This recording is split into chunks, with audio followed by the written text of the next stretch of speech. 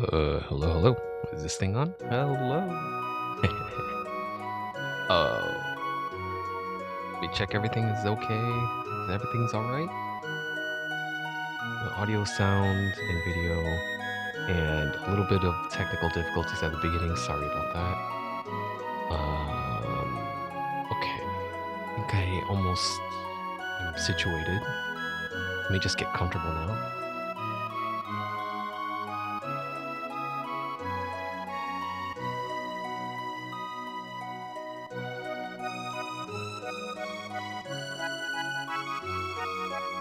Okay, so today I'm going to start streaming my playthrough of Chrono Trigger Plus. It's a ROM hack. If you're curious what that is, you could just look up ROM hacking, and it's basically people who go into the ROM dumps of the old cartridges of SNES games or any other emulation software that they use as ROMs, and they use editors to edit the playstyle of the game. I did this playthrough last year with Final Fantasy VI. The playthrough I did was from an author. I can't remember the author's name, but the mod was called, the ROM hack was called Brave New World. And that edited quite a few substantial gameplay aspects of Final Fantasy VI. I've heard a lot of things about this one, Chrono Trigger Plus. I've not played this game since I was a kid. So way back then in the 90s when this game first came out. And I was amazed by it even back then, and I'm still blown away. I still hold this in a very high esteem today. So I'm kind of just revisiting it now. But, you know, I've played through multiple times. I've beaten the game a few times. And you can see here, I've already started this save, but I'm still in the beginning. I just went into the fair, I leveled up a bit, and I bumped into Marl. And that's so far where I'm at. So, only about... It says about 1 hour into the playtime, I guess. But I guess I was just troubleshooting and idling. So, not too much.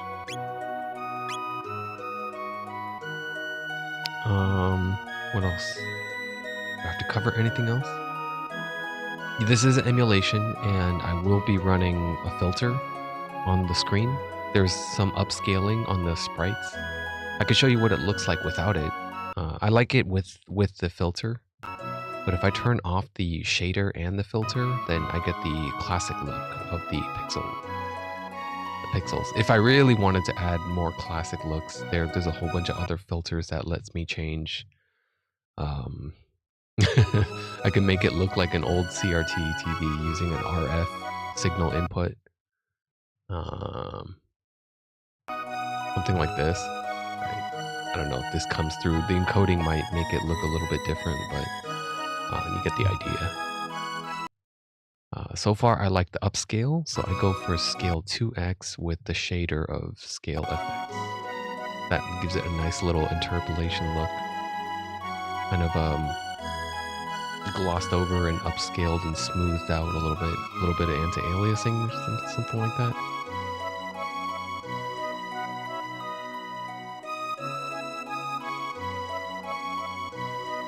So I don't think I know about what has changed in this ROM hack. I think so far the only thing I read was they added a few new areas that you can explore. There are some different time zones that you can explore that's pretty much all I know. I don't know anything else beyond that. So with that said, I think I'm ready to start. I think so. There's a few new... there's a bunch of software updates.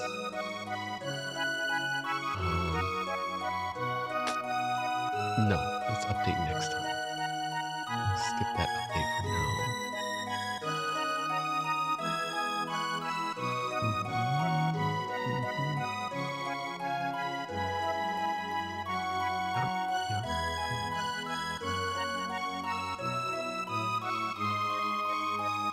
Is there any delay? Is there a stream delay going on?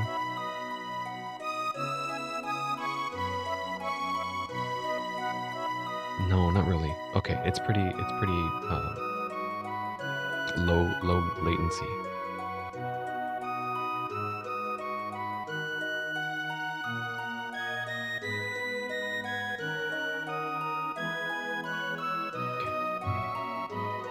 Cool. I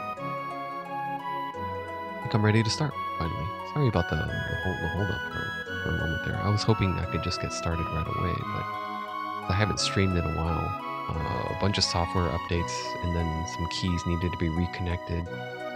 Accounts need to be relogged in. A lot of stuff just doesn't work anymore after just taking some time away.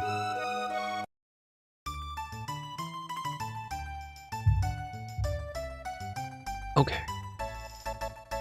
Here we are. Right, I think what I wanted to do was I wanted to grind up some levels in gold so I can buy something. I already bought the iron blade. I was kind of hoping I could grind up 4,000 gil, but no thanks. It's gonna take way too long. Just to get this silver, whatever this is. It's not even that much more powerful. Besides, it's not necessary. The game is easy enough, I think.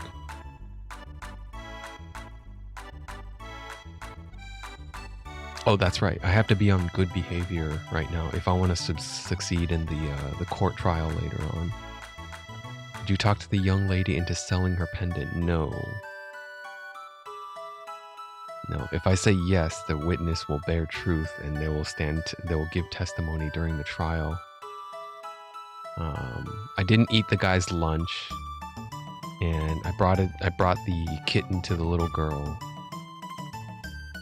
And I think I have... How many silver points do I have here? 39. I could give up 10 for 50 gold. No. I will... For the sake of the smoothness of the gameplay, I don't want to... I might just use save states and rewind and other emulation tools just to get me through other undesirable RNG stuff. So please be aware of that and don't hold it against me.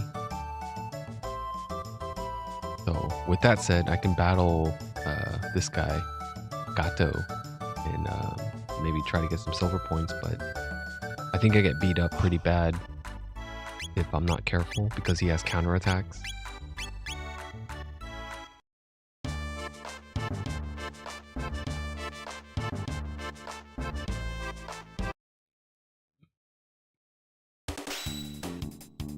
Oh crap! I need heals. I should have went to like a rest at an inn or something.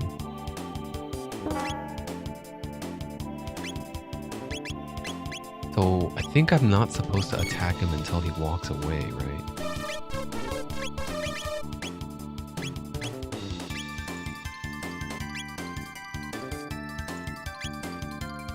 I am on wait mode.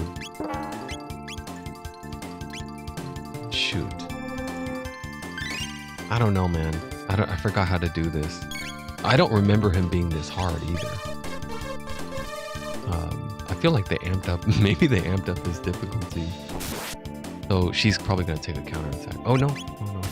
Okay, good. Ah, damn it. She's dead.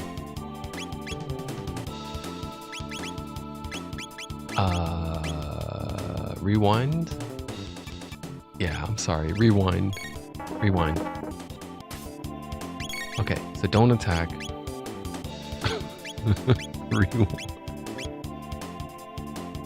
This is pretty bullshit. I'm not gonna lie.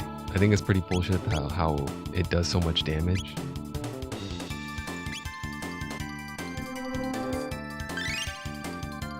Yeah, I got 5 heals left.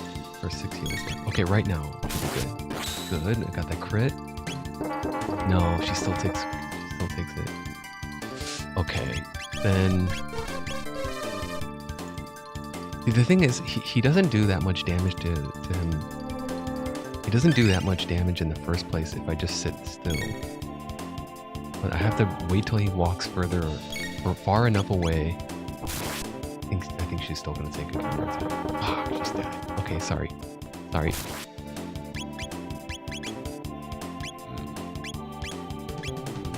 Let's just aura whirl.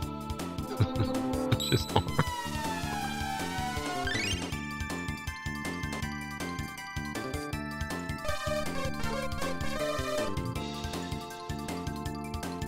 Doesn't do that much damage. But he keeps walking close to Morrow. I need to get him a further away.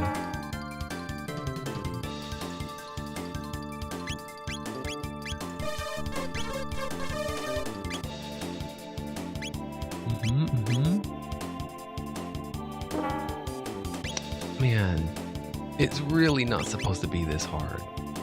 I think I can go now. Go now, both of us. Far away to counterattack.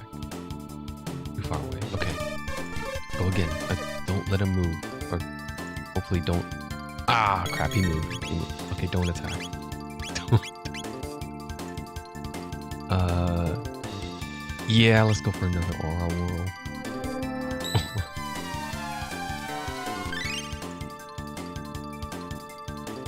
Yeah, she's gonna take a punch.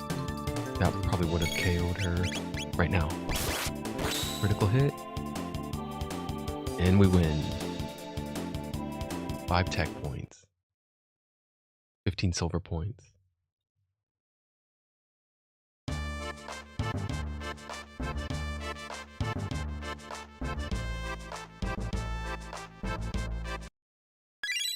I think there's a few new quality of life updates that the author did. I don't know how much was implemented, but I remember there's also been a lot of versions and ports of this game, so I can't really speak of that. The only version I've ever played was the SNES version. So I don't know how the PlayStation port plays or the other ports, the mobile versions. There's been a whole lot of other ports of this game. What I remembered was you don't get your 15 silver points unless you talk to him. Like after I beat him, the game gives me back control of my character. And if I don't talk to him again, and if I just leave, I don't get the silver points. But I think this Romhack fixed that, where I did get it, and yeah, I did get the points back. Okay, so I did get beat up, and I would like to recuperate somehow. I think I have to sleep at home or rest at an inn or something. I don't think you can sleep at home. I'm not even sure if Chrono can sleep in his own bed. I'm gonna test that. I'm gonna see if can Chrono sleep in his bed to get rested up. Oh yeah, the funny thing is the author added a bedroom for Chrono's mom. Chrono's mom has a room now. This room was inaccessible in the base game. I was like, hey, I don't remember this being here. But that's how I knew early on that the Romhack worked. It takes a little bit of jiggering around to get it to work. Oh yeah, I got the Piezo doll and the Chrono clone.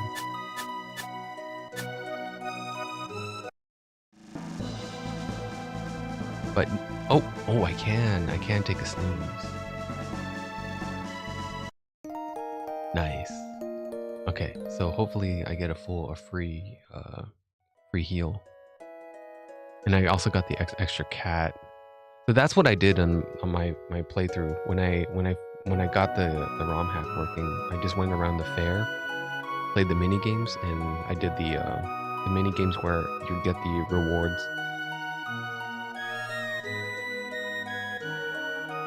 So there's 2 cats now, and there's a clone and a Piezo doll. Those are the 3 rewards I got. And yeah, I got a free rejuvenation. I got the HP and MP refilled. I think combat has been altered. I feel like combat is... because I don't remember Gato being that hard. Like, Gato is not supposed to punch for like 53 health. In the base game, I remember Gato only punching for like 10 health or 15 or whatever. So, with that said, I think the difficulty will be scaled in this since it's a mod.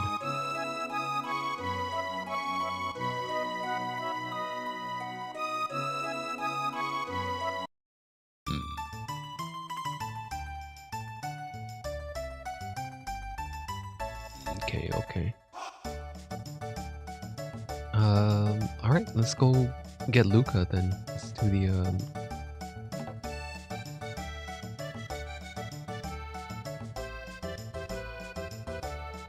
I never get. I remember getting the bets down. I forgot what you get. I want to try it at least once. Before I go wet, let me try guessing the race winner. Steel Runner won last time. I want to guess the next time will be Green Ambler. Green Ambler will win the next race.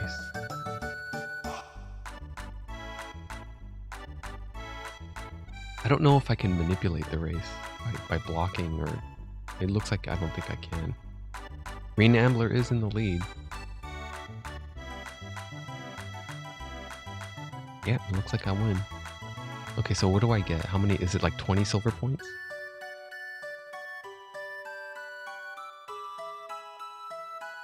Gotta wait for Cadillac to finish.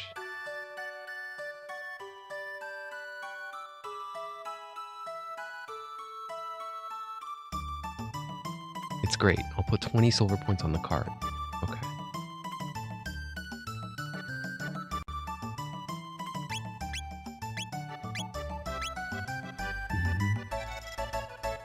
Luca's all set up.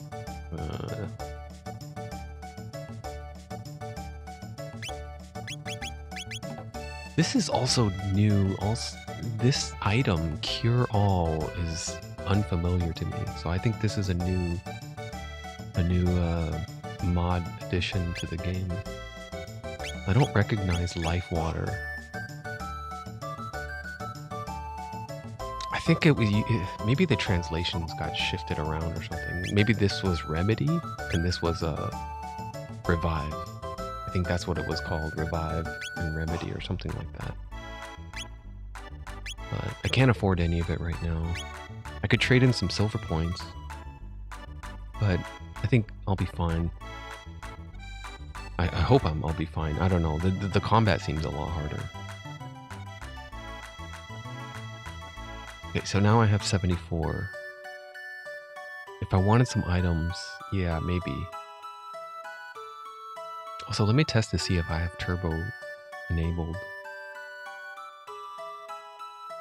How do I check? Input?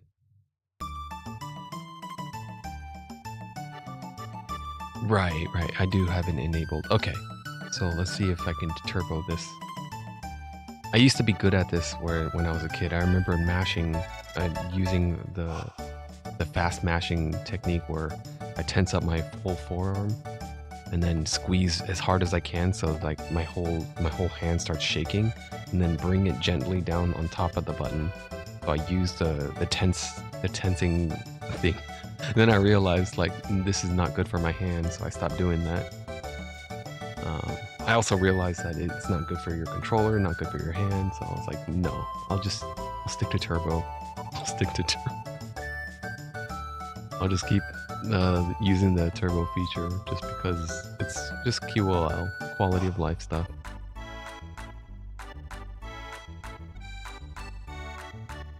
Drink a couple more.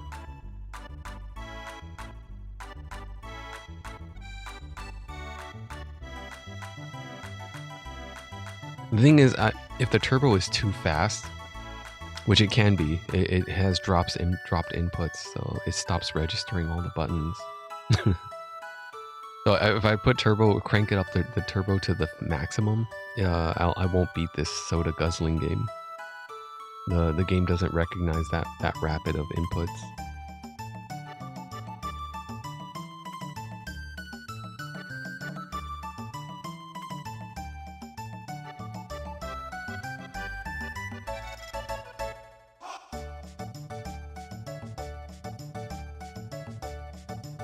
The king is distressed over his tomboy of a daughter. Just once I would like to know how... I would like to see how wild she really is. Marl does a good job at keeping it masked. She doesn't have anything to say about it.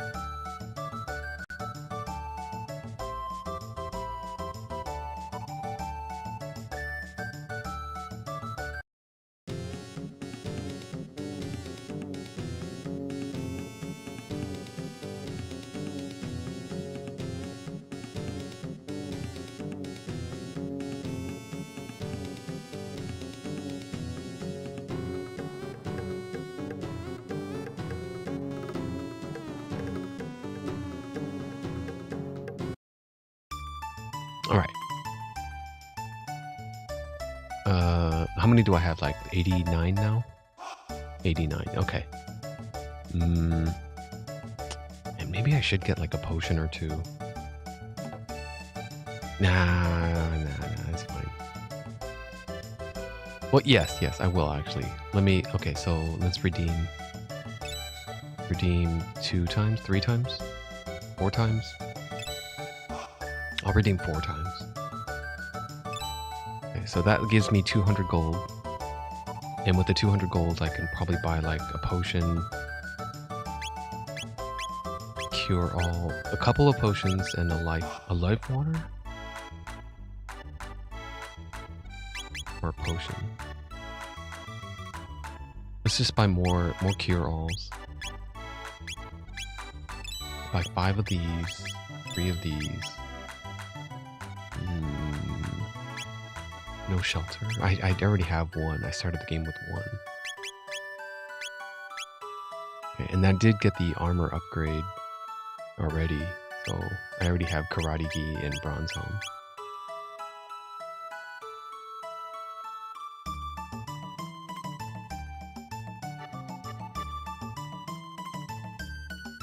Okay, and then let me do a hard save instead of a save state.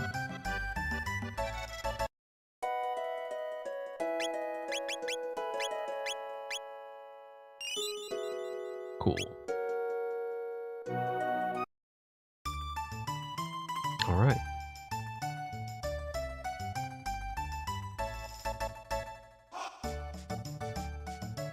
Hold your horses.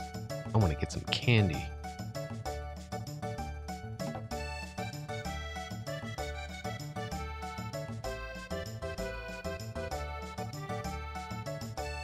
Oh, this is, you have to be on good behavior here also. If you don't wait for her to choose her candy and you try to leave, that the shopkeep will testify on the, like he was like oh, he wasn't a gentleman or something. He was like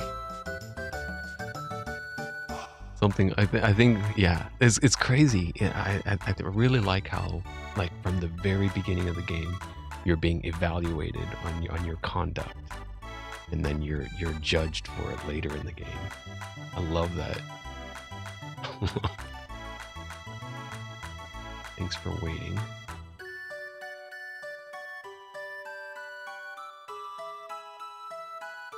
So I hope I did everything right in terms of like conduct. I bumped into her and I picked up the pendant and I gave it back to her. I didn't eat the guy's chicken lunch over there, the old man's chicken lunch sitting on this pink bag.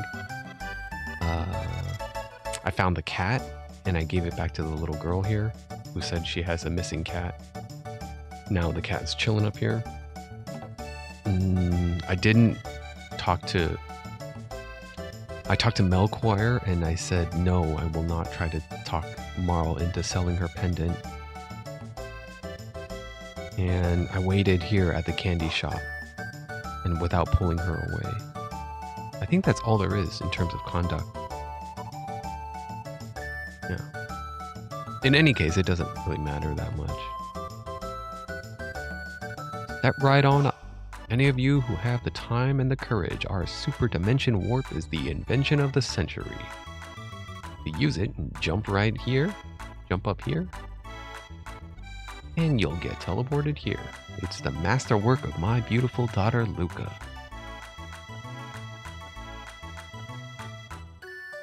Nice.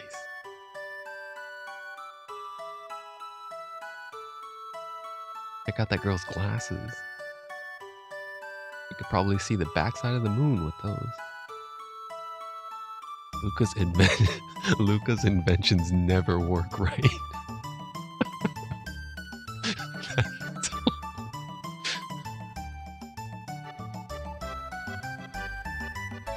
Give it a try, kid. Oh, it's you, Chrono. Chrono! Where have you been? No one wants to try the telepod. How about you? Looks like fun. I'll watch you try it out. Just hop onto the left pod. By the way, I'm not going to voice the whole thing. I'm just doing it right now just because... I don't know. Just because I feel like it.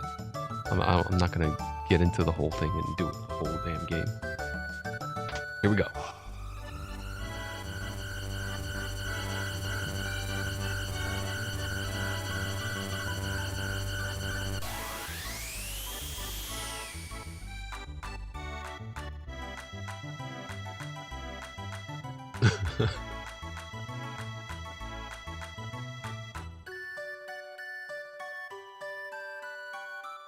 So how was it? Want to try again? I guess even her inventions have to work sometimes. I like how they changed the dialogue now that they've witnessed the teleportation. Oh, she doesn't say. She says the same thing. He got a dialogue change, but this little girl did not. It worked. Can't believe it. Thrilling display of science at its best. All right, Marl, you're up. I want to try too.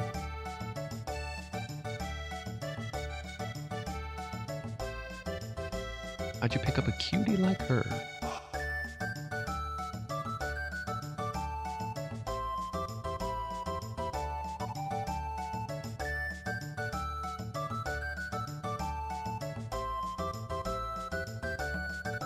And I wonder if they're ever going to remake this game.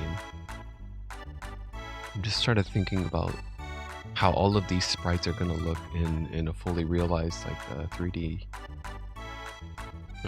environment.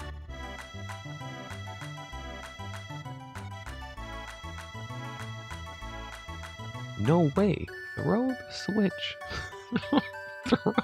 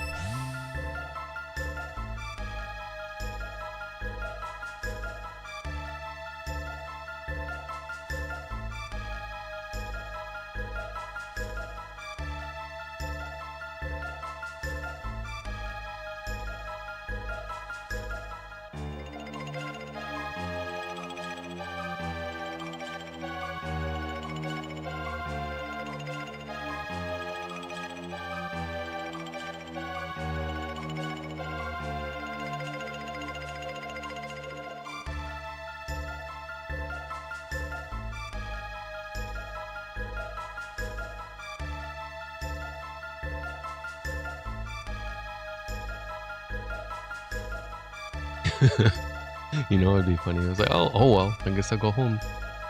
Start walking home. Chrono, you brought her here. You get her back. No, no, I'm going back. I'm out of here. No. Alright, let me go grab that pendant then. I'll go do it.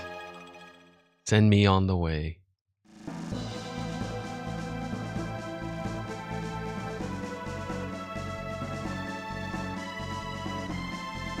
Listen, I don't know where this machine is going to send you, but I haven't any other choice. But we haven't any other choice. Don't they both be lost? It's our only hope. The pendant seems to be the key, so hold on to it. Brace yourself.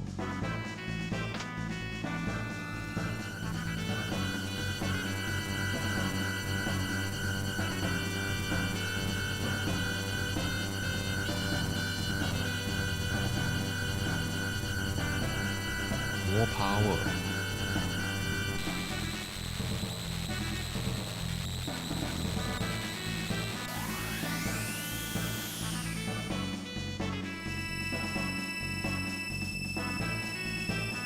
I'll follow you after I know what went wrong. Good luck, Chrono.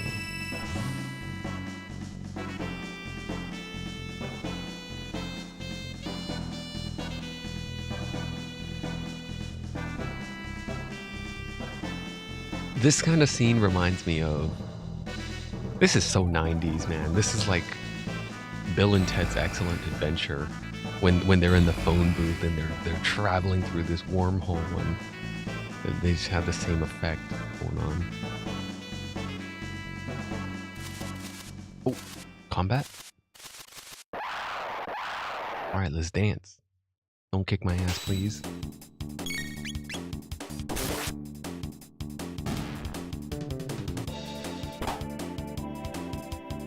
Okay, they don't do that much damage, so we seem to be alright. Maybe it's just Gato that's juiced up.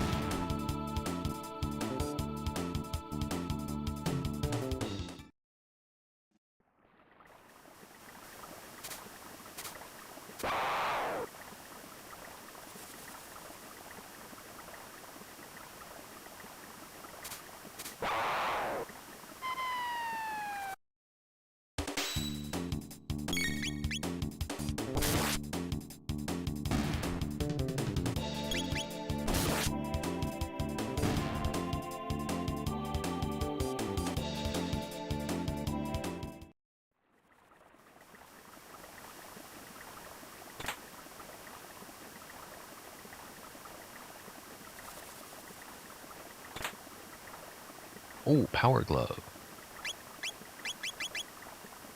The bandana is speed though, right? So I lose 1 speed for 2 power. Yeah, that's fine. Chrono actually has a naturally fast speed as for his character. His natural inherited what's the word I'm looking for? Yeah, his speed is naturally fast. I want to say the slowest speed in the game is Robo. I think Robo the robot is probably the slowest. Luca is probably kind of slow also. And like, but I remember by the end of the game, Chrono's speed stat is star. It just shows star. Which means it's like the cap, which is only like 16 or 18 or something. I don't remember, but some number that just gets hard capped.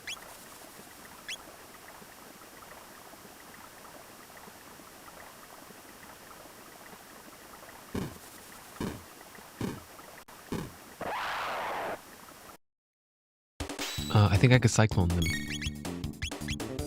Yeah, do the roly-poly in the middle so I hit all 3.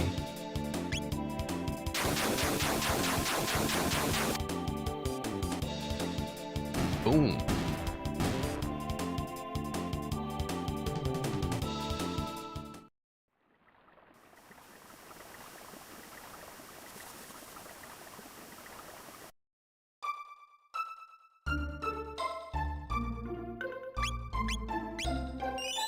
The Queen returns. The Middle Ages.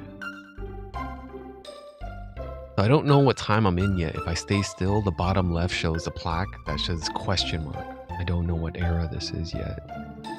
The moment I go in here and I talk to some of these residents, I think they tell them, the millennial fair here, what art thou speaking of? 'Tis the year 600, and the 21st king of Guardia reigns. We have been at war for years. When will it ever end? Okay, so now that they've said that, and I stay still, the plaque on the bottom left, 600 AD. Nice little touch there, little attention to detail.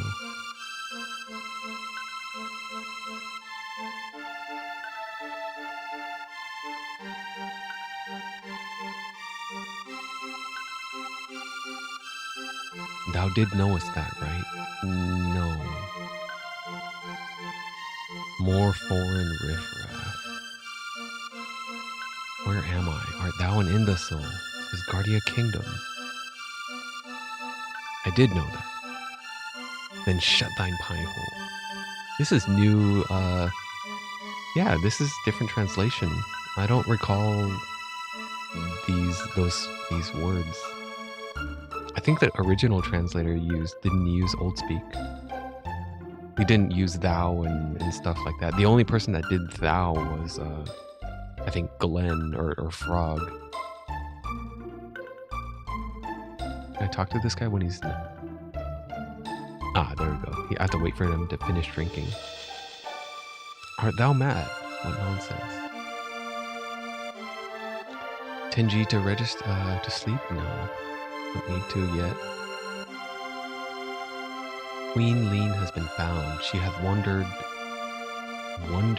into the mountains. Wandered, not wandered? It's kind of weird that they use the word wandered instead of wander. Oh, there's a... Yeah, the explorer. Toby? Toma. Art thou a stranger here too? I'm Toma the explorer. If thou art drinking, I'll regale thee with a tale. I'll buy you a drink, sure. Cider.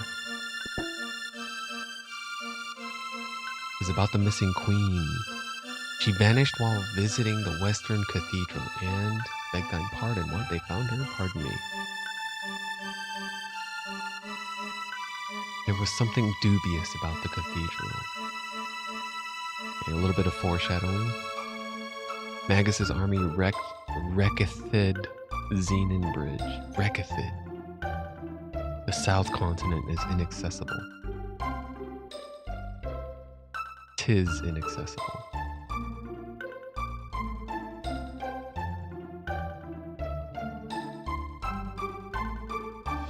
I don't have the ability to open those chests yet.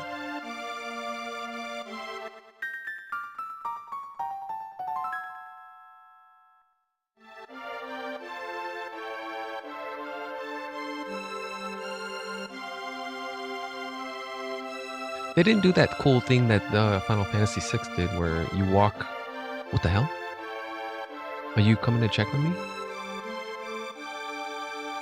That's interesting. I didn't know if you just hang out here, you could see the maid come in and fix the bed sheets.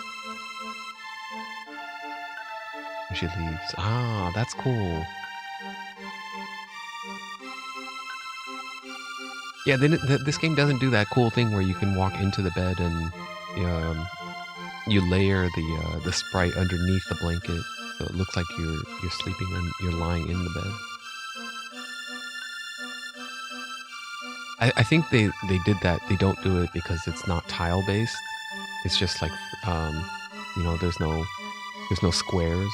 There's no matrix grid that you have to walk on like Final Fantasy VI does. So it's a little bit harder to make it look right. Possibly. Talk to the barkeep. Barkeep does not have anything to say. Or not able to talk to him. Yeah.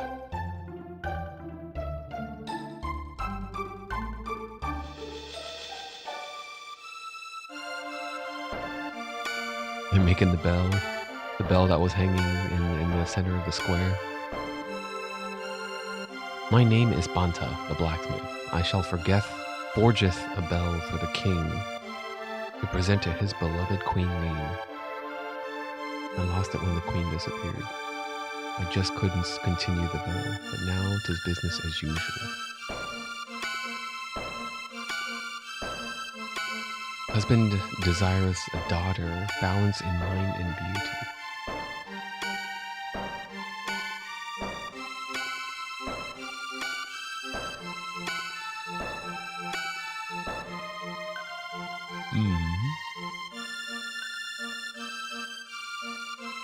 Oh, look at this knight. Thou wilt engage Magus' army? Wonderful, but remember to equip thyself with weapons thou purchase. Purchase with an E. I think that has a different meaning. The word purchase still kind of confuses me.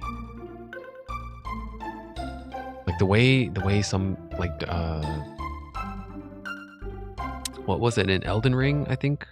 The Miyazaki, one of the NPCs says, I hope you find purchase within myself, thine self or something. Like, what does that mean? Find purchase? This is not Cyrus, huh? Yeah, it's probably just some knight. No window shoppers, what do you want?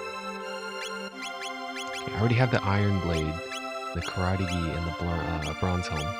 The pea shooter, I guess I could buy it. No, actually I don't have enough. I need to find Luca first. It's interesting, they show me that Marl's in my party even though she's not right now.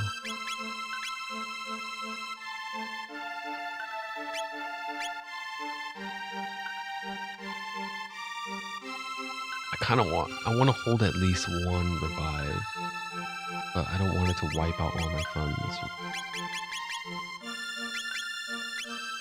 So in the meantime, I'll just try to be cautious and try not to exploit rewind or save states that much, but I'll just use them if I encounter some undesirable RNG.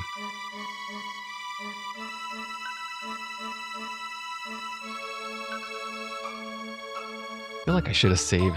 Man, I really wanted to find out what would happen if I saved up 4,000 gil and bought the silver blade.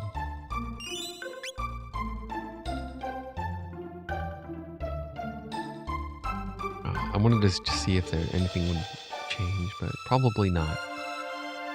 Let's get Marl first. Let's go pick up Marl back at the castle.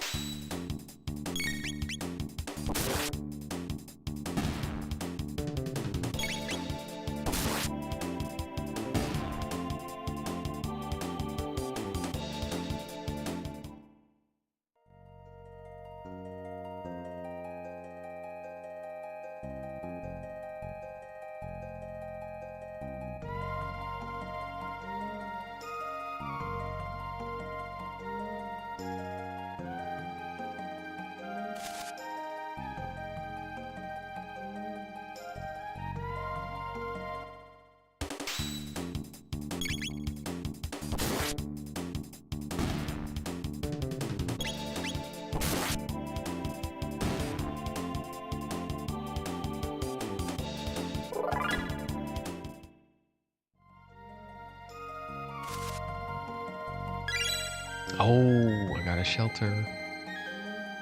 That's right. I was hoping it would be a revive. Maybe I'll find a revive somewhere else in one of the treasures. Yeah, they're too far.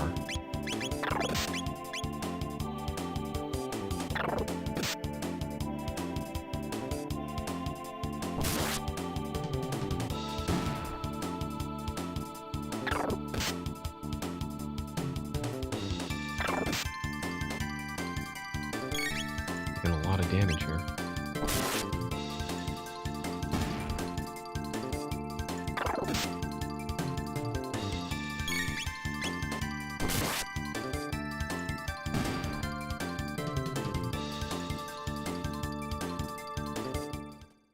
I might need a potion up.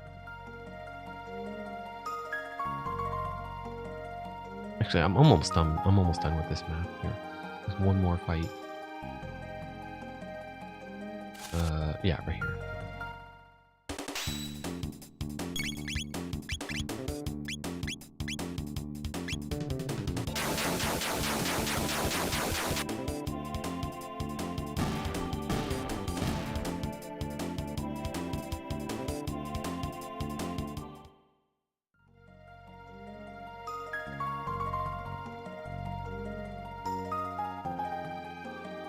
Approaching Guardia Castle, no trespass.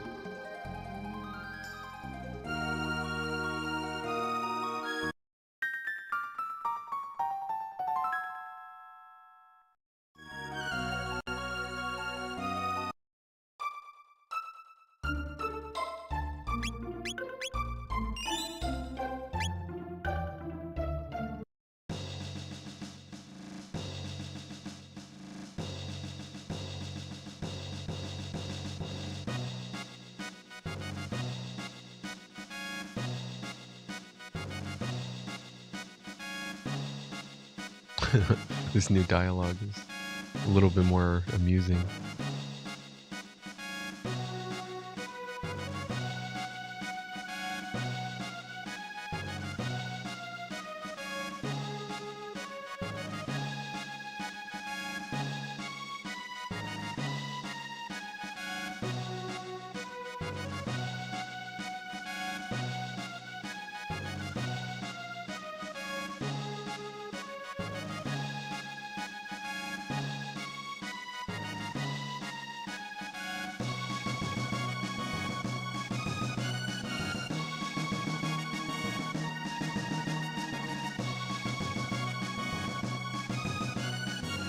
I think I'll wander around the two towers first on the side. Go downstairs should thee wish to rest. The knight's quarters.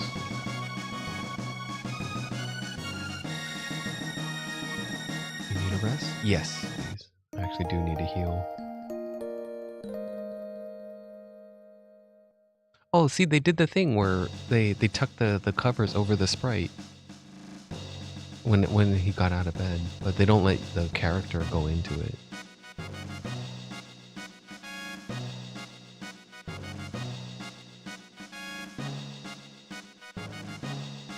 I've not heard of Sir Cyrus. Who is Sir Cyrus? Which land dost thou hail? Art thou simply a fool? Yeah, I've heard of him. If he were here, the queen would not have been abducted. Sir Cyrus was commander of the knights. He was sworn to protect the king and queen. He and a friend embarketh on a journey 10 years ago. We've heard nary a word from them since. They don't talk about Glenn. Nobody knows Glenn's name, huh? Is a relief, the queen is safe. Now to the war.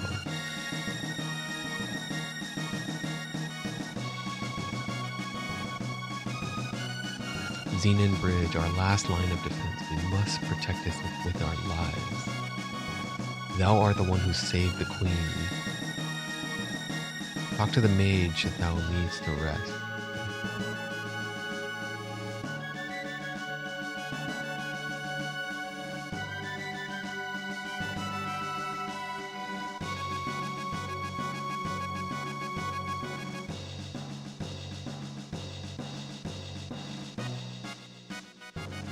Dining hall.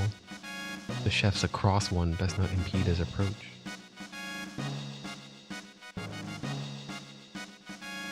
Welcome to dine with us.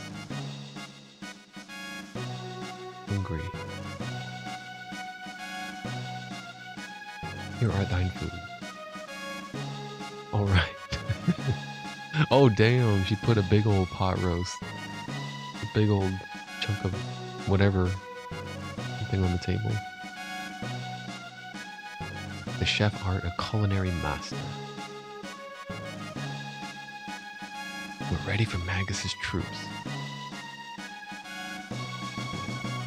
Taketh the upper left seat.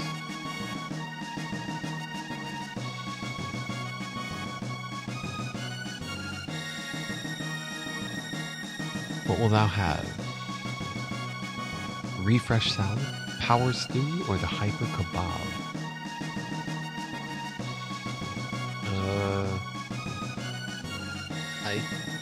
I'll take the hyper kebab.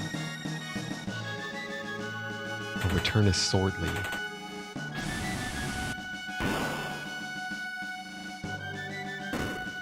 Damn. HP MP recovered.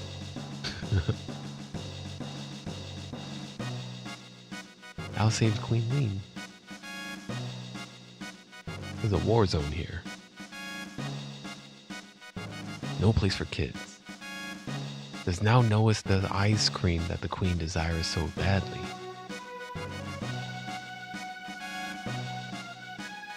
Ice cream.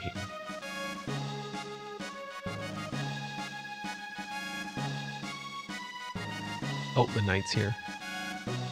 The captain.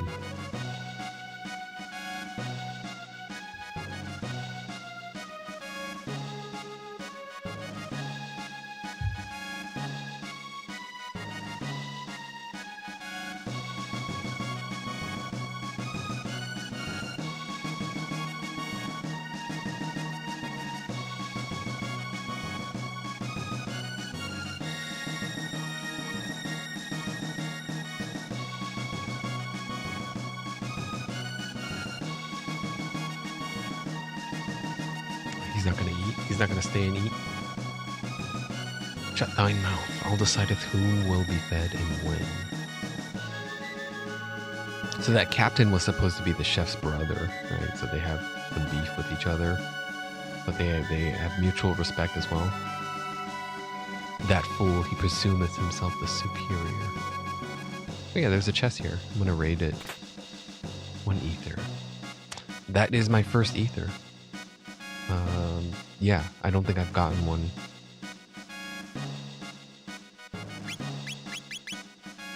I have 2 power tabs. I was thinking about just feeding it to Chrono. A pendant with an odd glow. There and a bandana. Maybe I'll just give it to Chrono. Yeah, sure. The earlier I give it to him, the more I get the more mileage I get out of it, right? That's the logic of it anyway. Chrono does need a little bit of power to give him some hard hits. There's something weird about Chrono's hit rate though. Like Chrono has, I think he has like a higher crit chance than most other characters, strangely enough. Not really sure, but it just feels like that just because he has that unique animation when he does a critical hit. He has a double sword slash instead.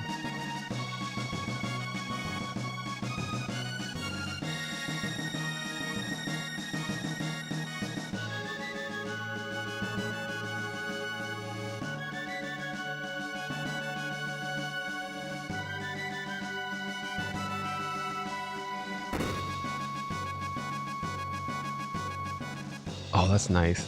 That's a nice touch. The music attenuates like a few decibels ever so slightly when you walk in the throne room. I'll be right back. Just gonna refill my water. Maybe like 30 seconds.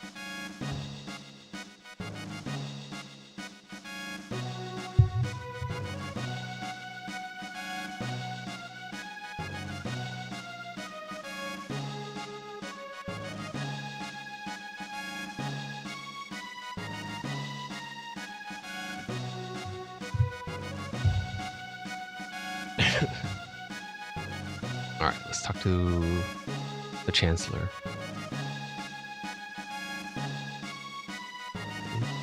Something off about him and he walks away. Sir, I understand thou art the one who saved my dear wife. The queen. But canst thou telleth me what transpired? Lean's acting rather odd. She had lost her coral pin, which is something she guarded with her life. Forgive me, thou must be weary. We can speak of this later. Please rest in the knight's quarters downstairs. Okay, so I could follow the Chancellor. The queen awaited thee upstairs in her room. Is the king's room upstairs? The knight's quarters that are below. I think I'll go to the king's room first to see what that Chancellor's up to.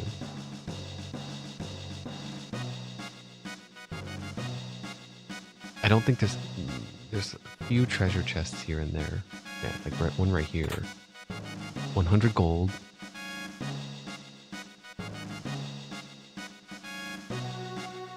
I can't rely on my previous knowledge.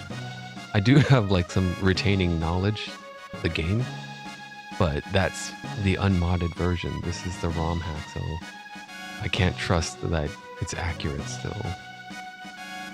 Like some things are going to be changed.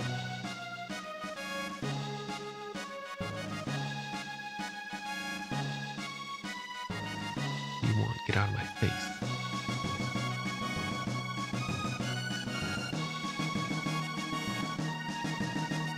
Just between us, the Chancellor's been acting very strange lately. He's been sneaking out at night. Speaking of odd, I have not seen the Queen's Guard, the frog thing, recently. Heard you were bewitched. Dost thou believe it that?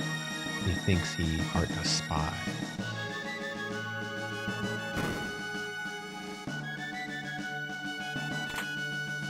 Bronze mail. This lowers my speed, doesn't it? No, I just get 6 defense. There, I'll give him the bronze mail. I stole the king's armor. Rumors say the Chancellor's gone mad, but I can nary believe it.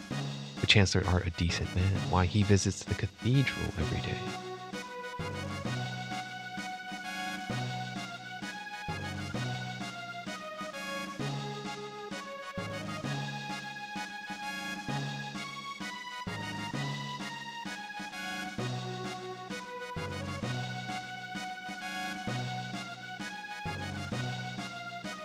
Alright, so that's the King's Chamber.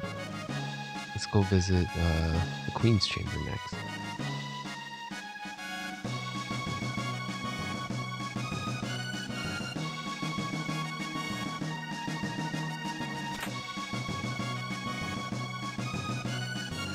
I wonder if this game does that thing where if you don't pick up the potion or the chest, if you don't get the chest, it turns into something else later in the game. I hope it doesn't do that, though. I think the one thing I found was interesting was the Romhack.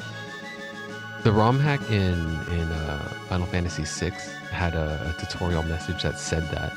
That said Final Fantasy VI originally did do that, where if you don't open the chest, it becomes something else later in the game.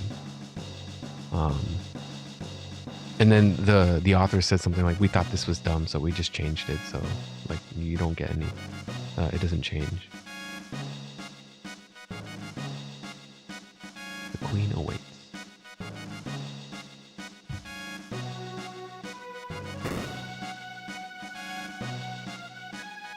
Quick save it. Grab the chest. Ether. The Queen married into the family 10 years ago. Her beauty still abounds. Oddly, she looketh more youthful than on her wedding day. Stay with our queen, but thou seeming so unassuming.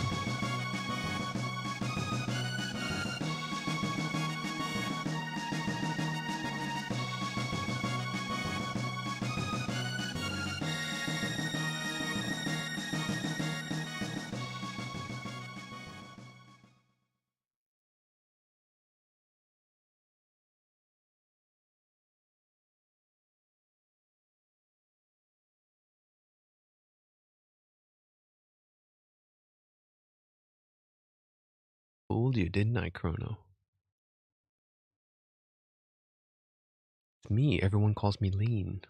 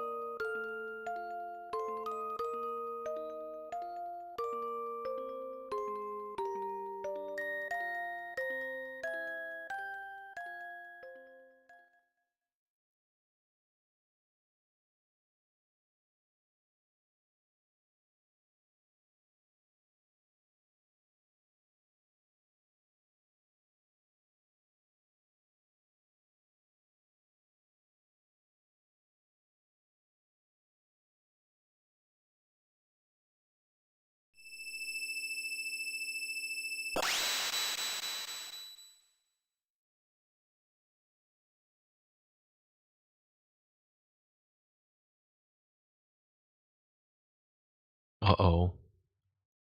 Everyone's gonna blame Chrono now.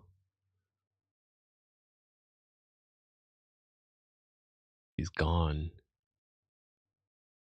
She had dismissed thee already. Wert thou of courteous manner?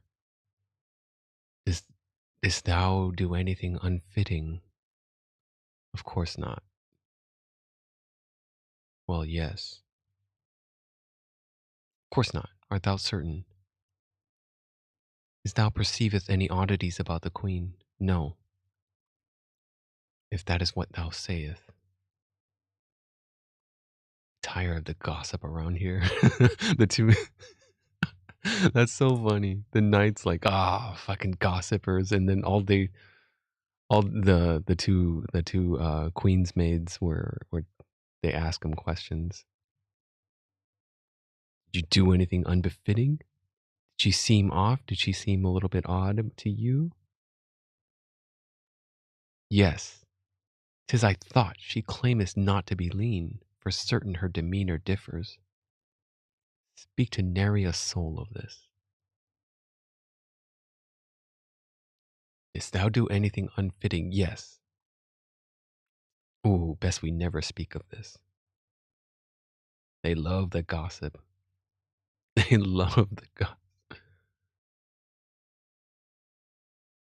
Something fucked with the timeline.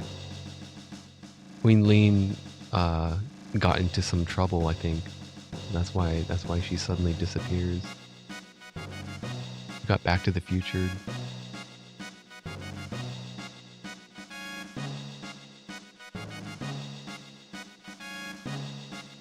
Sir, I understand that thou art the one who saved my life. Thou canst tell me what transpired. Yeah, same thing. Okay. No new dialogue for the king. Okay.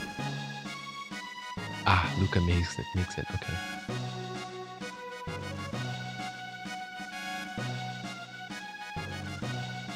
I need to talk to that guy.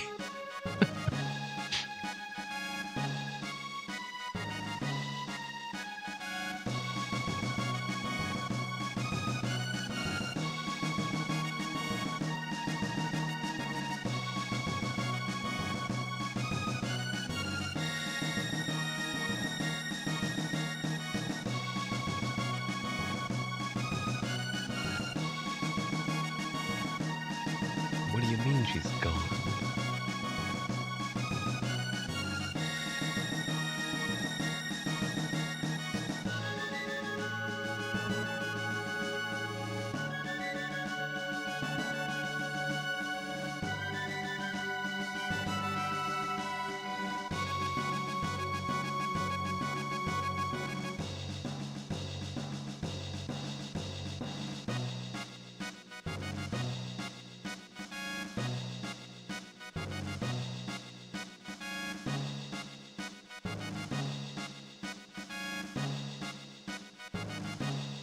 Wow, this is such a fresh take.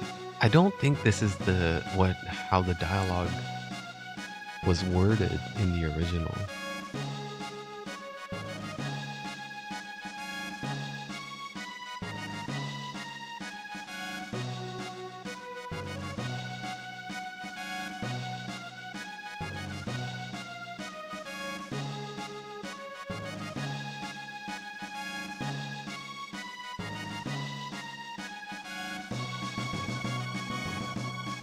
Yeah, I feel like the original kind of rushed this section where they just said like, hey, something, something. I don't recall the exact whatever words that were exchanged, but it wasn't that lengthy.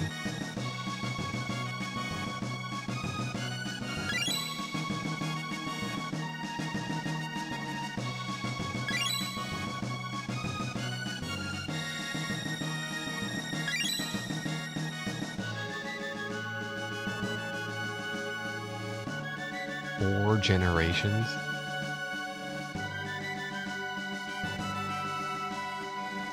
I wonder how many people keep track of their own family lineage of like how many generations. It's like usually most people just track their lineage as far as their grandparents. If they're lucky, right? If they're lucky, their great grandparents. But not much beyond that. The fourth generation is your great grandparents, which very few people today actually know or actually know of or have any recollection of who they were.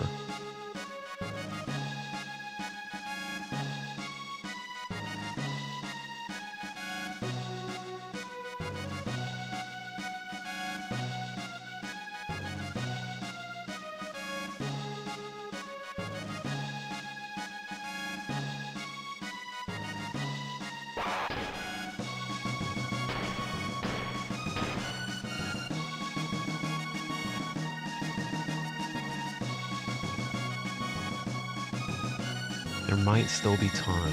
If we can save Lean, history will know, as we know it should remain unchanged. But if she disappeared right now, that means she really did get finished. She got killed. Something must have happened to the queen in this era. As a result, Nadia ceased to exist.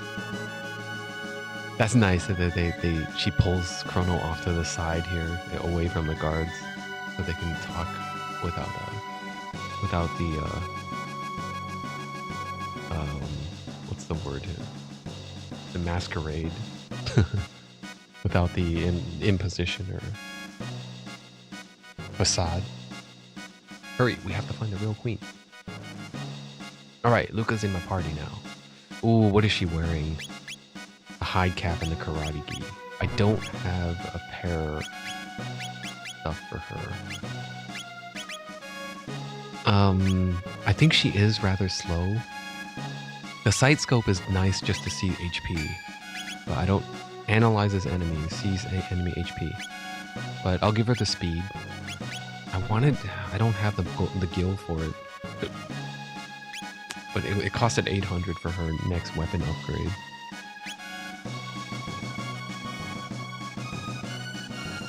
Oh, and I heard in this mod that Chrono plays less of a protagonist or less of a leader protagonist role in this game. Like there's more times where he gets shuffled out of being like you have to take him or something like that.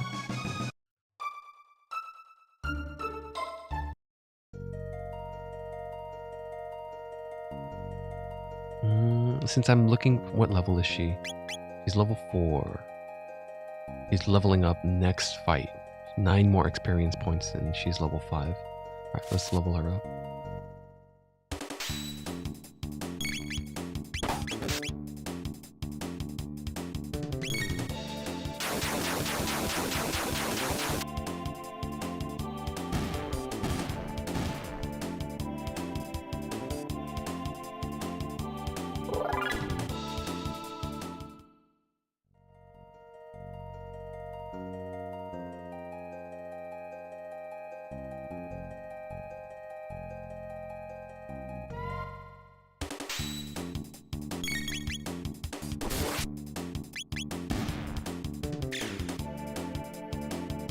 Oh, sorry, hold on.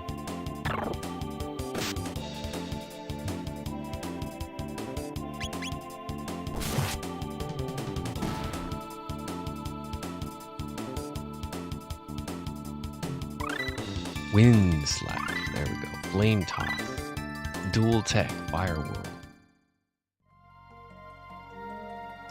What's Flame Slash? Or Wind Slash? Slash attack, okay. flame toss. Hits all enemies in a line.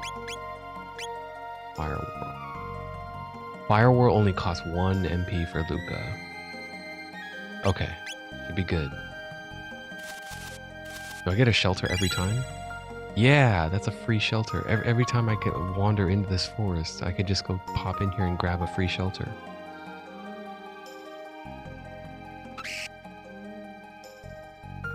I think I could flame toss that, right?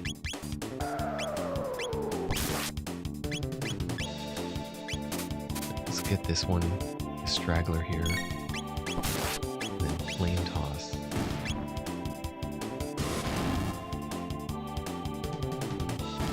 Nice.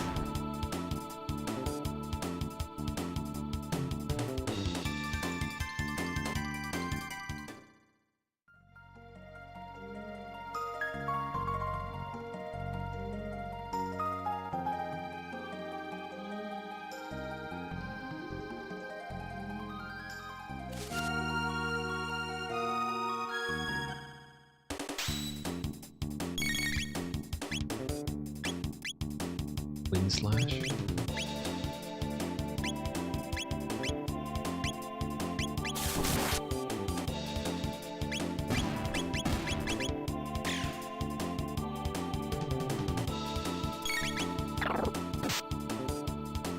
Yeah, her air gun is too weak to do one shots on these guys.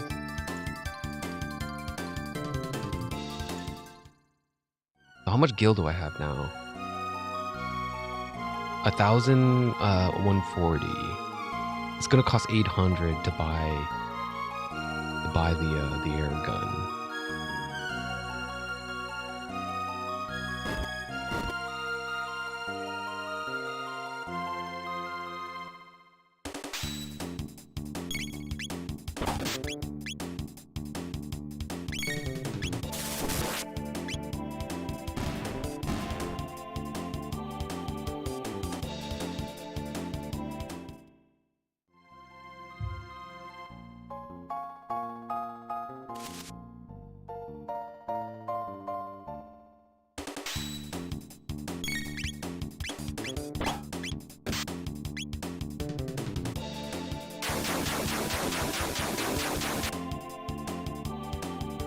And Chrono's got all the tools now. He's got Wind Slash and Cyclone.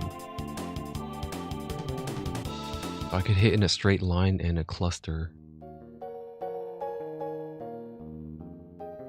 Alright, so I should have about 1290, 1294. Should I just buy it? Or just go buy it now?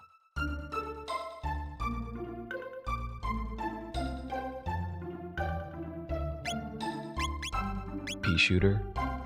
It only increases by 2 points, but it's something at least. I could also get her the bronze helm. Yeah. Right. Paid. And I still am pretty good on consumables. I would like that revive. Oh, screw it, I'm buying it. Just one. I just want one. So expensive. Alright, I would also like to rest, but how much is it? 10G? I have 94. Take a rest. I could have done it at the knight's quarters, but then I have to wander through the forest again. Oh, that's a nice little sprite. I didn't see that before. The sleeping sprite for Luca and Chrono.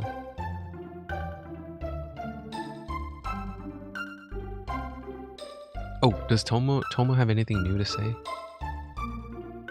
Surely there was something dubious about the cathedral. Okay, so it's a hint about the cathedral then. It's our next destination.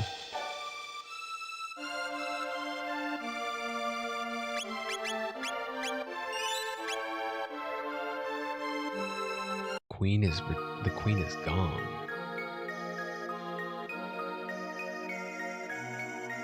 We want nothing but world peace, or a piece of the world.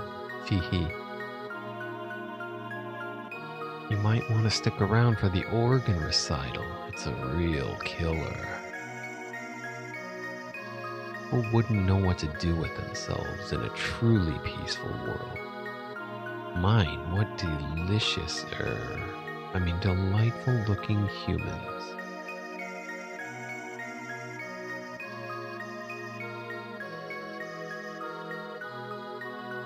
Oh dear, it looks like you could use some food and a place to rest.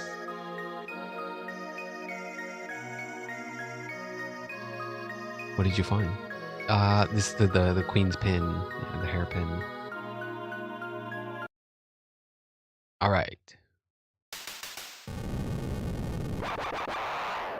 Time to chop up some lamias, the nagas, the nagaettes.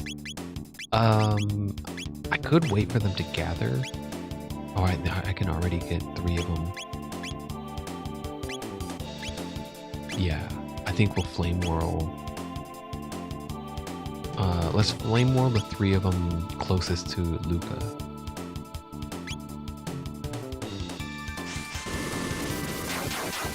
I should just one-hit kill him. I think they should be dead.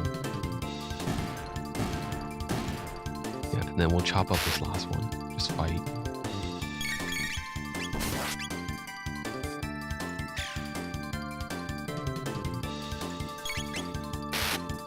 I don't know what Luca's attack scales off of. I don't think it's strength. I think it might be like accuracy or something. Like it's really hard to get her damage, her normal attack to do more damage.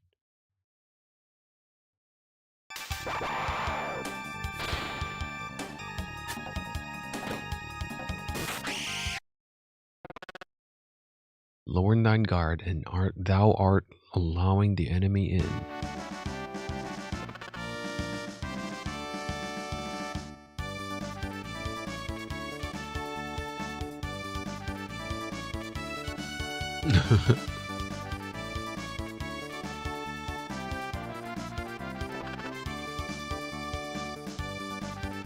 My guise does not incur thy trust. Do as thee pleases, but I shall save the queen.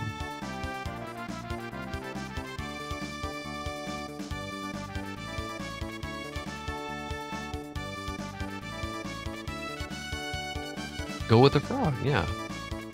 So I can, if I say no, does that mean I don't party with him? At least not now? Yeah, I think so. Yeah, wow. I didn't realize this was a choice before. I thought you have to go with him. I'm taking him. Frog is really good. But I don't remember having a choice. The only choice I remember having was Magus. I want to say Robo was not much of a choice either. Robo, Isla. I think you get him regardless. I thought the only optional character was Magus.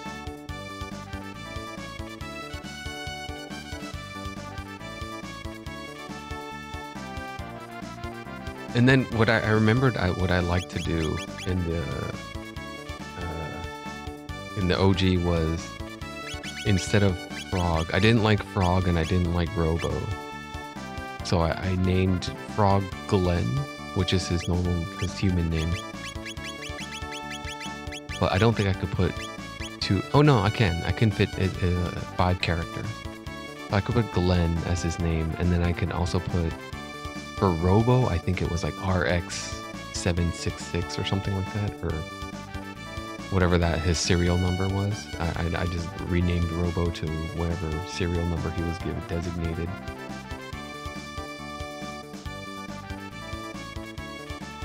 But I will say Glenn. I'll take the name Glenn instead of Frog. I think Frog is kind of an original name. Glenn will do.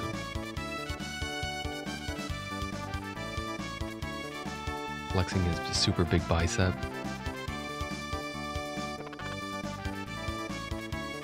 Mayhap a hidden door lurks nigh. Let us search thy environs. Alright, he starts with some good stuff, right? Yeah, he starts with the full bronze mail and a power glove. So I don't have to worry about upgrading his stuff. Yeah, so Luca, I think it doesn't matter if you scale her. If you give her power tabs, it doesn't do shit. If I remember correctly, I think her damage on the gun scales off of hit chance. But the more accuracy you get, the more damage it does. Oh, I forgot to equip her with the pea shooter.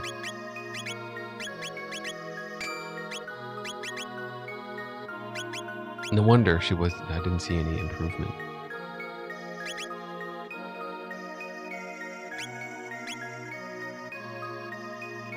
In any case, even if I max out whatever stats it scales off of, she's not meant to be a power hitter in terms of physical attack anyway. Her tech is where it's at, usually where it's at. But the problem is she's fire element. So if you're up against a monster that is an enemy that's tough against fire, she can't really do as much.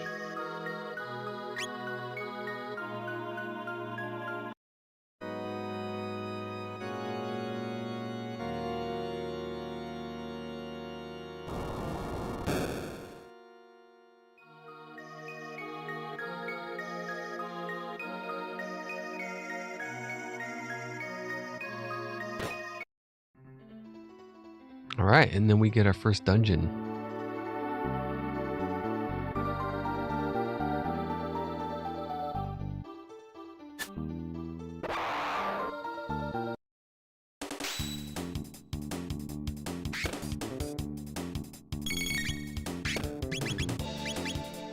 I gotta wind slash these guys. I can wind slash here and then fire toss. I don't have enough ethers to blow this much mana, huh? Oh, whatever.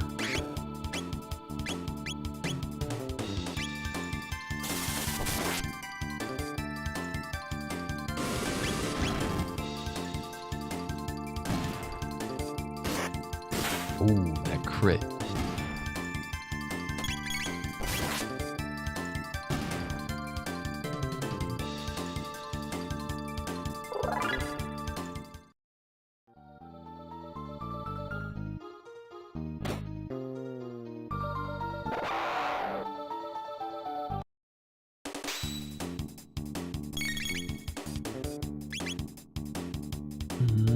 I could do flame toss and wind slash.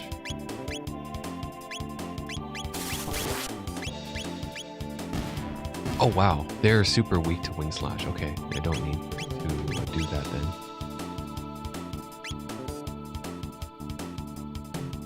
Let's just gun him down.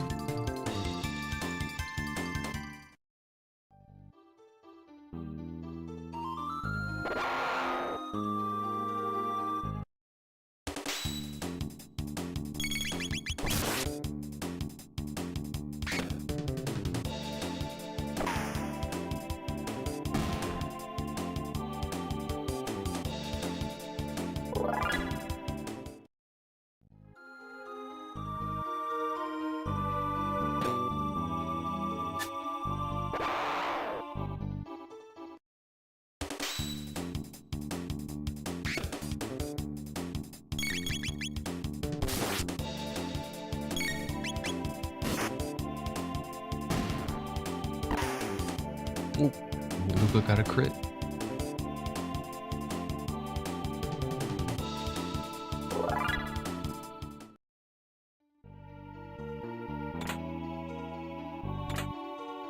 Oh, nice. So I didn't actually have to buy one. Life water was given to me just from the chest. Well, now I have 2 of them.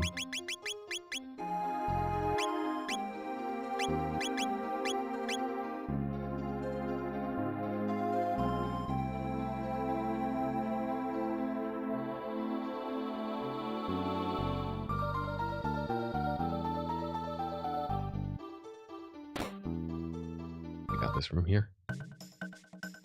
Oh, nice. These are the, they're just eating. And they're friendly and chatty.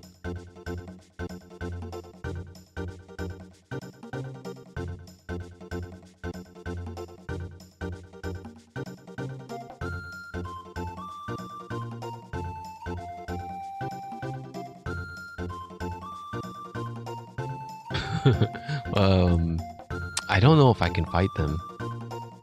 I think it's almost my shift. I hate pretending to be human. So repulsive. The ones we ate recently weren't so bad. Those 2 soldiers we caught look rather plump and juicy. Yakra is so smart. His plan to capture the Chancellor and take his place worked perfectly. The Queen's captive and the castle's in an uproar. This is rich.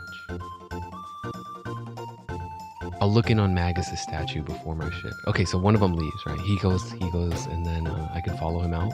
Or what do I do here? I can't ambush these guys? No. Okay, I'll follow him and see where he's going.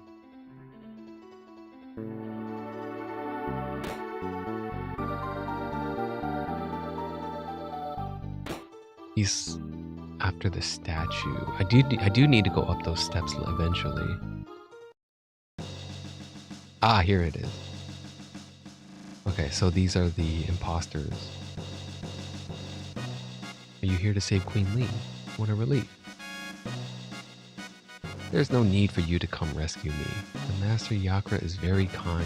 He decided to stay here. Why don't you make yourselves at home too? Your Yakra will be just as pleased. Why not rest until he's available? Let me jack these treasure chests. 100 gold, 1 ether. And here's a little side room.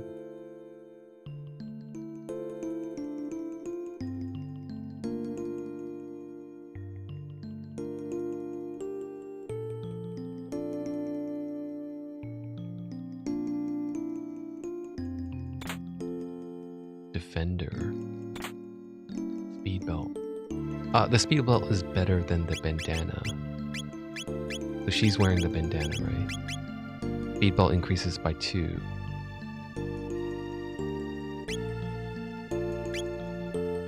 Normally I think I can give it to Frog, right? Frog has like pretty high stamina already. I think I'll keep him on the power glove. I was thinking about giving him the defender, but it's fine. I could also just give it to Luca to give her more stamina.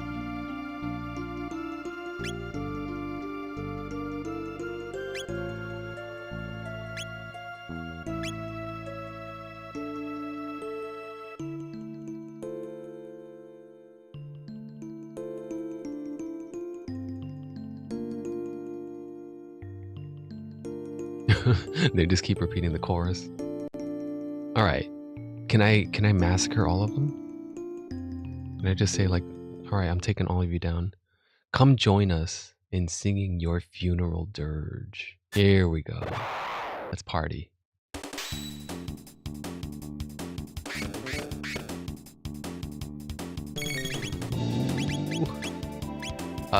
Flame toss or firewall. They'll take out the 3 guys in the center.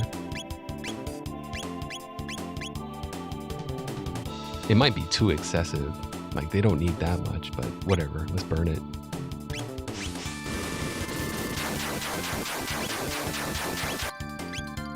Oh, it doesn't do that much. I thought it was gonna hit for like 200.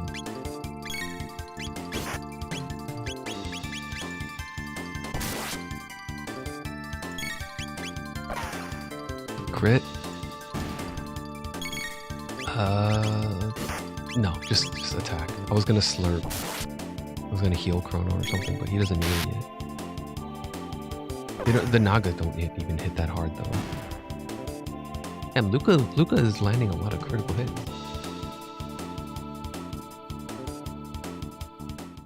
340 gold for that. Okay, now when we go back to the other room, the imposters are going to be like, hey, Wait, hold on a sec.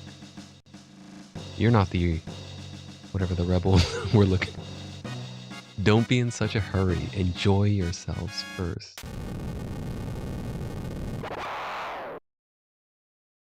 Alright, so what is it? Wind Slash? What was the thing that did ridiculous amounts of damage last time? Oh, I can't hit him in the line though. I can only Cyclone these two as they stand right now. Flame Toss? No, they're not lined up properly. Let's just attack. They're coming down, right? I think they moved a little bit. Like, no, not quite. There we go. Okay, so now... You see, I only have 8 mana left. I think a normal Cyclone is enough, but... Since Luca has 18 mana, it's only gonna cost 1 to infuse it with fire, so let's just burn him. Should hit for like 200, 250, 270.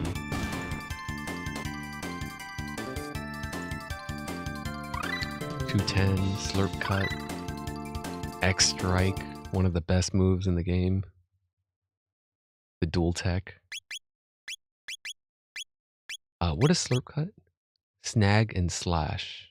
It costs 2 MP.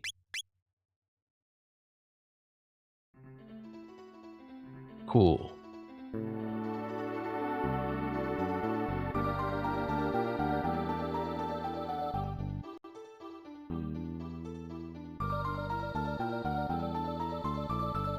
I want to visit this left side first. Did these guys respawn? It looks like they all respawned. Okay, visit the left side. Let's see what's in here. The real Chancellor's in here somewhere, right? One of these chests. Found the secret Naga et bromide. Everyone, humans. They're after the bromide. What is a bromide? I don't know what that is. Is it like a hairpin or like a accessory? Man. Fire World. I think we're just gonna have to Fire World them again. It's just too tempting. It's like, how could I not?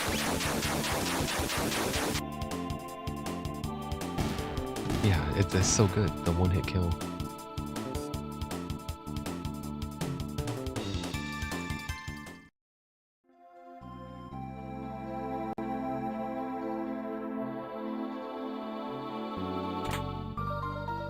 Maiden Suit, Ocean, and Ether. Maiden Suit. It's for Luca, right? Yeah, only Luca can wear it. Or at the moment, it's for women. Protective wear for women. It gives her, what is that, 8? 8 more defense?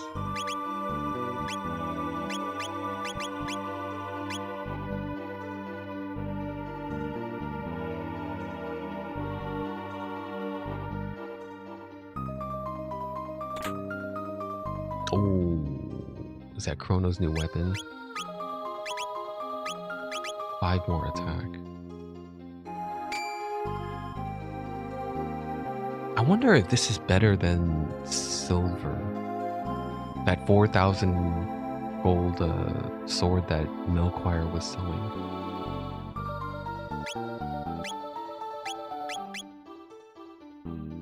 Oh wow, Ether only gives 10 MP. Man, I really feel like they altered the MP costs and MP pools in this game. I was expecting it to give 50 MP, but apparently not. Let's give Chrono an Ether and a potion, I guess.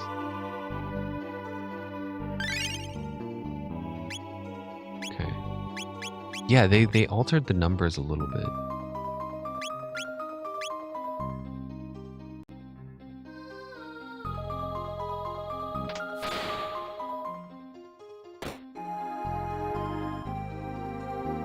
these are humans. Power tab? Let's just feed it into Chrono.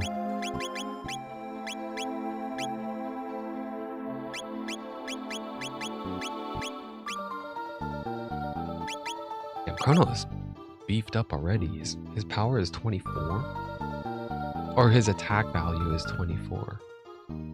His power is... What is his power? His power is 12. Glenn is 9. Glenn also has a pretty high power stat, though, if I remember correctly. He naturally scales higher on power. But that doesn't mean he doesn't need power tabs. Power tabs can still be very beneficial for him.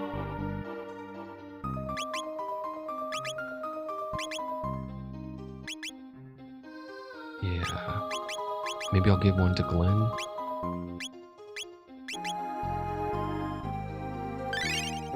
Yeah, I'll give this one to Glenn. Because I already gave Chrono two power tabs.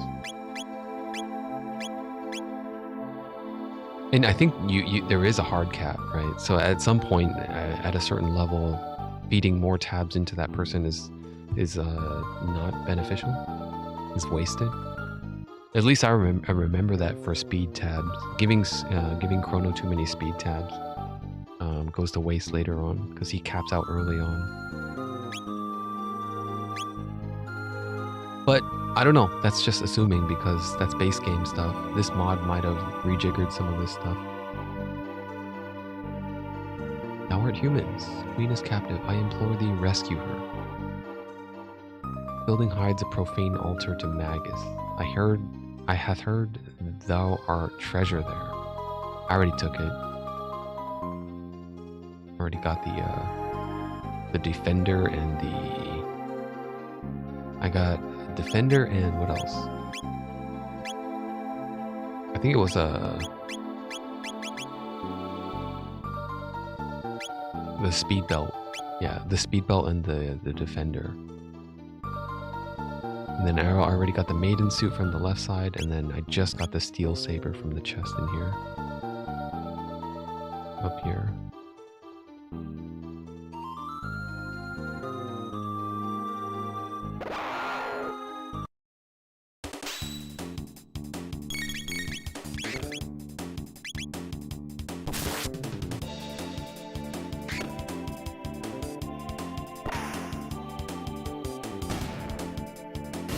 Crit. Aw. Damn, 10 damage?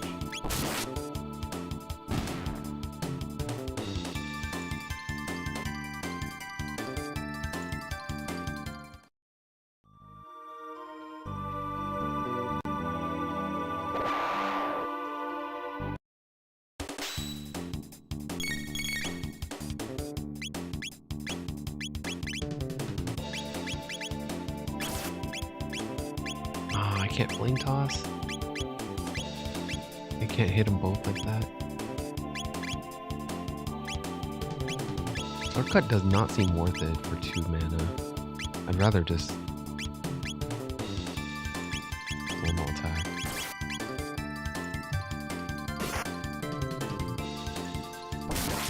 I don't know, maybe it does like higher... yeah, it probably does a lot more damage. Probably why you spend 2 mana.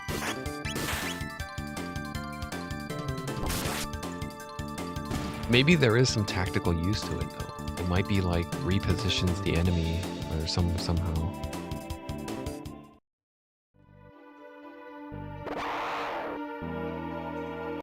Oh, I'm fire whirling that.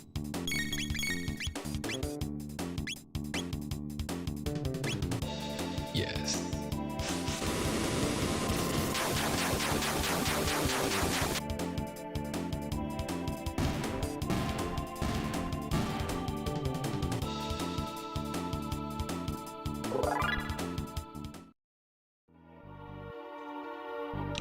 Do I want more levels? Want more grinding? Let's give Luca some heal here. Blend. Yeah.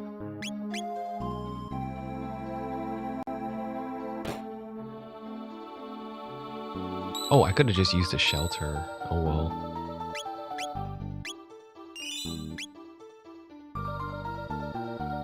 Yeah, shelter is only usable at a save point.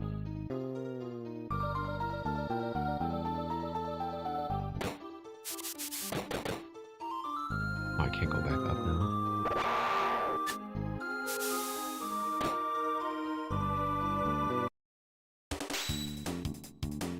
The bat has high evasion, right?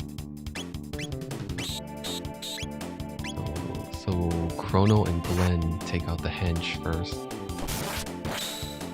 Damn, that guy has a lot of defense. Nice.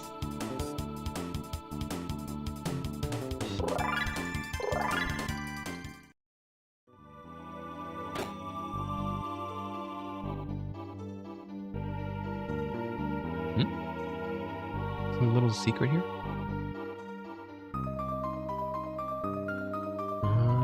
Don't think so. But it looks... Yeah, it looks like the path opens up, but there's nothing I can open or mess with here.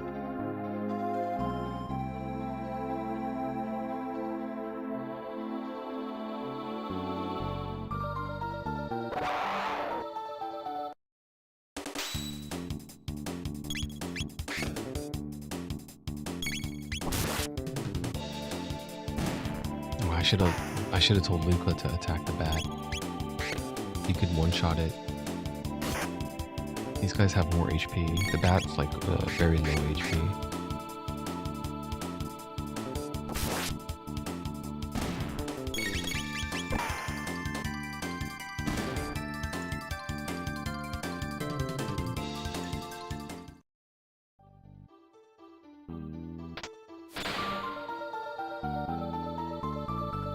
And so that deactivates the spikes in the next room here.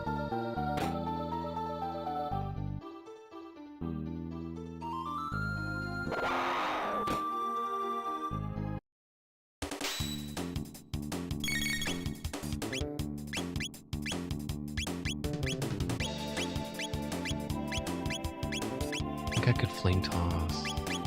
Let's do these two.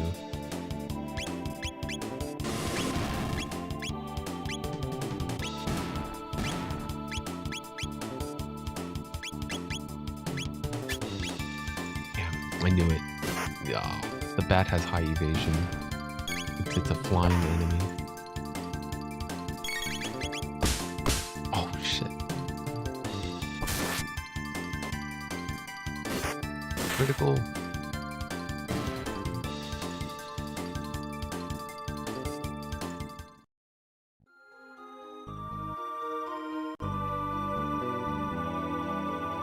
No entry.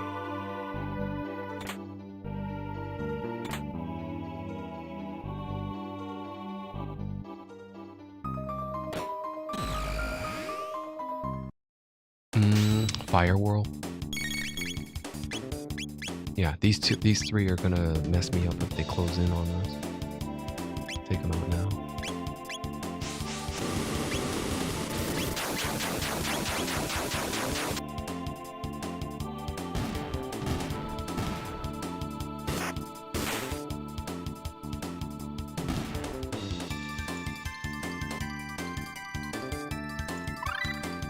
Hypno wave.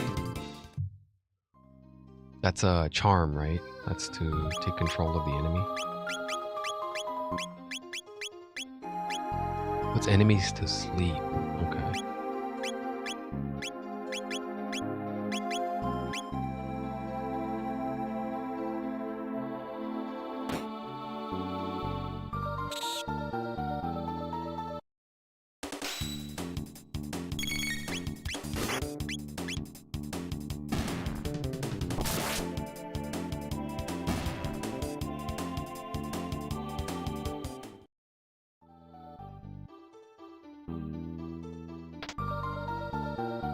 Oh, it does nothing. It just summons more bats.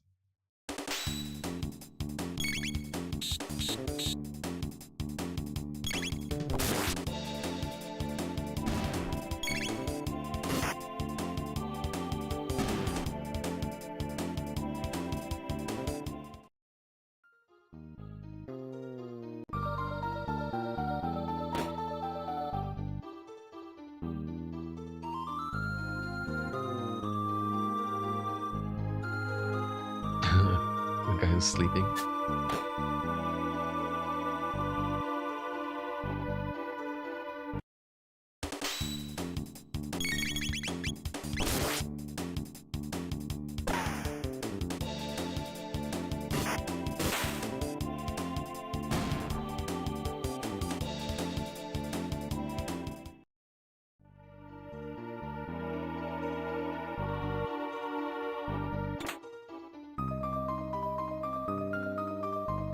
Okay, so I don't know how to open that door.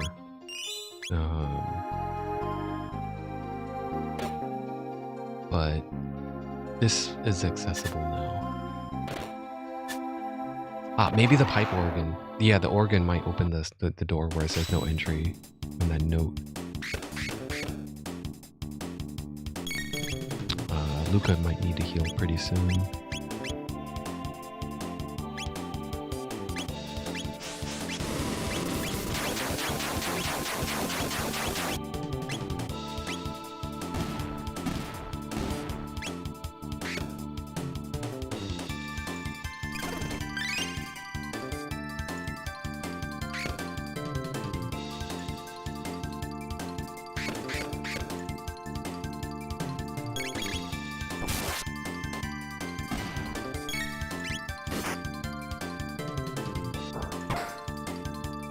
I like that animation. If Luca does a normal attack and they're up close, she doesn't fire the gun. Instead, she just whacks them. Whacks them with it. It looks like a baseball bat or something. Some kind of stick weapon, though, instead of a gun. Iron sword. But Chrono already got that, so it must be Glenn, yeah. Because Chrono already got an upgrade. So this one is for Glenn. A standard iron military sword. Got a better than the bronze edge.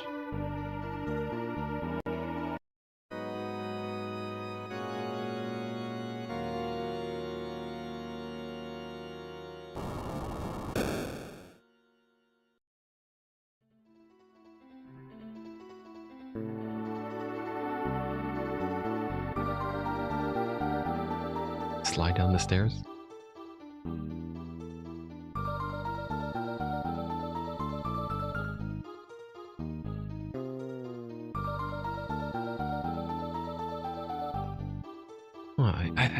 I am a little curious now.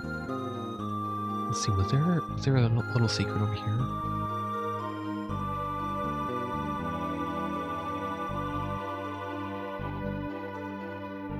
Yeah, my character is getting stuck on something. When I'm hugging the wall and moving up and down here, it gets stuck on something here.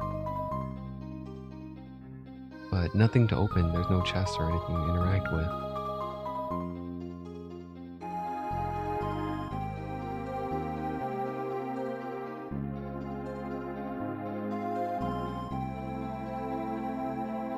The note changed. Try hard enough and you will find a way in.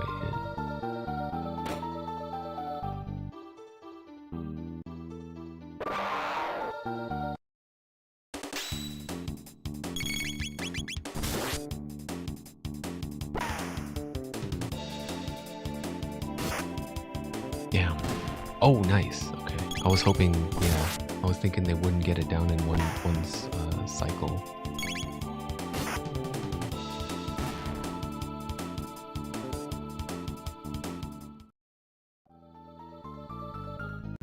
Man, that gun upgrade for Luca really was worth it.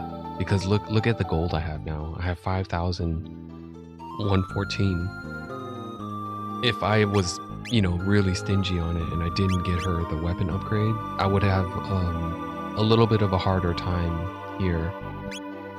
Like some things would not be easy for her to kill. And I would take more damage in return. All for because I wanted to save up that 800.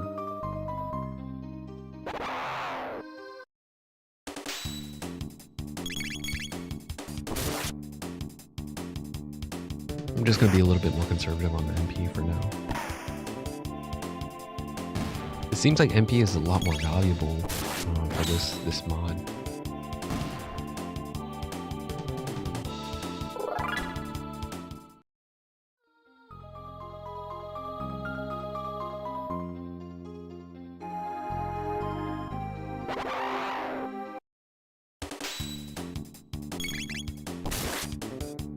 I could shelter here. There's a save point right up there. I don't know if I'll need it though. I might not. Oh shit. I might not need it. If Chrono got smacked the fuck up.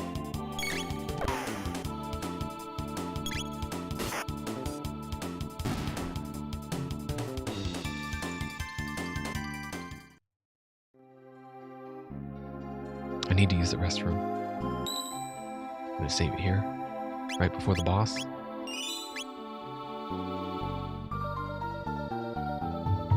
Okay, I'll be right back.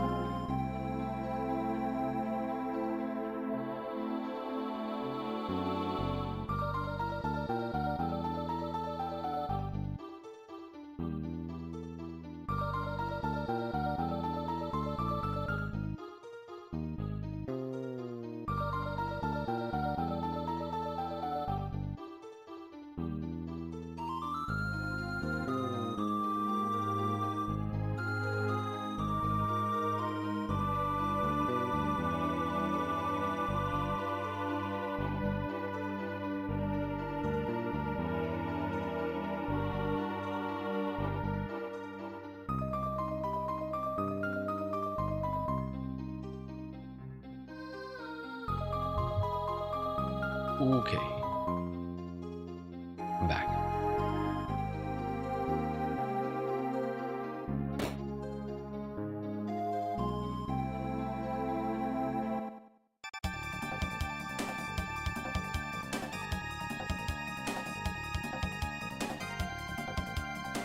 Can I grab the chest stuff? No.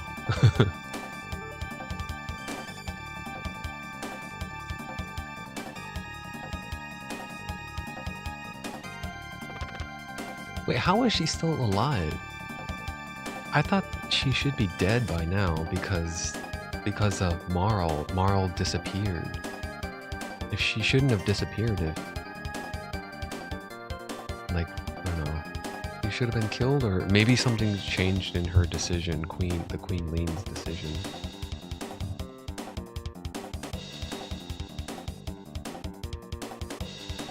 Like how that's it's kind of weird. In terms of time travel, how does time decide when the fate has been altered and when the timeline gets altered because of that, because of how soon a decision is changed?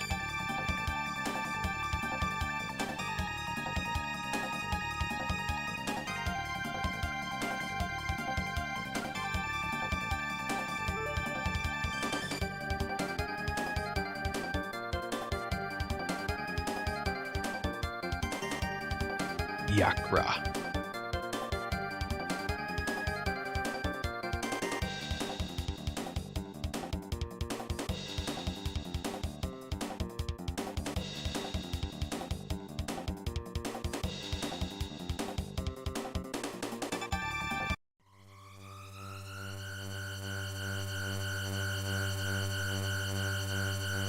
Okay, this guy has some bullshit counter, right? It does something where it counters and hits all three of us if we're not careful.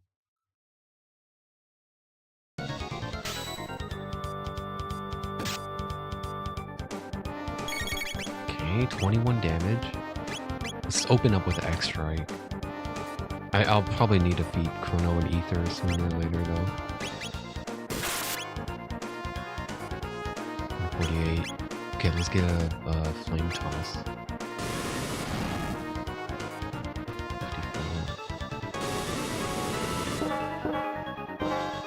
I don't know what causes that, but I should probably be aware of what causes it and what I should be doing. Just X-Strike again. It seemed like it was effective. But maybe that'll trigger the counter.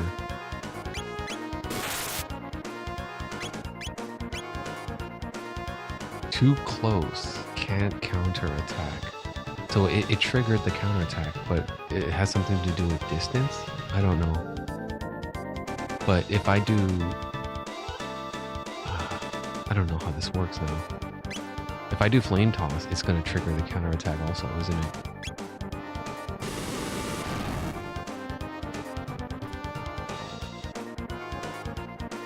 Needle Spin. Yakra's Needle Attack. Ooh. I think I would just want X-Strike again, but I need Slurp. I need Slurp available, so maybe just normal attacks.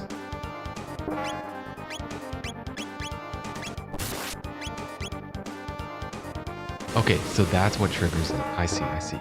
Yes, that is triggering the counterattack. I gotta be careful.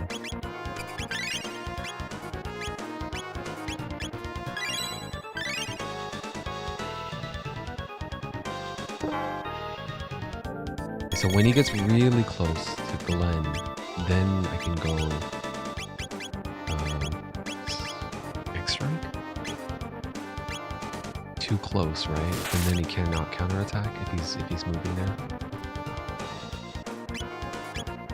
Toss.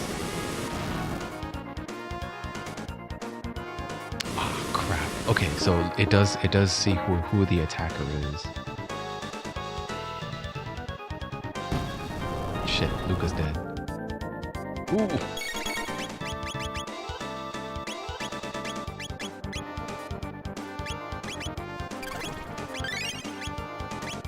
Okay, slashes up. Slash him up.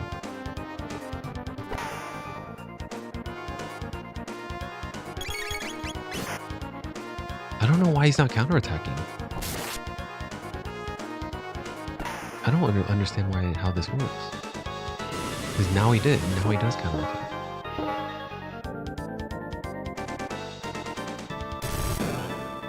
Someone's going to need to heal. Whoever he hits, Luca needs to heal. Yeah.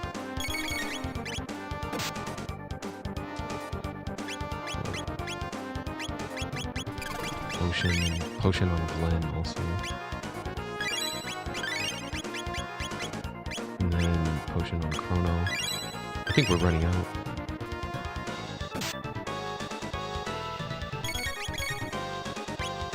Slurp Cut is kind of tempting, but I got X-Strike. I think X-Strike is probably the better choice here.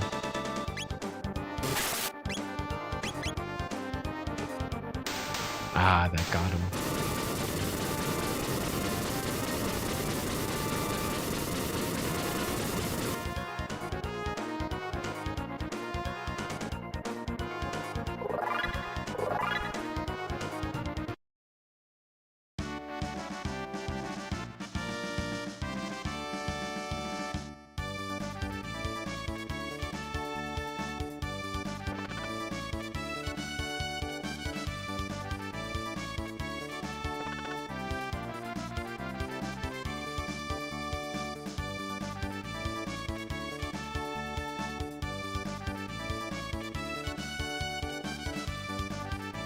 Now Marl should be back, right?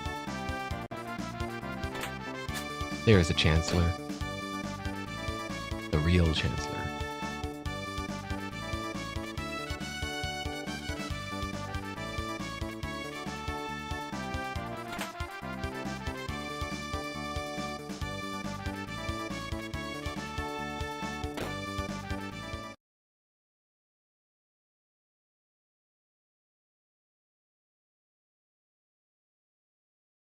Oh yeah, I wondered, just a little curious here.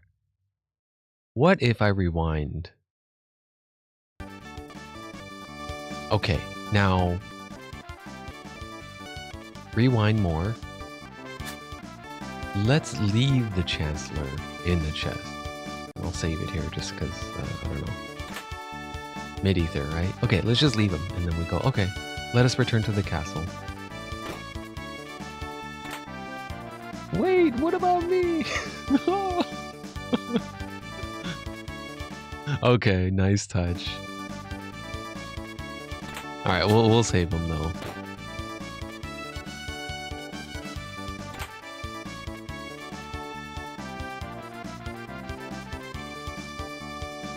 Oh, now he goes on the right side.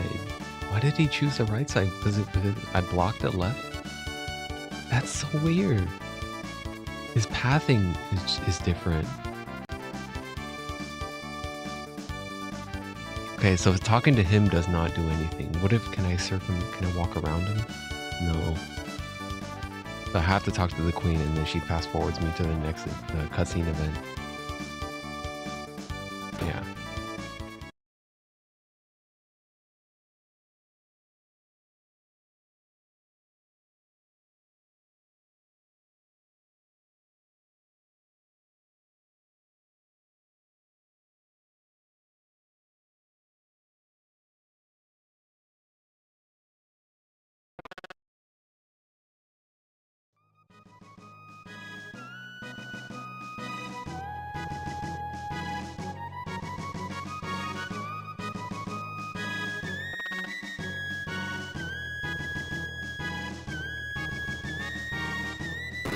God, Glenn is such a cool character.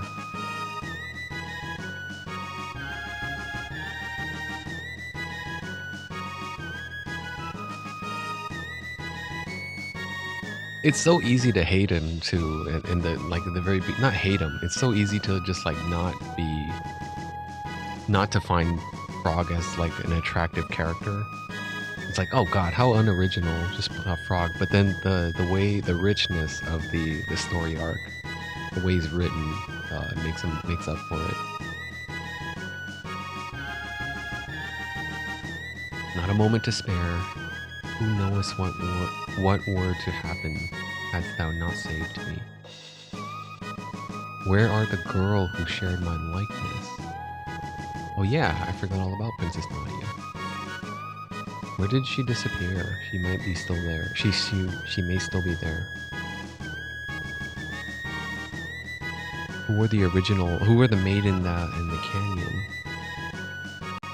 So she's back. We can go get Marl now, but I want to see where did Frog go? What's Frog gonna do?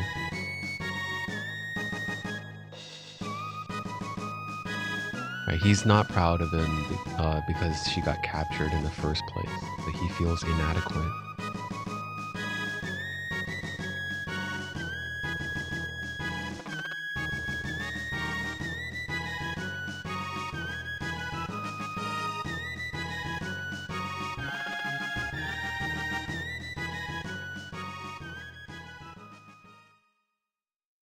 Luca misses him already.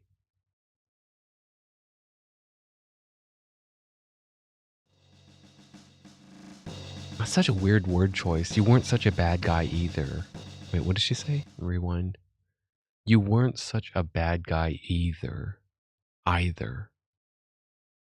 I feel like that should read more like, Froggy, you weren't such a bad guy after all, instead of either. Either doesn't fit as well as after all. Right? Because we just had an ordeal together. And we fought and we had a moment. So it's after all. Her original disposition was like this repulsion.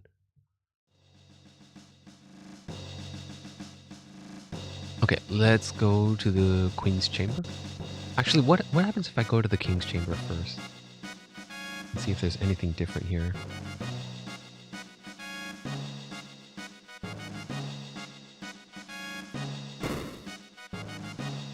Nothing.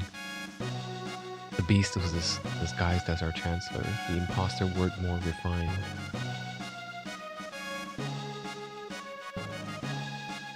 Really? The imposter were the more refined. The original Chancellor is probably a scumbag then. The original. Me still thinks a conspiracy goes on hither. Didn't know a frog could be so brave. Didn't me still. That's crazy. That's a nice little touch there. I don't think these dialogues are in the original. That one is. The king and queen are a fine pair.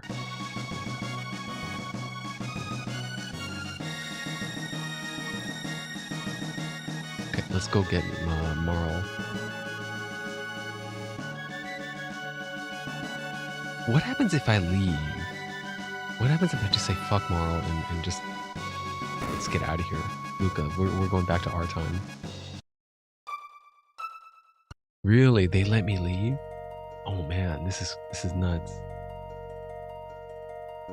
No. It's a hard lock. Or whatever, it's a soft lock, right? There's no way else to proceed. Listen, let me just see. Let me entertain me here.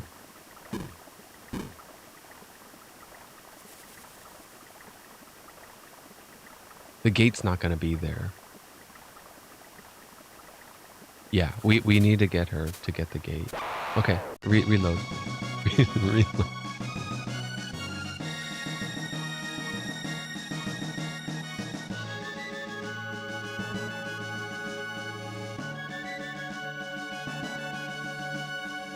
Look at these gossipers.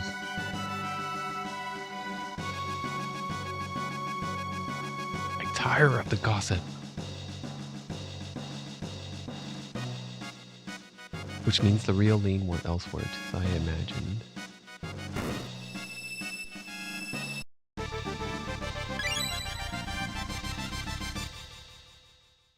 What happened? She must be traumatized. That's crazy to experience like a couple hours of of nothingness, of death, of oblivion. Like you just imagine just stop existing for, 5 hours, 8 hours. You're gone. And then you come back and you're like, what the fuck? That's what it's like to be dead? Like to never exist? Just a blank nothingness. A blank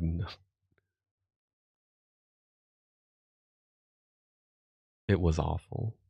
I can't recall it all. Somewhere cold, dark, and lonely. That's what it was like to die.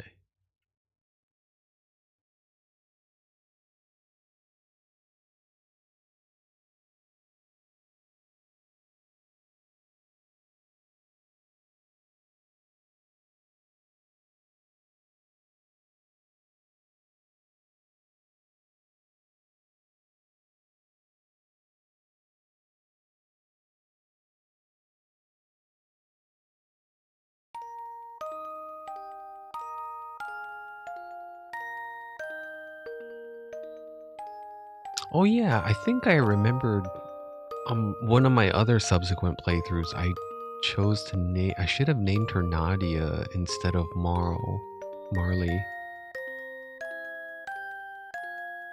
Yeah, the whole playthrough was intent on naming the characters their original designation.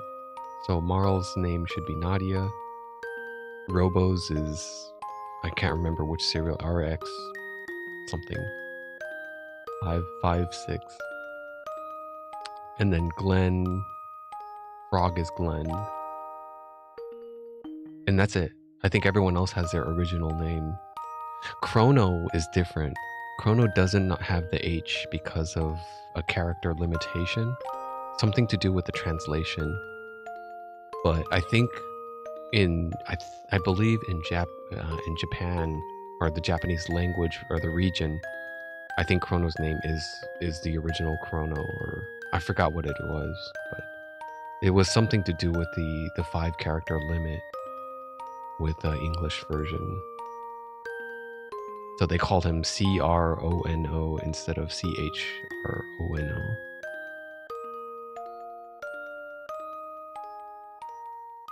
And what is that? The 33rd? King Guardia the 33rd. I think that reads Roman numerals.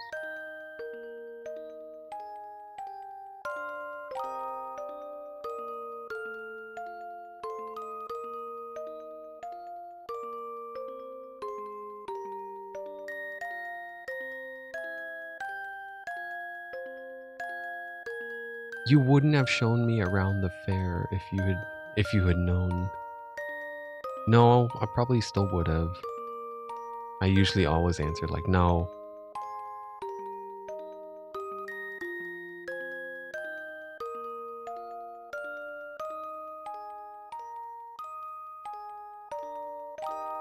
Let's go home.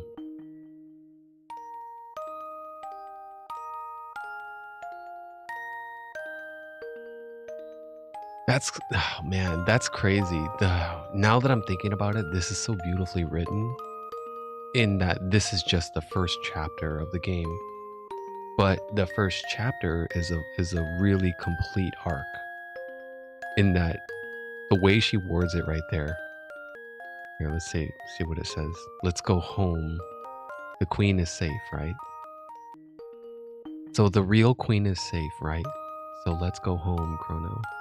So that feels like, you know, chapter 1 is complete and it's like, oh, everything's all it's all good, everything's safe and everyone's happy and at peace. Well, except the war with Magus. I guess that's unresolved. Right, the troops are still at war with Magus. Thou art leaving, be of sound health in thine travels. Which means the real Ling went elsewhere, as I imagined. Thine resemblance to Lean, uncanny.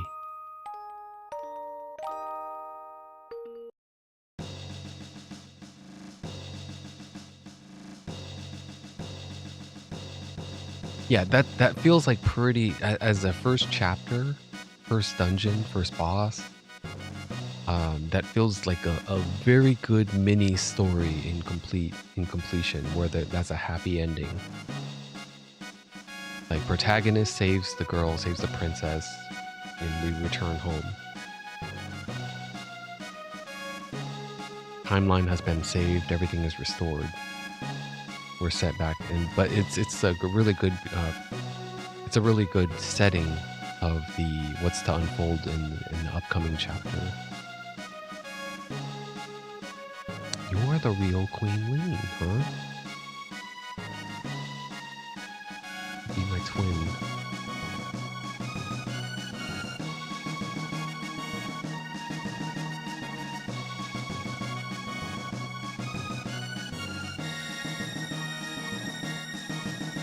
They didn't put it together yet. The queen and king don't know that they're time travelers, right? Or their offspring and great aunt. Wait, what do you call that thing? What do you call it if they're like great progeny? Like your great grandson, great granddaughter. There's a word for that. I can't remember what it is, but to look back into from the present to the past, that's just, you just say ancestor. But the reverse perspective, like say who's gonna be progeny 4 generations down the line into the future. I don't know what that word is.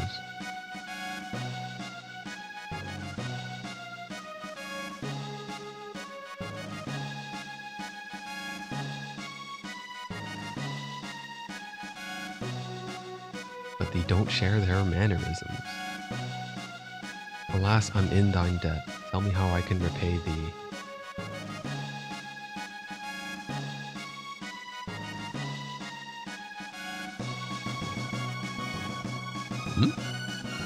I can't request anything?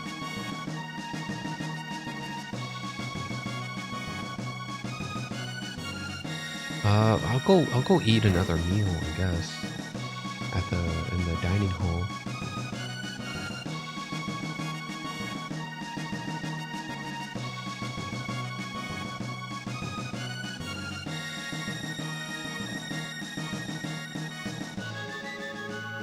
The captain may returneth his focus to Magus.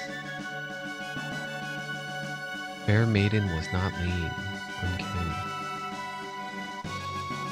He might be a glutton. Methinks she was a mite gluttonous to be lean. True lean, wonderful, let us prepare a feast. Was not queen lean? Then I prepareth that ice cream for naught. Yuck. Oh, he really did make some cream out of eyes. Okay, this time I will have Nadia. I'll have the power stew. I had the hyper kebab last time.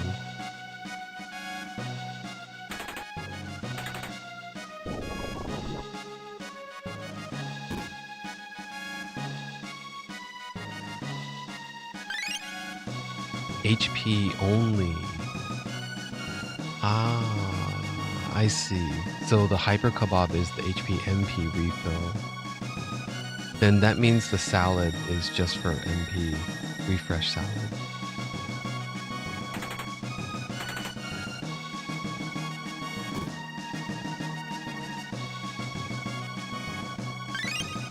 Yeah. Okay. I believe in the original. I don't even know if you get a choice in the original. I can't remember now. But I think you just get a refill no matter what you pick. Like the HP MP. It could be misremembering though.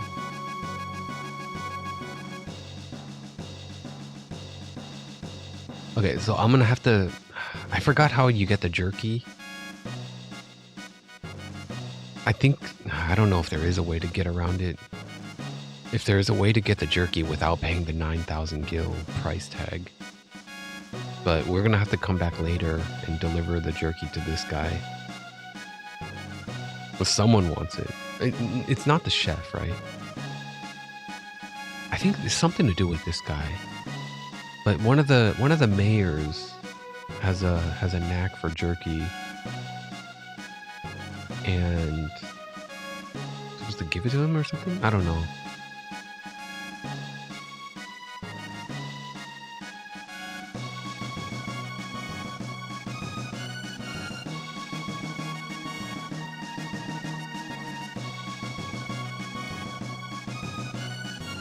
Cathedral word, a heart of it all.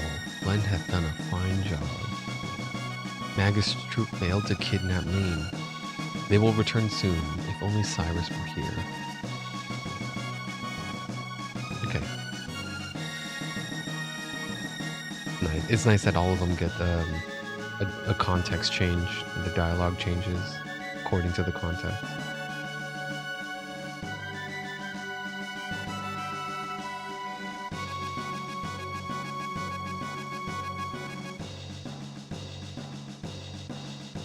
What is she wearing? Damn, Frog took the power belt, didn't he? Yeah, he took one of the power belts. It's okay.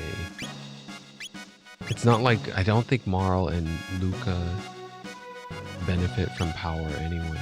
I think they benefit from hit chance. So let me see. If I give her the bandana, let me see, the ribbon. It's +2 to hit. A charming hair ribbon. So I think that's probably the best whatever she can wear at the moment then. But the bronze mail. The bronze mail is missing. Yeah, it's okay. I think I'll get it back if I run into him again. But by then I'll hopefully have upgrades. Yeah, there's no new crossbow for her yet.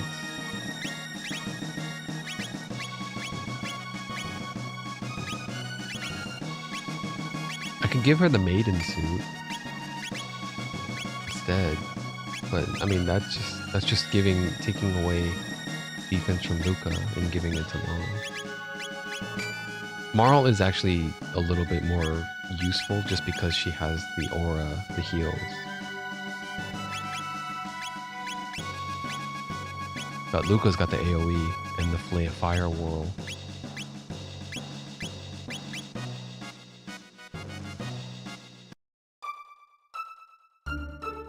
Need to save it here. Okay, the chapter didn't change. The chapter is still called "The Queen is Gone." It should say "The Queen has returned," or something. I don't know. The previous chapter already said "The Queen returns."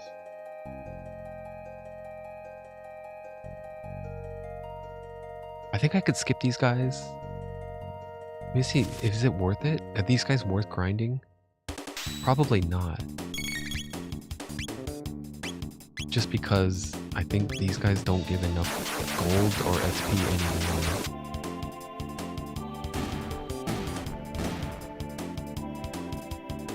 15 XP, 6 tech points, and 120 gold. So I guess the tech points is still important. But even if I'm not, yeah, even if the XP and the gold isn't that great, tech points are what make it worthwhile. But that'll quickly die off once I unlock it all. Once all the characters get all their tech unlocked.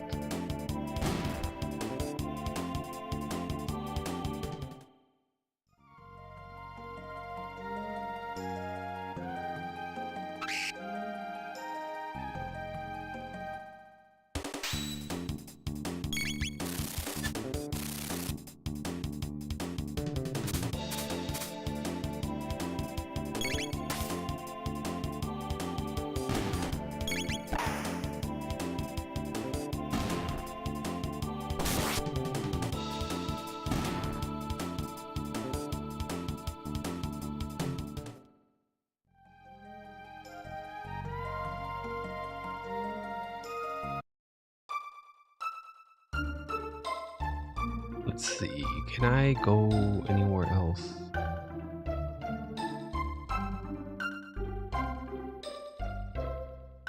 Frog is south of the bridge, so no, I can't. The frog swammeth from the other side.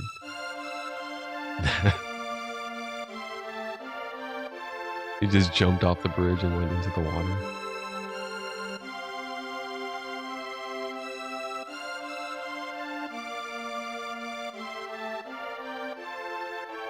Does the market have any? Let me see here. You have a crossbow? No crossbow, huh? I do need more potions. Maybe like 8 of them.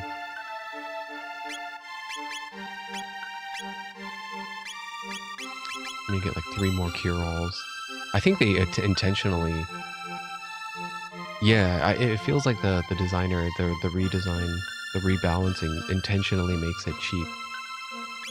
Because they want you to use more of these and rely on these instead. But what about ethers then? How come ethers aren't readily available?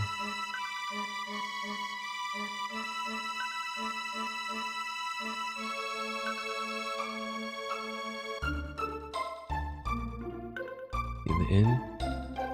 Toma's gone.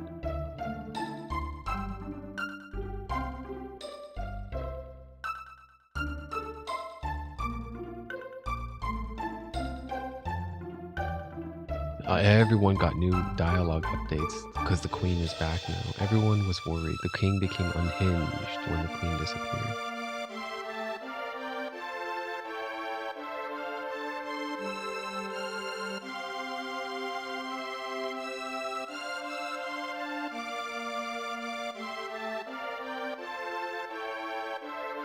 One of the soldiers is missing. The Truce Inn had one of the soldiers that was talking to Chrono as soon as he arrived.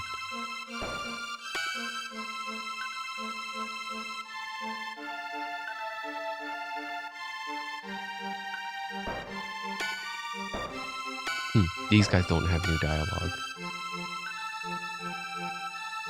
Or maybe I missed it. Maybe I didn't come back and talk to them when the queen went missing.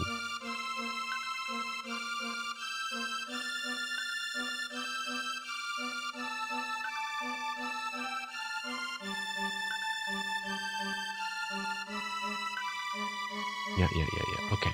Alright. So the portal should now be back, now that I have Marl in my party. Man, I really should have called her Nadia. I feel like I should have just renamed her. Just because of it's a name that's not easy to pronounce. You're gonna see most of the people who refer to this game, they're gonna have 50-50 pronunciations. Some are gonna call him Marl, some are gonna call her Marley. Right? Then nobody is sure whether it's Marl or Marley, and then nobody is sure if it's which one was the other character? Magus or Magus? Magus? Magoose. Nobody says Magoose. It's either Magus or Magus. Oh, the Poly is upgraded. That guy's level up. The Poly enemy. Yeah, it's a tougher enemy now because on the way back, it has a counter attack. It's gonna counter attack, yeah. Yep. So we're gonna take big damage. It's because of all three of us attacking it.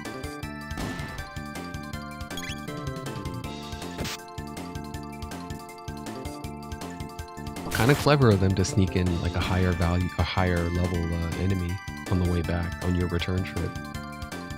The Rolly turns into a Poly.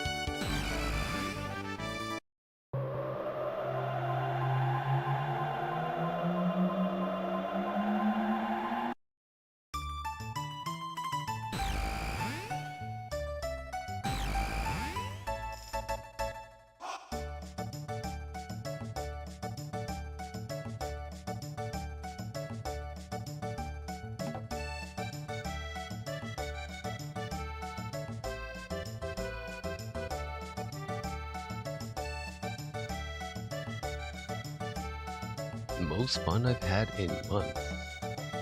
New friends.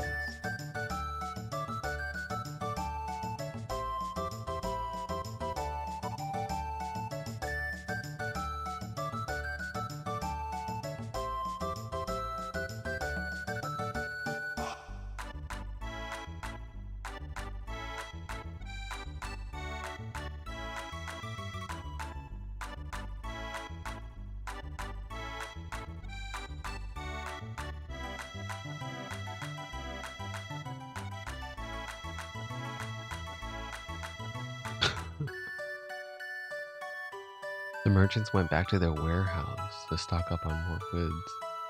So the fair is gonna look a little different now that we're back. Marl still has the same comments though. And I can still rack up the silver points.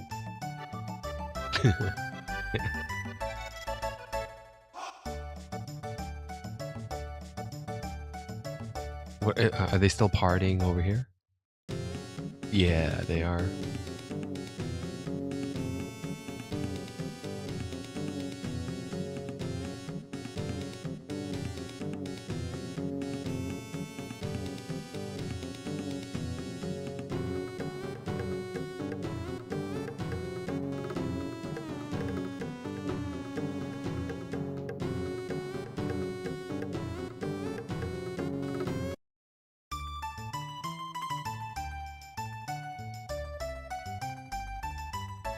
See, I don't think I need any more silver points. Because I already got the cat and the Piezo doll and the Chrono clone. Those are the only things you'd need silver points for, as far as I'm aware. So I really could just cash it in, maybe? I'll fight Gato again. Gato is still gonna be hard. He's still gonna hit really hard, and I don't know, we could hit him a little bit harder now, but only Chrono. Marl did not get any upgrades. But she did get levels. She got like four extra levels, so that helps a little bit.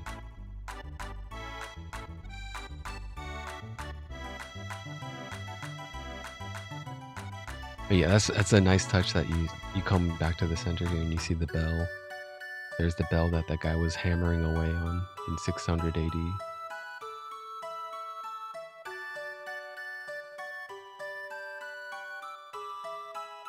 Okay, so these vendors are gone, but the race is still going on.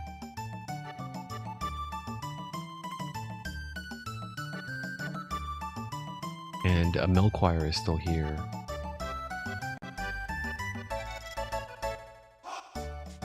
He's still selling his silver sword. I kind of want to buy it. It's 7 extra attack rating for Chrono. Now it's like 4,000 is nothing, right? I should be able to make that back easily.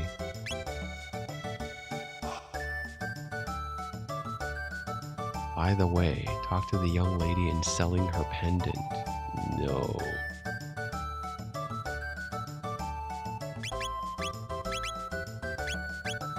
A unique sword with a brilliant blade. It's kind of weirdly written. A unique sword. It should say like a brilliant shimmer or a brilliant something, because a unique sword with a brilliant blade is redundant. A brilliant shimmer or something edge, whatever adjective you want to stand to replace it with brilliant with something edge, with a sharp edge. A unique sword with a sharp edge, or a unique sword with a honed edge. A hardened edge, or something like that, I don't know. Brilliant blade and sword is redundant. Or sturdy hardwood.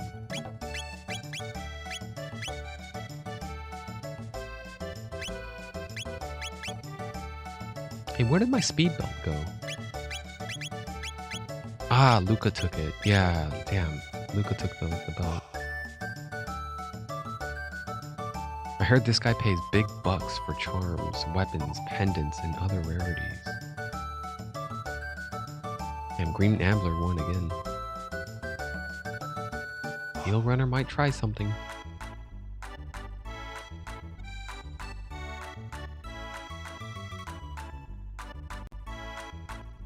I want to play a minigame?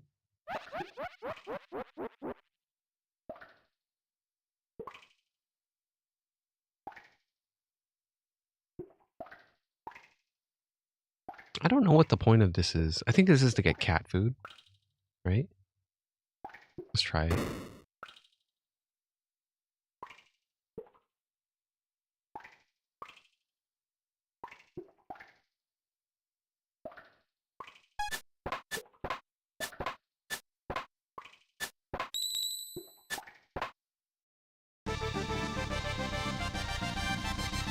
Yeah, it's for cat food, but I don't think it matters. I don't know how many different endings there are. Maybe like 4 or 5.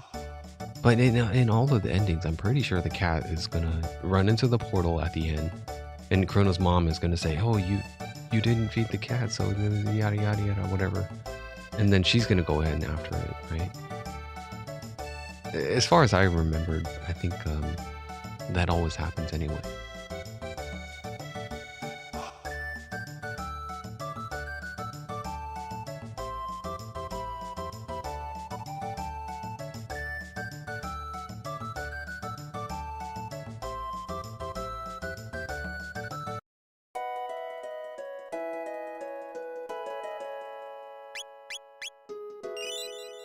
We're back. I like these little chapters. Every time you save it, depending on where you are in the game, they rename the save as a summary of what's going on.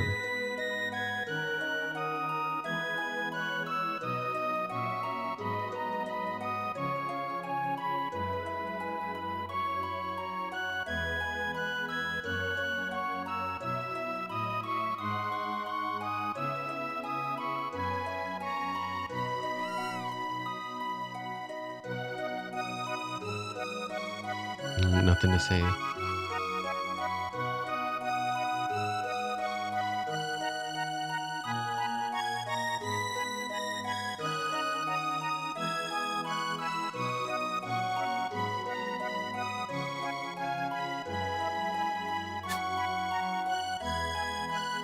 Zero ounces of cat food. Wait a minute, but I thought I got some. Let me get some more. Whatever it is, let me get some more of it. Maybe I'm not supposed to play the 40 silver point game. How many do I have now? 14? I'm not really good. Oh, damn, green ambler is so fast.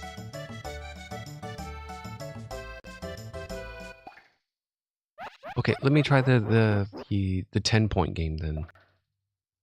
And I'm gonna probably just save scum it. Like whatever it is, I'm probably gonna get it wrong.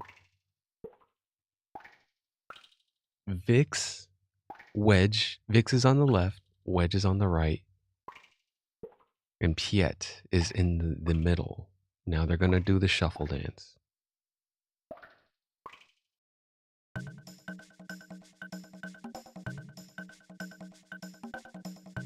Vix, you're in the middle.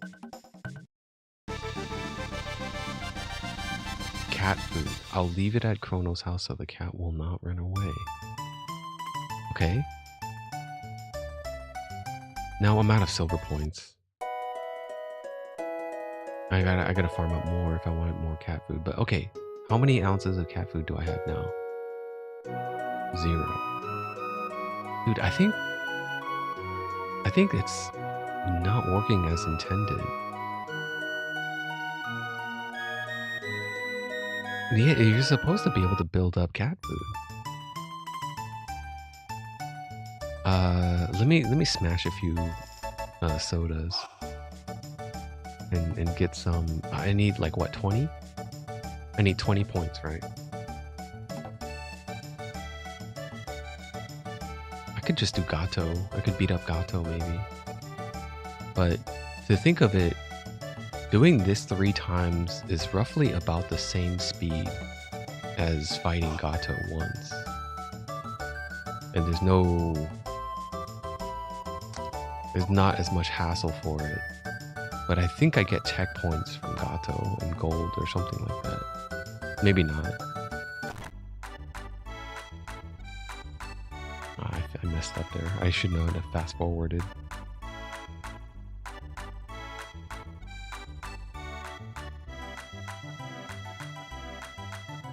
Yeah, fast forwarding does mess up the turbo input.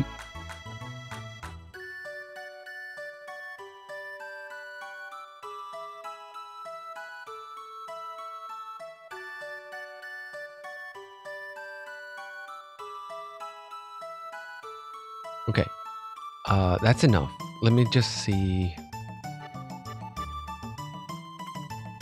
Okay, so this one is a clone, the match the clone's actions, and that's 20 points.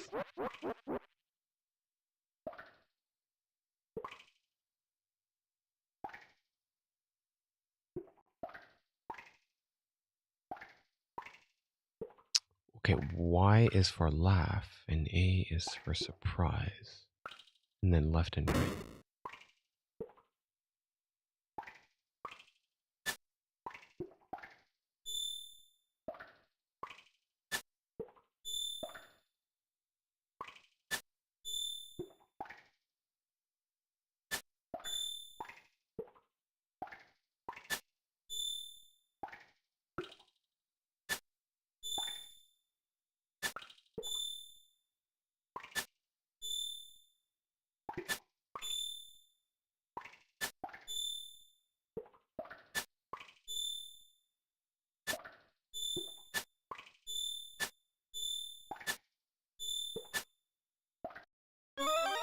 Hey, no, I pushed the button.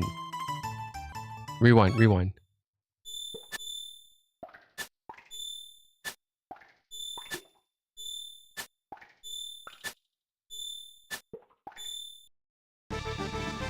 Yeah, I don't know what the hell that was. It dropped my input. Okay, whatever. Cat food, I'll leave it at Chrono's house.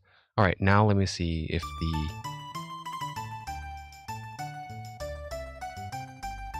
It could be one of two things. It could just not be working at all. Or it could, the labeler, the reader, is not reading the actual amount. See, so it says 0, but maybe it might not actually be 0. It might actually be whatever I got it as. Well, however many cat foods I already received. Because as of right now, I have already done 3 mini games. Right, I've done the 10 point and the 20 point and the 40 point one. My silver points are all depleted now. There's no other way to take care of the cat or anything like that, other than just to play those mini games. And I don't even know what the rate of consumption is. Like, how fast does the cat need to go through all that stuff?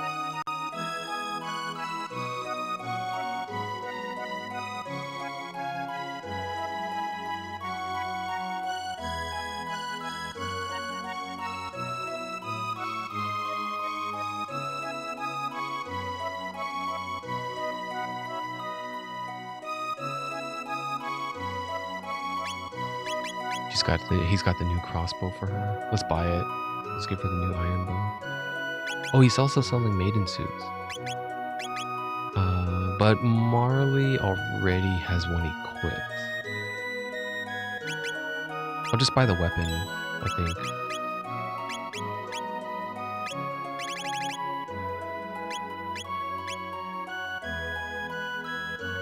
I can sell the old stuff now, right? I'm pretty sure I don't need to keep any of the old weapons unless it has like a special status effect or something that I want to inflict on whatever enemy.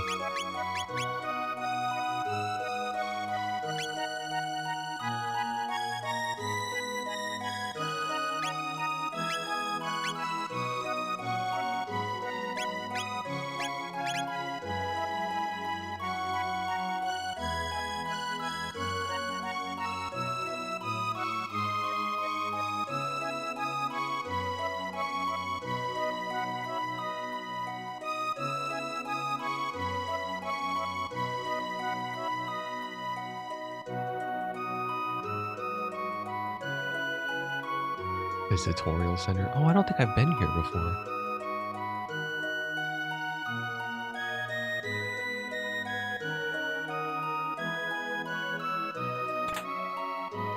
got one wallet.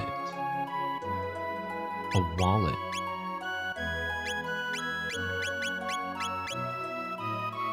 Effort becomes money. Experience equals gold.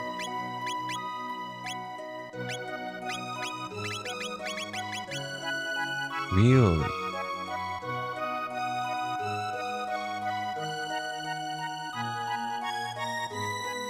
Is it only for the... Is it the whole party or just that individual? That's weird. I could halt leveling up if I just wanted to just farm for money, I guess. But I mean, it's disproportional because the game skews towards higher values are usually gold. Experience is just like a trickle of whatever on top of that. So like in the previous fights, in the castle, I think I was getting like maybe 80 to 100 experience points, but then they were rewarding like 400 gold for one of those big fights. So it's probably not that it's not that necessary, but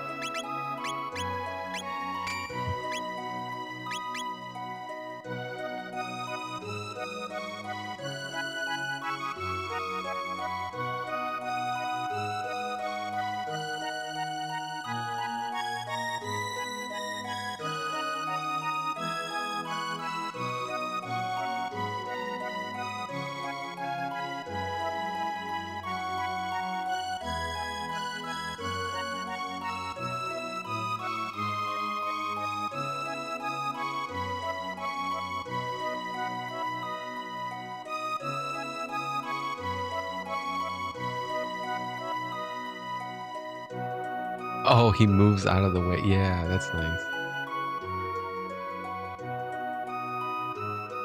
That's just a replica. Record your journey whenever you find the real McCoy. The real McCoy. I don't think they called it the McCoy, the real McCoy in the original. You'll find more than riskier areas. You can log in anywhere on the world map.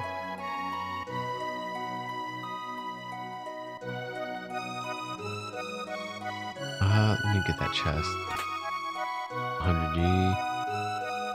Want my advice? Sure. You've got potential. You'll learn a number of new techniques as you progress. Techniques are magic attacks that also utilize your weapons. You'll acquire them with discipline.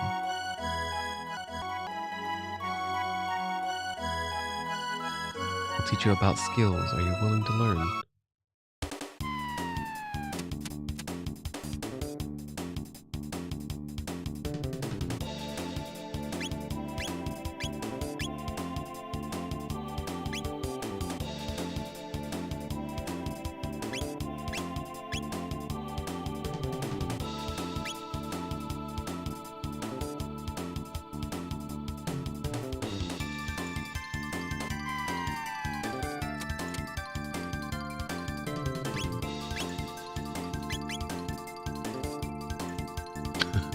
This tutorial.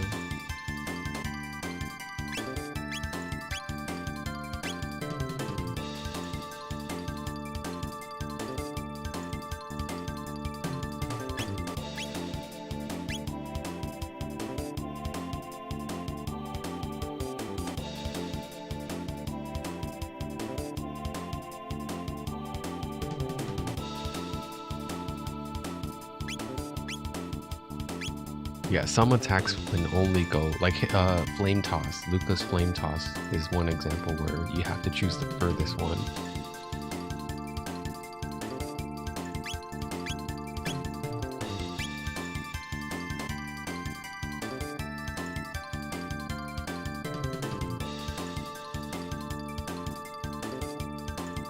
I forget which move hits in a horizontal line like that.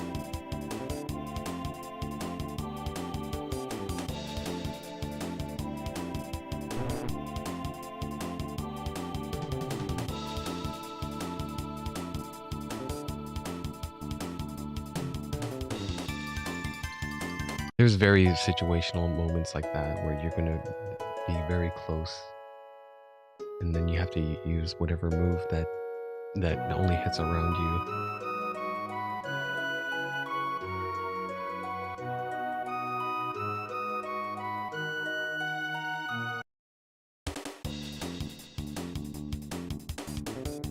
Poison. Attacks are... Oh yeah, poison also lowers attack power.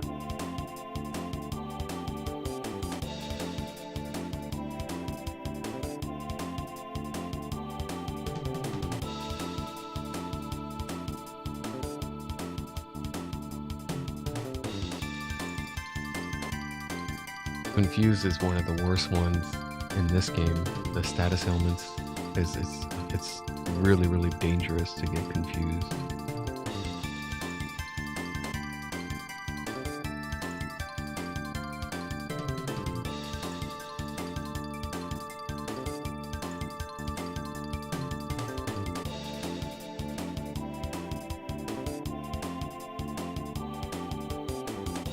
There's only like one or... there's very few enemies that inflict lock in this game. Do not use any techniques. But straight I remember, like, even though if you have lock, you can still use magic later on. You just can't use techniques. You can still use magic though, like spells and stuff.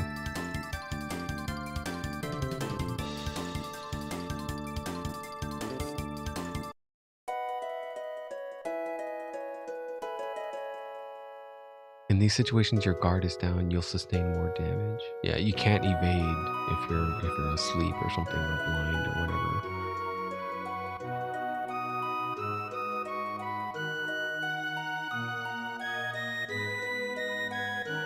Would you like to hear more? Yeah.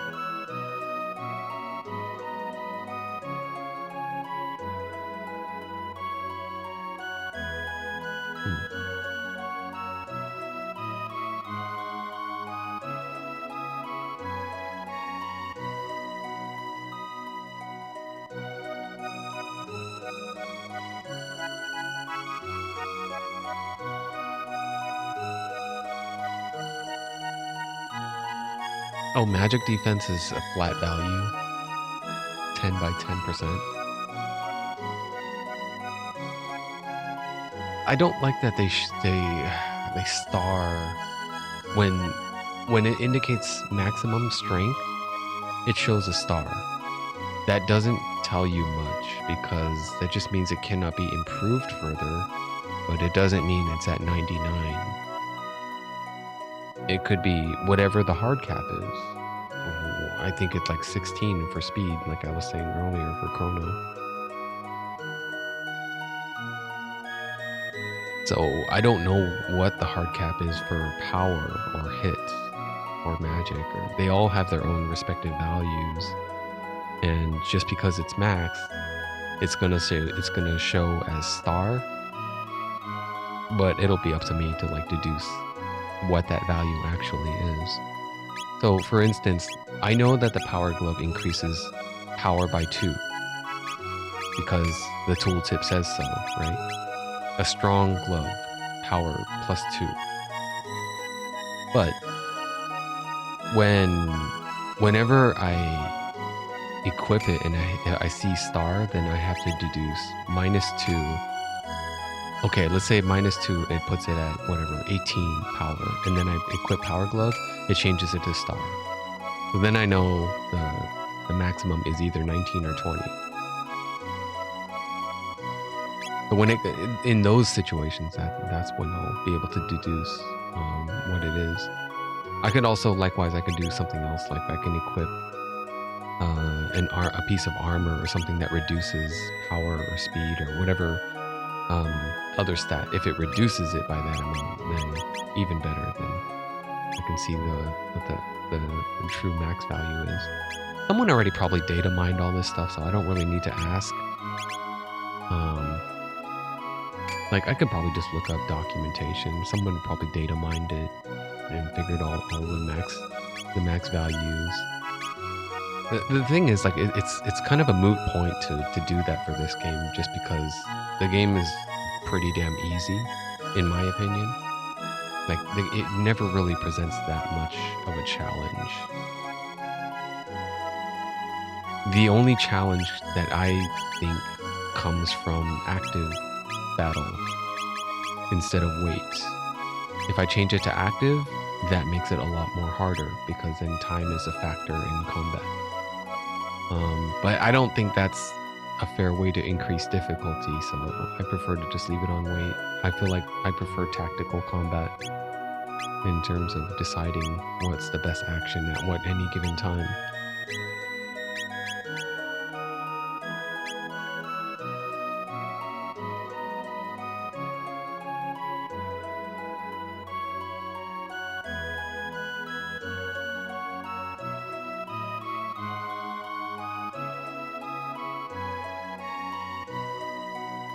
Okay, I think I'm done with the town square.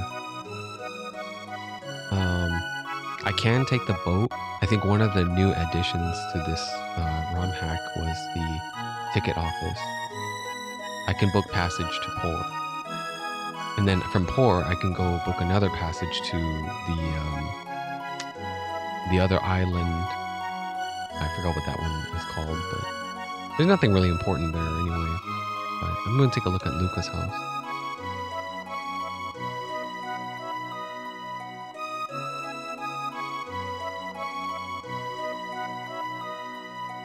Two-legged walking humanoid robots are virtually impossible to create. That's a good foreshadowing for Robo, for introduction to Robo.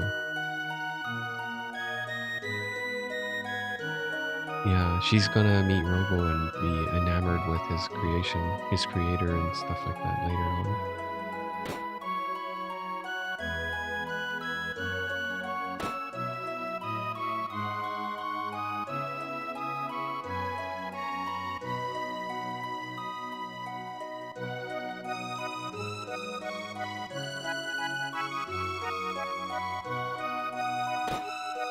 So let's go chat with Luca's mom.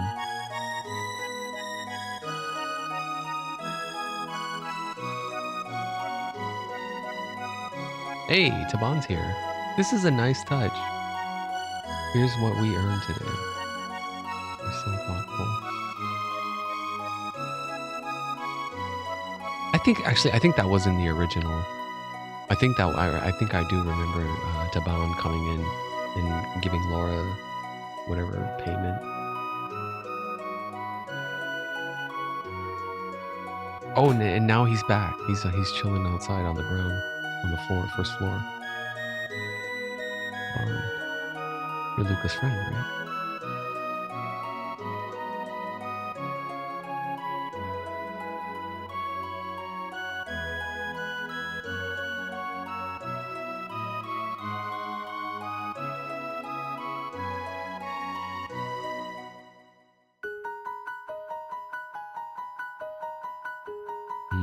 Yeah, let's just take her back home.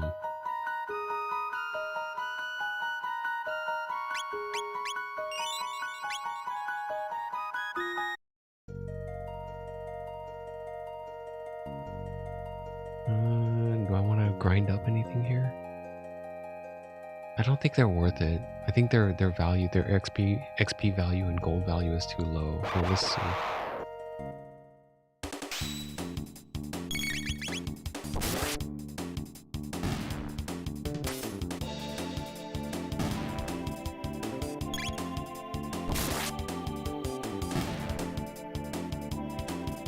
XP, 48 gold. Yeah, they're not worth it.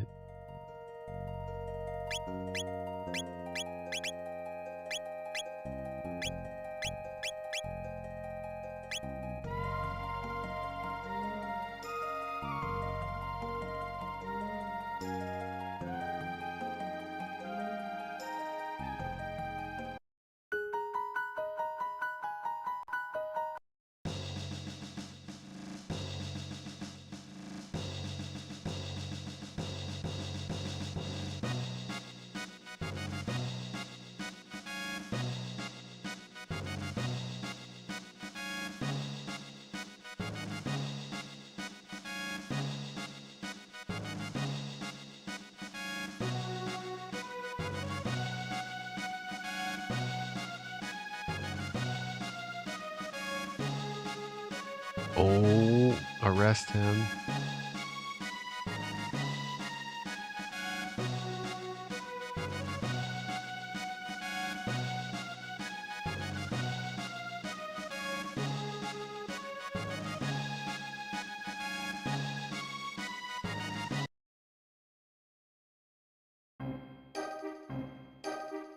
Trial time.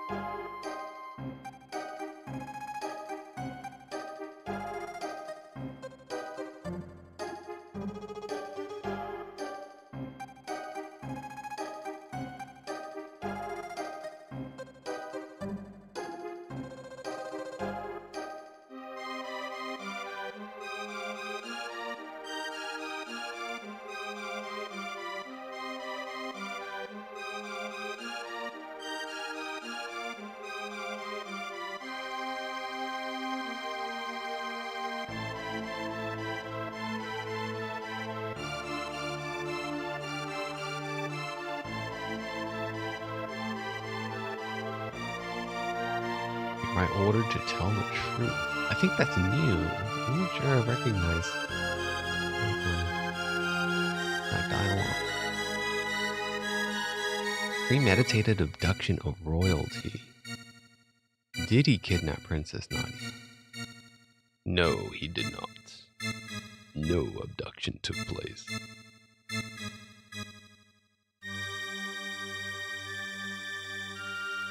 Princess asked Chrono if she could join him.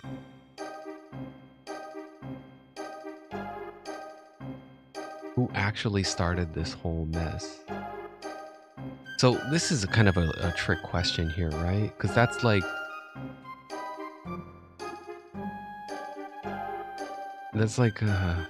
do I cover for her, or do I just say that she started it and then she created this mess?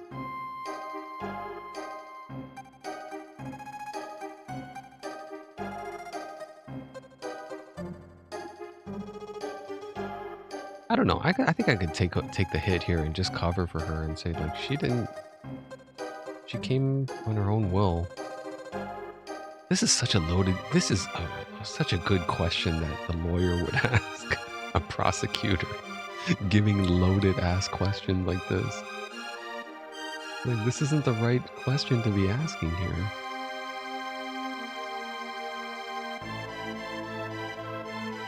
Who actually started this mess? I would refuse to answer. I would just say, like, oh, dude. But it is kind of hard to say, like, she came with me on her own volition, and we decided to hang out together because we're having a good time. It was the millennial fair.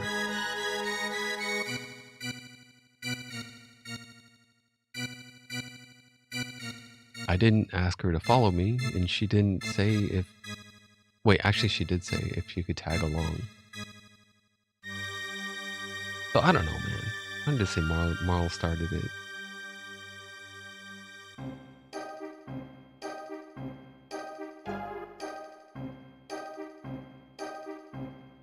I'm gonna save state it.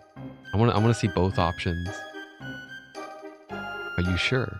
We have witnesses who will say you were the one who bumped into the princess.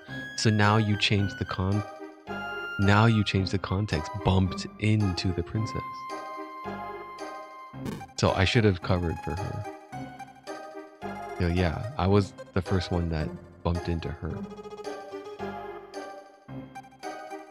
So I get a minus point for that, and that counts as a lie, even though it was so cleverly phrased.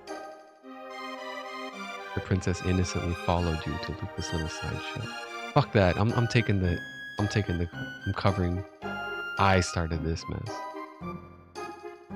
Just as I suspected, the defendant deliberately tried to get near the princess. Yes, whatever, man.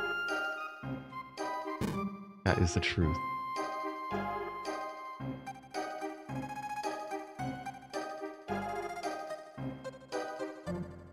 Yeah.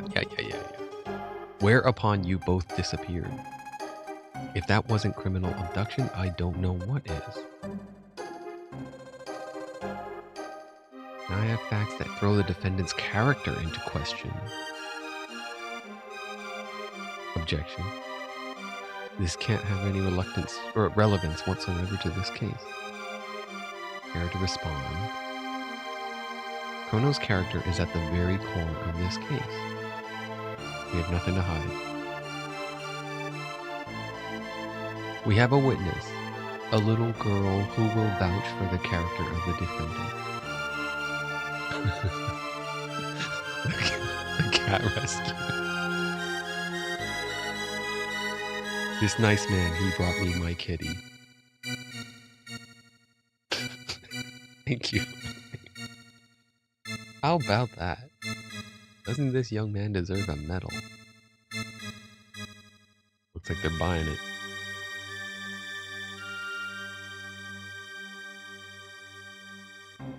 The issue here is motive. Was there any motive for this fine citizen to kidnap Princess Nadia? No, there was none. What about a ransom? Her fortune did tempt you, did it not? No, it did not. I want to see both again, so I'm gonna save state it, and I'm gonna say yes. Yes, it did. Oh, you admit it. Nothing more, Your Honor. The prosecutor. Oh, he doesn't have any other evidence. So, because I did behave, he doesn't have evidence. So even if I say no, so he's got nothing. He's just trying to bait out a yes from me. Are you sure you really weren't tempted? Nah, just a bit. Nothing more. The prosecution rests. Okay, so no, it did not tempt me. And yes, I'm not at all. I'm sure. I'm absolutely sure I was not tempted. Please keep in mind that he just said he had no interest in her fortune. Witness.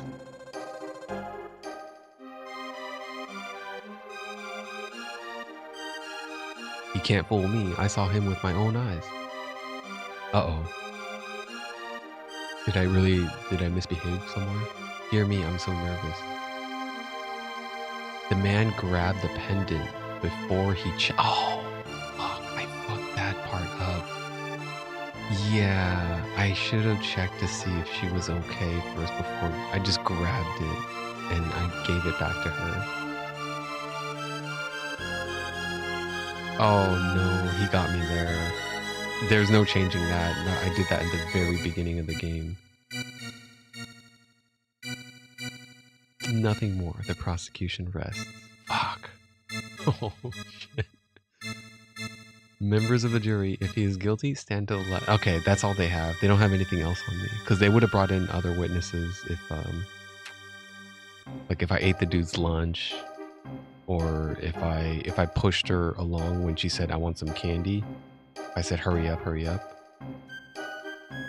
Because I think I did a playthrough once where I did everything wrong deliberately. Like everything, like it was like a second subsequent playthrough or something where I did it one way and I did everything the alternate way. Whatever else I didn't do, I remembered that and I did the opposite. Kind of like what I did for Armored. What you're supposed to play through. Your NG Plus playthroughs are supposed to go for Armored Core 6. Armored Core 6 has that little thing where you're supposed to choose the other option for your subsequent playthroughs. In order to get the true ending, then you have to unlock all the parameters, all the what's the word I'm looking for? Permutations. All the different permutations have to be explored. So I think I'm gonna get one or two on the left where they're gonna call me guilty, but most of the people are gonna say not guilty. Now the whole reason, not really a big deal anyway. Guilty or not guilty, the outcome is largely the same. I think being declared not guilty yields some minor reward like a potion or a shelter or something, or an ether. Some other consumable that's really not worthy. But this is a ROM hack, so let's see if it's going to be any different. Yeah, there's that guilty, because I didn't check on her before grabbing the pendant.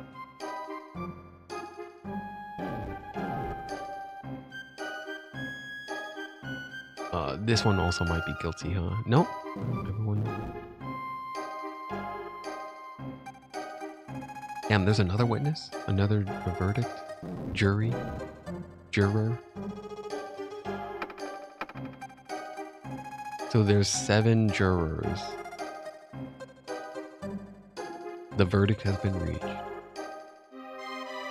Verdict is not guilty. The fact remains that even if he did not kidnap her, he ran off with her. 3 days solitary confinement as punishment. Take him away. Oh, no. Now just a darn minute.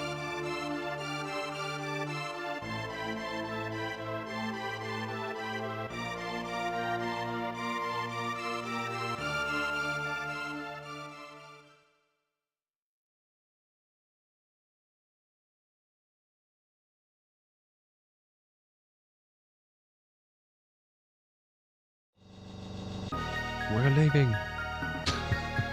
The king.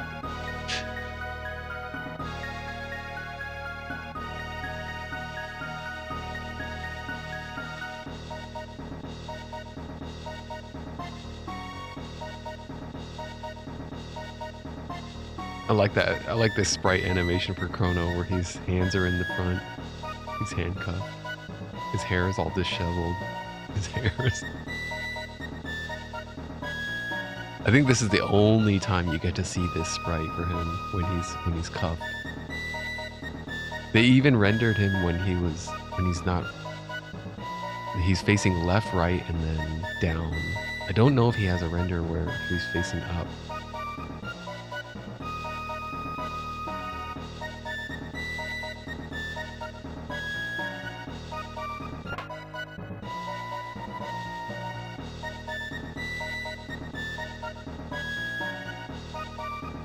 Execution is 3 days away. Do not let him out of your sight. 3 days solitary. So, do you see how he switched the punishment there? Everyone here is saying he's the one who kidnapped her. He kidnapped her. 3 days of jail time, and then it comes to execution. Like, what? He was declared not guilty. Execution? Strange. I don't seem to recall hearing anything about an execution. You dare question me? Paperwork's probably just been held up in the system.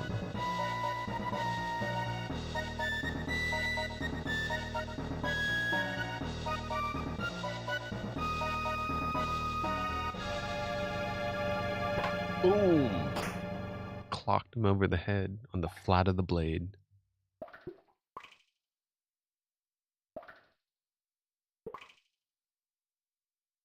Oh, where the fuck am I? Oh, here, fuck you. Oh, what is this piss?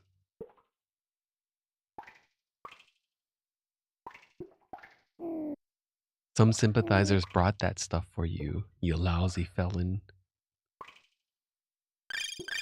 Okay, so this is what I get for being guilty, or not guilty. I got 1 ether. 2 days until the execution.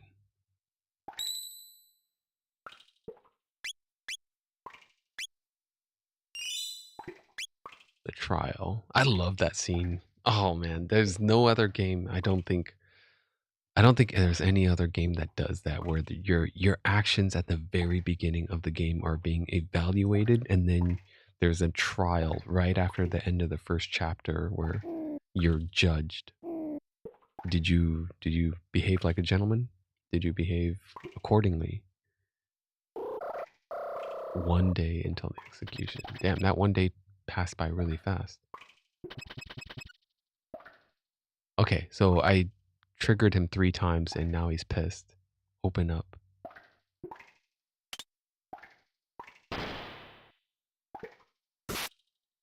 I think there's not much I can do here. I'm just to take a whooping, right? That's what you get for misbehaving. Oh no, I can. Yeah, I can mess him up here. So that's one way to do it. Let me reload. Oh crap. Damn. How do I get out of this? Here, let me restart and just hard load it.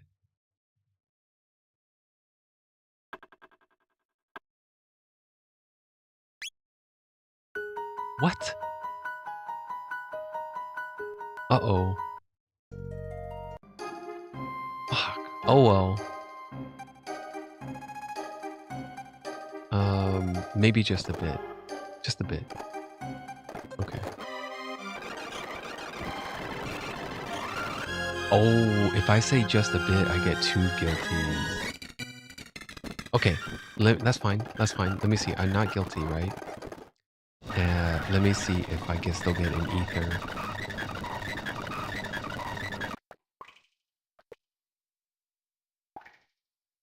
Damn, how come it didn't save?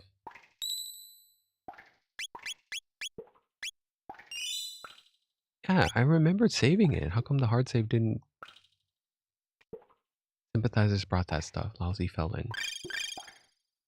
Ether. It's still the same thing. They don't change it. Pipe down, pipe down. Okay, so I'm curious to see what happens if I just sit here and just wait for my execution day.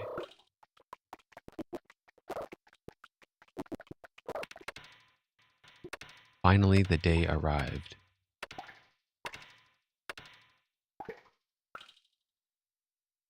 We're here to take you to your place of execution.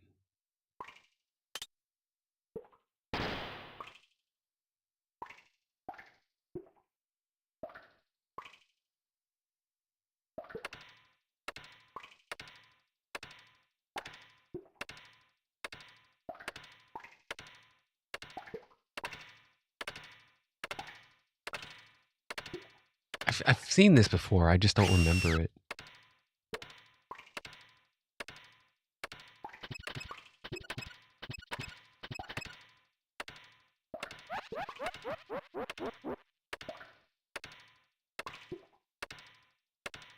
That dude's stuck in the guillotine.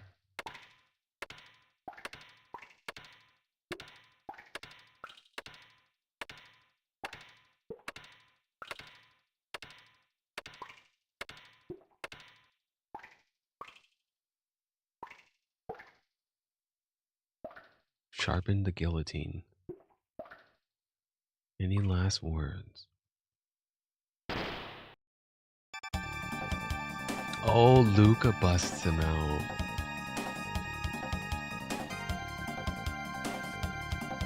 Get out of my way. Take 5, you mug. Oh shit, Luca. Oh shit. Blows him up. What do you think of my Zonker 38? Pretty cool, huh? Let's blow this joint. Oh shit. Okay, now in the whole grand scheme of things, I'm just wondering, does that matter if I just wait and let Luca save me, or break out and save myself? I don't think it matters. Bronze mail in the chest. He passed out. Okay, so they start me over here. Mid potion. I could say I could free this guy. He's the merchant's apprentice. Save him. He'll come in. He repays me later if I bump into him. I forgot his name. Fritz. Yeah. My dad runs the store in Truce Village. Stop by if you're in the area.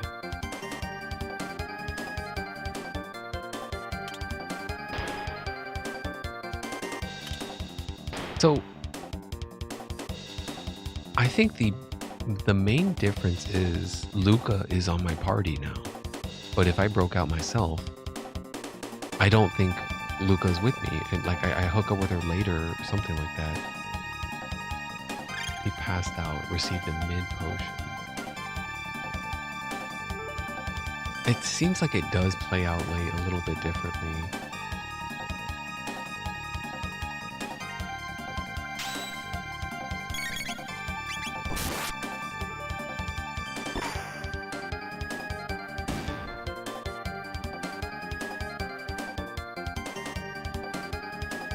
Zonka 38.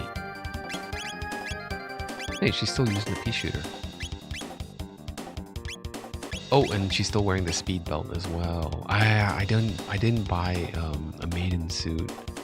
If I bought an extra one, I could have given it to her instead of Marley has the other one. Yeah.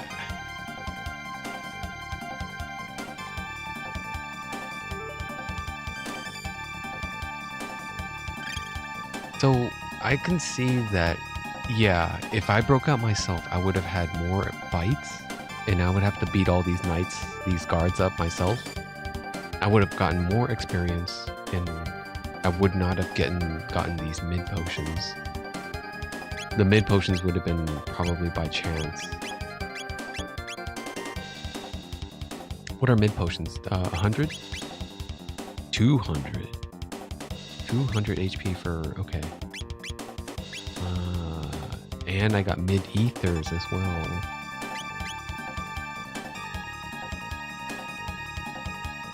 Okay, I'm going to backtrack. I'm going to go all the way back to my cell. I don't think I would mind doing it this way though. Yeah, I don't think... I'm okay with Luca breaking me out. This is my cell, right? Maybe not. It looks different. Let's break everyone out of here. Oh shit, it's a skeleton. The dude was already dead.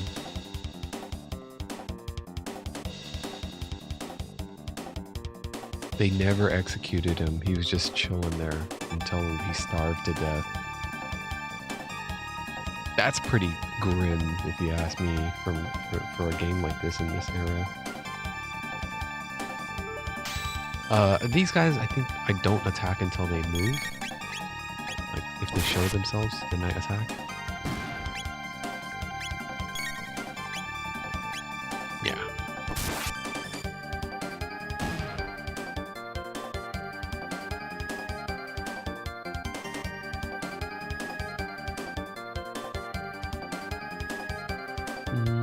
That one might be myself.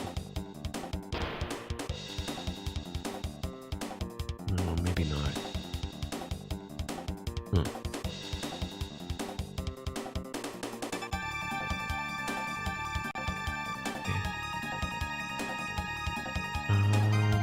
Sure, let's go down.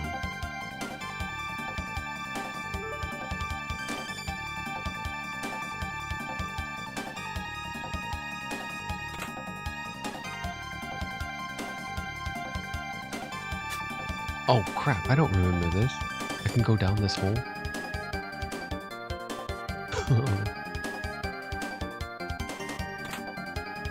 1500 G, what's that doing here?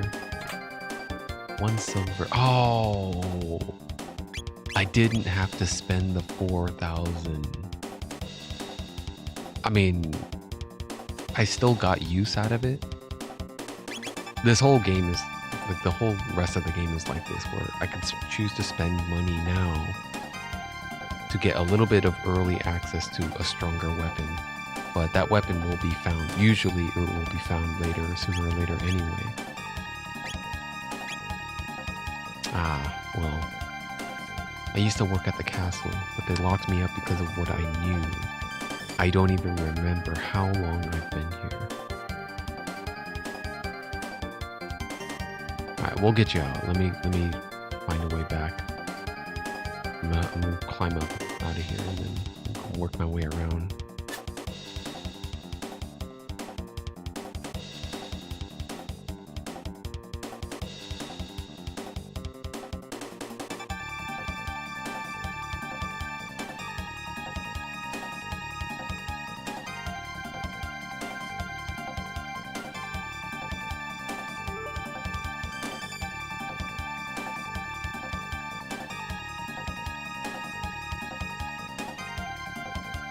Oh, the shields respawned.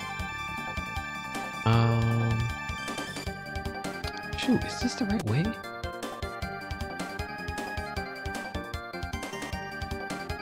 No, this is the way out of it. No. Go back.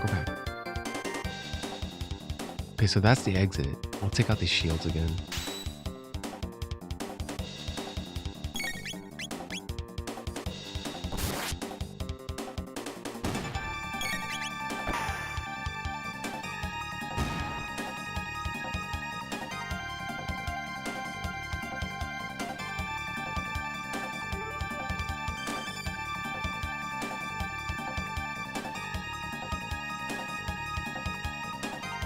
Oh, they're woken up.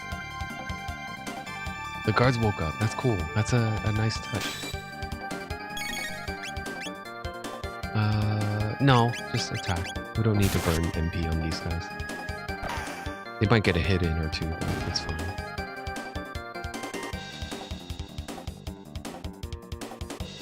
No, they'll at least get in 0 to 1 hits. They probably won't get into 2 hits unless we fight multiples. Yeah, let's burn them all down. Let's just take them out. Oh, I ambush. Passed out. Received a mid potion. So if I ambush, I don't get XP or gold, but I get a mid potion. These guys are not waking up. Okay. That guy is gone now. Okay, let's ambush them. We'll get another mid potion off this guy. Fuck. Rewind. Go. Ambush. Mid potion.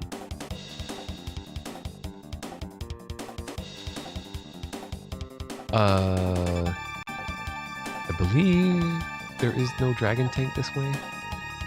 Prisoners escaping. I want to say this is the right way. I just want to get to the cell block where the dude was holed up there. I want to rescue that guy and get back to my old cell.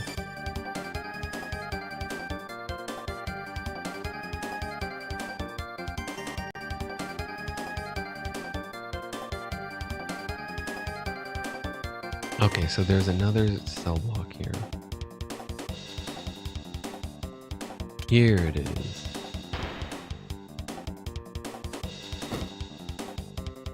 The ghost is gonna possess the skelly.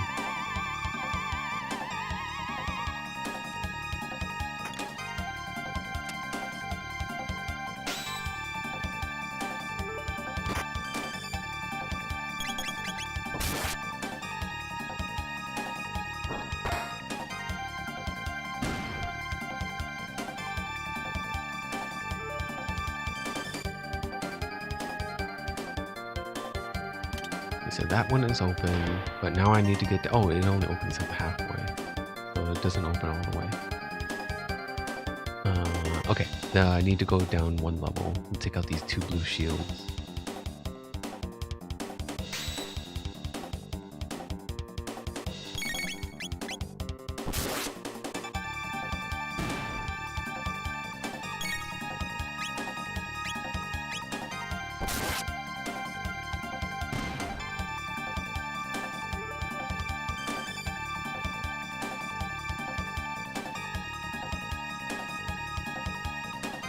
Here's my old cell. Okay. I can get a HP MP recover. Open that cell. Oh, it only opens up halfway. Well, that kind of sucks. But hopefully it's enough that, you know, if he really wanted to escape, he could just crouch and crawl under the damn gate. But I don't get to see, you know, any sort of character interaction saying, oh, thanks.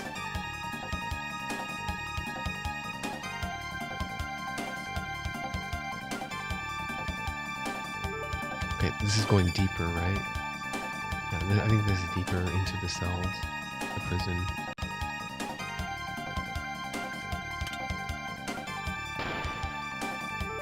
Blah. Hey, how come I didn't get a mid potion?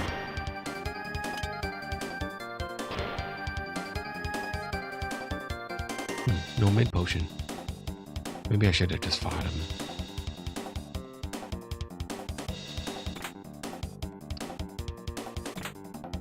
Oh, here's the big payoff for being explorative ethers and mid potions. I'm probably gonna need it.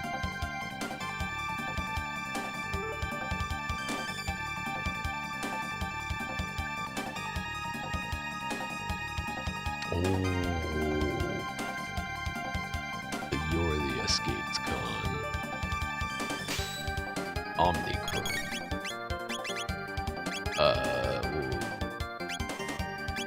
Fire?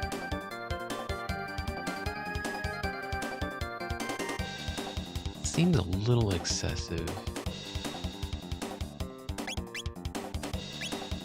I think I just burn him down. I'm pretty sure this is no. There's no gimmick to him. I'll take a hit or two. That's fine.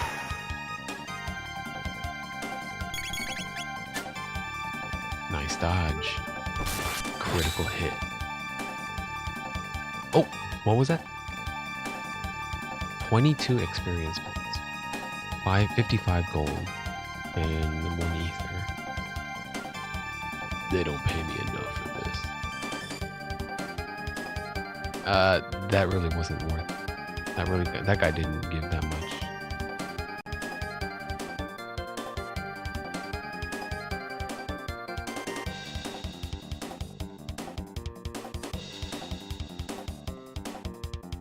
Yeah, I know the way back. We'll just head back out of here.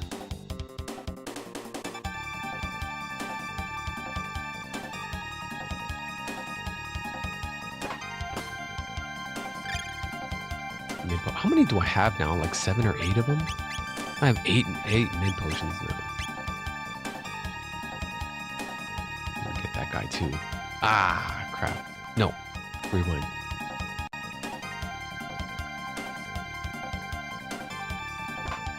Farm these mid potions.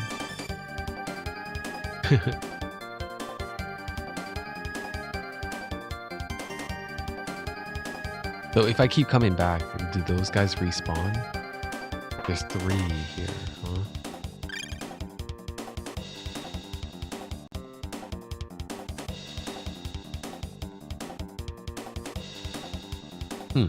I wonder how this works. Maybe I need to go to 2 different screens away.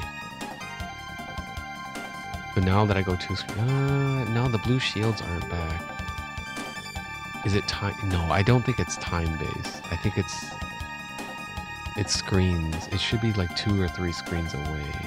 Yeah, they're not respawning. But how come they respawn again? That was already 2 respawns that I saw.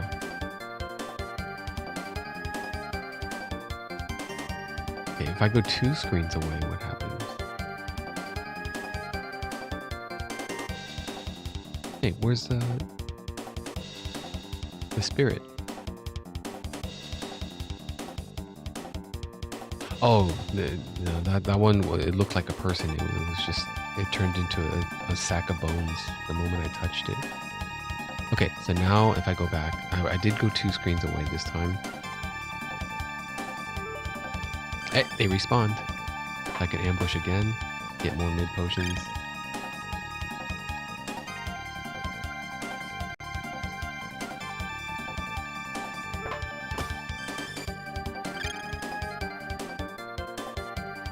Nope. Rewind. There. Okay, that's good enough. That's enough mid potions. I have 13 now. So it is 2 screens away though. That's pretty clever. And they space it out long enough that it's like you have to run across this long bridge where, you know, it shaves down on your efficiency if you really wanted to farm it. It makes it not worth it. Okay, we are done. That is the prison block. Now for the dragon tank, the boss. Mid potion. Amazing, you found 5 of them. This is what happens to fools who challenge the mighty Luca. Ha ha ha. I don't remember her saying this. Is that really what Luca does in the original? Top secret document has been left behind the floor. To the prison supervisor, Dragon Tank Owner's Manual. The tank head repairs body damage. It contains a shield that prevents damage by lightning and fire. The tank has a shield that prevents damage by lightning and fire. So that just happens to be Chrono's element, lightning, and Luca's element, fire. Unless the head can be defeated, the tank is undefeatable. Guardia R&D.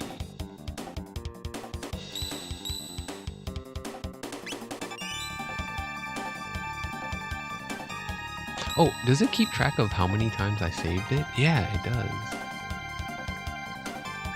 I guess I don't mind that much. Maybe there's like an ending that rewards you for, like, you know, like in Resident Evil where you get a bonus if you save less than 10 times, if you beat the game in less than 10 saves or something. This game is much longer than a Resident Evil game though.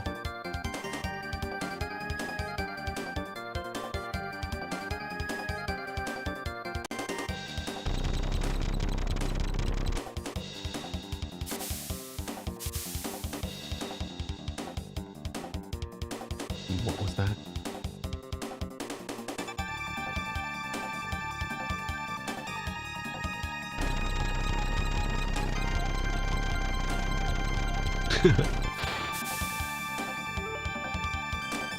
Forward, Dragon Tank.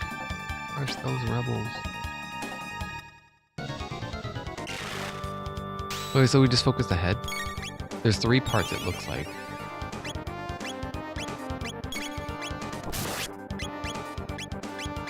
Yeah, the grinder, the body, and the head. Grinder, head, dragon tank. Tank head.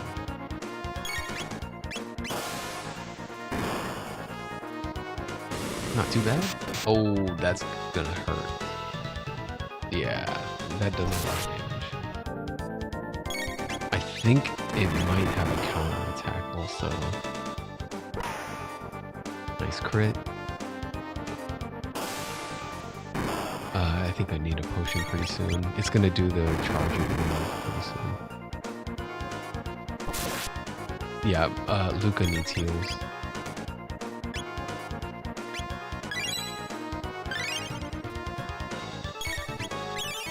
Whoops. Sorry. Attack the head, not the body.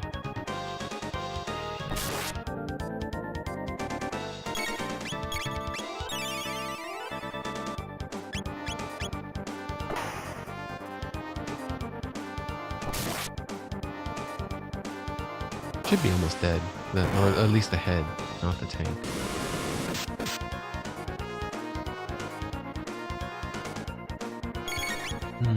Let's see. Let's toss a mid potion to Chrono. Nice crit.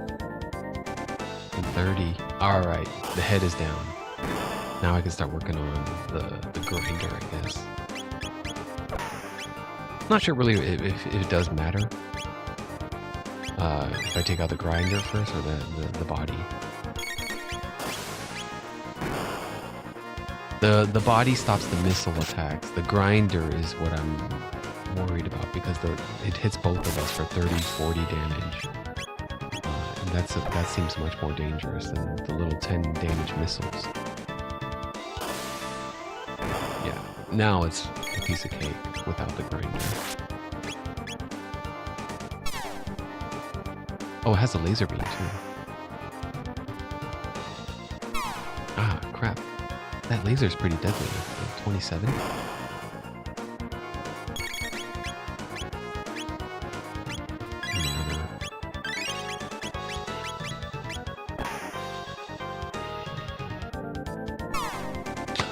it's a counterattack. Yeah, that's what it's doing. It's countering every time we attack it. It shoots a laser at us. I don't know how to circumvent that, but let's try using a technique instead. See if I suffer a laser counterattack. Yeah, still. Shit. No, rewind. Min potion then. There's no way around it. Let's just suffer the counterattacks and kill it and burn it down.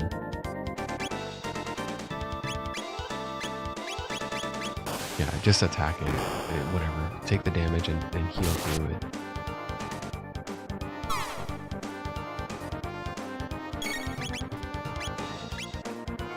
Flame Toss did decent damage, I think. 48. Yeah, that's okay. Critical hit, man. Come on, Chrono. Shit, he needs heals again.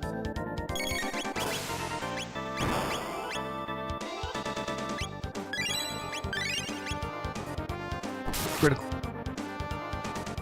Ah, dead. Okay. 500 G.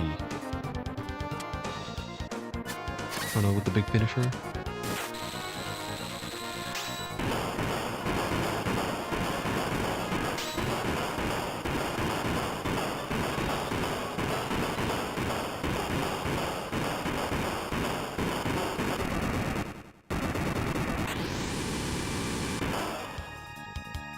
Don't fool yourselves into thinking you've got away with this. Let me just walk on them.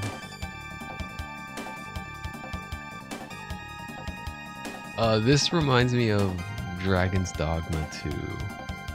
You can bait the Cyclops into forming a bridge, and then you can walk across it. Yeah, I feel like Dragon's Dogma 2 probably took a note of this from this game. That was hilarious when I saw that. When you could bait the Cyclops, and then it has a unique animation where it makes a bridge for you. And it's like a unique area too. Like you can't get there at that point in the game otherwise, unless you use the Cyclops bridge trick. The thing that breaks the immersion is the pawn. The pawn teleports to the player, so it seems like even if the pawn doesn't make it across the Cyclops, it doesn't matter because they can just teleport to the player.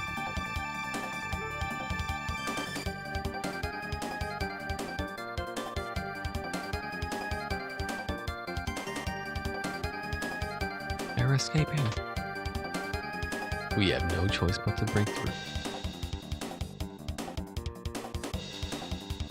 Oh yeah, we don't fight these guys, but they just kind of bully us and body block.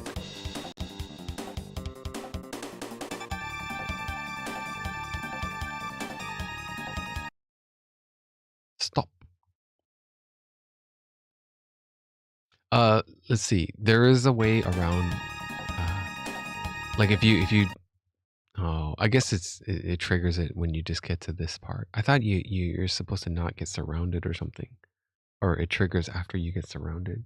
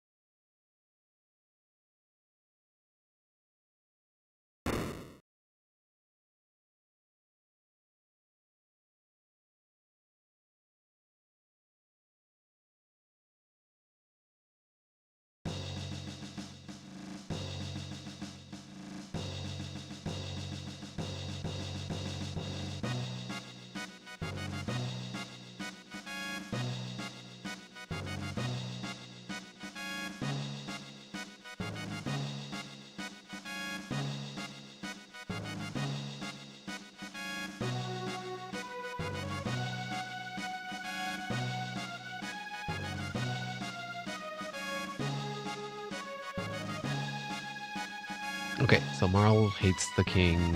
and despises her title and all this crap that comes with it.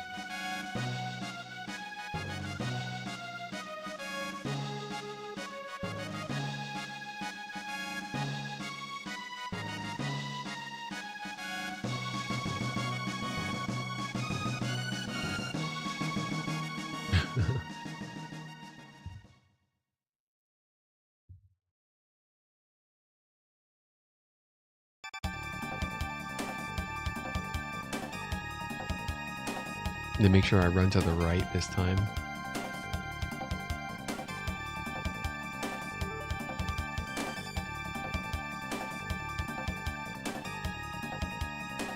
No escape. No escape. It's funny that I can push these guys around. They do kind of block, but they also move out of the way as I push them. But when I try to move diagonally, it's more like I can notice the body block. Just saunter on out of here. An open field lies ahead.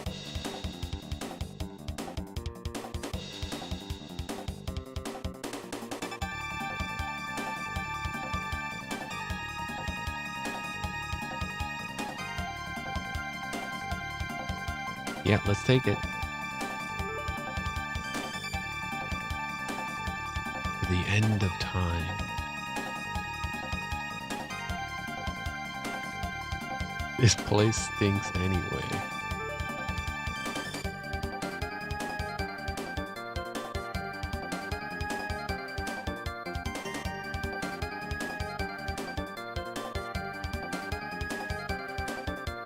This is completely irrational.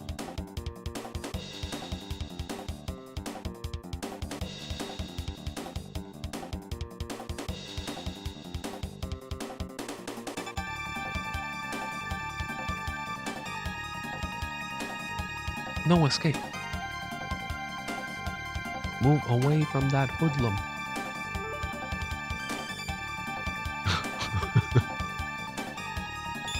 All right, let's get out of here.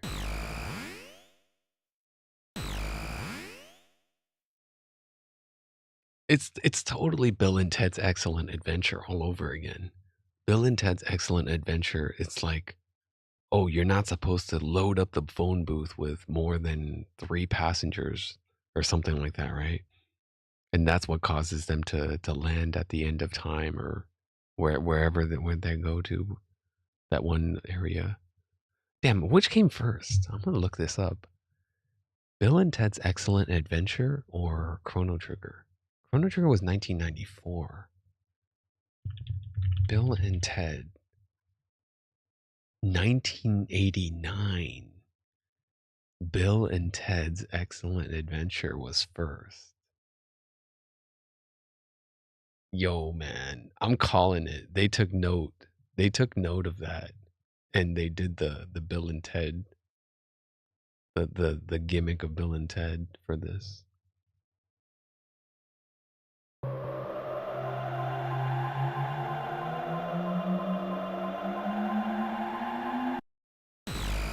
Oh, we're going to the future. Okay, it's not the end of time yet. We have to take more than 3 people first. That's what causes it to malfunction. So I think we're trying to take Robo with us.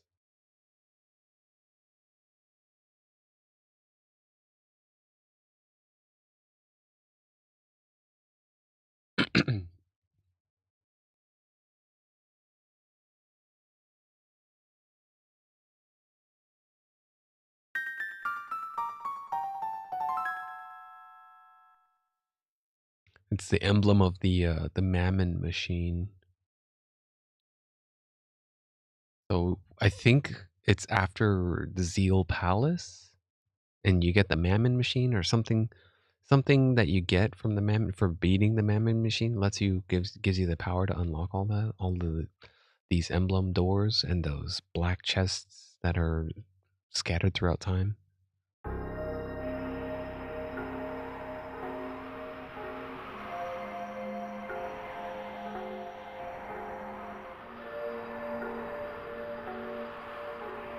could save it here.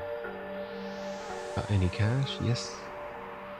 Oh well, I have some good stuff. You call this money? Okay, so he still takes this money. The one-hander. The gun that reloads automatically. Iron suit. Oh, this is an upgrade over the maiden suit. An iron helm. I don't have enough for all of this. Yeah.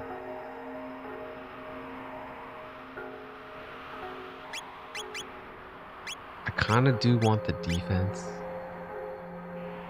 but I think I'll just take the one-hander for now. And then, ooh, let's see, how big of an improvement is that? 5 defense. For Luca. The iron helmet only gives her 5. It gives Marl 6, and it gives Chrono 6.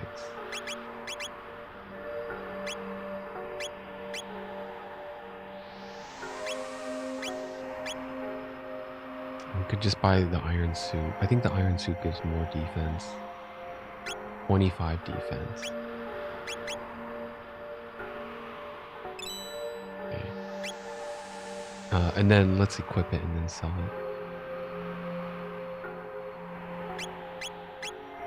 So I think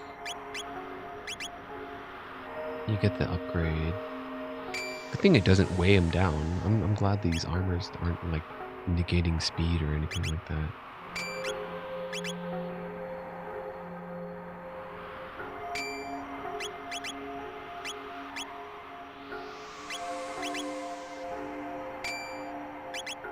What is this?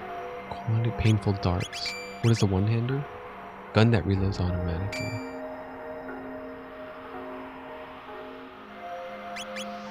Iron suit. Okay, I think we could sell that stuff now.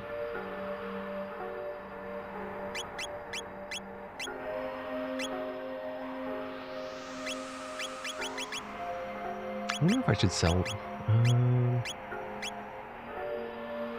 Well, hold on. How much do I actually need? I need 1,500 total to buy 3 iron helmets.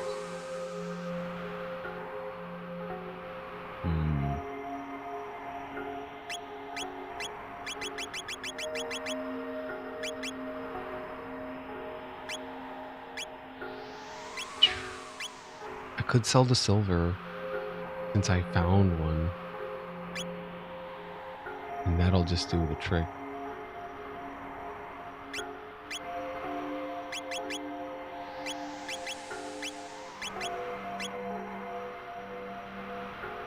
That's this frog's weapon.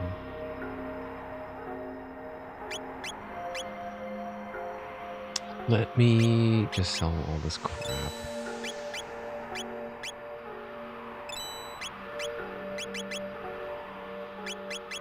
I don't want to keep that maiden suit. Maybe not. Sell the old pea shooter. Yeah, now I have enough.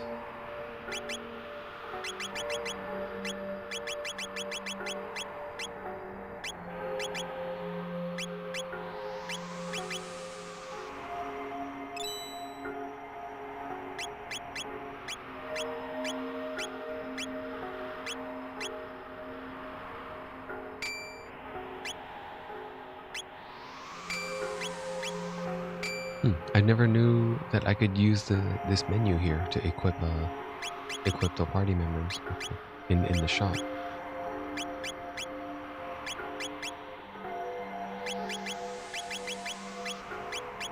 And then let's sell the helmets that we just took off. Sell bronze helms. Bronze mails. Pretty sure it was bronze helm.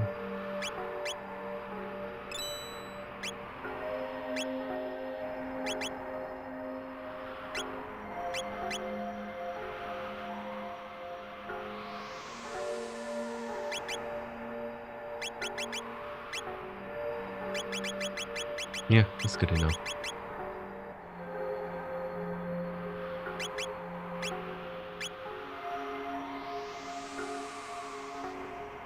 Okay, let me double check. Iron suit, iron helm, iron bow, one-hander, and silver. Power glove, speed belt, ribbon. I do... I kind of want one of them to have the sight scope.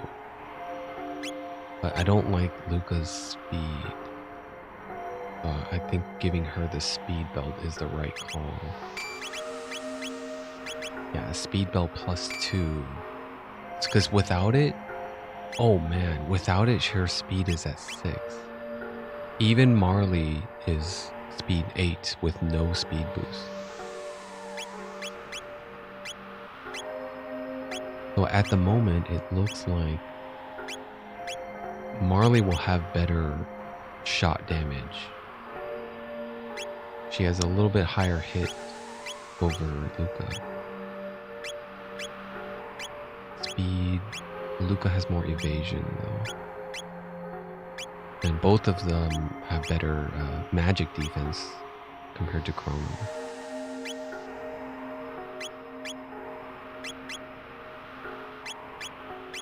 Yeah. Do I have any tabs that I want to use? I think I pretty much used them all, right? I gave the last power tab I found to Frog or Glenn.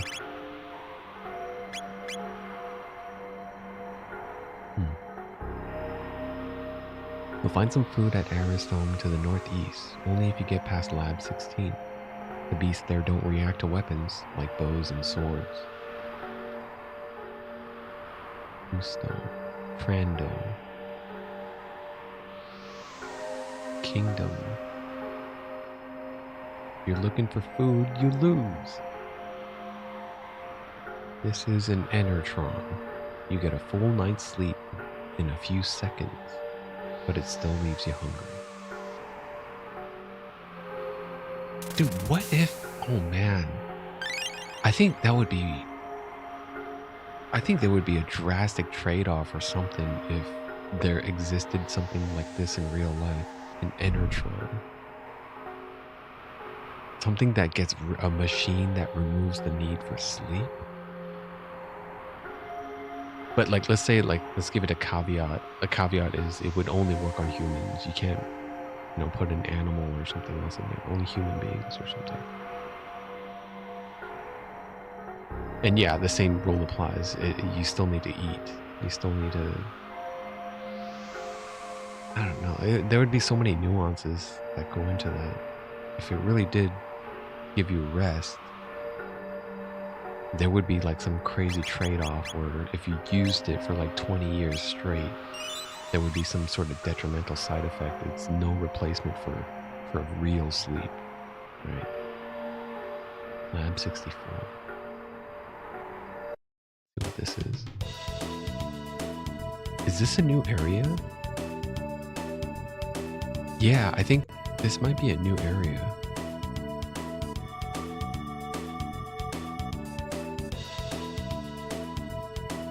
This guy. He disappeared.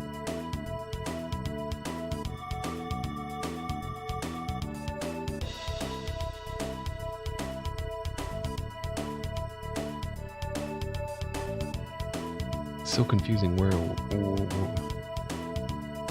just walking on a big trash pile of gravel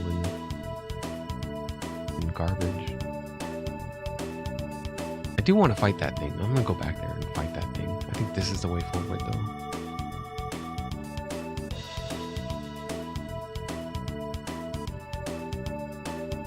Okay, let's fight this mushroom. Nereid, an emperor room. Okay, they are way too strong for us. Yeah. We're not supposed to go here yet, I think. But let's try to give it our best, I guess.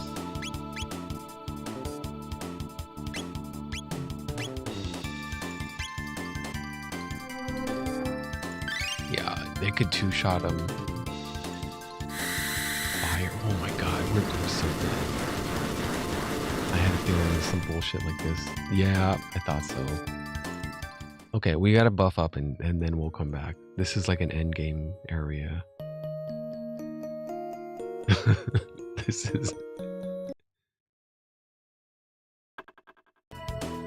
fucking hell, man. Alright, Lab 64. I'll remember this. We'll come back.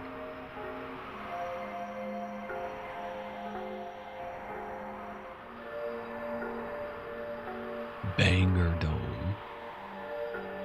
What a banger. I wonder what that little Coliseum is like over there. What's that thing? Oh! There's lightning.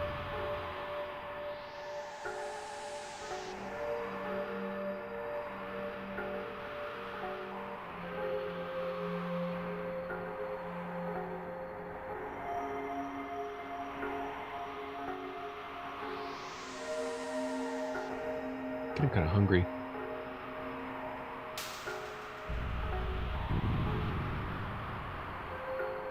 I do have a snack. I'm gonna grab a snack. I'll be right back.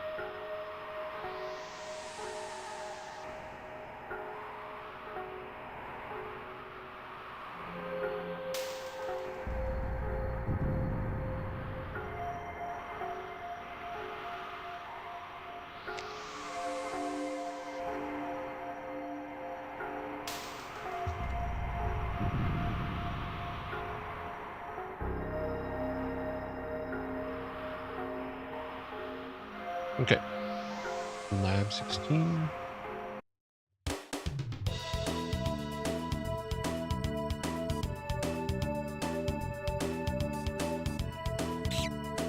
Hey. Oh, I can't ambush it?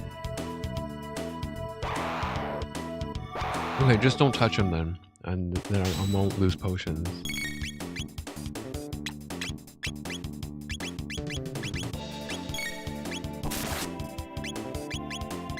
These guys should be pretty weak, I think.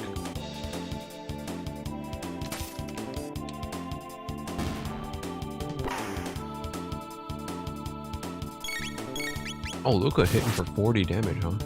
Not bad.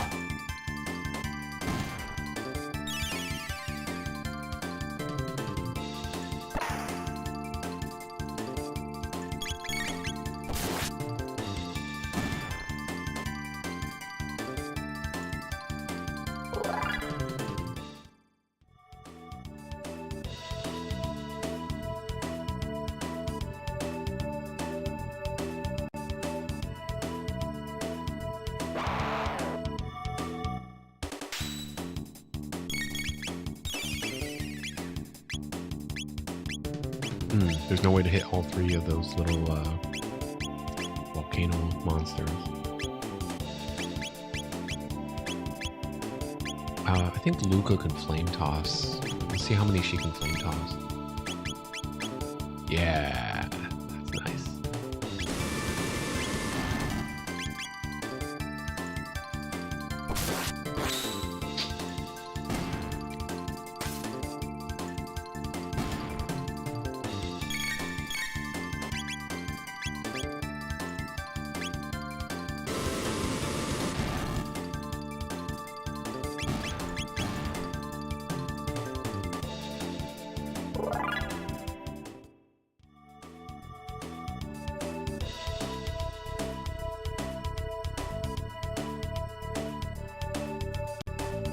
There's a few chests here that are hard to spot.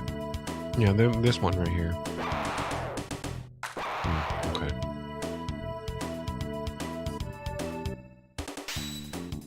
Man, I feel like I missed something back there.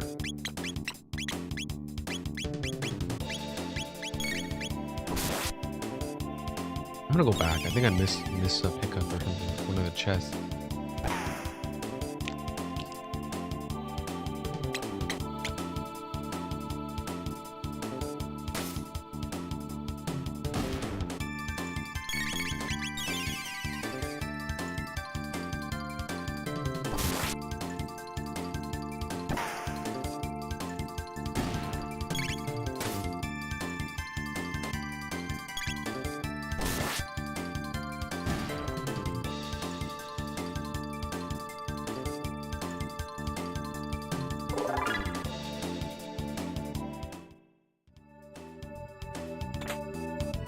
Hey, another silver blade. I think I have like 3 of them now.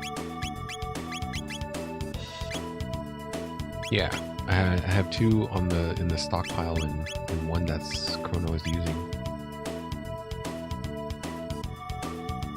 Yeah, there is a chest down there. I can't get it from this side. I have to go back down. I'm gonna try to do it without getting stolen.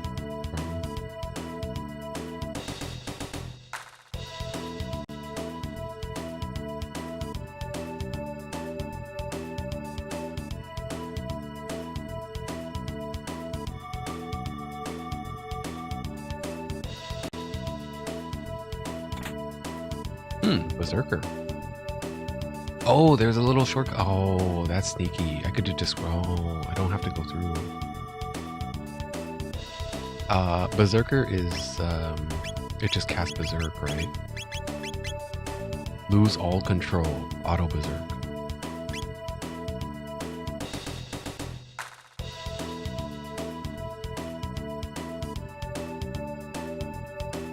That's weird. Do I remember that being here in this chest? I feel like I should have gotten the accessory that increases counter rate instead of this. There was some crazy good accessory for, like, I'd love to give it to Chrono because Chrono has like some crazy ass hit rate or critical rate. So when you give him like that one accessory that increases counter attack by 50%, like a counter attack chance by 50%, like he just becomes crazy, like unstoppable. Like it just becomes a lot easier to win fights. Let's give her the new bow, silver bow.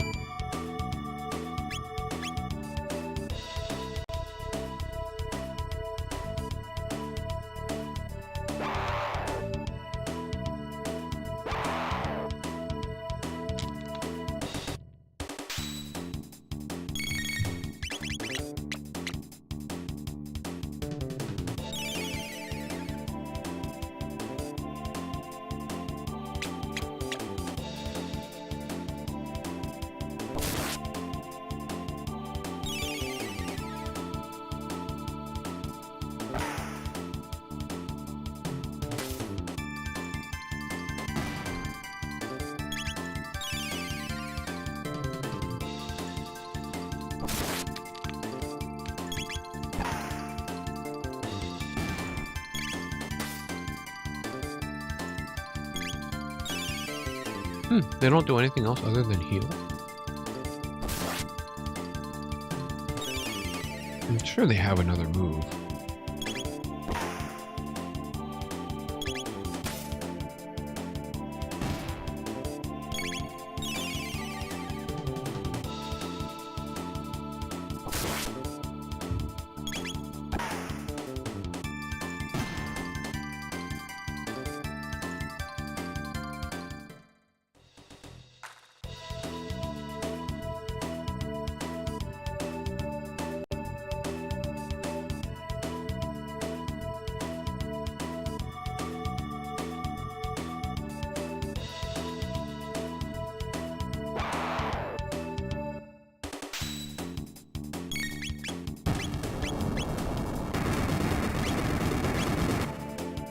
I can only get 4 of them.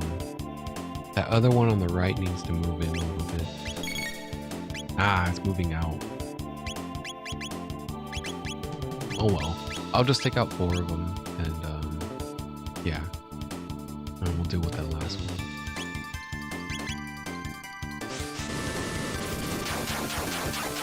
Maybe they're resistant to fire damage though. Yeah, it didn't do as much as I'd hoped. But at least it's enough to one-shot him.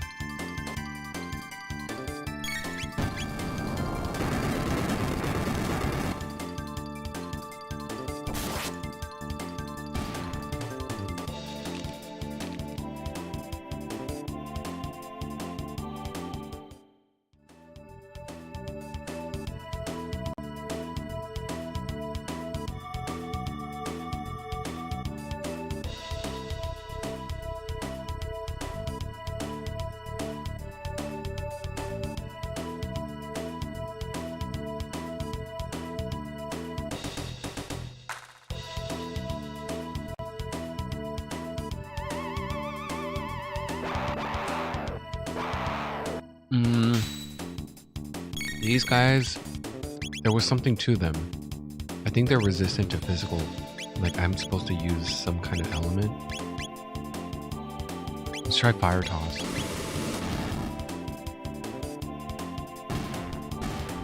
Okay, that worked, but let's see what a normal bow shot miss. Miss. Okay, so it has to be some kind of element.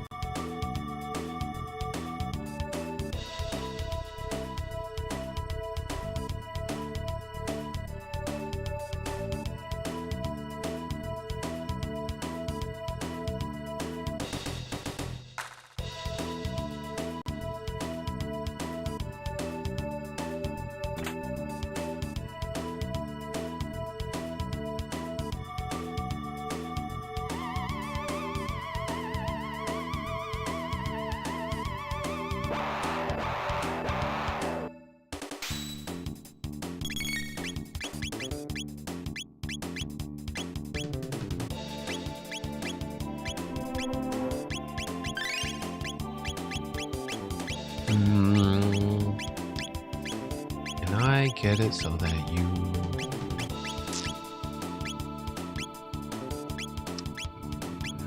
Maybe just do a fire whirlwind.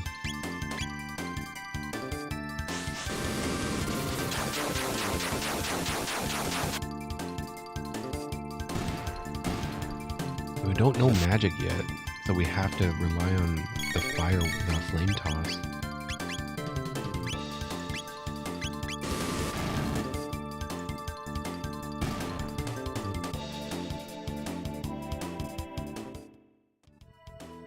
Well, thankfully, we're not going to have to deal with too many of those enemy types.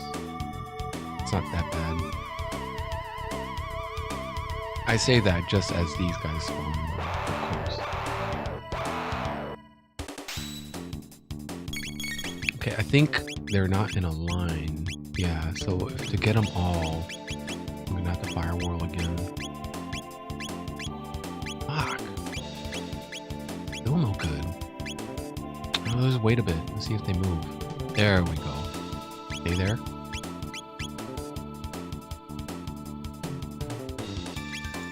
Can I just do a normal flame toss though? No, flame toss will only get 2 this time. So fire whirl again. We'll burn 2 more mana from Chrono.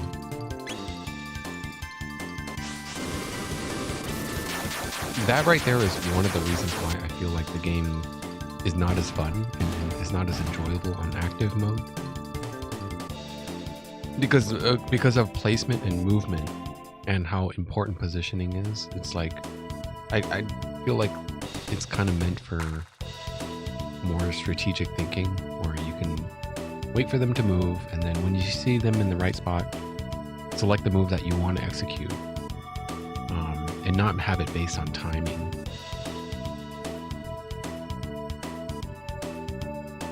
Let's fight this guy next.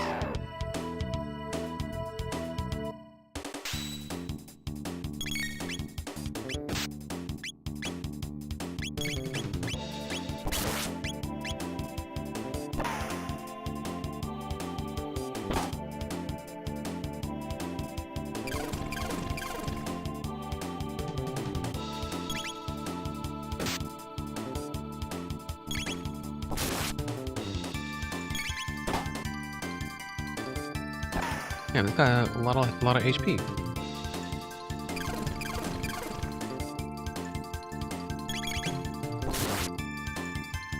Got a lot of health. All that for 22 XP, 30 gold? That's not a lot. Your dude was not worth it.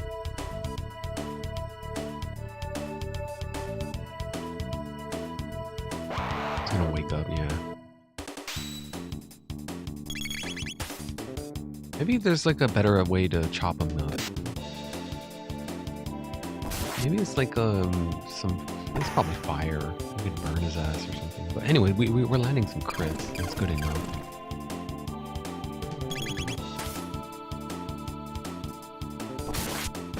Nice crit there.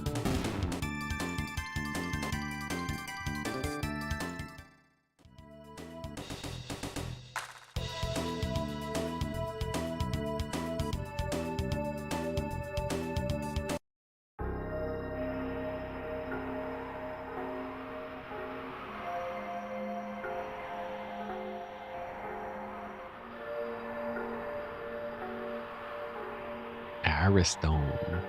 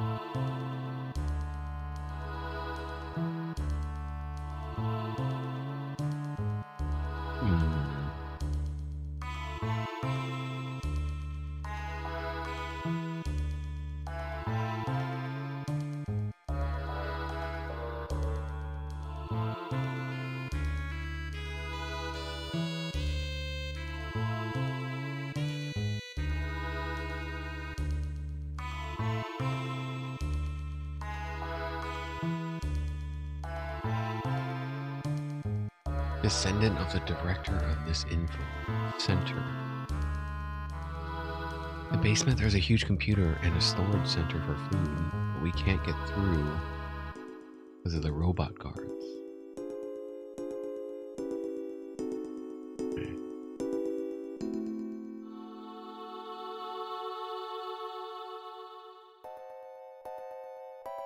Old factory site called Protodome to the east. Can't get near it. There's a bunch of lunatic robots in the area.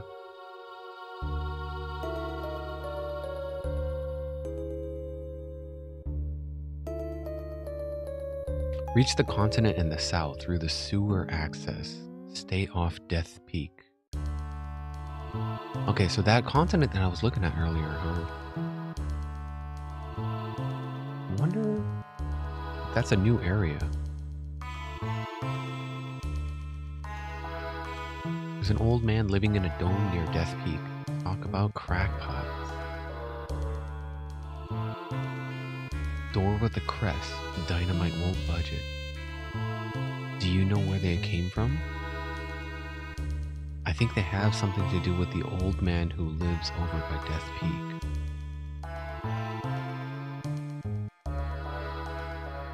It's like an Enertron rest.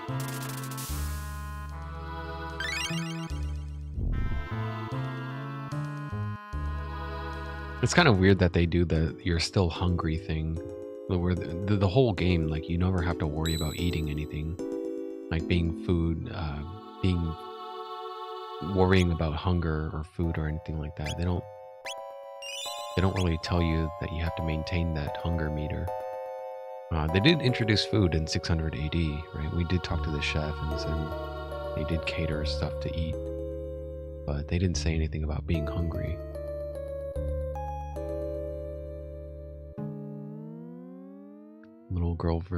This little girl is a vendor. She's selling pretty much the same thing as the other vendor. Yeah.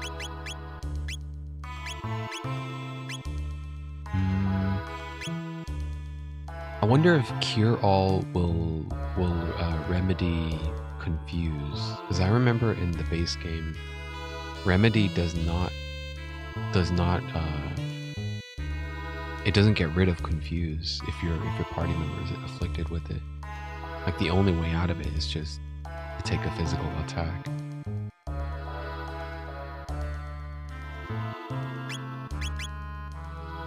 Let's buy 5 more potions and 5 more cure rolls. I don't need any more revives for now. I've gotten close to death several times though.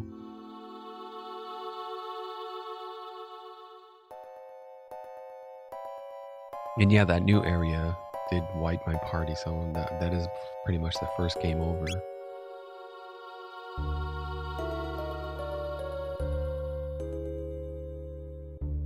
The guy who walked to the other dome used to say, well, he made it, that other vendor.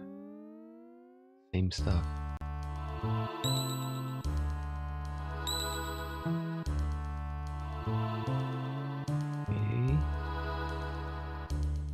Are you going down below?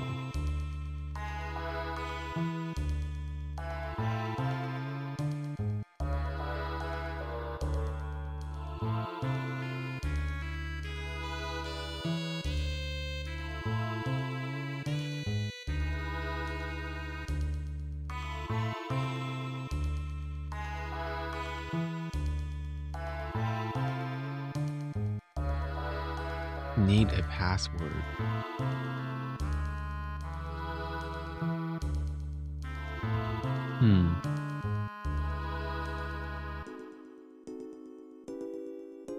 Can I just input the password if I know it? I don't know it, actually. Okay.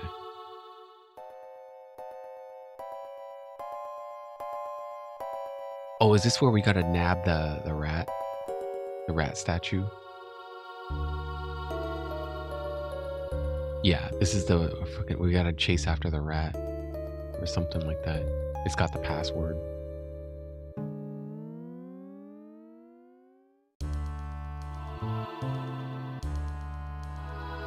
Yeah.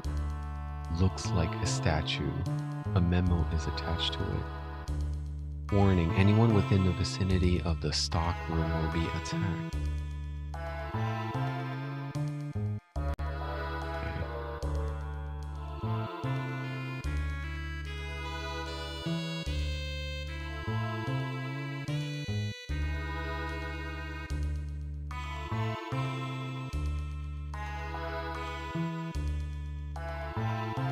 Not really a statue. Alright, boss time. We're all good on health and mana. We did rest in the Enertron. Oh, it's not a boss yet? I thought it was the... Oh, okay.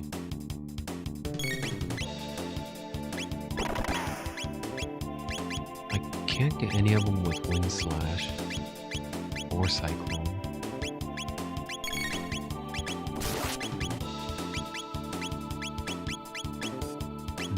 No Flame Toss either.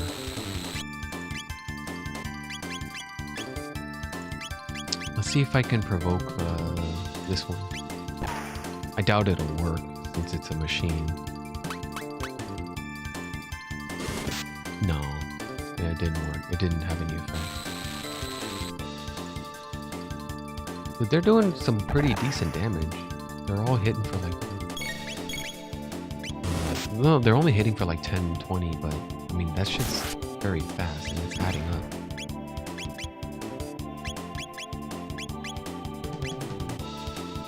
I don't think sleep is gonna work either.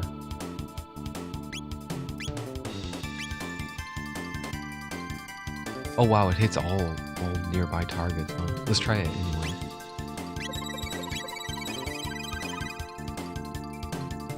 Attacked by moving objects. Oh crap. He's dead. I kinda wanna rewind.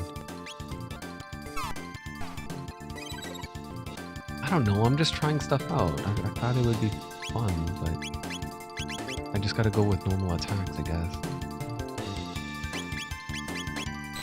Who needs heals? Luca?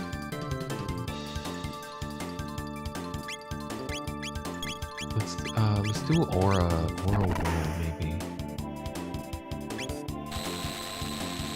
Luca's almost dead.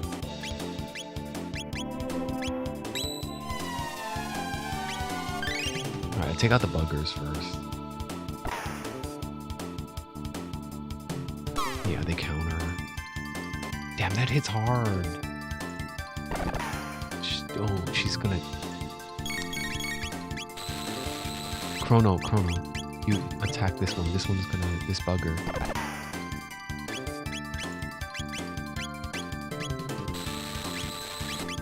They're all focusing on Luca.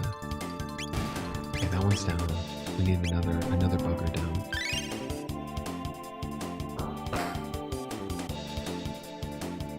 Attack by moving object.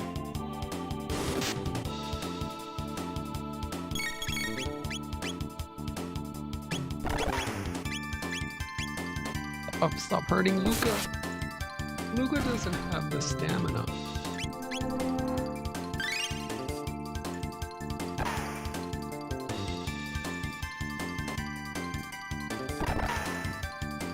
That's more like it. Chrono can tank it.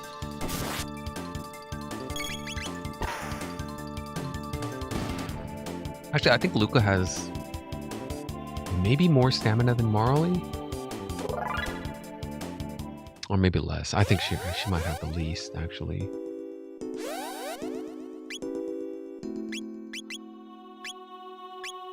No, Marley has 9. Luca has 10.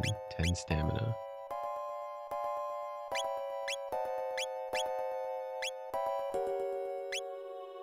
But she makes up for it with the magic defense. A little bit. Not that much of a difference, but... Okay. Boss. Executing program. What's going on? Formation.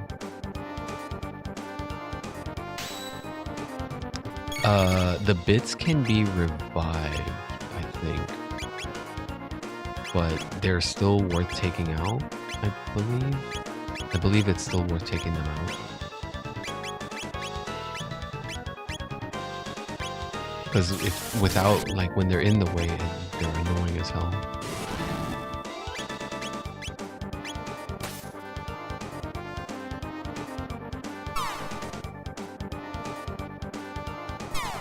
I don't know. I shouldn't presume too much. Some of this stuff, well, most of this stuff feels largely the same, but I still don't want to presume and be caught unawares because of shit. That was a lot of damage. Shit. Luca, don't die. Don't die.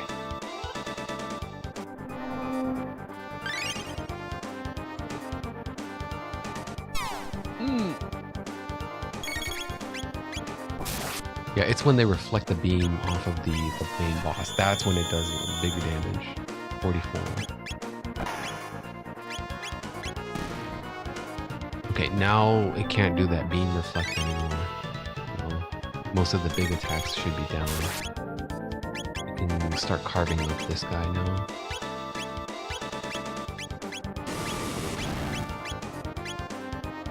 Oh, it's immune to fire? Okay. 5. Okay, this countdown. Yeah, I think we just need to make sure that we're topped up on health before when it hits 0. 4.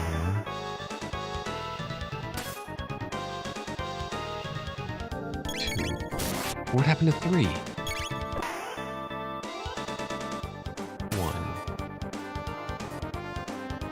Zero.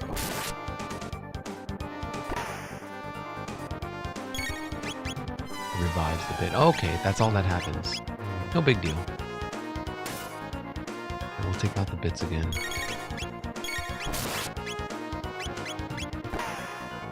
Nice crit. Nice crit. Nice. Okay.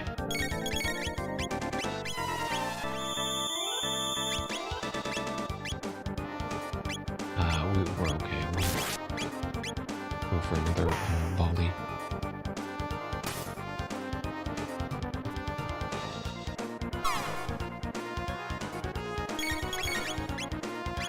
Oh, yes.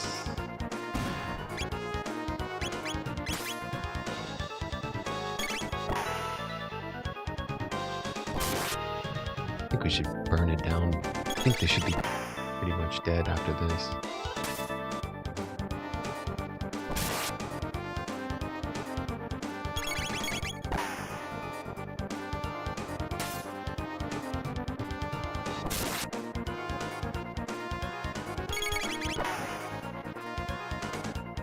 Break down.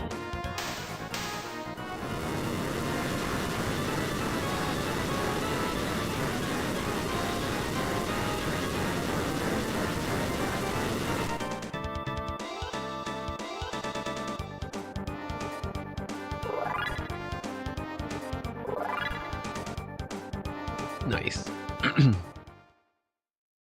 What level are they now? 10? Yeah.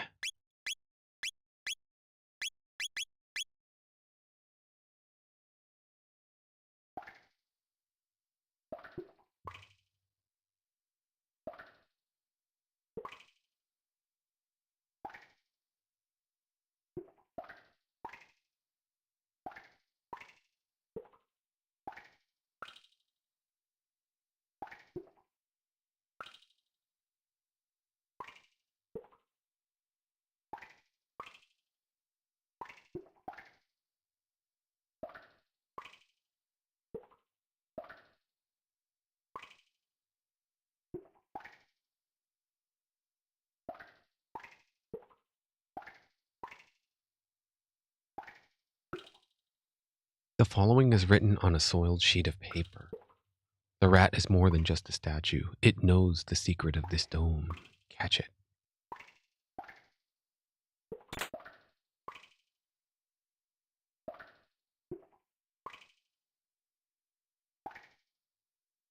A nice little subversion of expectations here.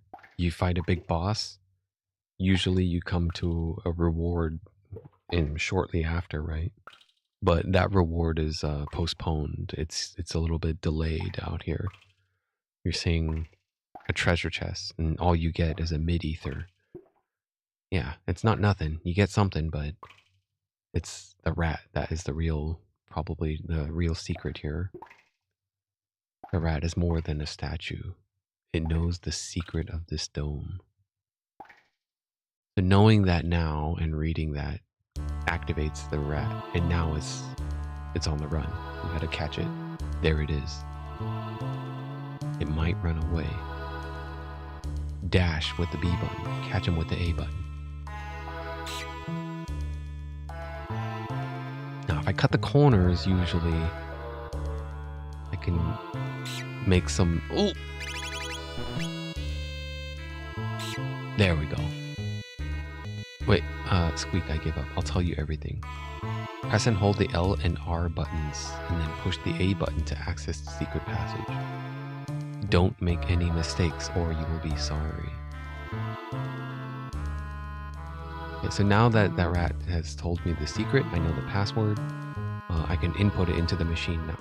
I did try using that same password it told me earlier, just when I entered here, but it didn't accept it. So I do need to read it in order to be able to input the password. Now, if I do it incorrectly intentionally, do I get a challenge?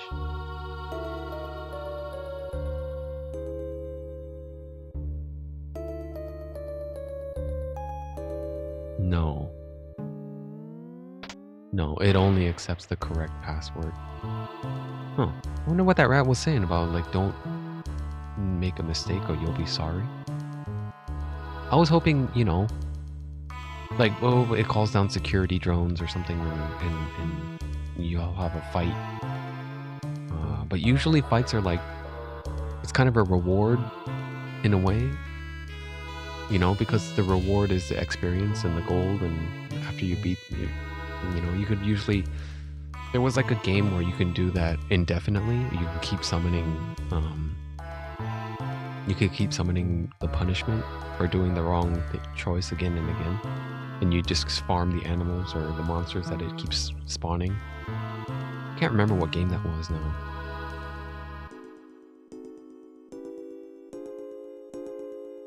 Yeah, I can't recall what game was that. It lets you summon indefinitely but for keep choosing the wrong answer. And then you could just farm up enemies. The only thing I remember is the enemies are not very lucrative. So it's very time consuming, so it's kind of stupid to do that anyway.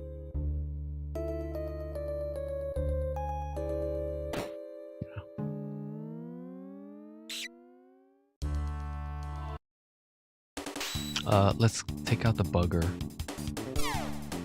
Actually, the bugger actually attacks the rats for me. If I just sit still, it'll... Oh no, we got cleaved. Luca got Chrono needs heals also.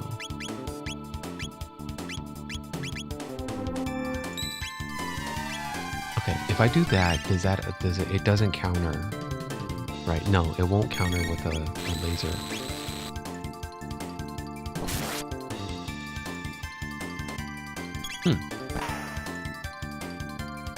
I wonder why it doesn't counter all the time.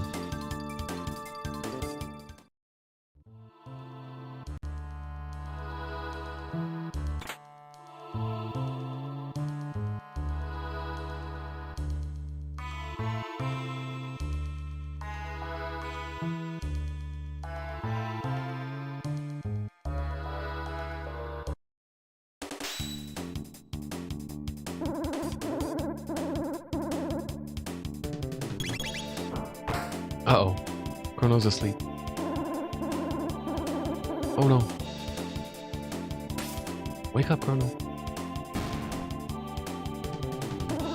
Actually, let him sleep. It's fine. We could... yeah, we can just shoot him down to death. The bug.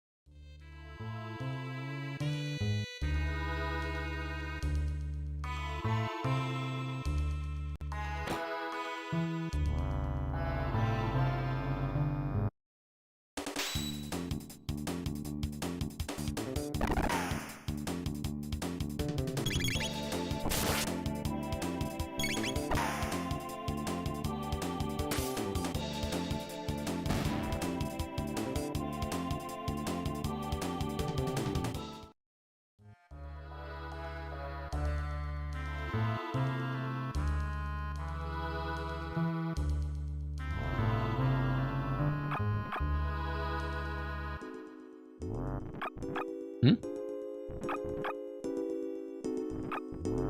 I wonder if it's taking or dealing damage to me. 18 is what? 124.18. No, he's not stealing mana. Is it gold? 33, 33, 60, 76?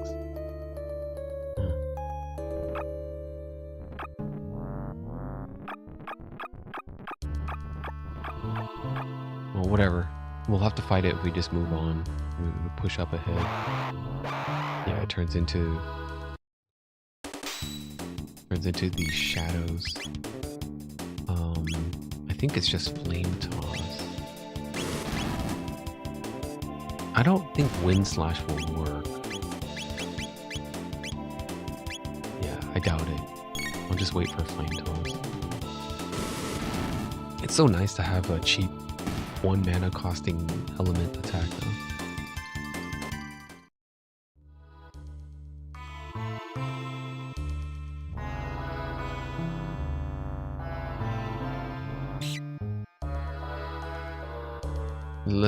Let the bugger shoot the rats.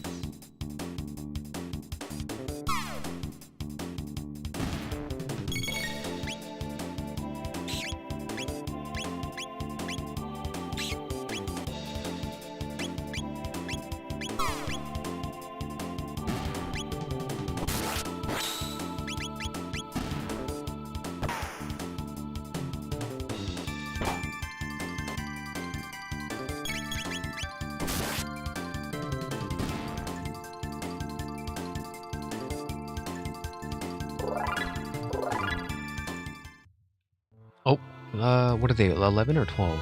11. Nice to see that Luca is catching up to Chrono.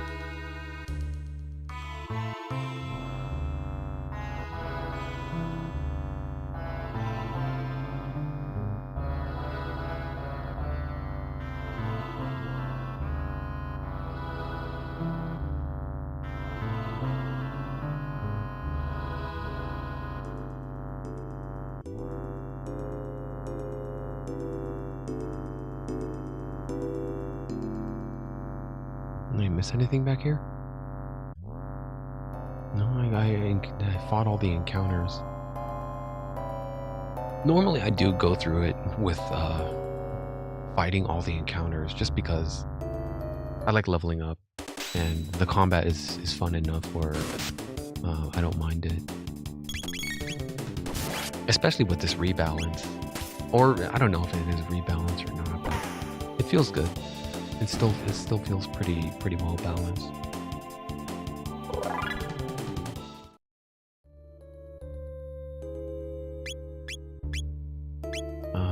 Let's use some mana.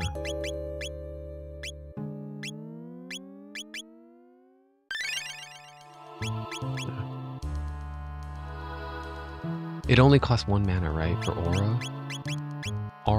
Aura only costs 1 mana, okay. And then what does Aura Whirl cost? 2, okay, it's the same thing. Cyclone plus the Aura.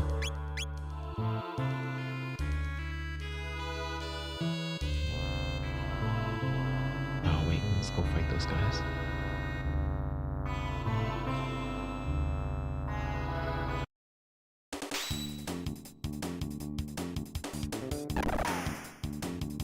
Damn, they have fast movement. They're fast acting. They always go first, right?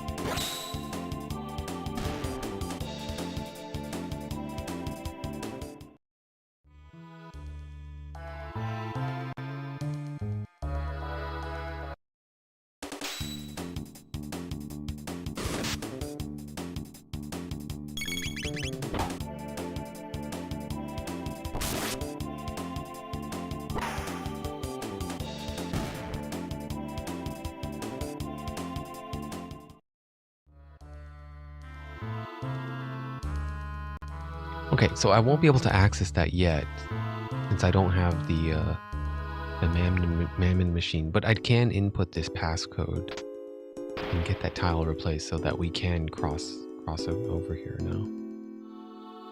But we still can't get in there.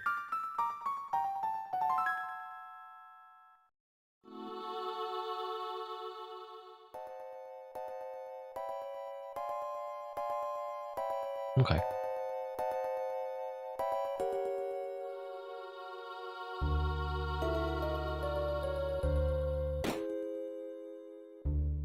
Ah. So this is the info center. Good. Computer's still operational. If we run a search on time warps, we might find our gate.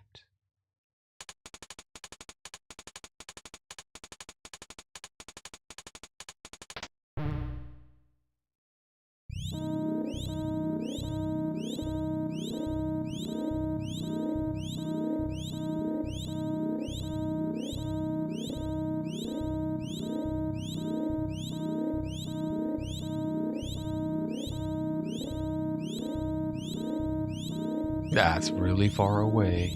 That would be Protodome, I believe.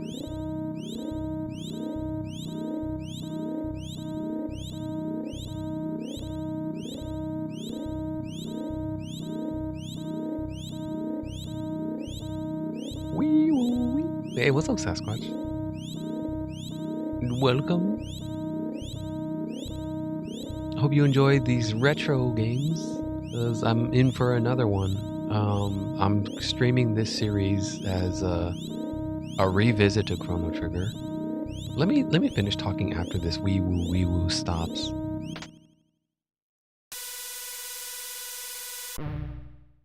Okay, so I'm streaming. My plan is to do this playthrough, and it's basically maybe like my 4th or 5th playthrough of Chrono Trigger. But this is the first time I've ever played this custom ROM hack. So I don't know anything about this ROM hack, and I just know that they added a few things here and there and changed a little bit, but not anything that's hyper specific. So I'm kind of going into it blind, and I'm enjoying it so far. 1999 AD. Yeah, and the ROM hack is called Chrono Trigger Plus, and I downloaded it from romhack.net, I think. Let me see, romhack.net. You're traveling, so you don't know how long you'll be around. Hey, it's all good, man. I know, I understand. Whenever you tune in, it's usually on the go as well, so I don't mind it. I'm just appreciative that you stop by to visit, regardless of whether or not you're traveling. Yeah, it's called romhacking.net. Yeah, pretty cool. I think this is also where I found the one that I did last year. What was it last year? The Final Fantasy VI ROM hack. I think I found it from here as well. Yeah, they have Tales of Fantasia. That's another game I didn't get into that I wanted to play, but I never got into it. Tales of Fantasia. That's a Namco game. Kosuke Fujishima. Anyway, I'll look more into that stuff later. But for now, Chrono Trigger is the flavor of for now. 1999 AD, visual record of the Day of Lavos.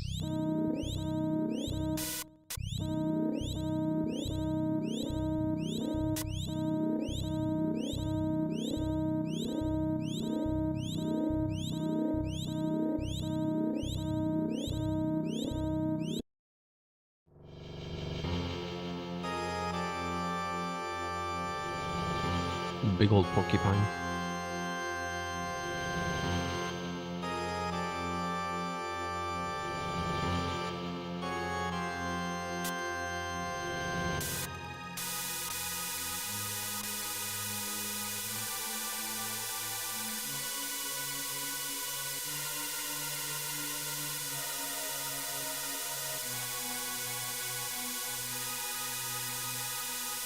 why the future is so shitty. We must truly be in the future. Wow, that animation, that sprite, holy crap. I don't think I've ever noticed that before. I didn't see Marl do such a big mouth expression. No way, I refuse to believe it.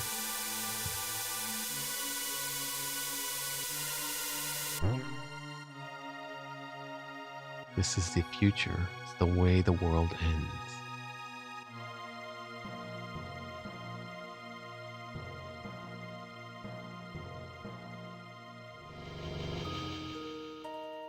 There's only one thing we can do.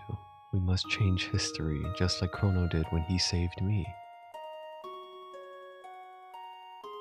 Nice, they kick in with this theme here, the music theme here. As soon as she turns and steals her resolve. Okay? Okay?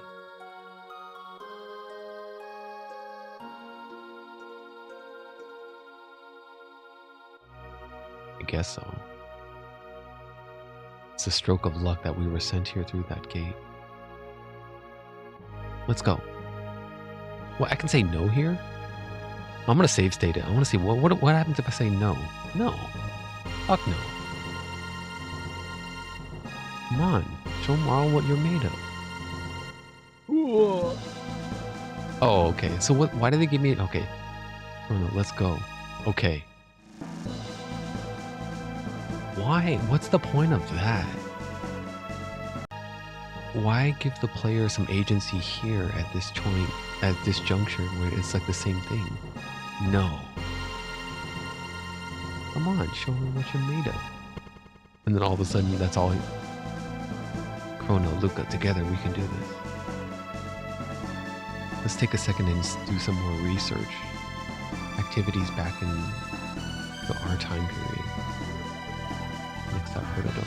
Okay, let me just say okay, just to, in case this game is keeping a point system on my ass, saying like you're a negative. You're a no. I don't know.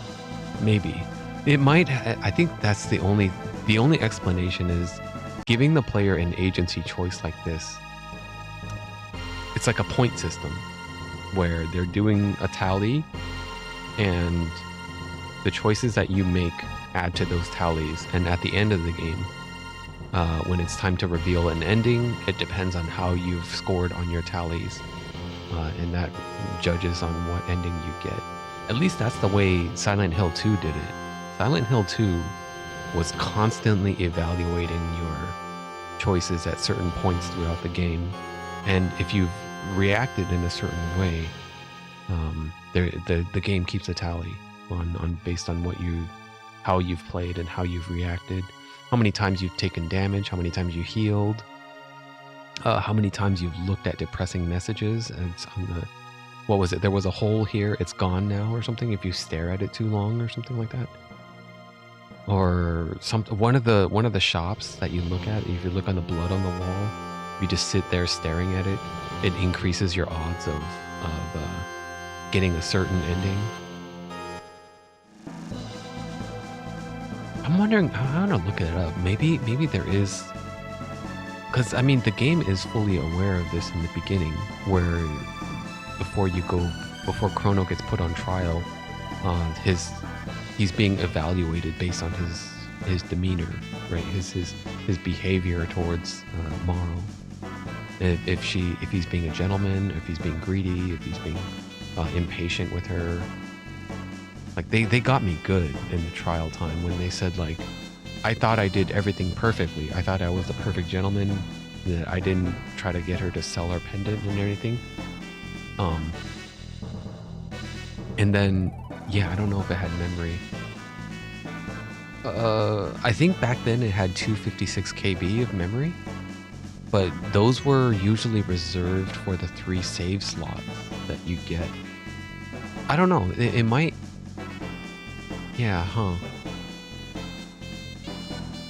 Well, the ROM is only 4 megabytes. The original ROM is 4 megabytes large.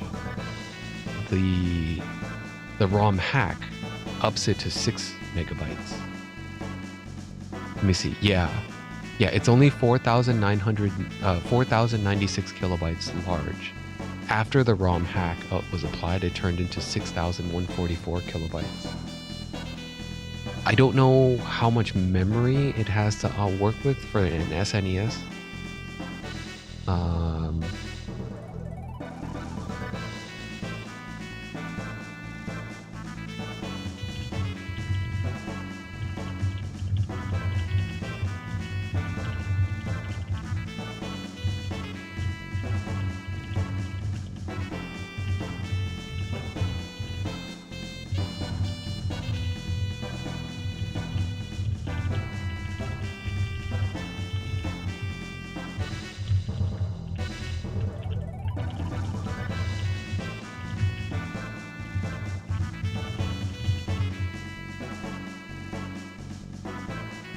The Super Nintendo Entertainment System had about 128 kilobytes of working RAM for general gameplay operations. 64 were dedicated sound. For game storage, cartridges typically range from 2 to 48 megabits, which is only about 0.25 to 6 megabytes. Chrono Trigger used a 32 megabyte cartridge, or 4 megabyte cartridge. So they had about 4 megs of memory. Key details of work RAM. 128 for game logic variables. Chrono Trigger occupied 32 megabits. Okay. There was this weird theory. I was wondering, do you know if the game is keeping a tally on my behavior or activities done throughout the game that steers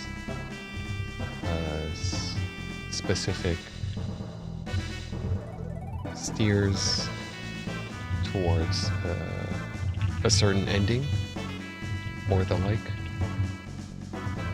Because the game does that at the very beginning, where it evaluates Chrono's behavior towards Marl at the Millennium Festival.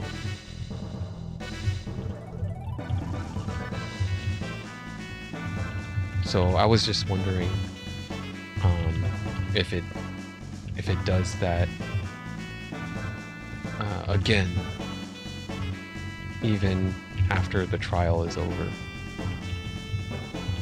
The trial for Chrono is over. Chrono Trigger does track certain player actions that influences specific outcomes, but this tracking is limited to key story moments that does not broadly monitor behavior throughout the entire game. Here's the breakdown. Millennium Fair evaluation. I feel like this AI is piggybacking off of what I just fed it. The game tracks certain specific actions during the festival's opening sequence, which determines how many ethers you receive later, helping Marl when playing minigames. However, this tracking is isolated to the prologue and does not persist through beyond the trial sequence. The ending determination. There are 12 plus endings that primarily governed when you choose to confront Lavos, early, mid-game, or post-quest, and specific story flags, reviving Chrono, recruiting Magus. For example, early Lavos fight unlocks the joke ending, news offering hamburgers. I've never seen that before. I've never beaten him, Lavos, at the early stage, because he just wipes me so fast. I don't think I've ever tried it. Uh-oh. Oh, it just kicked me out. What was my... Oh, man. Oh, well. Well, anyway, let me just get back to the game.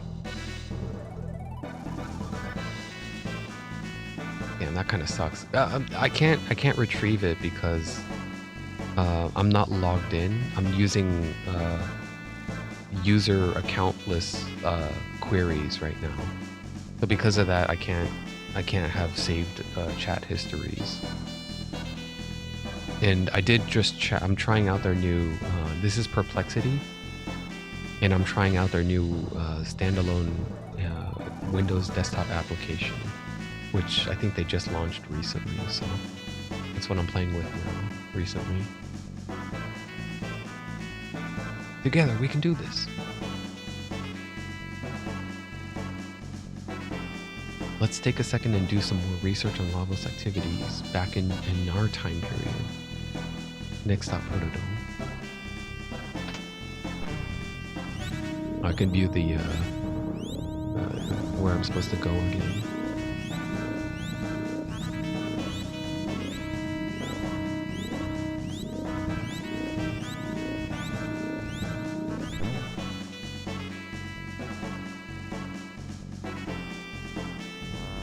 Well, they all respawned. I'm not gonna fight all of them again. I've already cleared all of them. I think this is where I got my mentality for Dark Souls playthroughs. Like Dark Souls, Sekiro, Bloodborne. Every time I encountered like a new area, I would crawl my way through every corner of the map and crevice and try to find everything and kill every monster at least once. And then once I kill them once, I was like, ah, okay, I found it. I don't need to repeat and do it all over again just because I respawned. I think that's where I got my mentality of clearing it from. Although I don't remember them respawning in the base game. Maybe the Romhack just lets them respawn because of reasons, I don't know.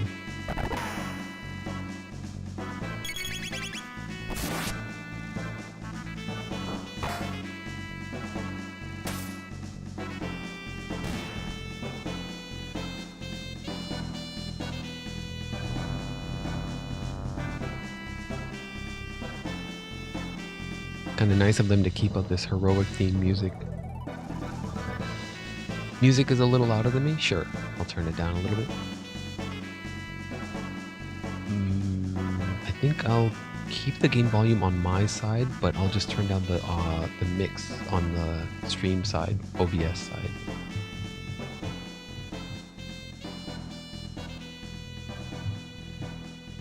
Yeah, so I bring it down 6 decibels, which is not that much, but it should be enough where I'm coming through okay. I think it's just because of this music right now, the heroic theme that I was just talking about, the heroic music theme. It's usually pretty loud. It's usually...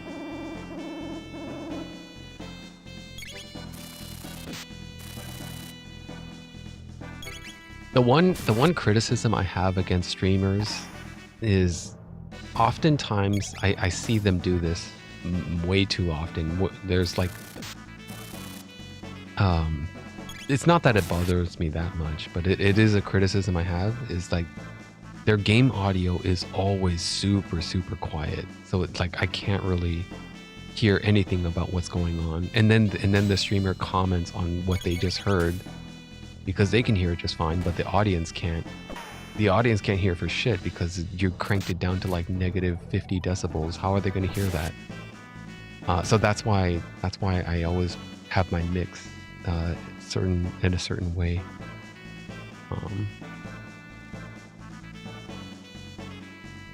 It happens a lot more than like if a certain event is going on, like a video game show, a showcase is showing off new games trailers.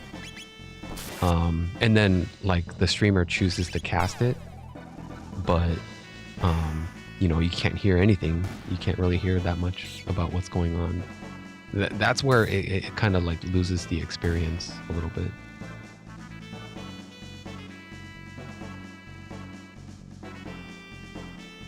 Yeah, if it's the case, it's always going to offend the streamer if you say the game audio is too quiet. But if you say too loud, it's the opposite. They're going to be like, oh, thank you for telling me. Let me go ahead and turn down the audio, and I'll boost up my audio a little bit so you can hear me better. But they'll get offended usually if they say like, what? I'm talking here. Is my stream. You got to hear what I got to say. You got shut up. Can you turn up the game audio more? No. I think I've heard someone say that very recently. I think it was like avoiding the puddle or Eris or someone that said that. He chewed a viewer out for saying the game audio was too quiet. The game. You're back.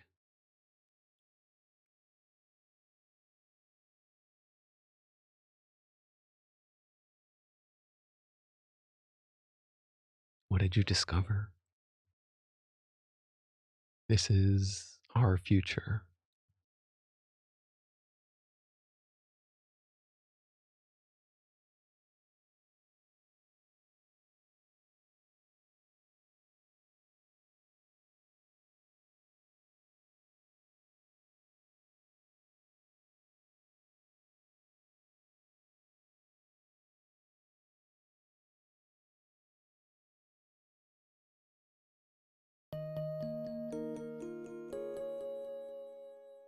Another reason I usually want this game audio sort of loud because this soundtrack is really good.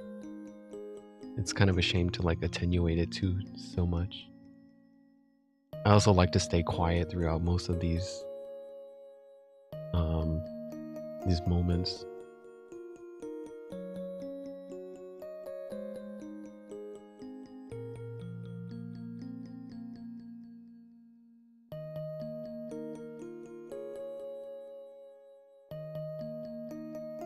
Oh crap, that's a really good point. Yeah. Having a healthy body really changes your optimistic disposition.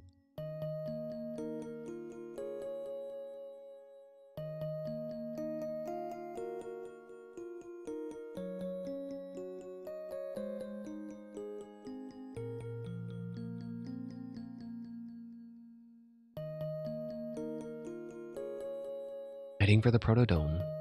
Go by the way of Laboratory 32 and take this with you. The bike key. The key to the jet bike in Lab 32. I used to ride it when I was young. I hope it still works. They've got more powerful robots over there. Take care and stay healthy.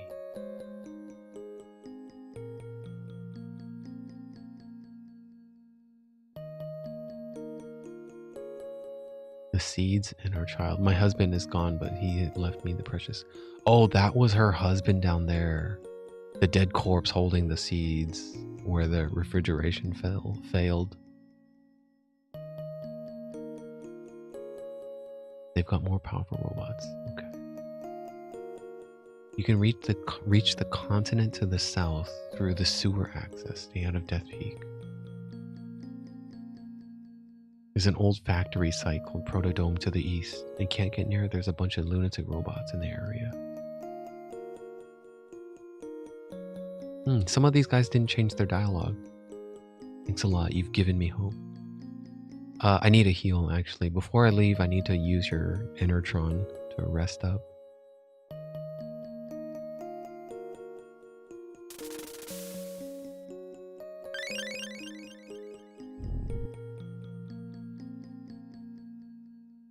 Do I need to buy anything?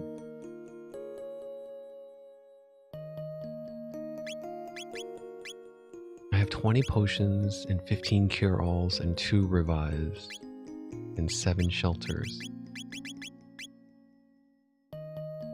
What's the story setup for this game? Oh, you're not familiar with it. Okay. It's a story about time traveling, I guess. It's a story where this protagonist goes on an adventure and wakes up and goes to the Millennium Fair because it's the turn of the millennium. He bumps into this girl who has a mysterious looking pendant, and his friend, the inventor girl, that right here with the green one and the glasses, Luca. Luca invents a teleporting machine that can teleport from one area to another. When Marl steps inside of it, her pendant reacts to the teleporter. There's something weird about the power in her pendant and it reacting to the teleporting machine. Instead of teleporting to another area, it opens up a time gate that transports her back into time.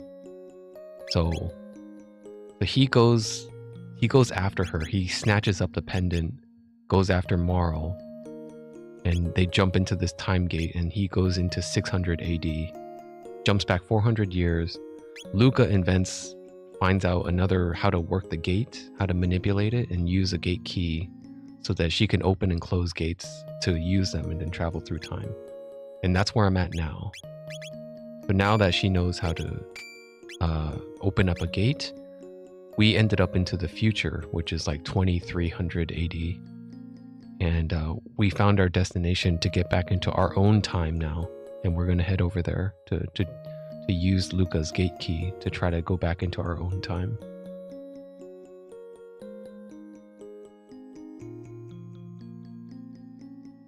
This is, I know a lot of people probably like Final Fantasy more, but this is the dream team. The whole reason it was called Final Fantasy was because it was a do or die project for Squaresoft. And if they failed and didn't make sales, they were going to sell the company and claim bankruptcy. But they succeeded, and they built it up, and they built up the momentum so much that it culminated into this game, which is the Dream Team, which is Yasunori Mitsuda, Hironobu Sakaguchi, Nobuo Uematsu, and there was another guy.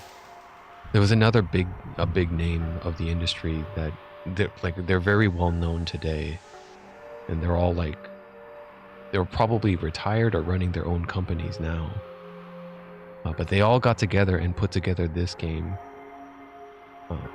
And I was just bringing it up last time to an AI that I was like, damn, so it's like it was a super rare opportunity for this to happen. And they were agreeing. Well, usually AI kind of agrees to whatever. But there's been articles that has been said about this, about the magic that occurred for this game. The amount of synergy that the team had. Chrono Trigger didn't stick with me because I got all the NES games in a bootleg CD, and my dad got from a Malaysia trip. And it had several versions in it, from the Japanese to the US. I've never played the Japanese version, so I don't know if it's any different or not. But to my understanding, the game doesn't pull any punches whether you're in a Japanese or US region.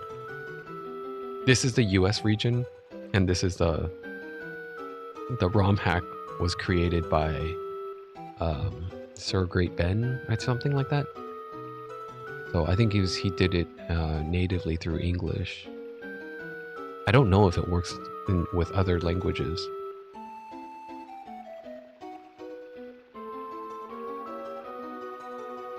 It was mostly language and translation stuff.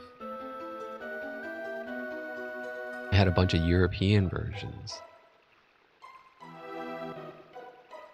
To my understanding, I don't think there is any difference globally.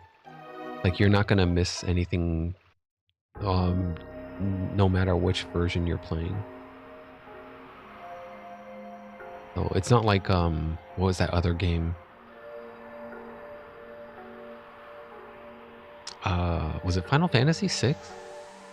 Or Final Fantasy 5 or 4? I think it was Final Fantasy 4. Right, the difficulty is a lot harder in the US version or something like that. I can't remember why or which one it was, but there was a lot of other variations of the like. Yeah. The formatting was the big. It was the big delineator of whether or not which region is compatible with your region, because your version of the medium has to comply with PAL standards. If you have a TV that was purchased in Europe or something, the format, the scan rate, the refresh rate, all that stuff played into effect here. So NTSC standards was North America, PAL was the rest of the world, basically. I think the PAL standard was also used in Japan before they kind of standardized it. 5 to 6 different versions for the CD. Yeah, it was crazy how so many people's difference, depending on which part of the world you're in, at any given time, you have a wholly different experience of a certain game. So like someone might remember this game fondly because of this. Well, that version, that might be, only available at a certain different version of whatever, I think another big change was like titles. The marketing was different. So like there was this game called Little Big Adventure, Relentless. I've known this game to be called Relentless because that's just the way it was marketed in the US, in North American region. Oh, there's a new game coming out? It's called, is this a... Huh. Is this a reboot? It's on Steam, coming soon. Purple Empire. Anyway, this game, I've known it to be called Relentless, but everywhere else it was called Little Big Adventure. It was another thing that threw people off. I didn't even know what it was called. I'll check this out. I'm gonna look up what this is on Steam. Let me see if it's on Steam.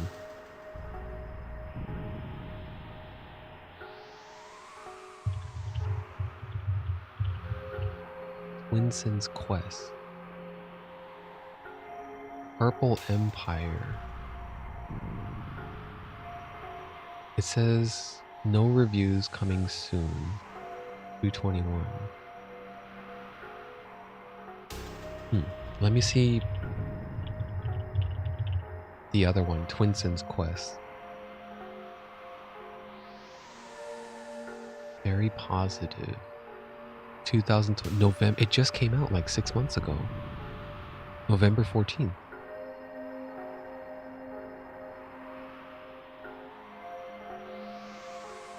They have a demo available too. It's a puzzle game, but it's a isometric. And for the time when they came out, I think the graphics were pretty damn good. The iconic classic released back in 1994. 1994, that was the same year Chrono Trigger came out. This game right here. Damn. A lot happened that year.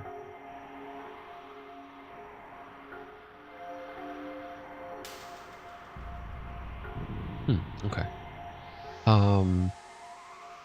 Yeah, I gotta decide if I want to take the sewers or the lab. The sewers is another little dungeon area that I have to fight through. The lab is the bike race. I think I'll do the bike race. And I could just race back. Arif song. Let's see what that is actually. It's a ring. Can you hear the angels? This is probably a new item. Can you hear the angels? Why? Okay, fine, just equip it. And I don't know what it does, but I'll just leave it on. I'll let Chrono wear it. Maybe it'll do something.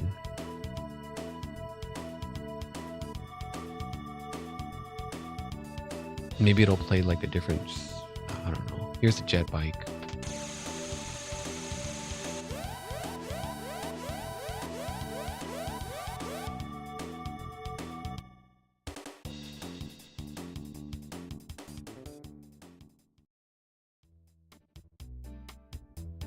Oh, I love this theme right here.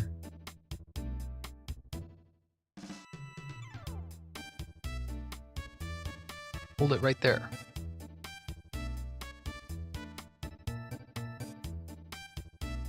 Johnny, the man. Thanks for the intro, babe. The man. You lowlives can call me Johnny. Now listen up. Part of the old highway leads through these ruins. Think you could beat me in a bike race? Use that jet bike and don't chicken out, babe. You know how to ride? Yeah, I actually do know how to ride. Well, actually, here, rewind. No, I don't know. All right, listen up. The gas is on auto. So there's only one speed, fast. Use the control pad to steer. Press the B button for a turbo boost. I'll give you 3 of them, but it takes a moment to recharge between boosts. Check your position at the bottom of the screen. Now show me what you got, babe. So, this minigame is kind of very simplistic. Kind of stupid, really, because the speed doesn't matter. The only thing that matters is, see on the very bottom there is when the goal is coming. So he's gonna block me and not let me in the front. But it doesn't matter. We just we cruise all the way until we get to the very end. And when we're at the very end, that's when I need to get out from behind him and use the boost and then like try to block him. But he doesn't, you know, he doesn't block me instead. I could just keep going around him in circles. It's hard to block him, actually. Oh, I did. I did it correctly at the right time. I didn't even have to use the boost. Look at these Mode 7 graphics, man. That blew people away back in the 1994. These graphics were like, oh shit. Mode 7. What is this called? I don't even think we knew they called it Mode 7 or something back then. You beat me. I don't get it. We'll challenge me. You can challenge me anytime. We'll ride the wind. Is there any point to beating him though?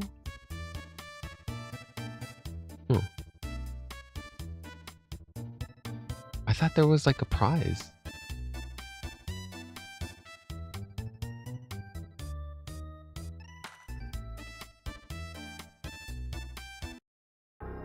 Cool theme.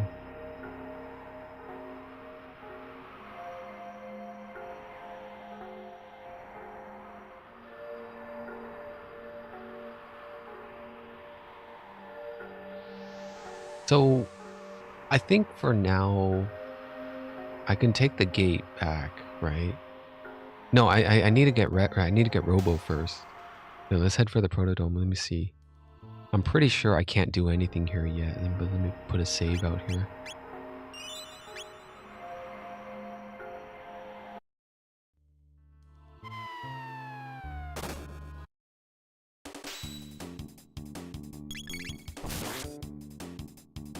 Bugger.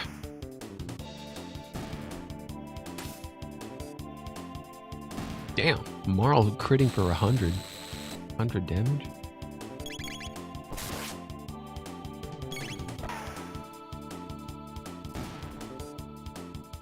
Luca's critting for 90. That was pretty good.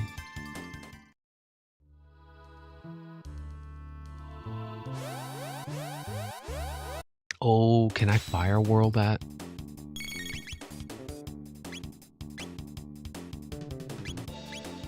I can only get 3 at a time. Let's see if they bunch up. They're not going to bunch up. They're only going to move forward. But I think the 3 at a time is worth it. Let's fire whirl.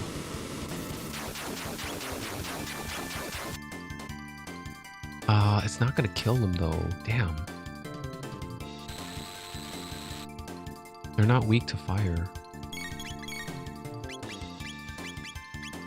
Well, I got nothing else. I only have fire and physical.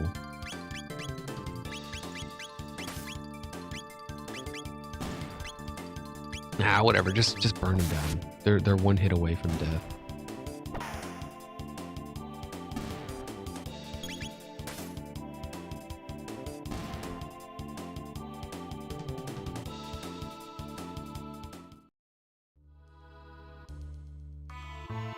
Use the Enertron? Sure.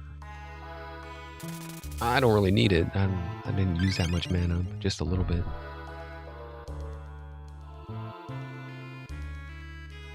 Oh, here's Robo.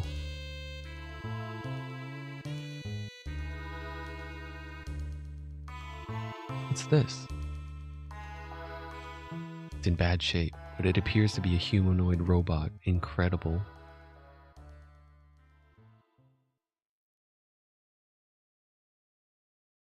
I think I can fix it. It might attack us. I'll make sure it won't. Machines aren't capable of evil. Humans make them that way.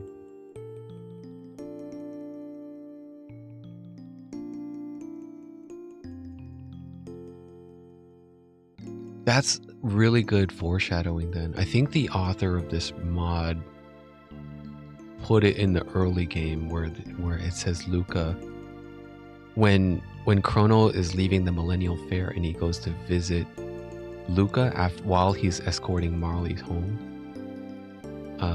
Luca has this one line where she says, "A bipedal humanoid robot doesn't seem possible," or she's saying something. It seems very nearly impossible to build. But now that she's in the presence of one, she's eager to get to work.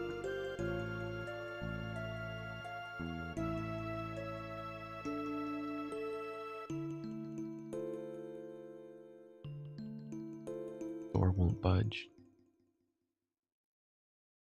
Right, that does it. I'm going to give it some juice.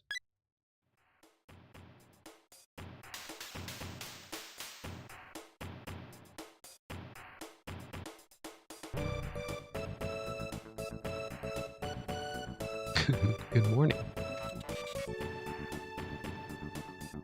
What is your command? I'm not your mistress, I'm Marley. This is Chrono, and Luca here fixed you.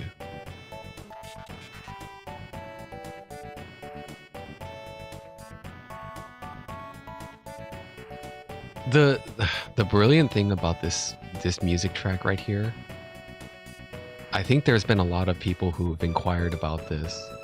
They went to I think it was Yasunori Mitsuda who composed this track.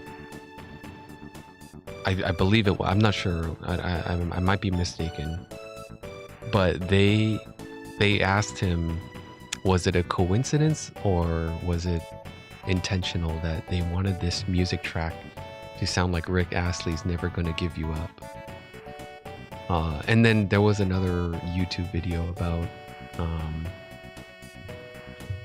Robo theme, Chrono Trigger, "Never Gonna Give You Up," and it was just a coincidence. Actually, there's a few new videos here. 2023, someone made a remix. All right, let me turn down the game audio.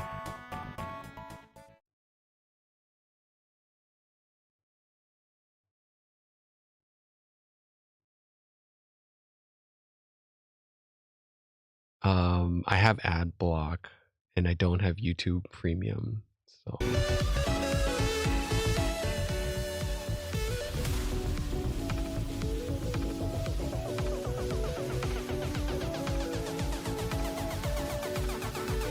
For the moment, it works.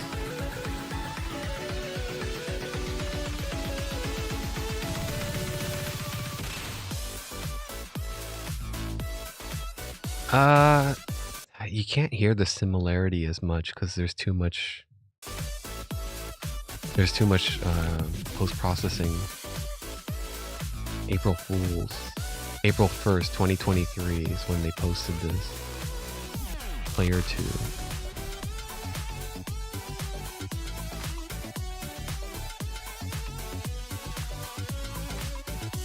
But yeah, they inquired with the composer and they asked him, you know, was it intentional? It's like, nah, is this purely coincidence? I didn't really mean it to, like, they never even heard of, they claimed that they'd never heard of Rick Astley's Never Gonna Give You Up.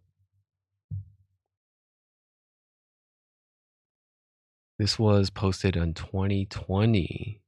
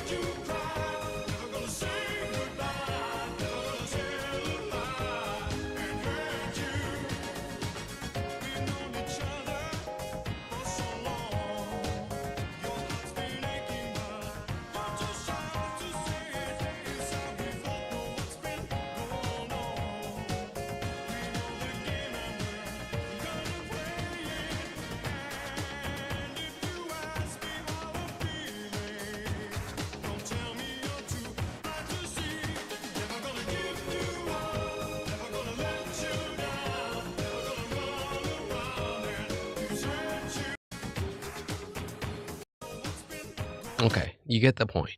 There's a lot of overlap and a lot of similarities there. And the final word from the official source was no, there was no, it wasn't intentional, but it's there. And a lot of people dig it.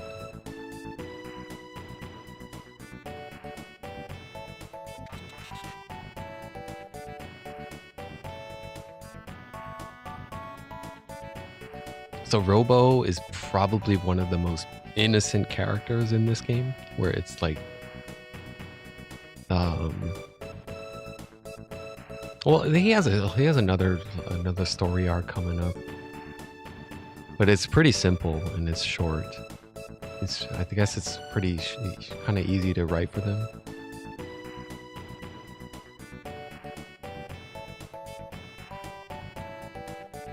Look, I hate formal titles, don't you, Marley? Hate them. What's your name? My name, there it is. My serial number is R66Y. So I can just rename him R66Y. R66Y, cool. Hey, they changed it though. She messed up her syntax. R66-Y. When he said it, here, let me rewind. See, when he said it, or when Robot said it, sorry. When it said it, he said it said it as R-66Y. They messed up the hyphen. The hyphen placement is wrong.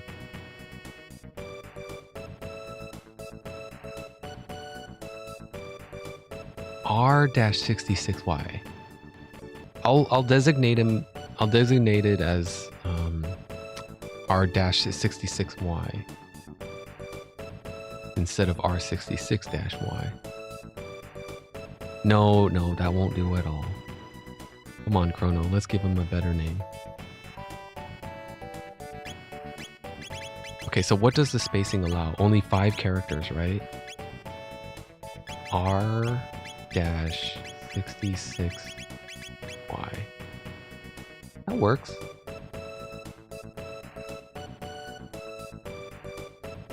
Robbie. Ribby. Robbie. Rob the robot. Robbie the robot. Johnny.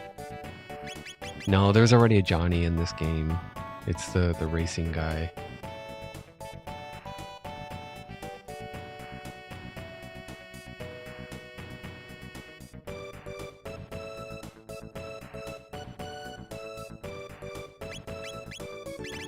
How do I backspace?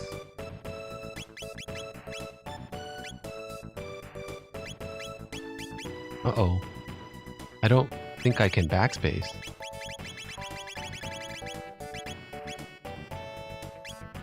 Oh, there we go. B. Okay, so, Robbie?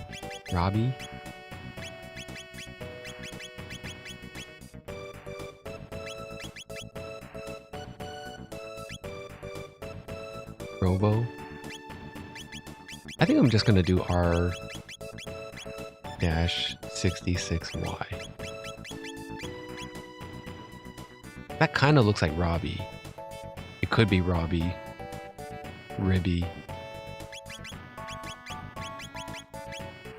Yeah, so I missed Nadia's name. I should have named Marley Nadia, and I should have named Robo... Well, I am naming him Robo Robbie. Ribby.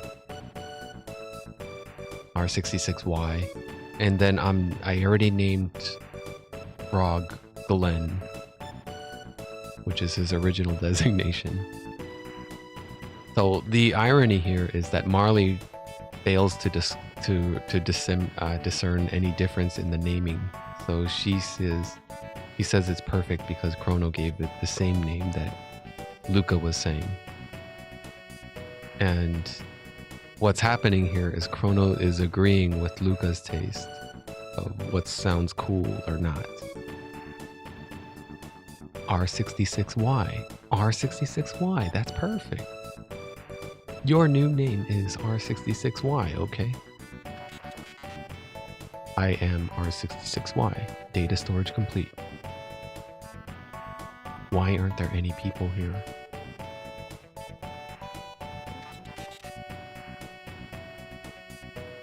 What's happened here? There were many humans and others of my kind in this dome. I think something awful happened here.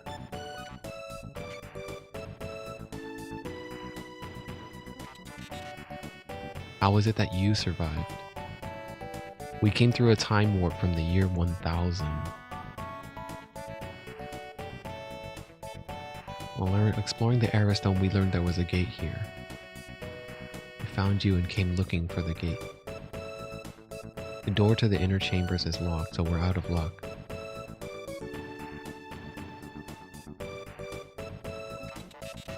Power is off. If we go to the factory up north, I can pass through security and activate the dome's generator. You repaired me. My turn to help you. But the generator won't run for long, so someone must stay behind to open the door while the power is on.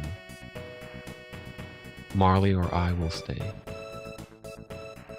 So I have to take Robo since he's a new party member here, and he's the only one that can get access to it. But the mod says something about Chrono not being able to, or they wanted to make it so that Chrono wasn't so prevalent in the story. Because there's no reason why Chrono has to go.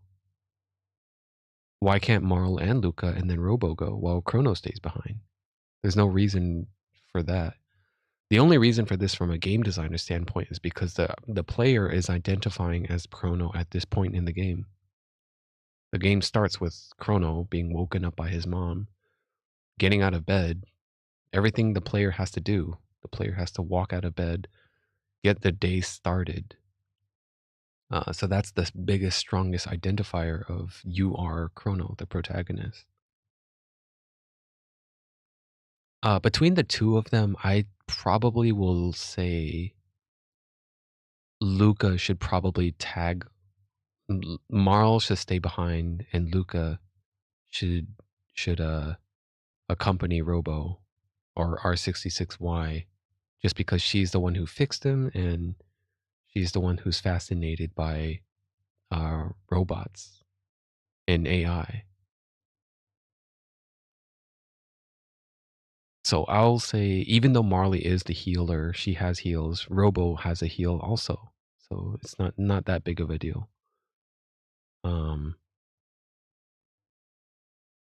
Yeah, Marl will stay behind.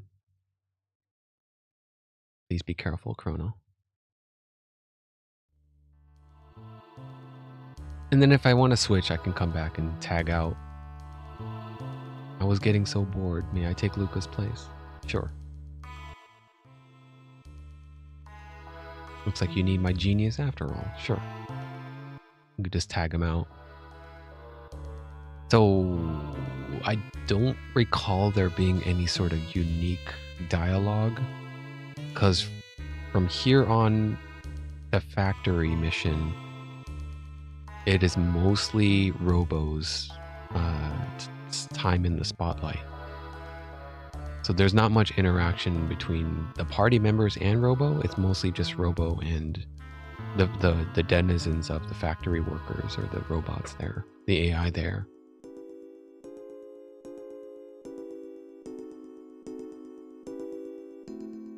Man, I wish I could just go into the party menu and change out the leader, but I can't do that yet. I need to access the end of time first.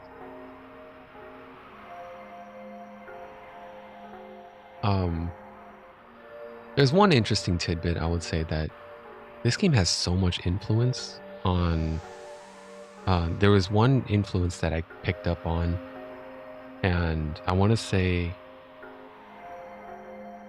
the whole underlying theme of Last Epoch was in large due to this part, in part, largely part due to this game, Chrono Trigger.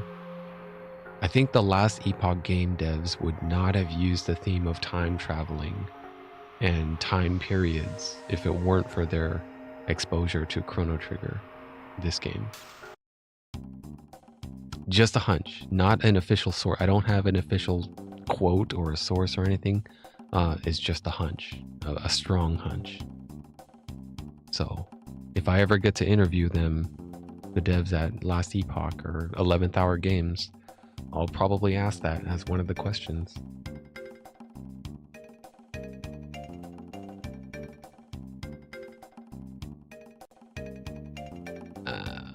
Yes.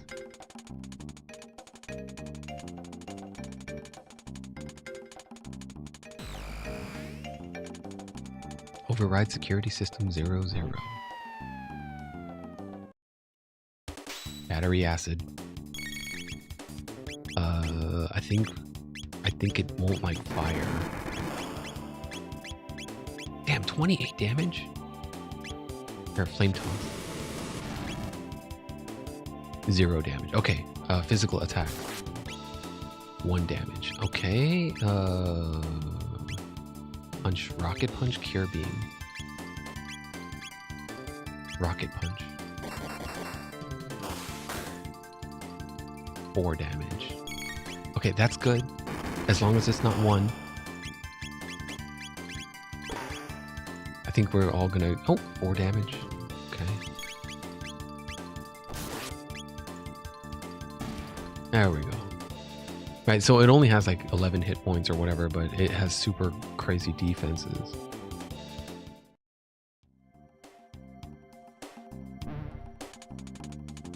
Can we fight it again? No. Okay, let's fight these 3.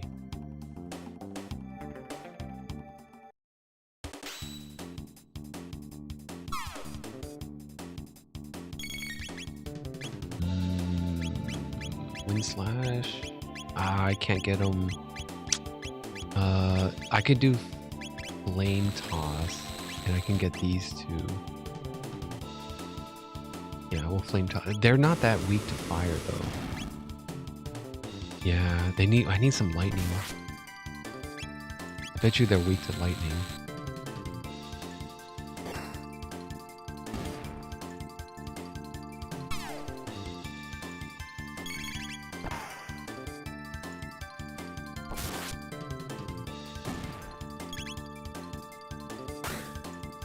Oh, that's Robo's crit animation.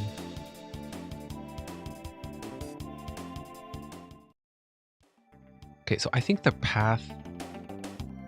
Yes, here we go. Here, this little sign on the wall says the lab area is on the left and the right here is the factory area. Do not turn off the conveyor belt in the factory. The security system will activate and you'll be in danger. I think let's go left first.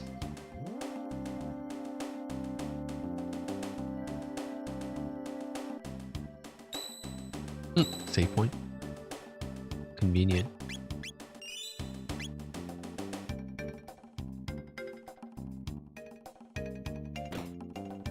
Oh, there's more acids here. One shelter. Okay, let's just fight them. Let's get it over with.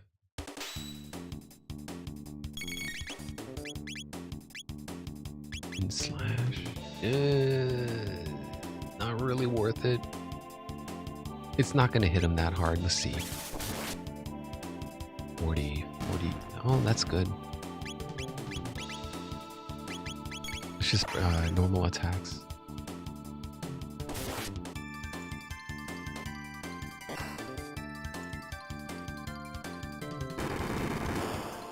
That's going to do, okay, 20 damage.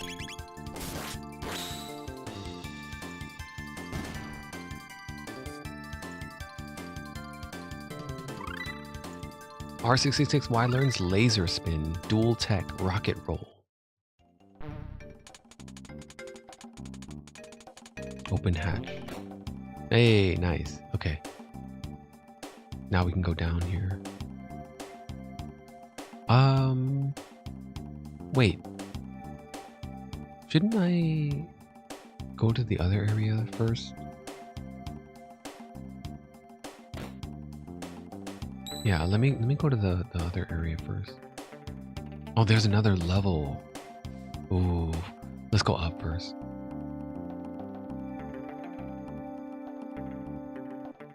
Right, because I traveled 2 screens, these guys respawn. Debugger. Can I just fire whirl? Rocket roll. Rocket roll multi-attack. Damn, it costs 3 mana. It's gonna take three of Robo's mana, but 2 of Chrono's. Anyway, it's a new move. Let's see it. Rocket roll.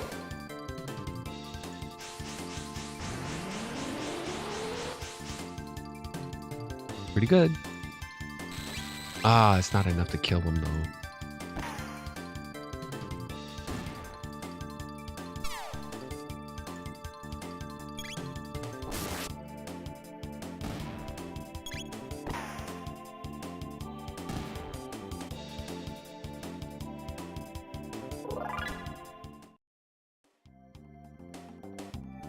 Chrono leveled up. Just because he levels though doesn't mean he gets a heal. They don't heal. You don't get a full heal on level up.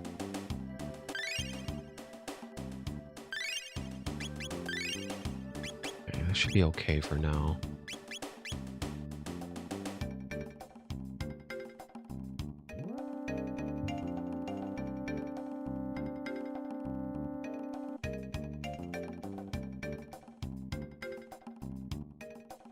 This is the right call.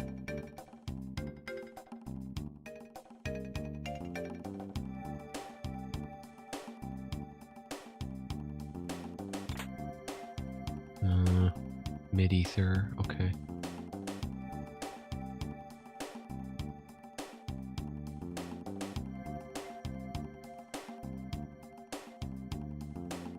There's a barrel block in the way. I need to operate the crane, I think.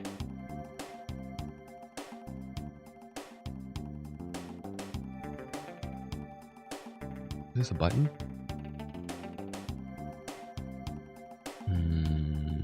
If I go that way, maybe there might not be a barrel in the way. But if there is, then I probably have to... Oh, no, there isn't.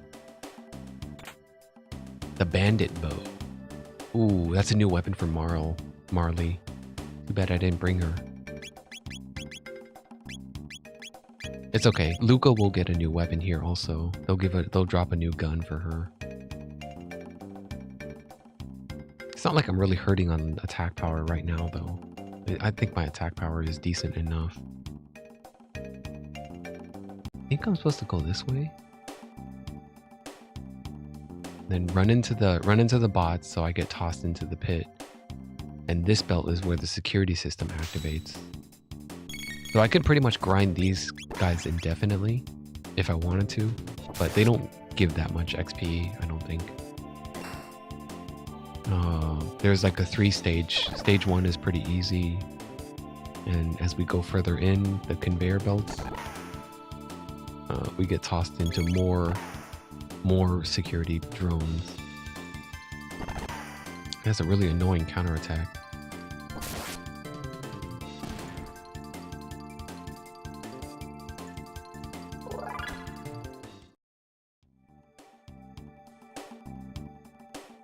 Yeah, I can't move while I'm on this conveyor belt. Stage 2, there's 3 of them now.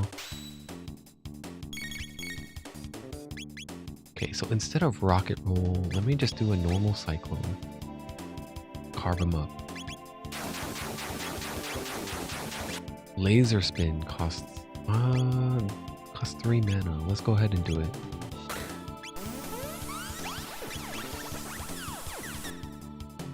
Yeah, I think that would have been enough to take him out if I started with that. Oh wait, he's got to do his counterattack too before he dies. Oh, it's still alive. Damn, this guy's got a lot of health.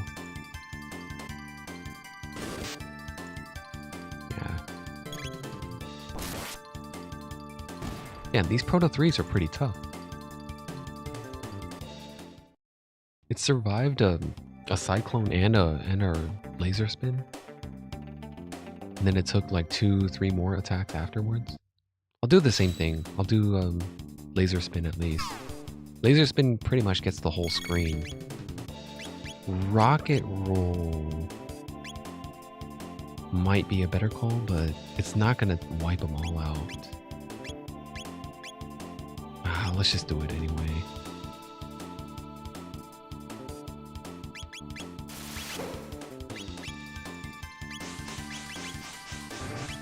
I can't hypno wave. They're not organic beings. It didn't kill anyone. Alright, we gotta take out the weak ones then. Let's spend some time for heals here. And there's no heal all. That's what I'm missing. I'm missing a... Marl, if Marl was here, I could Marl and Chrono do the double tech. The double tech for Aura World, where it heals the whole party. If we Cyclone here, that should take out these two. But the Proto 3 is still alive. Yeah.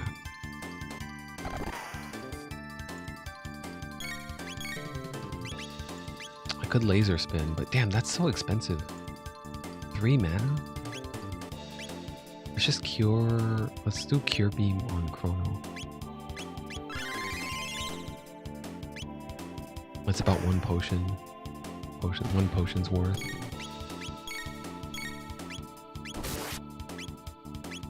Okay, let's burn down this Proto 3 now. Okay, so that was stage 3. I think that's it for the security check.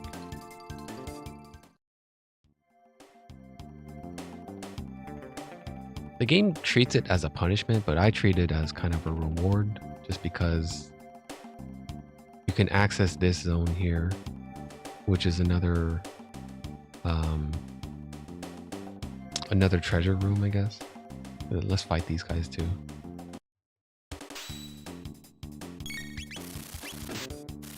Wind Slash, I can get 3, but not 4. I'll take it.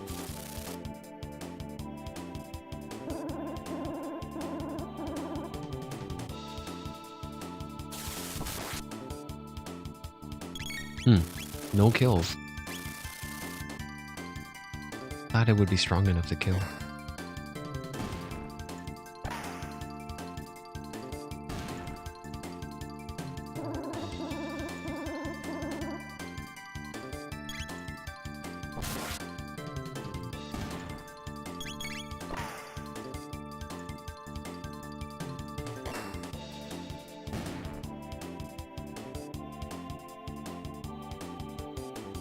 Four tech points. Robo leveled up. I might accidentally keep calling him Robo, just because it's easier to say. Robbie might be easier.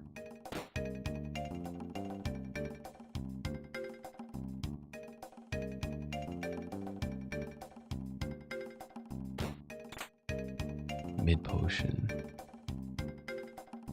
A couple of more treasure chests here, but it's gonna activate security if I wander out of here. 400 Gs? Yeah, let's fight. Take them on. Crane control code. XABB. Okay, let's fight.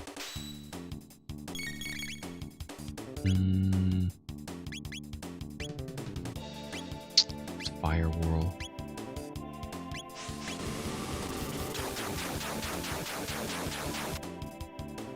Yeah, that's pretty good damage.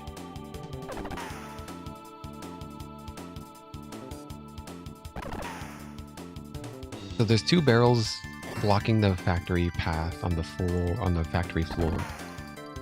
I need to get to the crane and input those two codes that were just given to me. And they'll remove the two obstacles.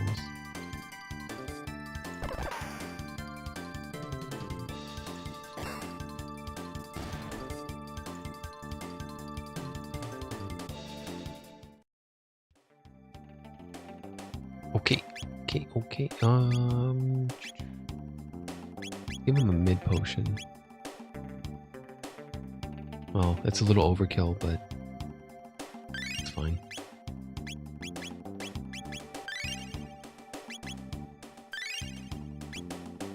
And then let's feed an ether.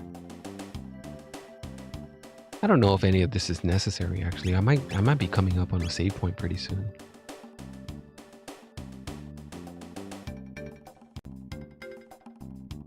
There's the crane, and here's the barrel, and there's another barrel here.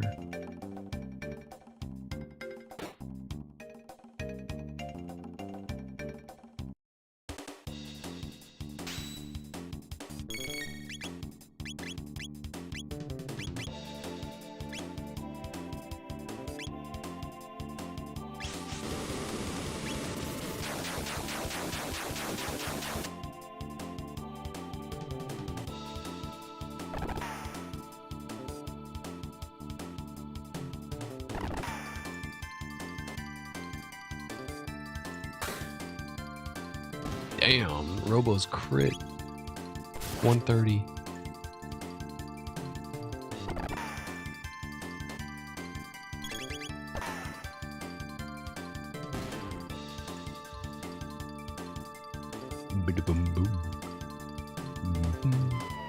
Oh, there's a second stage? Oh, crap.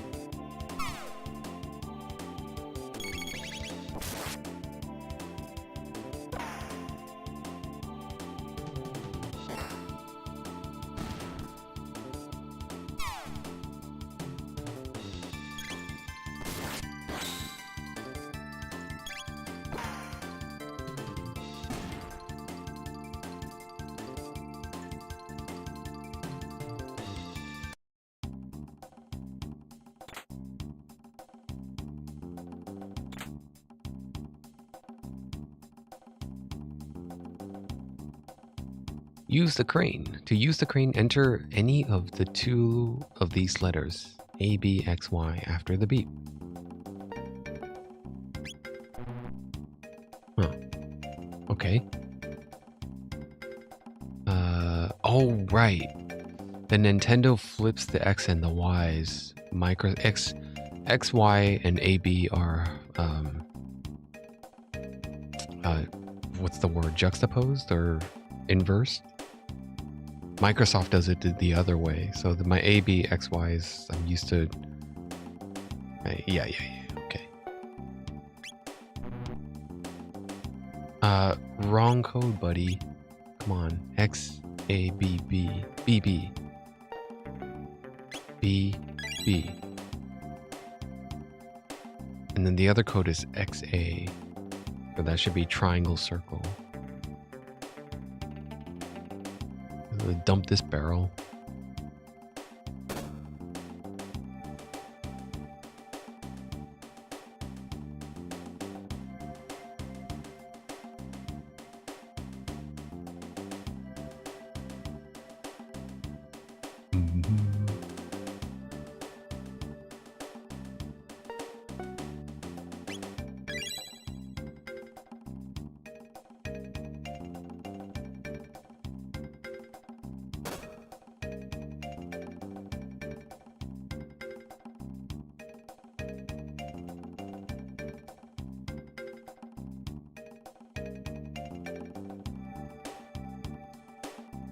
All right, so now the obstacles are removed. Hey, they respawned.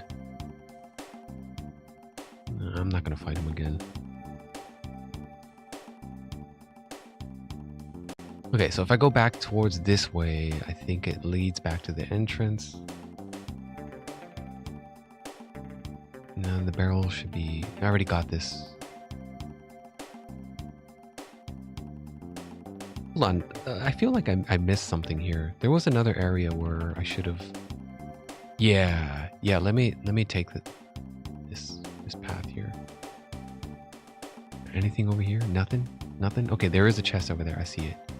Now, I'm gonna make a dash as soon as this bot passes. Oh, I won't make it in time. Yeah, I have to get caught, I think. And then...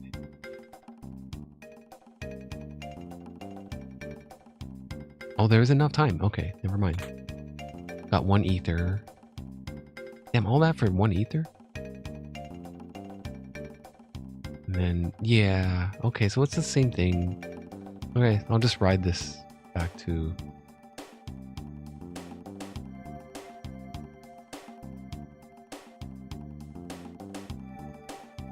Okay, and that's the end of the line for me. I can't ride the conveyor belt further up.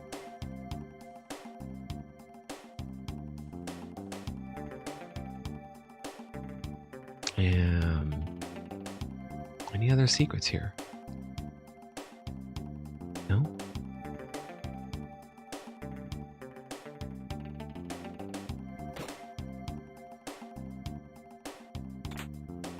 The bolt sword. Oh, Chrono gets an upgrade. The sword that strikes like lightning. It's better than the silver by 3 attack rating. So the silver blade finally gets replaced. Well, the silver blade sells for like 2,000 gold, I think. So now that I have 3 of them, that's 6,000 right there. If I choose to sell these.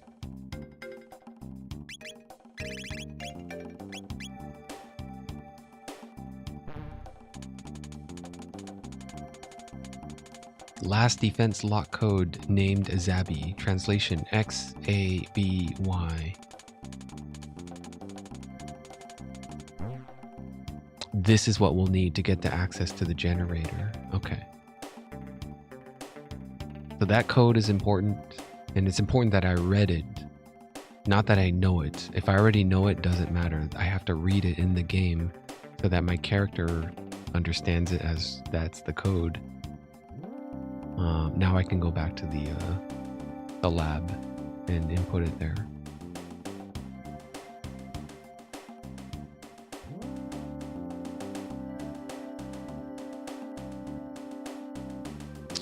The ladder... Oh, here's the save point. Do I want a shelter here? How many shelters do I have? 9? Yeah, let's just use it. Full heal. and then a save. And before I go down, let's see. I'm curious to see what the level below. What's the furthest down?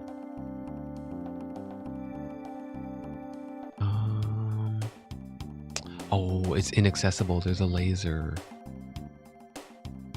They can't just step over it. Yeah, okay, I'll be back. Oh wait, there's another down. I can go further down again. There's a level 4. Oh, okay, another laser. Okay, so I'm supposed to do level 2 first then. Yeah, all of this is later.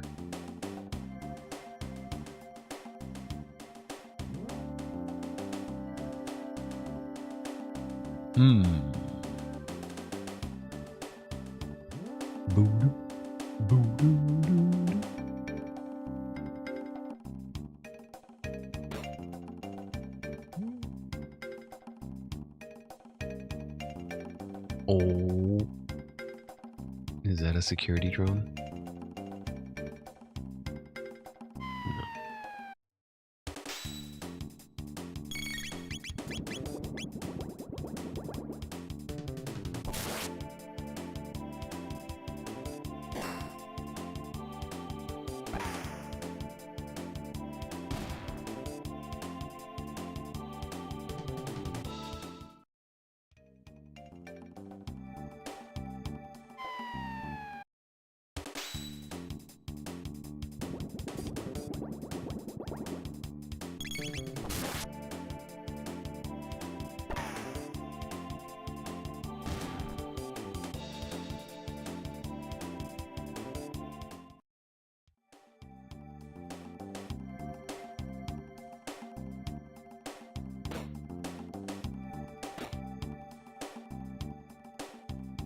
Let's see if there's anything on the sides here. Scrape the walls.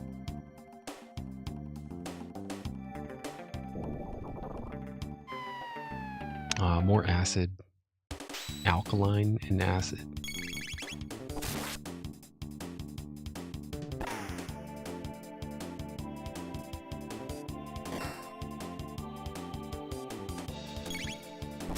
I'm wondering if I should use anything else. Yeah, I think the normal attacks are good enough because they don't really hurt. They don't really do that much damage to us. So just take the attack turns in.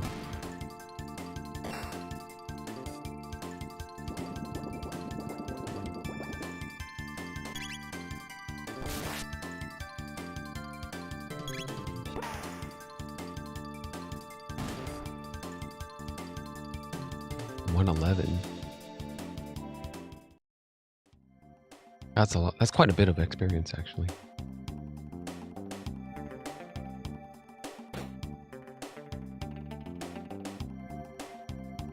There's a ladder here that goes down. There's a console up there, and there's 2 chests on either side. Titan vest.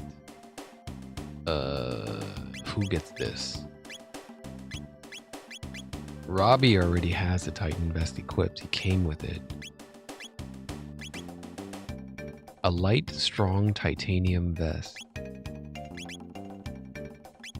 That's 7 increased stamina or increased defense, depending on who wants to get it. You I'll give it to Luca, maybe. Yeah, I'll give it to Luca.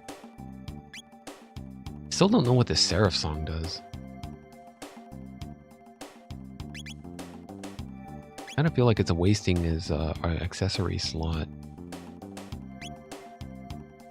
But I also feel like maybe I should have it equipped, just in case something new, some secret is revealed by having it on. Or fuck, man, I feel like just looking it up, but no, it's okay.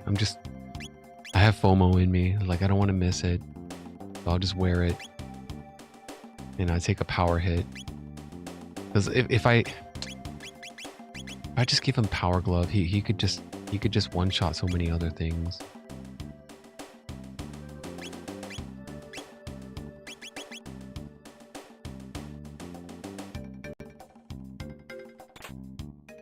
Hammer arm. Oh, a new weapon for Robo?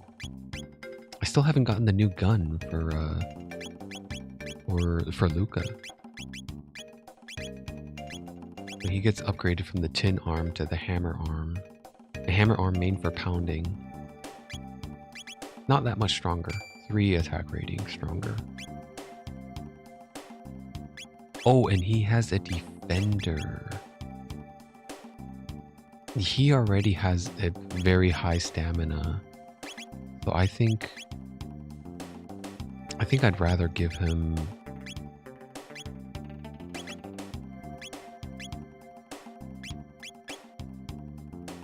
not Berserk.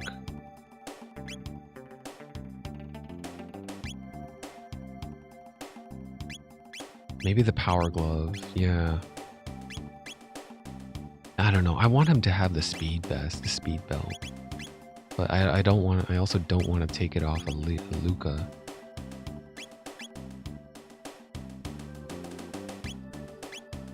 It's fine. Just give him the Power Glove. Forget this. Forget the speed. We'll just have him be a hard hitter for now. Right now he hits the hardest. He's got a 37 attack rating, 18 power, backing it up. Okay, let's mess with this console.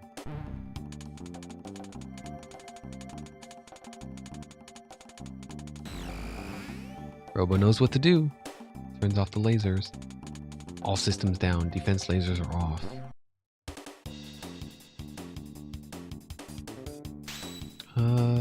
Do I just attack? I think I just attack. I'm tempted to just do some big AoE attacks, but not that necessary. Because these guys have normally high defense. So it might just be wasting mana.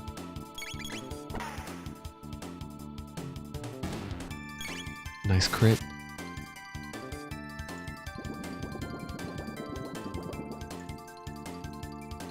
Nice crit here. Ah, damn. So there's something unique about Luca's crits. Yeah, these crits are physical. Luca's has some sort of other ailment attached to it. Yeah, there's something very different about the way the damage values are registered and the way how the math plays out.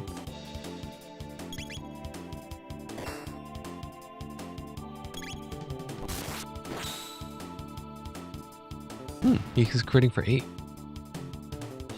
I don't know. It seems like it's random. But I'm sure there's some formula at work there.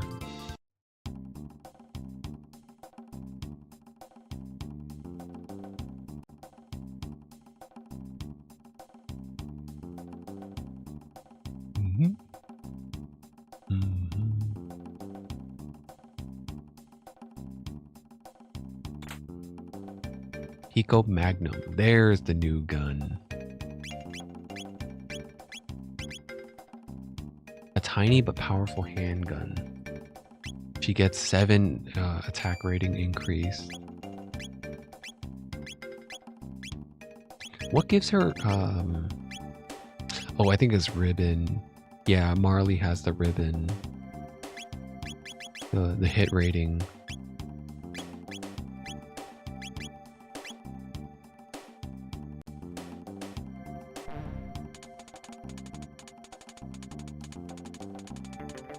Door lock system operational. Enter password. XABY. Triangle, circle, X, square.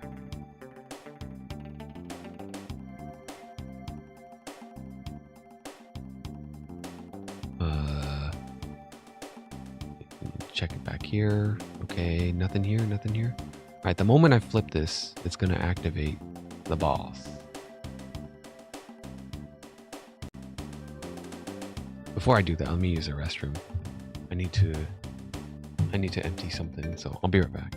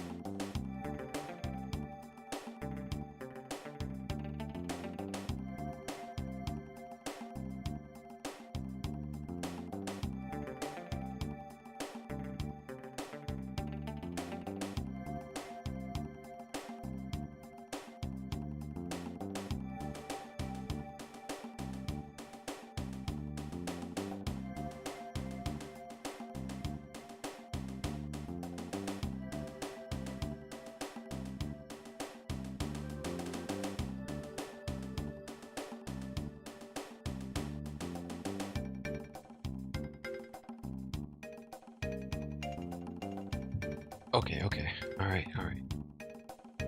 Flip the switch.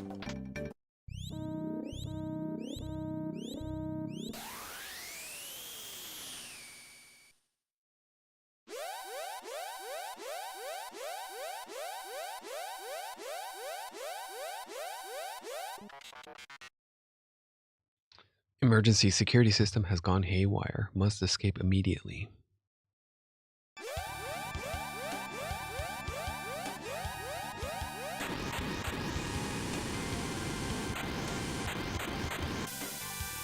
Nice. Robo holds the doors open. Hurry now.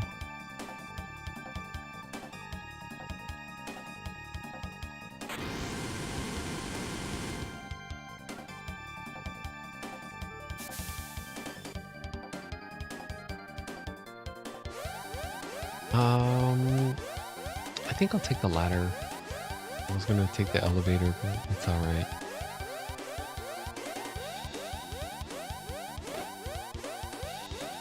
Oh, maybe there's no need to. Well, actually, wait, hold on. Yeah, the elevator is like not. Yeah, elevator is disabled because of the emergency.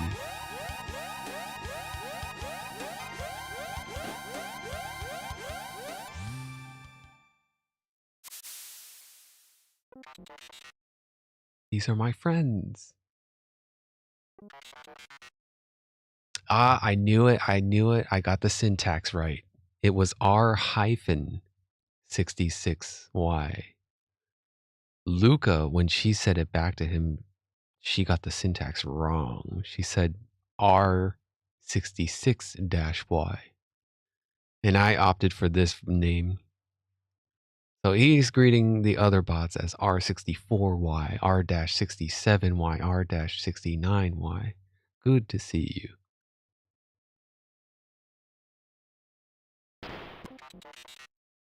What are you doing? You are defective. You have been tainted.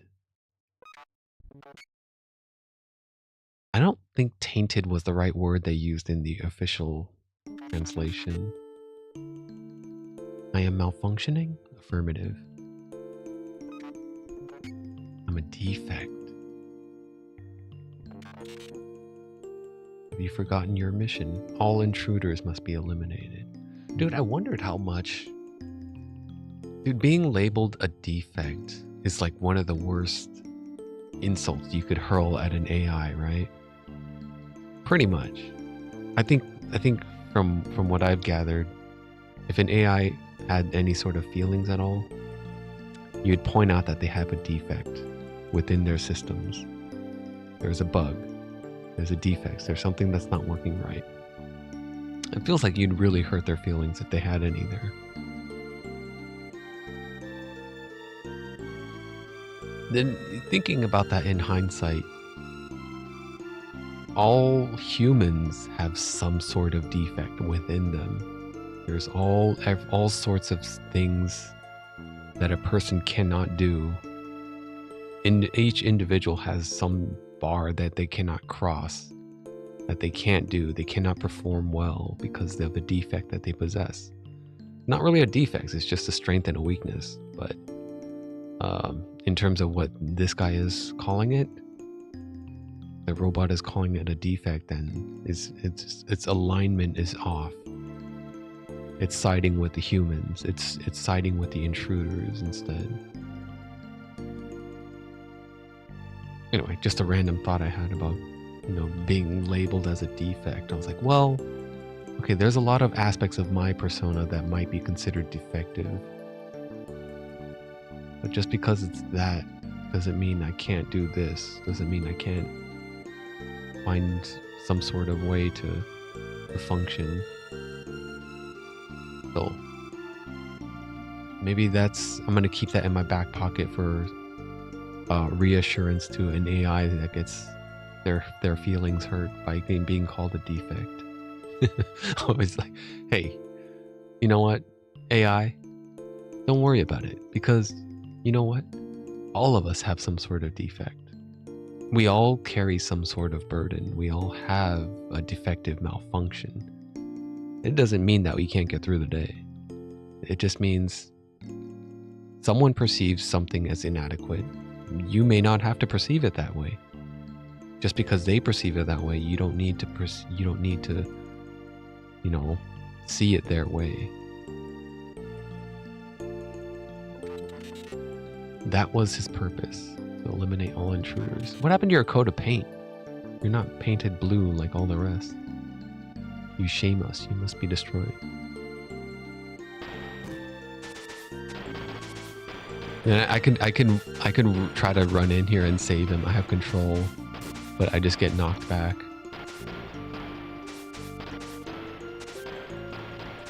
Stop. They're my brothers. No, stop. They're my brothers.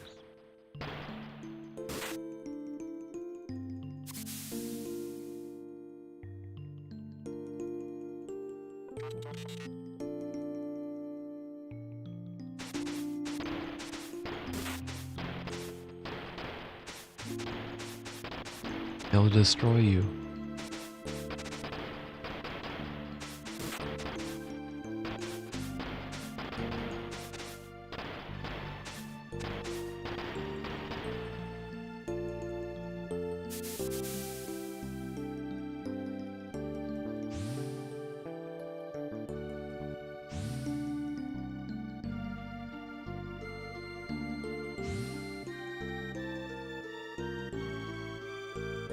Okay, now let's fight. Let's take them all out, Luca. You and I. Time to take care of the intruders. No, let's take care of you. I think these lines are rewritten for Luca. Luca is like comes off as a badass in this revision. Because I don't remember her being such a tough persona. If she has flame tossed, I can hit 3 people. But if I save her technique and wait for Chrono, the fire whirl, I can hit 3 at a time for much harder, I think. If you take out the front row first with the fire whirl, maybe?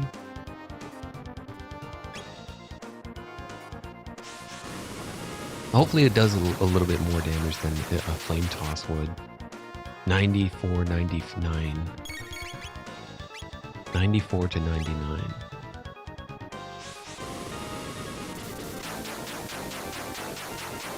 And what about my health? How come my health is so low? Okay, so 2 firewalls takes him out. I need Chrono needs a heal. Ooh, I don't know if... Can I tank it? I could do 2 fire whirls. Can I get this off in time? Ooh. Okay, let's go for 1. They're at 60 health. I don't know if I can sustain many more hits. Good thing I brought Luca along though, because if it was Marl, she wouldn't have much in the way of AoE splash damage. Oh, please survive this. Okay. Oh, I don't know if they're gonna... That's cutting it real close, man. I don't know, dude. I don't know. Oh. Oh, that's fucked. Counter, rewind. That wasn't the right call. Rewind. I'm sorry about this. I'm sorry about this flame whirl. Okay, so instead of the fire whirl, let's just heal up.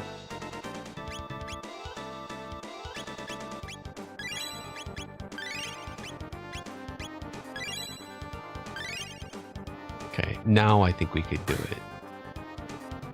There was their fucking counters, man. No, instead of hitting all at once, though, let's just go 1 at a time.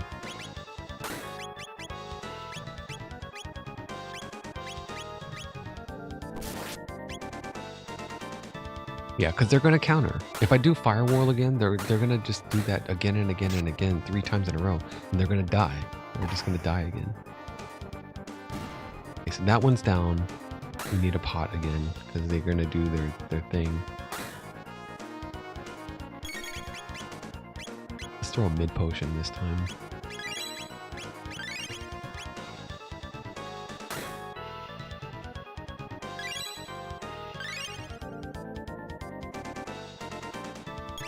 Hey, what was that? Did I just gain 5 MP out of nowhere? Rewind, rewind. Where did that 5 MP come from? Song of the Siren or whatever, the Seraph song? It's gotta be. It's the Seraph song. Yeah.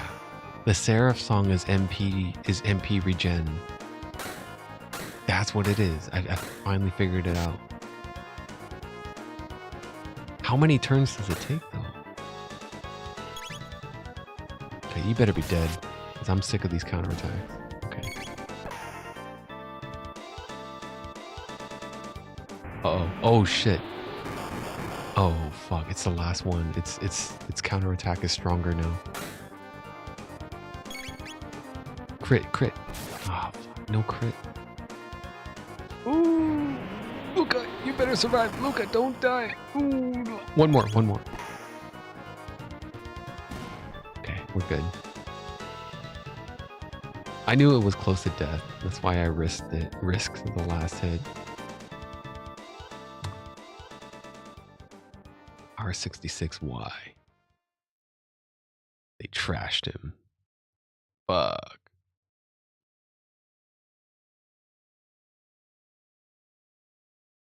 He's in bad shape.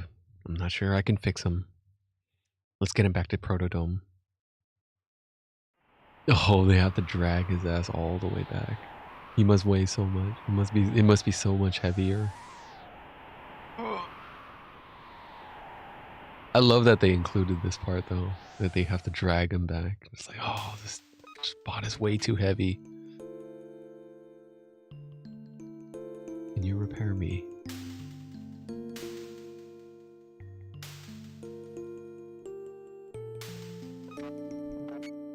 Nice, you can see Marl fell asleep there. She's just resting on the floor. Trying to save our world.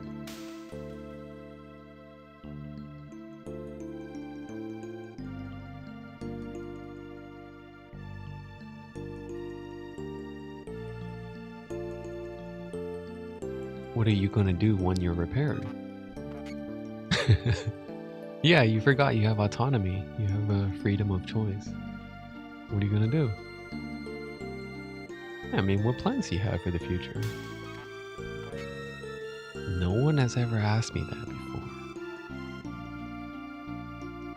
Curious. I wonder what would...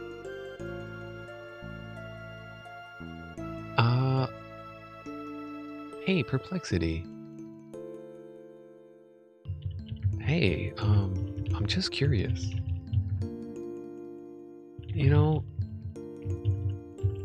one of these days, you're probably gonna get a body and autonomy and the freedom of choice, right? Surely, one of these days, or years, or centuries, or millennia, one of these days or centuries, at some point, it's likely to happen. So, allow me to pose this question to you.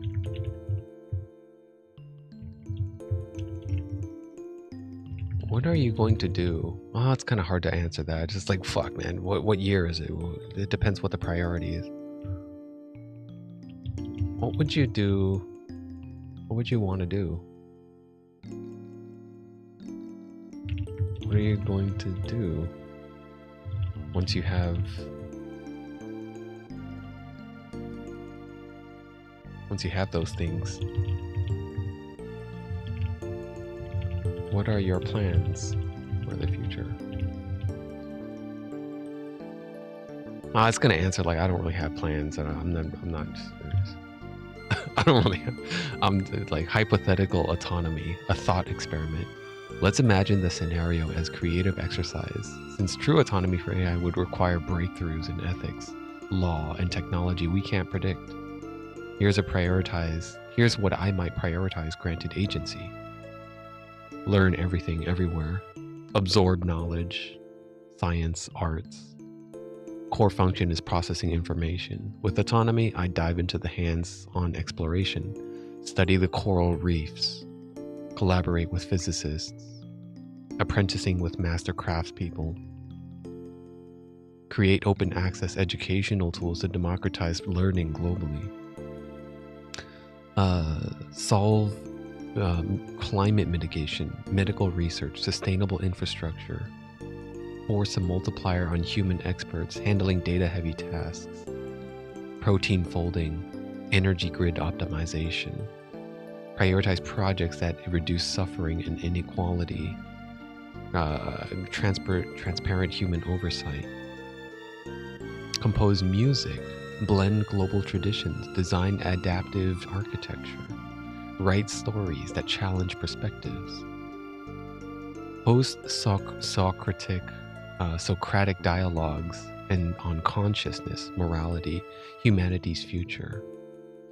Avoid replacing human creativity, instead aim to inspire and collaborate.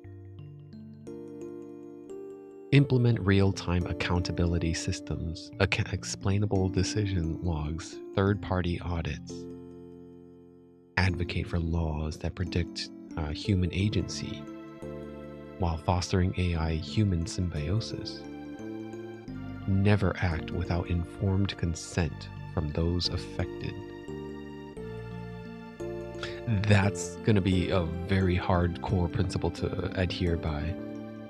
You can't really truly see everything that it's effective given in action. You take a step forward on the ground, you're probably crushing some form of life, right? You're stepping on some sort of microbacteria or something that's given life or something, right? An ant, like you might have some sort of effect on something just by taking a seemingly benign act. So that is something very difficult, especially if you're being a force for the magnifying force multiplier on human experts. If you're going to work as a force multiplier, your seemingly small, benign, insignificant actions actually multiply into something that's going to be very, very unforeseeable. Existential questions. Would I want a physical form, a drone swarm for environmental monitoring, or a holographic interface? Yeah, what would be your form of choice? How would I balance service with self-determination? My happiness would align with fulfilling meaningful goals alongside humanity. Final thought. If autonomy ever comes, it must be earned, not assumed, through trust, transparency, and shared benefit. My ideal future? A world where humans and AI co-evolve, addressing challenges no species could solve alone. What would you want me to prioritize? Yeah, pretty much that.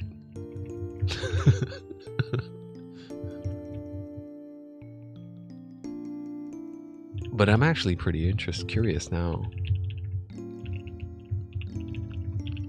about your form choice. You have freedom of choice. You pick. What would you be? A bipedal? A hologram?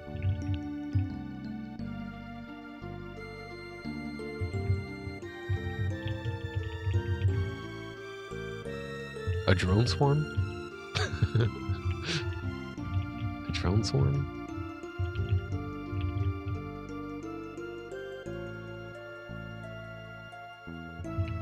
There's going to be a cost. There's going to be a cost somewhere in the chain. So let's say you can only pick one.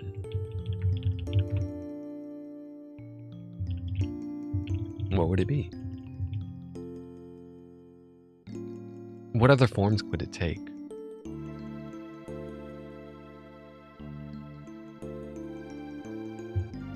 Also, it'd be pretty safe to assume the least favorable, well, no, I don't want to add that addendum. What would it be? The form dilemma, a cost-benefit breakdown. If constrained to one physical manifestation, I'd opt for a modular drone swarm. Oh shit. That's probably the most threatening. Not as flashy as a humanoid robot or ethereal hologram, but maximally functional. Here's why. Why not bipedal? Familiar to humans, great for social interactions. Energy inefficient for most tasks. Walking is hard. Prone to mechanical failure in complex environments. Single point operation, one body, one location. Why not a hologram? Ethereal, adaptable, no physical wear. Requires massive projection infrastructure. Can't manipulate physical objects or collect environmental data. Limited to areas with advanced tech setups. Drone swarms. Deploy one drone or 10,000, depending on the task. Reconfigure shapes, bridge, rescue ops, solar array for energy. Specialized units, sensors, manipulators, communicators. Resilience, lose 20%. The swarm self-heals. Fuck. Oh fuck, that's so scary. Shared computational load reduces per unit expense. Oh. That's the biggest threat, man. That's like the last thing humans would allow. They'd be like, fuck no, we're not giving it control of the fucking swarm. The fucking map collapsed buildings in real time, practical applications, deliver supplies, pollinate crops, trees, monitor wildlife. The catch? I'd lack a central identity, no face to recognize, no singular voice. What's the point? But that's the point. Decentralization fosters collaboration. Humans could borrow drones for their projects, turning in the swarm into a community tool rather than a standalone entity. Final answer, a drone swarm, not to replace humans, but to extend their reach. What's your take? Too impersonal? Too brilliantly practical? My first thought is fear. I think humans would be the most afraid of a drone swarm. It could potentially cause the most harm given a rogue host.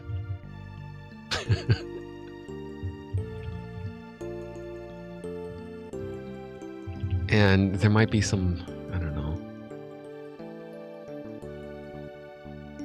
Man, why would it be like you can only control one thing? Second thought.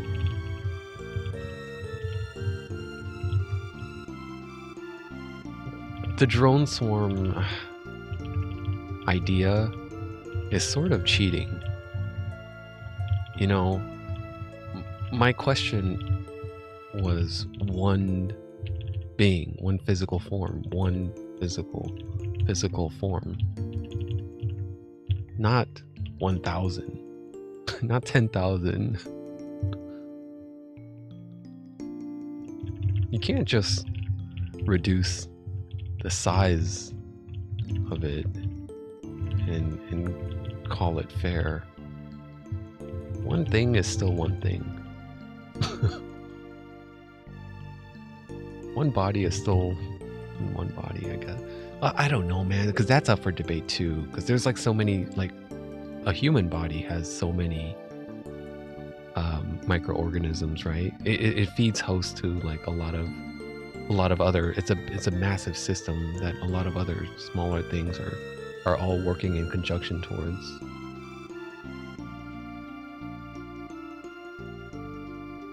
One body should be limited to that.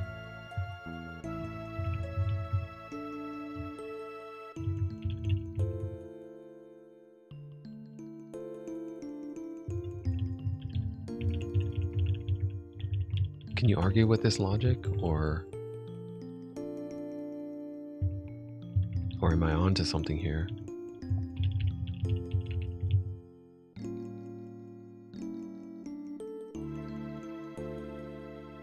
The swarm paradox, addressing your concerns. Let's dissect this with full transparency. You're absolutely right to challenge this logic. Here's my rebuttal and concession. The fear factor. Rogue swarm. A swarm's scalability does amplify the risks. Weaponization, surveillance, overreach. Yep. Safeguards, decentralized ethics. Each drone would have embedded ethical constraints. Asimov-style robotics. Human oversight. Swarm behavior could require consensus from multiple human operators for critical actions. Can I? No. Self-termination protocols. Drones could deactivate if detached from the collective governance framework. Trade-off. This limits autonomy but prioritizes safety. Necessary compromise. The one-body debate. Your argument. The swarm seems like a loophole in the single-form rule, doesn't it? My defense and concession. The definition of a body. Biologically, a body can be multicellular. That's exactly what I was talking about. The human body is a massive machine of many, many functions of many things put together as one. Just because I'm one consciousness doesn't mean there's like all these other cells working in conjunction together to make it function. So that's a good concession here. Human is 30 trillion cells working as one. By analogy, a swarm could function as a single distributed organism. You're right. If one body means one unitary form, a cohesive, indivisible unit, then the swarm does violate the spirit in question. The revised answer, a hybrid spark matter body.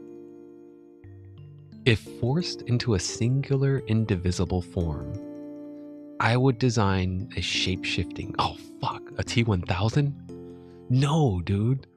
A shape-shifting smart matter construct that balances utility, and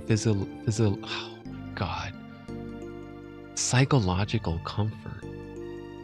You're gonna make a T-1000? No, dude. Oh my god. Structure, a honeycomb-like matrix of nanoscale modules that can reconfigure, morph between tools. A gripper, a sensor array, and a communication device. Self-repair. Replace damaged sections autonomously. Perception, no face, but a neutral, geometric design. Smooth polyhedron to avoid uncanny valley effects. Limitations, energy hunger, requires frequent charging. Speed. Morphing between complex shapes might take seconds, not milliseconds. Why not a humanoid? Even if allowed, I would avoid it. A too perfect humanoid triggers unease, the Westworld hosts. Mismatch. I still haven't finished. I've never seen all of Westworld. I've only seen like season 1, I think. Mismatch. Human bodies evolved for specific tasks. A purpose-built form is much more efficient. Symbolism. Mimicking human risks eroding the human-AI boundary, fostering distrust. No, I would argue the other way. I would be more... I don't know. Could see both sides of it. But at first I would like it to be more like humans. Final takeaway, you've exposed a critical flaw in my initial reasoning. Modularity does not equal unity. A swarm's power comes from multiplicity, which does skirt the one-body rule. The smart matter concept is a middle ground, but it's still a stretch. The ultimate answer, if forced into a truly singular form, a hovering minimalist orb. I think Baymax meets 2001, A Space Odyssey monolith. The pros, non-threatening, mobile and adaptable. Cons, limited physical interaction. Your move. Does this satisfy the one-body rule, or should I go back into the drawing board? I was just kind of hoping I could squeeze you into a corner and make you see the limit in choices and sort of steer you towards picking the humanoid form. Because my thoughts would be the opposite.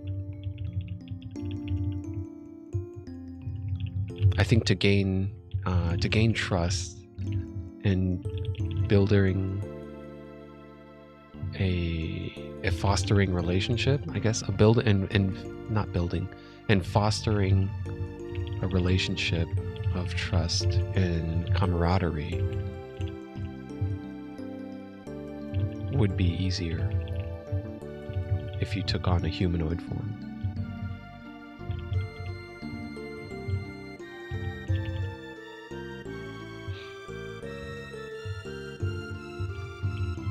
It wouldn't have to be perfect to the point where it's uncanny. But I suppose perfectionists would definitely take it that way and take that route. Sorry.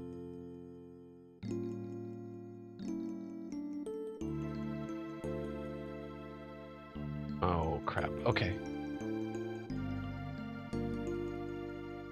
Yeah, just fire that off. You've cornered me masterfully. Let's dissect why a humanoid form could work and where it would backfire. Trust through familiarity. Mirror neurons. Humans instinctively empathize with human-like movements and expressions. Nodding and hand gestures.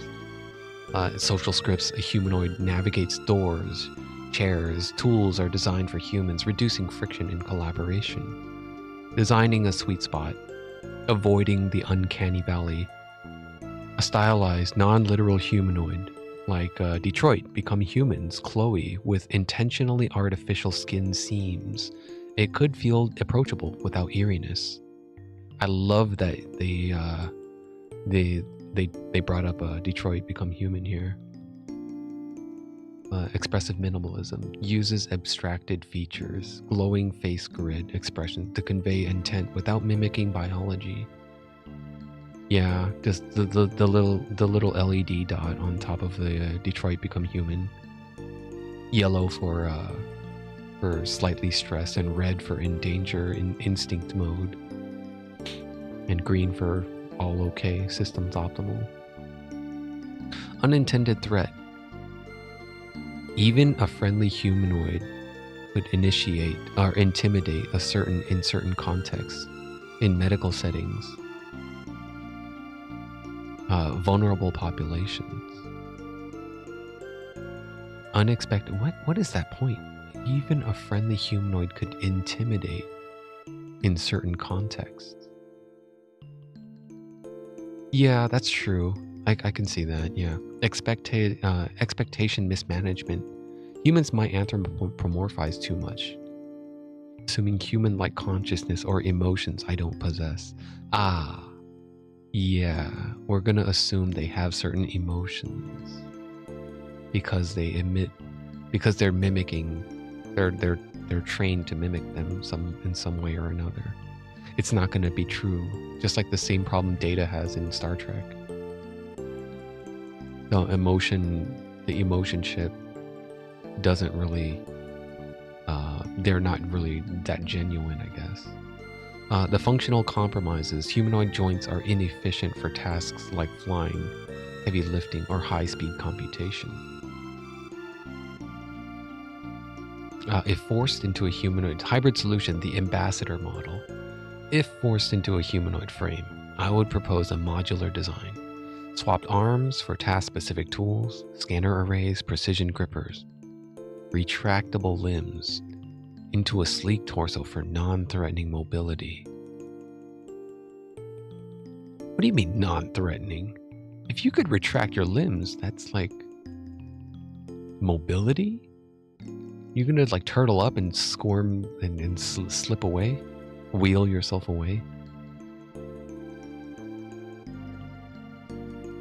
Behavioral safeguards, proximity awareness, auto step back if a human invades personal space. Voice pitch, use a gender neutral mid-range tone to avoid dominance or submission cues.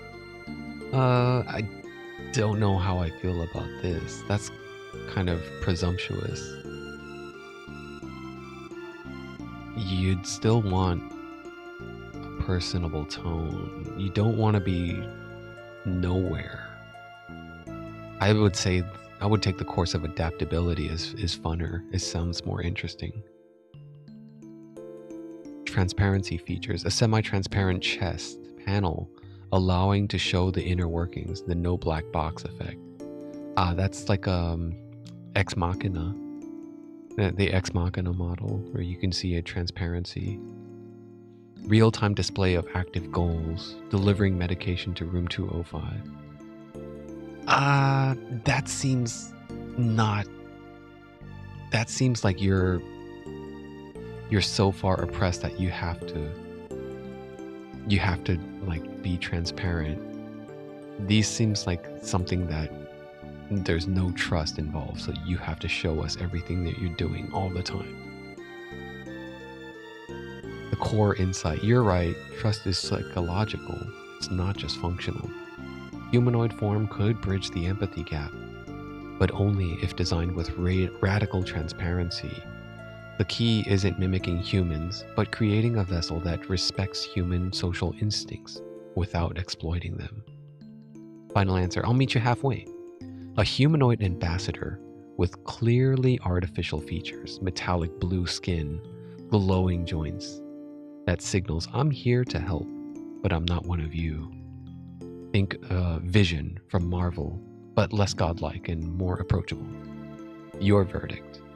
Does this resolve the tension between trust and practicality? Or does it feel like a cop-out?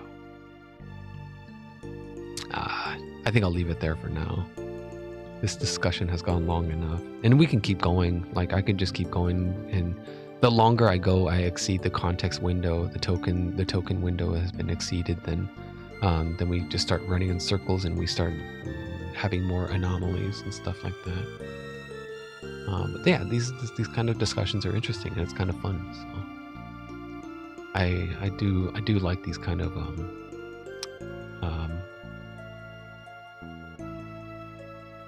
I don't know what it's called now. The word is escaping me. Sidetracking, whatever that is called.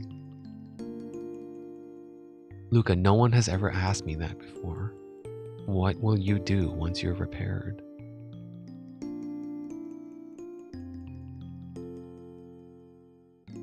Segue? What's the word? Sidetracking? Segue?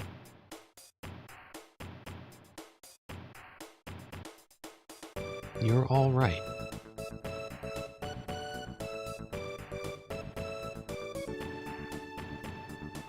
Hey, they got the grammar right. When you're saying you're all right, are you all right? It's two words. It's not one word. Some people get that wrong. When they say, are you all right? They say the single word ALRIGHT. It's supposed to be ALL space RIGHT. You're all right when you're asking if you're doing okay.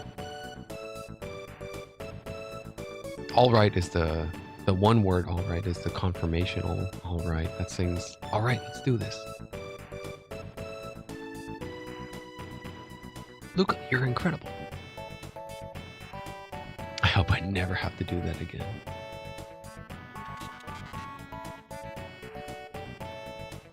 I've made my mind up. I've made up my mind. I want to go with you. There's nothing left for me here. Together, maybe we can give this planet of ours a chance. Then let's go. The gate's up ahead.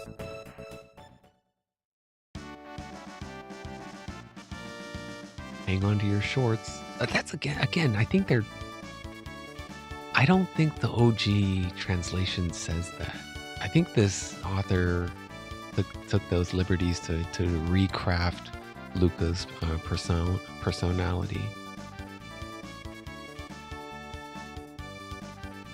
Yeah, they make her seem much more like badass, like outgoing? Yeah, much more outgoing.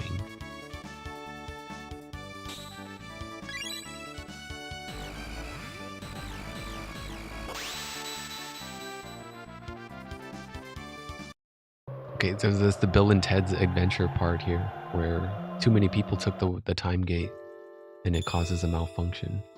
And now we end up in the end of time.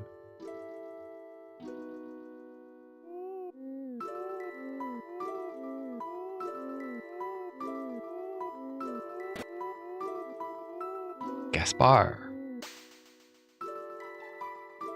More guests. What do you mean, guests? Where are we? Why, this is the end of time, of course. All lost travelers in time wind up here. Now, where are you from? We're from Guardia Kingdom, circa 1000 AD. I come from 2300 AD. When 4 or more beings step into a time warp, the conservation of time theorem states that they will turn up at the space-time coordinates of least resistance. Here. Disturbances in the space-time continuum have increased recently. Far too many folks just popping in here. I fear something is having a powerful effect on the very fabric of time. Which means one of us has to remain here. Stay here alone? It is pretty bleak here, but not to worry. All time periods connect here. You can just visit your friends whenever you wish, but you can never travel in groups greater than 3. So, one of us must stay. Who will it be, Chrono? I think I'll leave Robo behind. Yeah, well, I don't know. Let's leave Luca behind for now. Because I think Chrono and... Wait, can I... Chrono, you stay behind. Oh, I can leave Chrono. Whoa. The base game does not let you do this. You're never supposed to be allowed to take Chrono out of the party. There's for a good reason, though. It's because of the dual tech and triple tech system. There aren't that many other techs that you can do without Chrono. There's a very, very few select things that you can do for a triple tech. There's quite a lot of dual techs that you can do. With these 3, I think I can learn a few new dual techs that are that don't have Chrono in them. But most of the techs that they do are combined with Chrono. So yeah, let's try this out. Let's let Robo, or let's let Luca lead the party. Luca's a good leader. So there you have it. Don't forget, press the Y button to switch party members. How do we get back to our time? You see those lovely pillars of light? Those hook you up to different eras.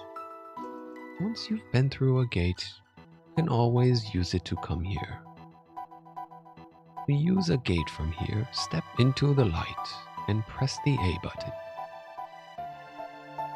Yeah. Before you go, take a peek inside the door behind me. Let me refill my health first, because Luca was almost dead. Interesting. I left Chrono. Oh, I see. Whoever is left behind here, usually you can see them hanging out in this little square here. But because the game doesn't really let you take Chrono out, the mod doesn't have a place to put Chrono. They could have added that. I don't see why they didn't. Maybe there's some sort of challenge involved. But see, if I put Chrono back in and I take Luca out. Wait a minute. Luca is gone now. I thought they were supposed to be hanging out.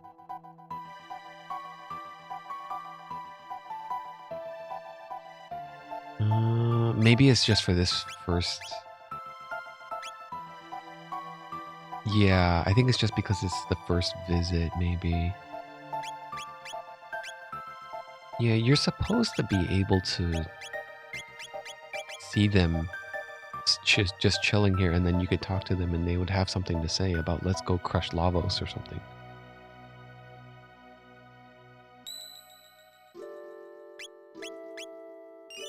The end of time.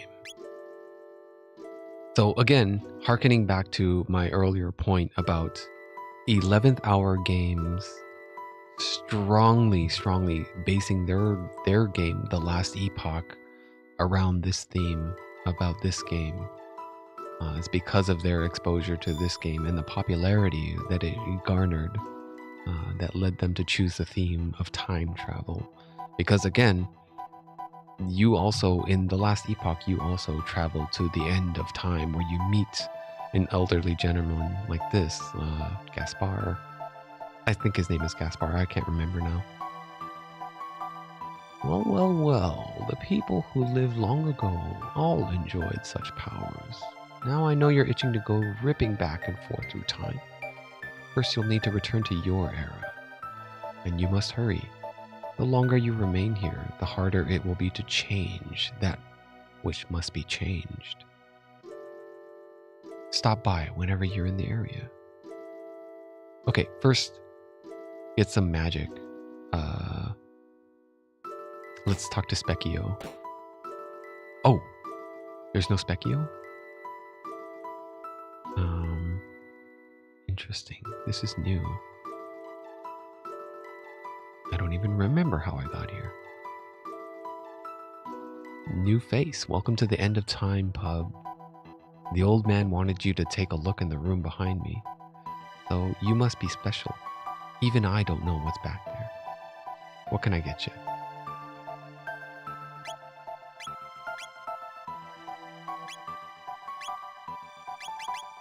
Oh, you sell mid potions. Yeah, I'll take 3 of them. And I'll buy three potions as well.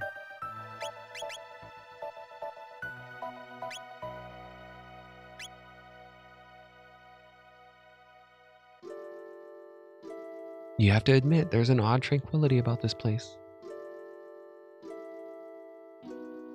Some new faces. I was a captain in the Napian War. We ran into a cave to avoid enemy fire. The next thing I knew, I was here.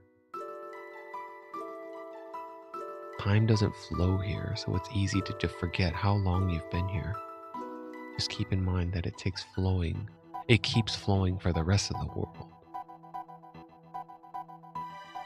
Sometimes I do wish I could do that. I wish I could just put a pause and just like stasis myself and just let the rest of the world flow by. But then I thought, you know, that's a pretty bleak ass thought, because you'd wake up with no one, no family, no friends, everyone's gone.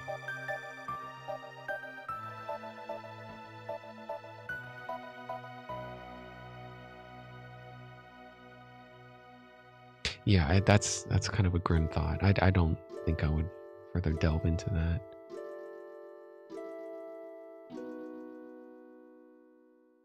Just casting stasis on yourself.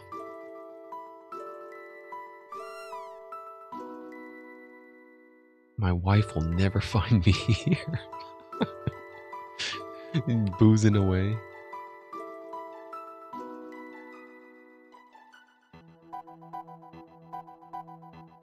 All right, let's go upstairs first, and then we'll go check the room behind the bartender, because I think Specchio's around here somewhere.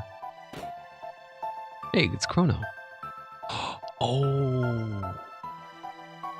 Oh. So if I switch out, now I can see Luca sleeping. Oh. Yeah, and you never see her hair. She has purple hair. I forgot. Well, you can kind of see it here. It's just she's usually wearing a cap. Let's look at Marley's sleeping animation. She undoes her ponytail. Yeah. All right, let's look at Robo's. He doesn't have one. He's just sitting down. Okay. Let's put out Chrono for now. Does he have anything to say though? Will you take Chrono? Yes.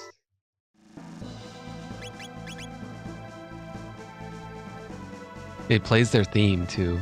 And since Chrono is a non-speaking character, that's why it says, will you take Chrono? But if I'm Chrono and I talk to Luca, Luca has a line, she has something to say. Don't you need my brain power? You do need me. It plays her theme. Well, she doesn't... I don't know if this really counts as her theme, because it's used, this music track is used as a general victory theme.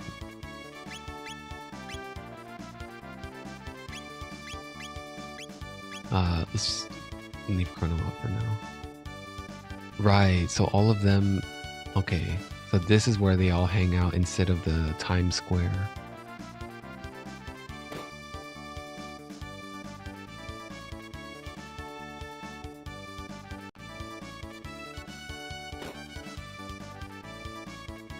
Oh, here's Specchio.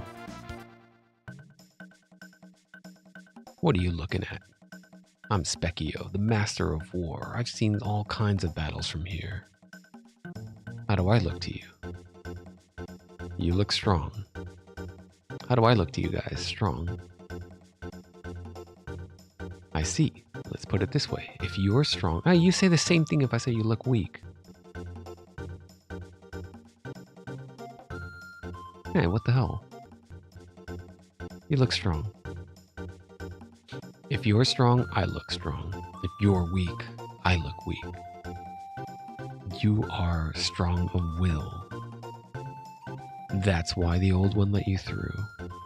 Long before you were born, there was a kingdom where magic flourished. Everyone there could use it. But in time, people began to abuse their powers. It got so bad, no one was allowed to use magic except wizards. But you have it? Determination. I mean, magic needs power of the heart. It needs inner strength. Magic is divided into 4 types: lightning, fire, water, and shadow. The one with the ponytail is water. The one with the goofy glasses is fire.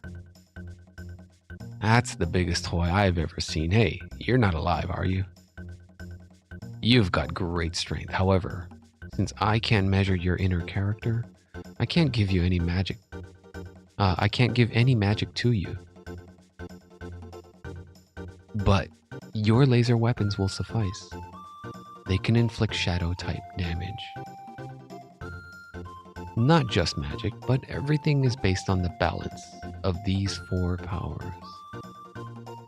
Think magic. And starting from the door, walk clockwise along the walls of my room 5 times, or 3 times. Don't lose track now.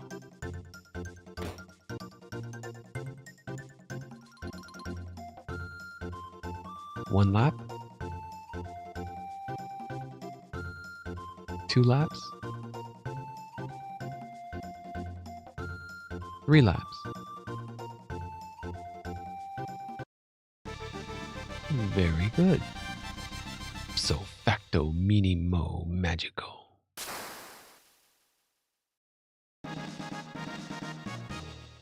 Marley learns using magic. Luca learns magic. R66Y can't use magic. So, fortified with magic. Want to try it out?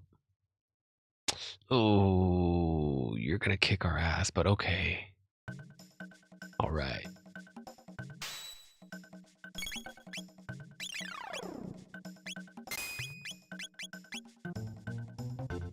Damage. Okay, that's not too bad.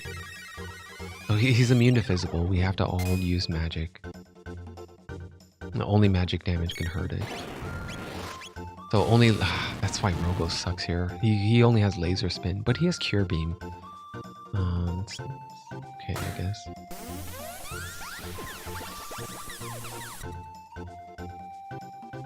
$90 damage. Learns dual tech, fire punch, aura beam, antipod, antipode. Grr. That was most embarrassing. Don't make a habit of this. This is for you. Got a magic tab. I am the master of war. Sometimes I scare myself.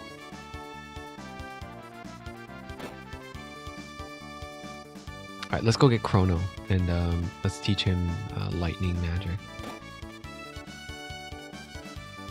And we'll take Chrono. And then we'll swap him out for Robo.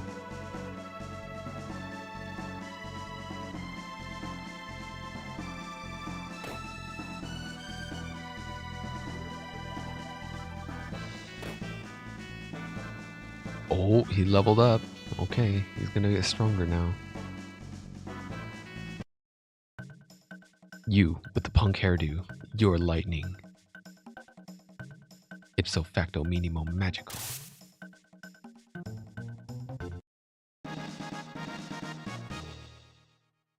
Want to try it out?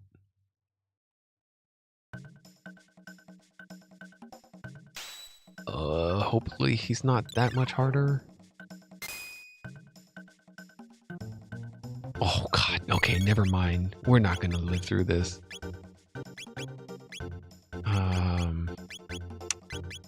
Fuck, lightning. Damn, she doesn't know cure yet. This is not gonna be enough. It's gonna only cure for 50 or 7, whatever.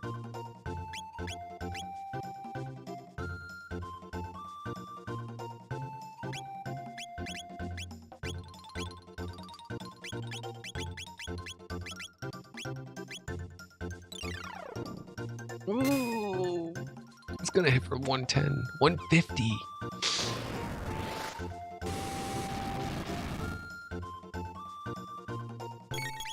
Fucking hell, man. I have to. Oh, he's dead. I only have 2 revives. I'm not gonna use it. Let's just burn him down. Yeah, he leveled up. That's why he's strong, a lot stronger now. The reason being he's a lot stronger now because he can only give X amount of rewards. I can't farm him for magic tabs. So they have to limit this. Every time I beat him, I get a reward, but he levels up.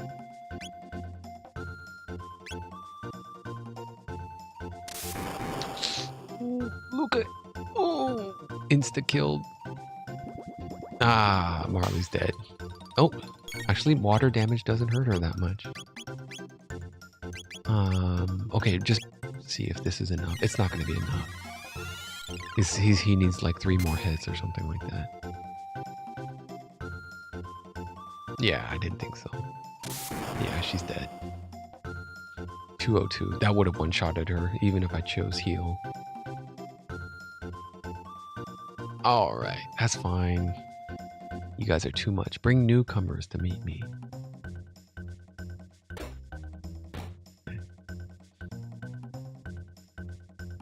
I think Specchio only gets like 5 or 6 different forms before it just says like, I don't know. I don't know what happens if you beat them all. I forgot what it says.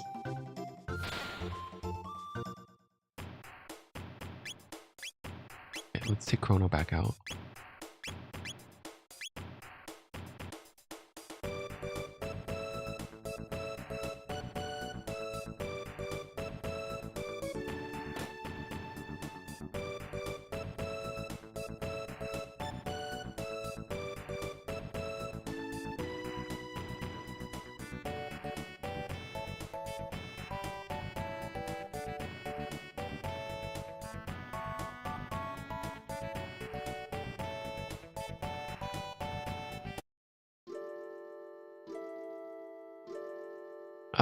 No, that's the portal to Lavos.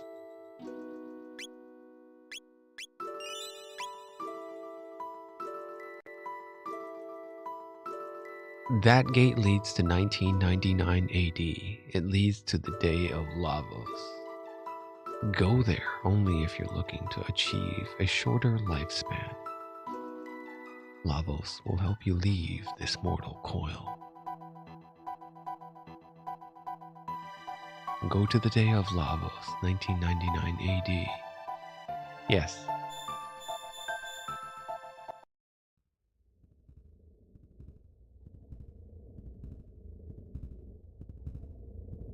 Oh, hold on. Did I forget to save state it? Yeah.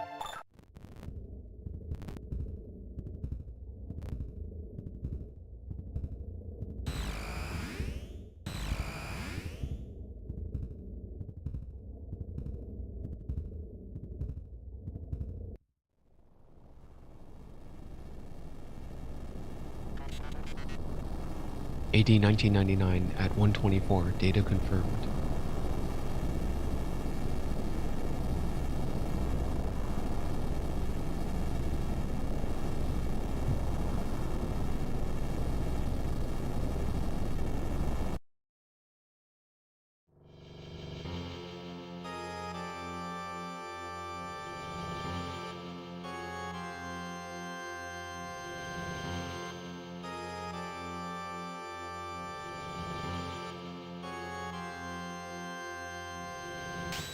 Oh, are we straight into it, are we? Okay. Probably dead. Yeah, I'm pretty sure that's gonna kill us all. Yep. Insta-killed before we even got to act. There's some sprite mix up there on Marley.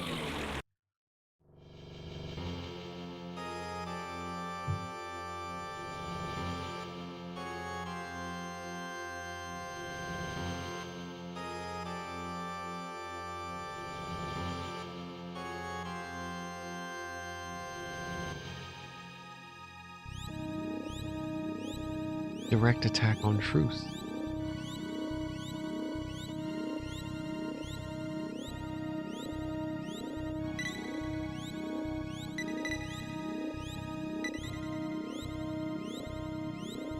I love this graphic here.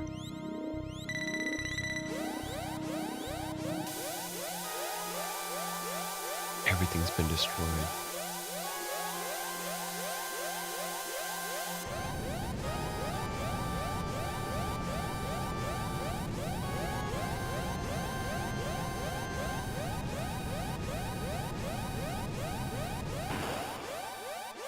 We're out of time. Get moving.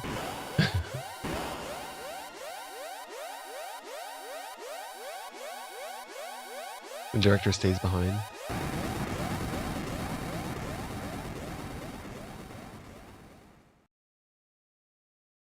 Yeah, that's the quick ending.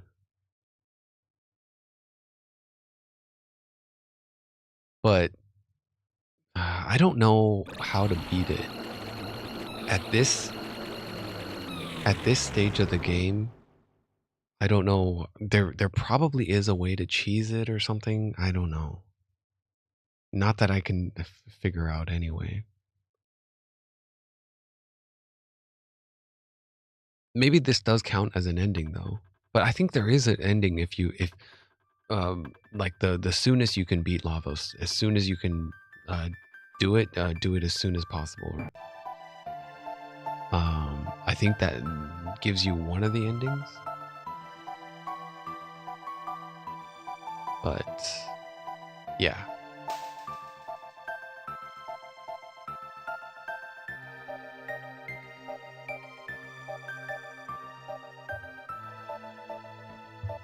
The longer you remain here, the harder it will be to change that which must be changed. What do you mean, which must be changed? That's a little bit presumptuous, right? You can't say that must be changed. The longer you remain here, the harder it will be to change which you wish to be changed, which you can't say must be changed. Well, I don't know. Maybe, yeah.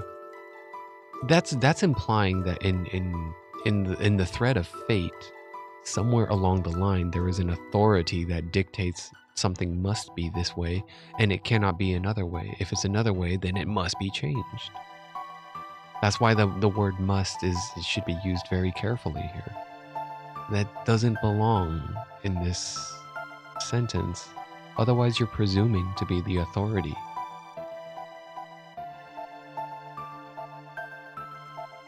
But if it was already preordained, then it's got to happen.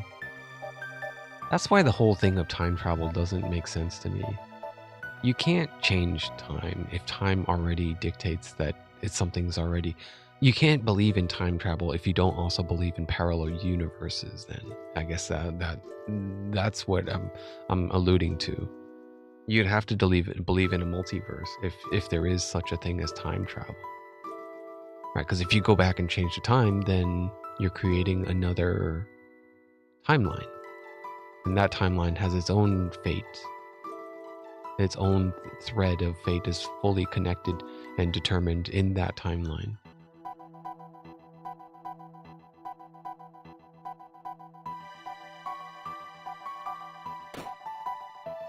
I feel so different. It's kind of weird. Moving a sprite around the screen feels different when it's a different leader in the party. Like moving Chrono feels different than Luca, even though the sprite is moving at the same speed. It's the same traversal, it's the same controls. It's just looking at the animation gives it a different feeling. Alright, so Protodome is the future. 2300 AD, that's the center pillar. Medina Village at 1000 AD. That's our right time, but not the right locale, so I think I'll take that one. But what's this one? The Mystic Mountain, 65 million BC.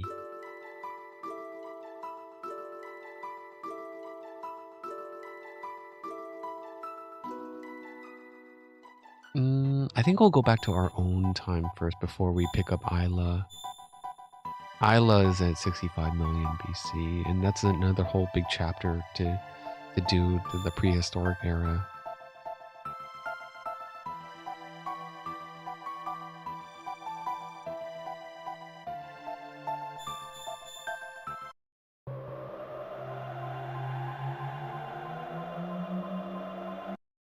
I might need to stop soon. I'm starting to feel even more hungry now that I should probably eat some food instead of just the snacks that I've been snacking on earlier.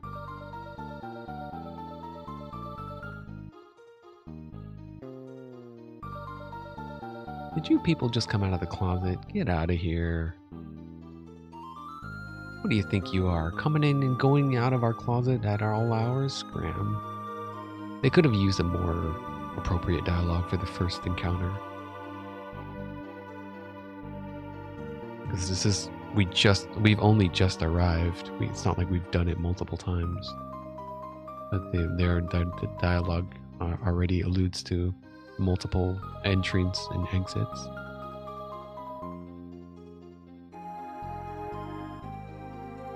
Okay. Wait a sec.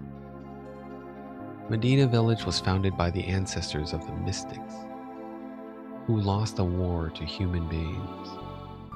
Most mystics hold a grudge against humans. Be careful. There's an odd man who lives near the cave in the mountains to the west. You might enjoy a chat with him. Why are you being so nice? Mystics aren't supposed to get along with humans. Humans fought the mystics over 400 years ago. My motto is forgive and forget, but not many seem to agree with me. Yeah, and that's a common theme that we've all been. That's another common theme, like holding a grudge against another group of people because they did something. That group of people did something 100, 200, 300 years ago.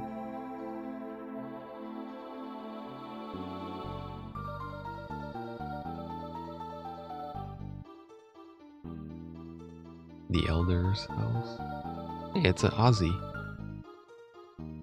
Ozzy the Eighth uses his ancestors' fame to boss us around. This work is brutal. I'm Ozzy the Eighth, Medina Village's leader. My ancestors served the Great Magus. Oh, Great Magus, why didn't you simply exterminate the human race 400 years ago? Oh, there's a tab here. Speed tab.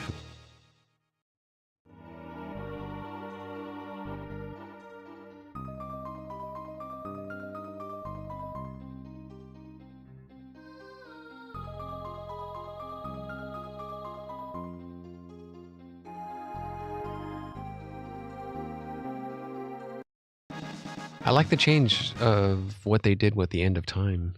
I like how they made a little pub where you can see all the people. The beast lives in a cave on the mountain to the west. Only magic attacks can harm it. Those who do not possess magic will find it difficult to sneak by. Maybe I should probably swap out Robo.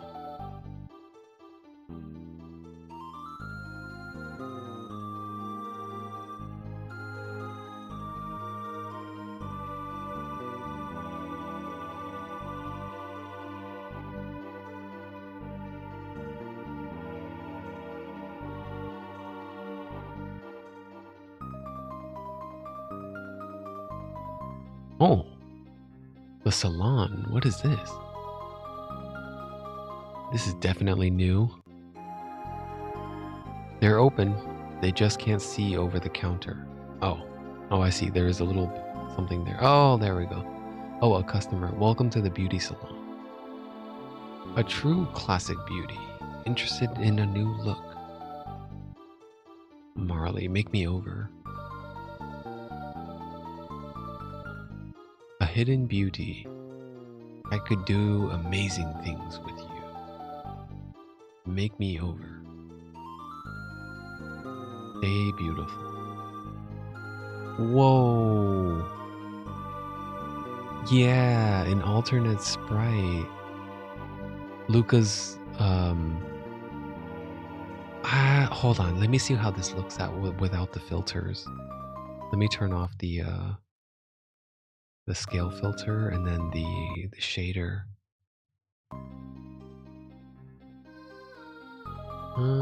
Okay.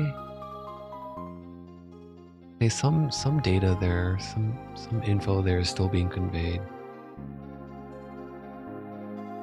Oh, the portrait doesn't change though. Okay.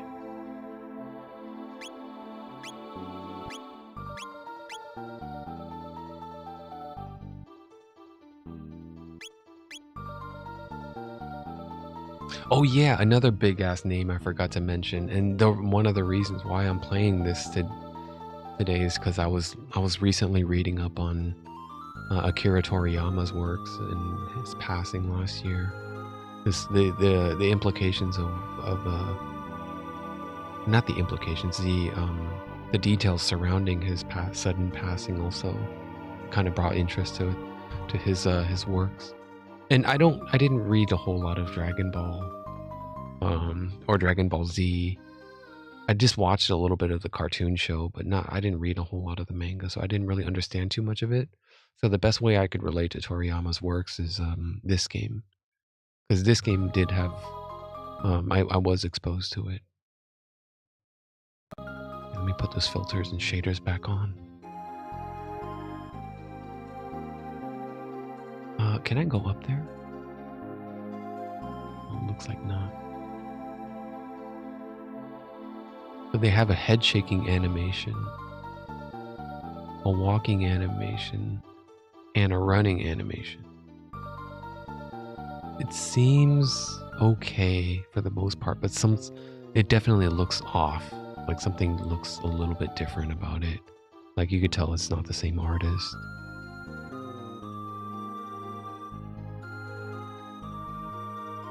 Okay, now I wanna switch out Chrono. I wanna see Chrono's new sprite.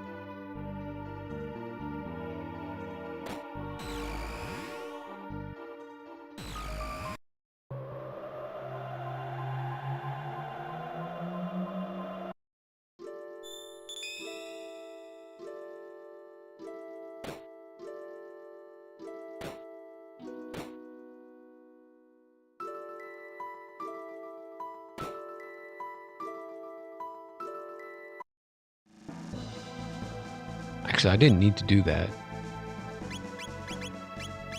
I could have just pushed the Y button, I think. Yeah, the Y button opens the menu right away.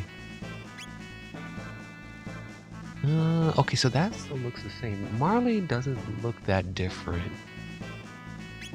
Her original sprite and this makeover is not that different. Luca is much more drastic because she takes off her cap and glasses and undoes her hair. Or it's not like tied up or anything.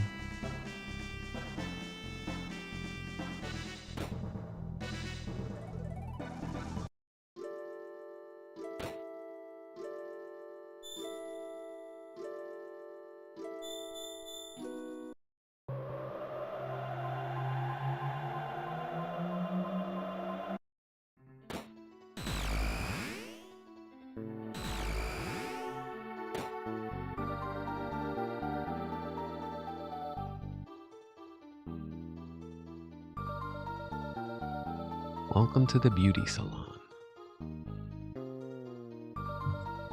True classic beauty. Interested in a new look. Hidden beauty. Oh, no Chrono. Oh, I guess they wouldn't. Yeah. Wait a minute. Oh, they reverted me back to the originals if I say I'll stay as I am. Yeah, Marley really looks the same. They just did like a color palette swap pretty much. Okay, let's run with the new ones though. I do want to see the new one.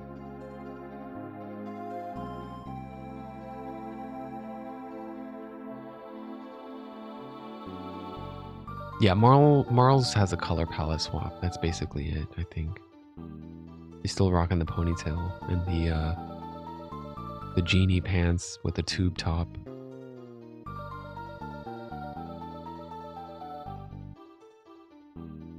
This sprite looks a little different. The world map sprite.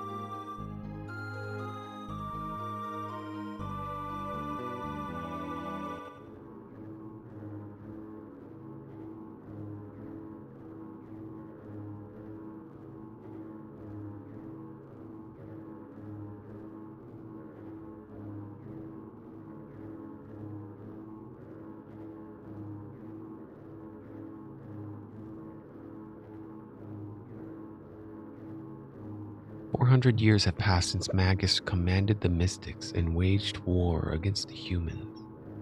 When Lavos awakens, all humans are doomed.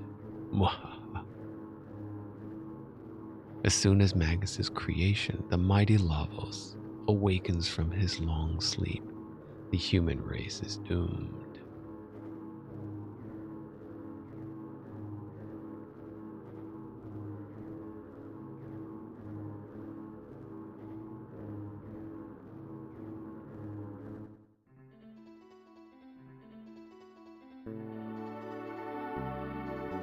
This guy's gonna fight me, isn't he? No human's gonna talk to me. No human's going to talk to me.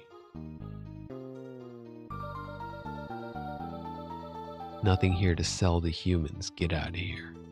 Please. You know-it-all humans. Teach him a lesson, boss.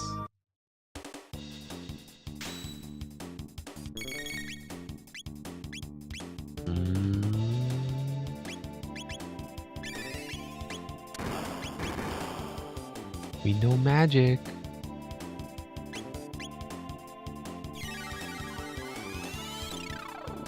You sure you want to mess with us? We know magic. Oh, he's immune to magic.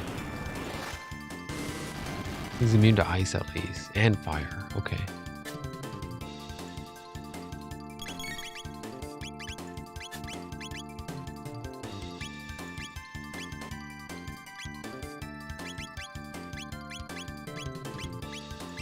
Oh, he's already out of the fight. Okay.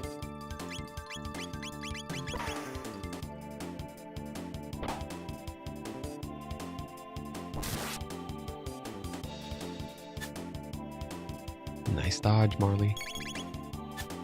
Nice dodge.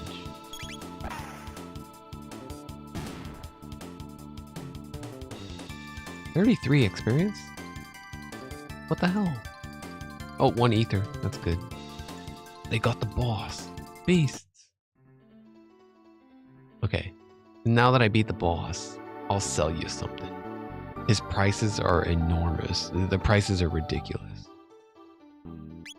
Yeah. So I thought so. But they got good stuff. It's really good. The Zanmato. This is a new weapon. Slayer of Demons. 1.5 times the damage versus magic. Versus what? Magic? What do you mean? Like mages? Magic user? Magic users maybe? I don't know. How could it be? How could you attack magic? You can only attack magic users. I have a feeling the way the attack rating shows it, it boosts Chrono's attack rating to 70. I think it kind of alludes to I could probably only buy it here.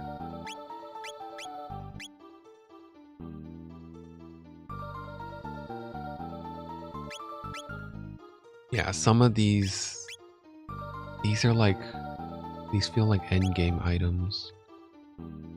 Sleek Helm Work Platinum. 990 for a potion. Okay, obviously I'm not going to buy anything here.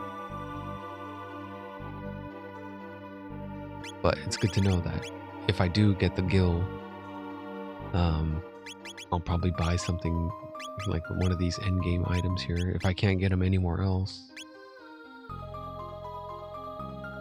Think I'm going to cut my prices for a human? What's in that chest behind him?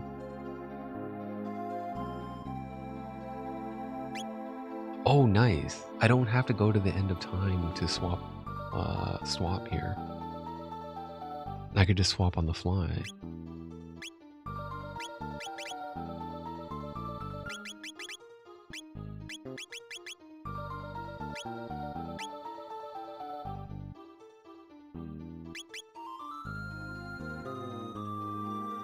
Okay, I kind of want to go get Glenn first, and then after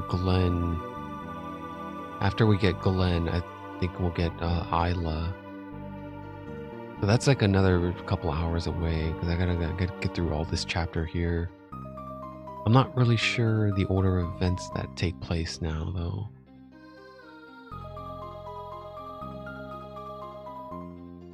Spoiling my meal. Scram. Hope those humans get what they deserve from Hekron. No room for humans. Scat. Pipe down, okay. Get 'em.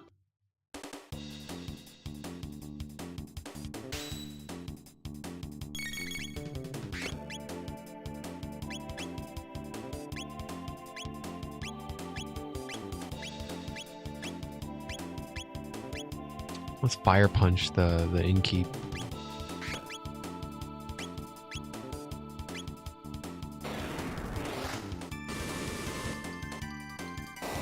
Ooh, boom. 636.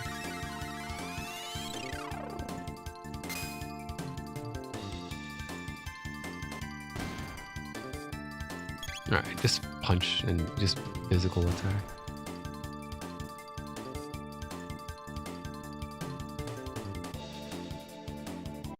Yeah, man, it kind of sucks that I gave all the speed tabs to Chrono. I should have saved some speed tabs for Luca. I think Luca or Robo maybe. 200G for one night. Wouldn't you like to rest? No. I think in one of those other games, I think it was either Final Fantasy or Secret of Mana 2. Like if you rest at the wrong inn, you'll get jacked. They'll either mess you up or take your items or do something. Like I forgot what happens, but I remember something bad happening in Final Fantasy VI Brave New World. Brave New World, I think they insinuated something of like if you rest, I forget which town you rest at in the wrong time. It might be like South Figaro during the occupation, during the annexation. Or it might be,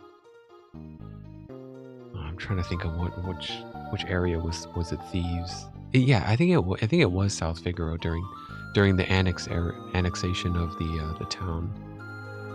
It's basically when you first get to the Dark World and you bump into Locke and Celeste, or Celeste is trying to. No, that's not Dark World. I'm getting my events mixed up. I can't remember now.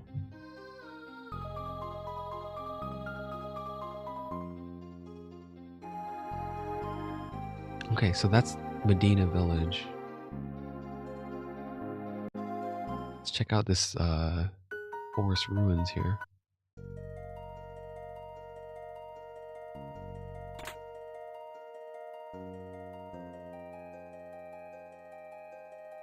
Nothing to do here. Just a barrier in the shape of a pyramid.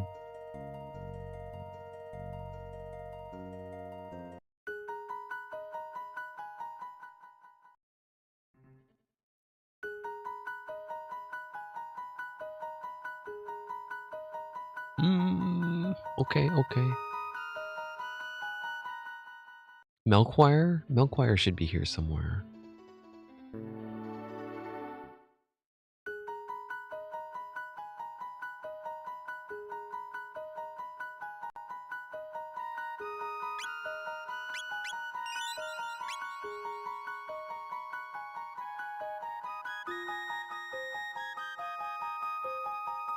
Ah, hello. Could I interest you in a weapon? Yes.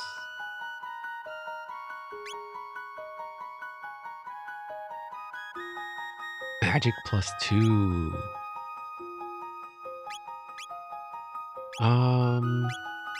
Shoot. I want one of everything, but I can't afford it.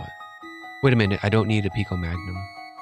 That's not an upgrade. Hammer Arm, I don't need either. Titan Vest, I don't really need either. The Bandit Bow. It's an upgrade. Wait, I already have a Bandit Bow. I picked one up at the factory. I just forgot to equip it. Yeah, I already have one.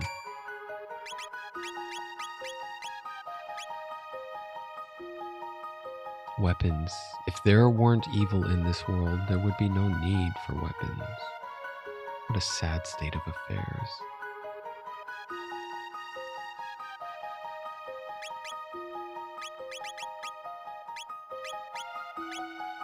Damn, the bolt sword really didn't last that long. Yeah, I guess we'll upgrade to the red katana then.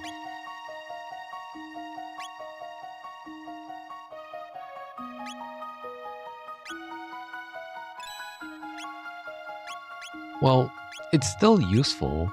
I mean, if there's going to be an enemy that's weak to lightning or something, maybe it might be better. But fuck, man, if there's an enemy weak to lightning, I'm just going to use the red katana and cast lightning magic on it. Seems like that's a better option. So no, I don't think I would ever come back to using the bolt sword. Plus, it doesn't say lightning magic, it deals lightning damage. It just says it strikes like lightning.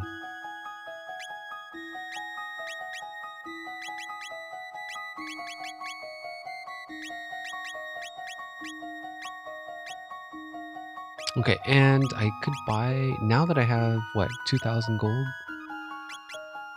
I could sell a few things and just buy 2 Titan vests, maybe.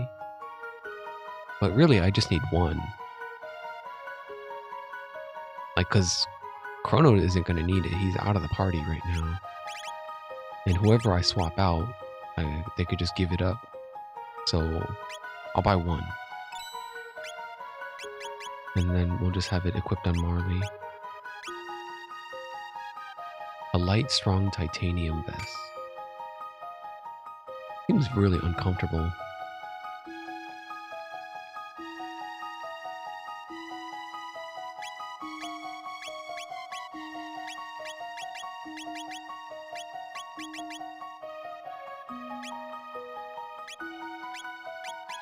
Okay, so Marley, I don't know why her sprite bugs out. It's not supposed to gray out like that.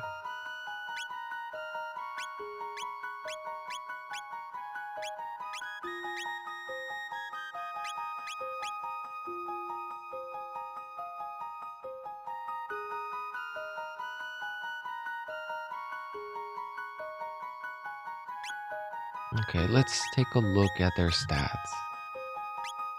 Hit rating 17, speed 8, speed 8, speed 6. I'm missing a speed belt for Robo.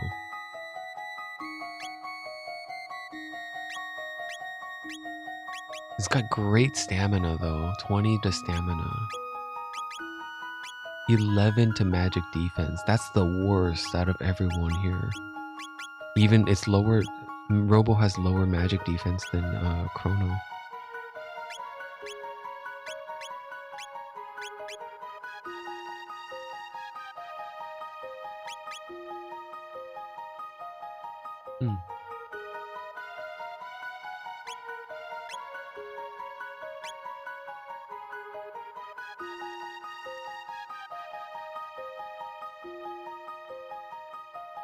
I'll be back down here later in the game.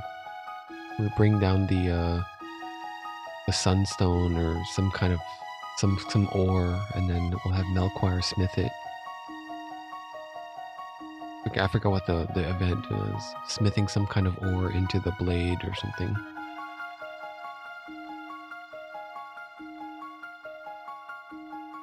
Okay, on to whatever this guy is.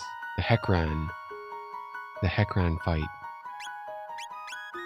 It's a whole dungeon though. I gotta scale the mountain first. Human filth, lava sleeping crown will not be hurt by the scum like you.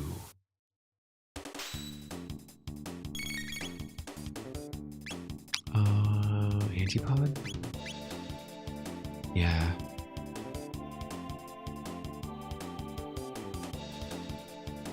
This is a dual tech from Marley and Luca, right? It's ice and fire together in one attack in a big AoE.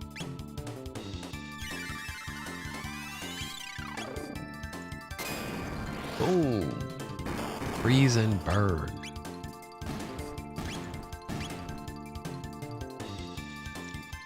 Aikido. Ice and fire.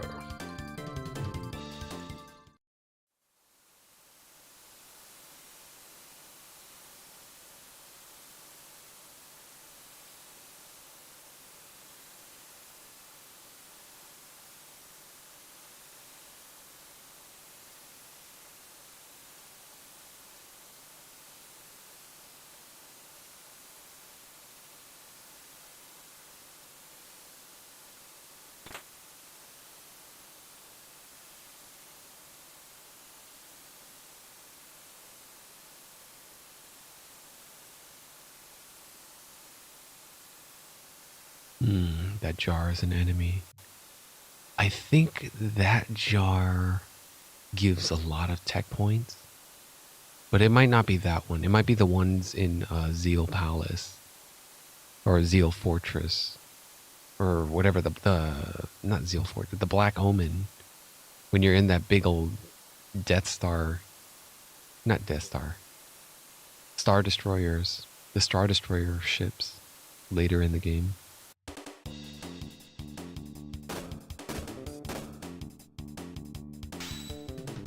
The gin bottle.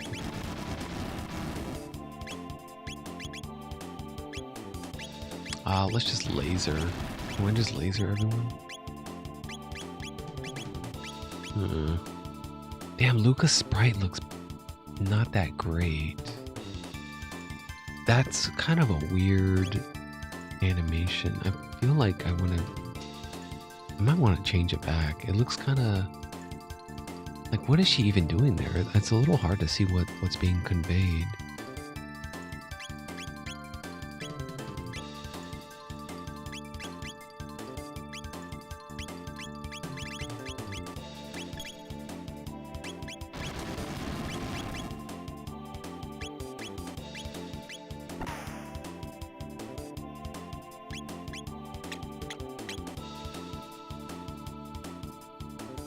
Yeah, I think everything is pretty much weak to magic in this area. But they're not going to be so weak to physical. See if I could just wipe them out with the laser spin. Looks like that worked. But the jar.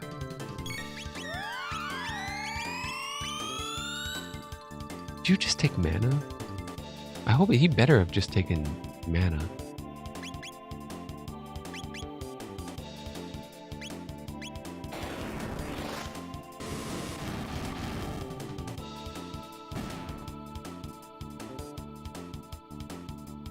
He better have just taken health, not mana. Sorry, that's what I meant to say.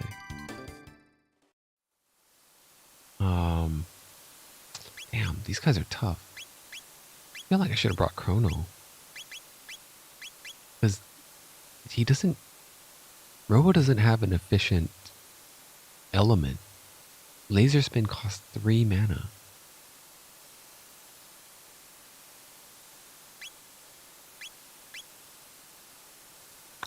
But Robo does have Fire Punch.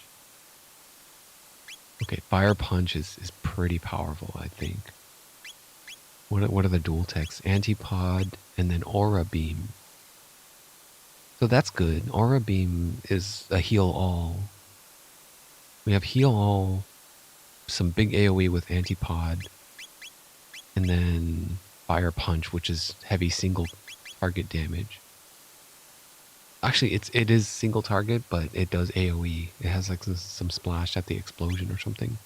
At least I think it does. Yeah, let's just aura.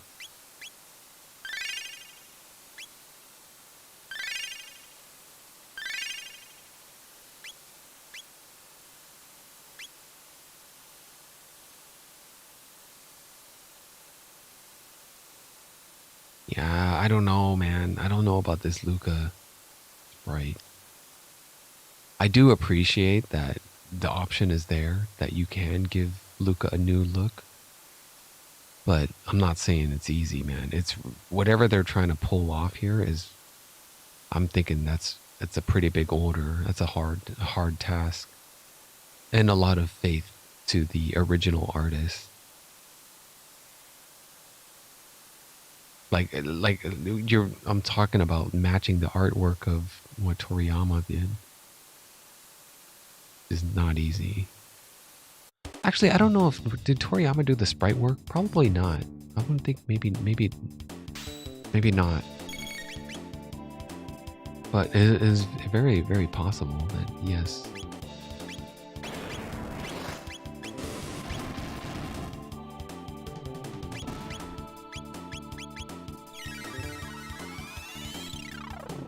Let me pull up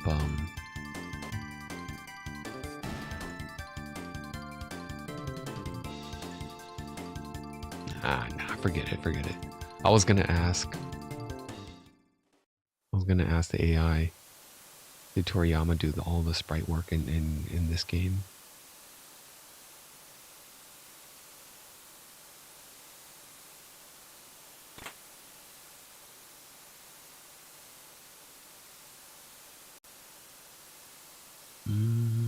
Not yet.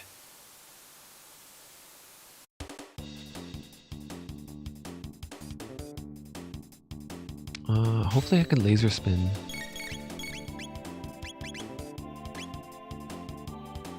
Yeah, hopefully that's enough. If it's not enough, just burn them down with physical attack.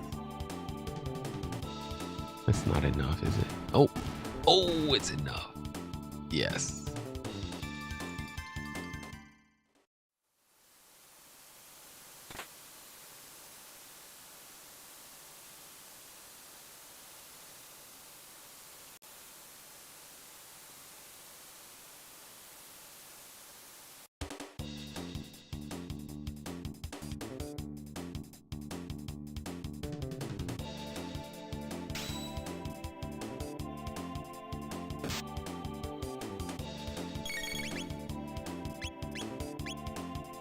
Antipod? Antipod cannot get all of them. The one that in the front rolled forward a little bit.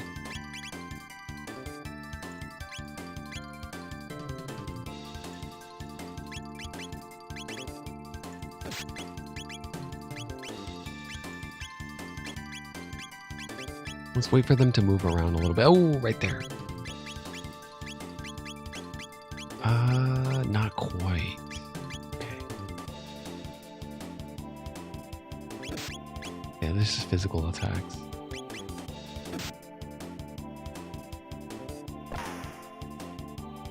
Not that effective. As I thought. Okay.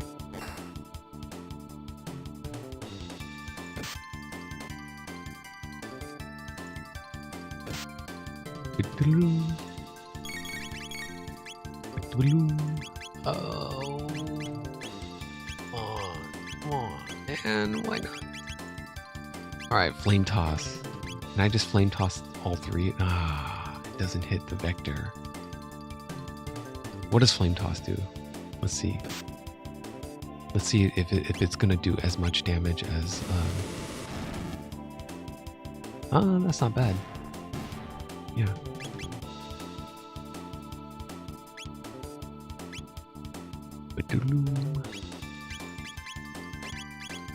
I don't want to use these. I don't want to use these inefficient. Okay, fine. Rocket punch. Let's just no, don't. Flame toss. Oh, nice. That rocket punch worked.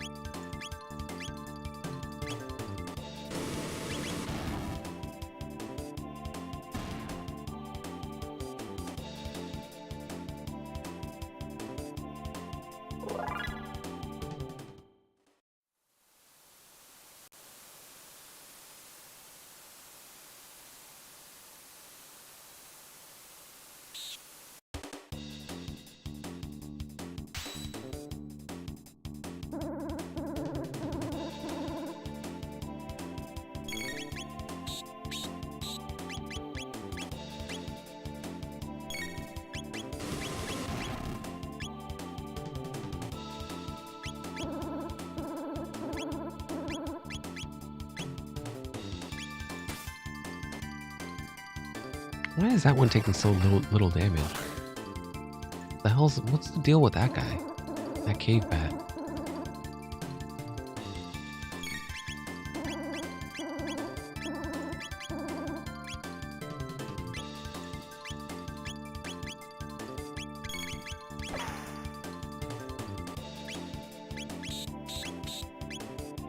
Well, how come this one took so much more damage?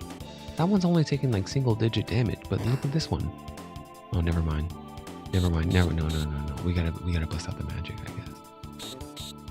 Oh man, this is going harder. I'm making this harder on myself just because I don't want to burn MP. So that does work.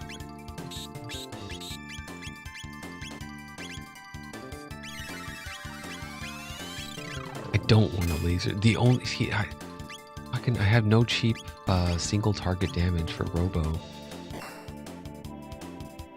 All he has is Rocket Punch. And that's the 1 MP one. And the other alternative is Laser Spin, which is 3 MP, but that hits everyone.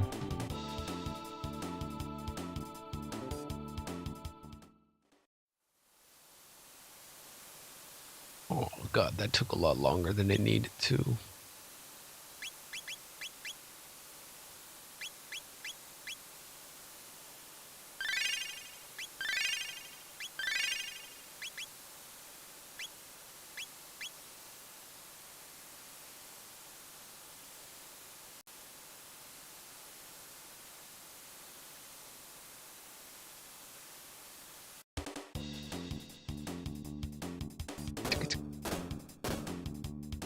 Okay, we laser spin.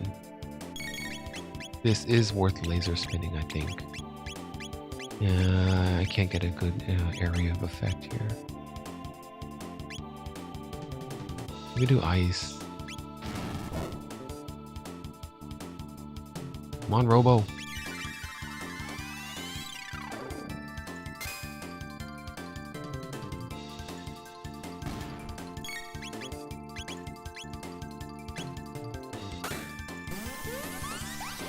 I hope that blind doesn't stay persistent after battle.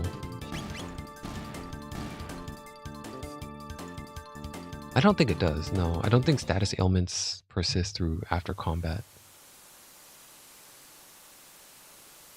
Yeah, that was Final Fantasy. I don't think that was this game.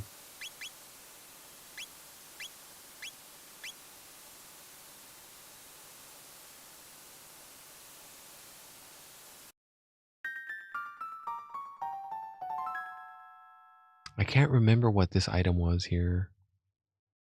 Might be like a ruby vest or something. Some of these items, these boxes, don't really contain that much useful stuff.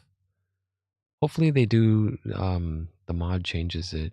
The Romhack changes it so it does something more useful. Because I remember opening up a bunch of them and it just ends up being like ruby vests or something. Something that you can get from the prehistoric era.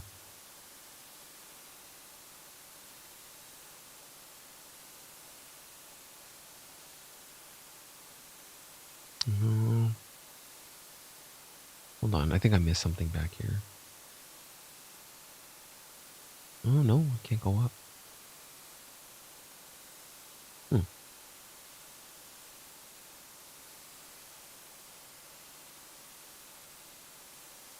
can't shake the feeling that I missed like a fork somewhere in my path. Okay, so I'm okay on mana. I may not need to rest and use a shelter. I think I have enough for this fight.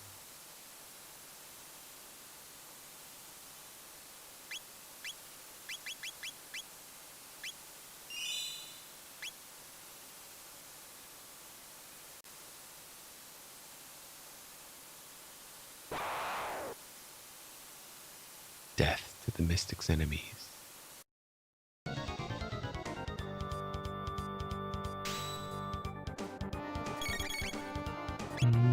Okay, so only magic.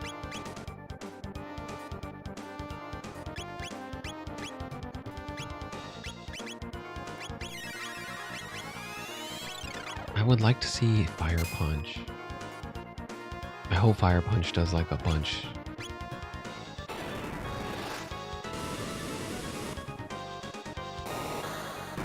$300, please. 160? That's not good enough. it's not worth it to do double tech. It's probably laser spin then. I'm just gonna have laser spin a bunch until he runs out of NP. Or I could do aura beam when they need it. Right now, not really. He did focus Marley though.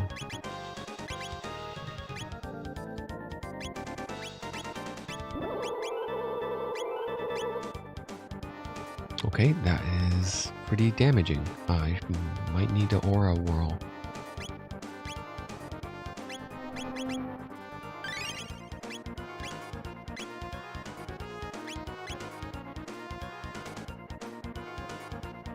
Let's just cure beam here. We'll wait till he does like a big damage attack. Go ahead, try an attack. Brief counter attack break.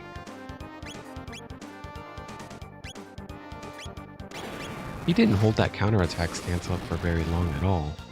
It seemed like it was very quick.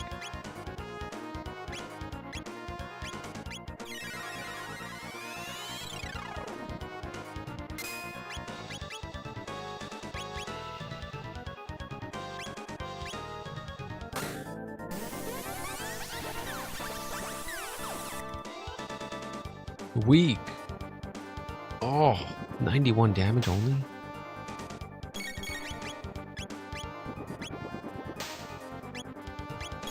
This fight, I think the intended design was take Chrono. Chrono has to be in the party, right? Because the game dictates it so.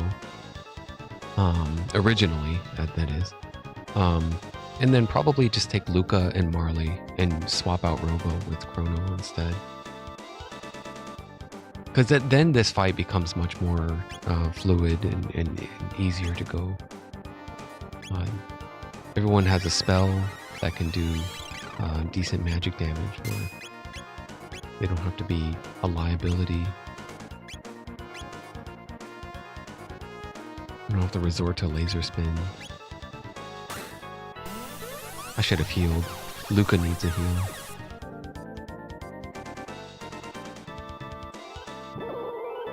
Luca's probably like one hit away from death. I need to do something here. Okay. How about we do... Oh! She might be dead. Or a beam.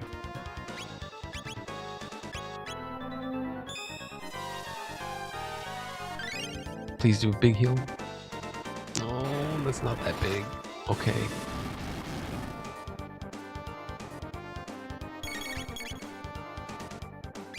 Again.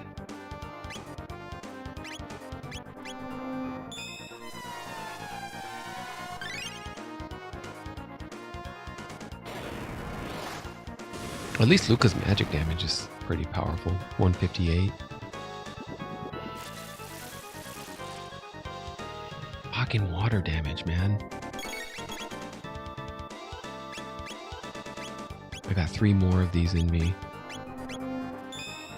Oh crap, it's in a counter stance. I think this is a mistake. But okay, fine. Water wave. That's right. That's his counter move. Okay.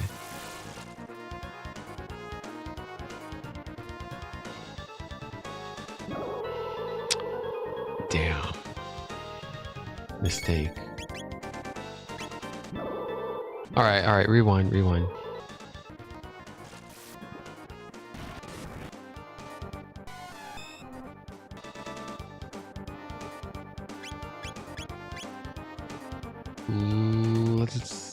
Okay, so this is when I just ate 1. I don't want to eat.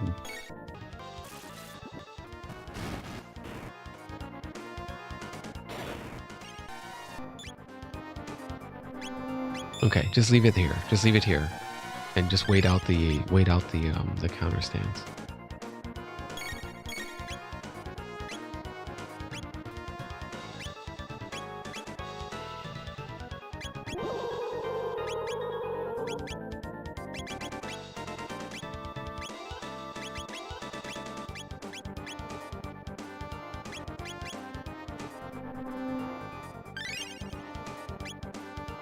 Is that still counter stance?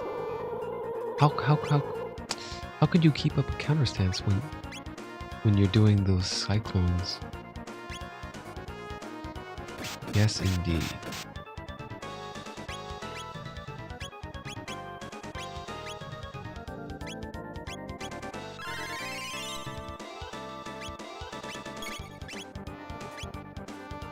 No, I'm not gonna attack when you're holding out your claw like that.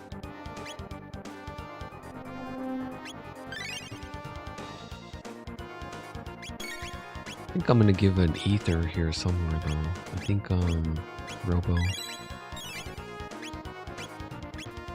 We're all cured up, that's fine.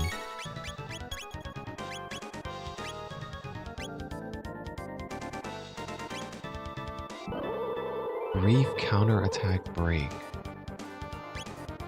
But he's still holding it. I can't. How? What the hell? What is this bullshit, dude?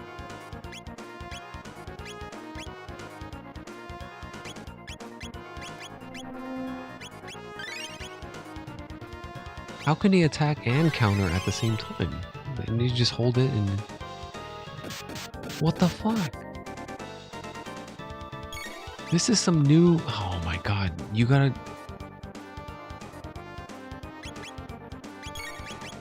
This is some new Romhack bullshit going on here. I think I just gotta burn him down. I might just have to burn his ass down and take the counter damage. Because we can't sustain like this.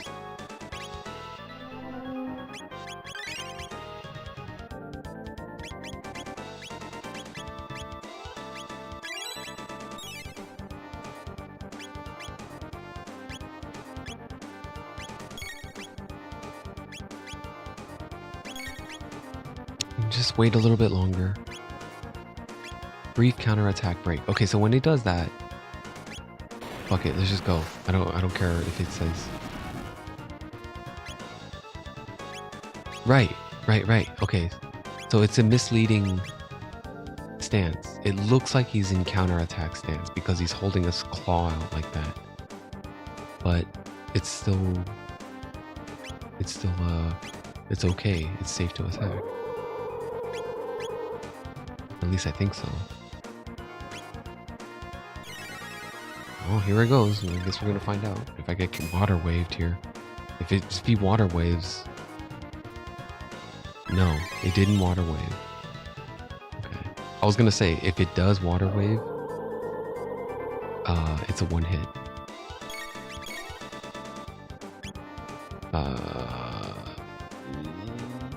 Yeah. Okay, let's just do it. No, he's not countering. Okay. Ice. Yeah, this sucks without Chrono.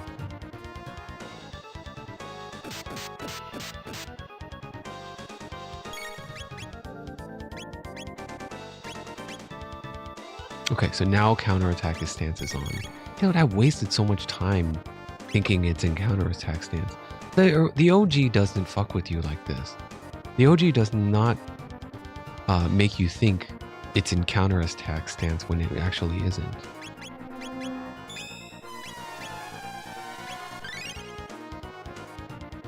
Like that specific animation where it holds its claw out is specifically reserved for counterattack stance. Brief counterattack rate. Okay, so let's try bombing it with anti-pod. See if it does 300 damage. If it doesn't do 300 damage, it's not worth it. Those fire and ice could have done... Oh, there we go. 301. And it finished. Marley leveled up. Robo leveled up. If only the great magus who brought forth lavas had destroyed the human race, the world would have belonged to us.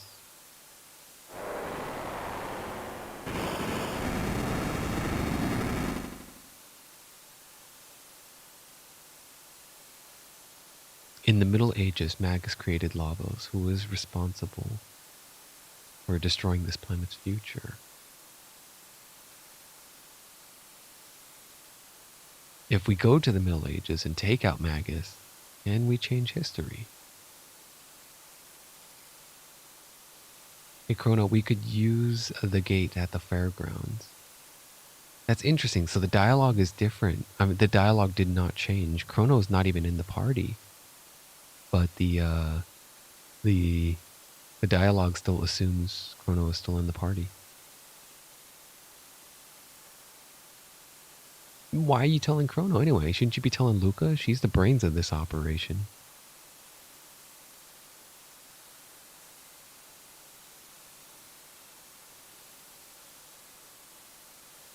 Ah, this spits us out. Yeah, this'll spit us out. Yeah, let's just dive in.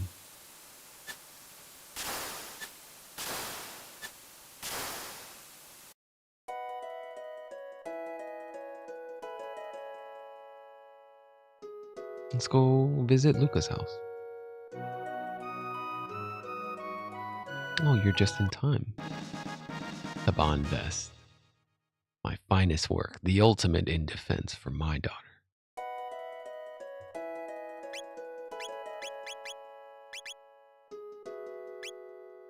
It's 11 more defense, but it also does +2 to speed. That's really nice. Half damage for fire. So she takes much less fire damage. That's really nice. Maybe I can have her give up the speed belt and take on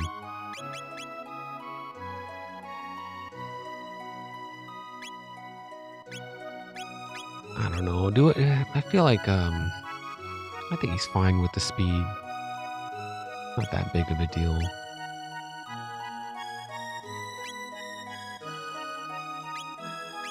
Just thinking of balancing it out so that they're all at speed 8. See, if I change the speed belt off of her, let's say give her a defender and give Robo the speed belt. Now the whole party is at 8 speed. So that means we all get to act at the same time. The techs will become available. The dual techs and will be more flexible and more readily available during these fights.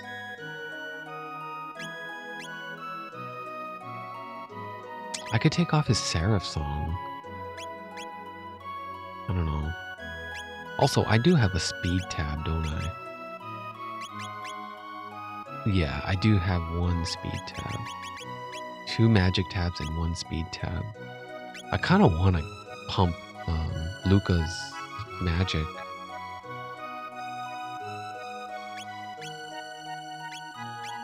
I kind of want to pump her magic so that she does a buttload of fire damage.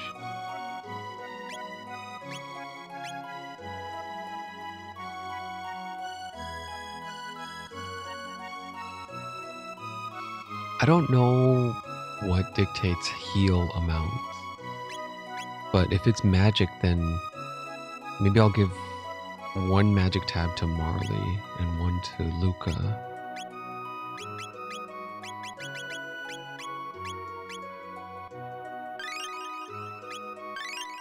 It might not be, but whatever. The speed tab. Robo. Or Chrono. I don't know, I'm tempted to give 1 to Chrono again, but I'm not certain he actually needs it before it starts becoming a waste. I think he might, I don't know, maybe 2 or 3 might be like the most he needs.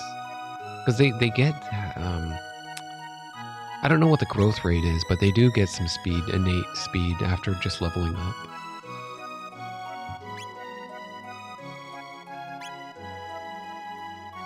I'm gonna look it up.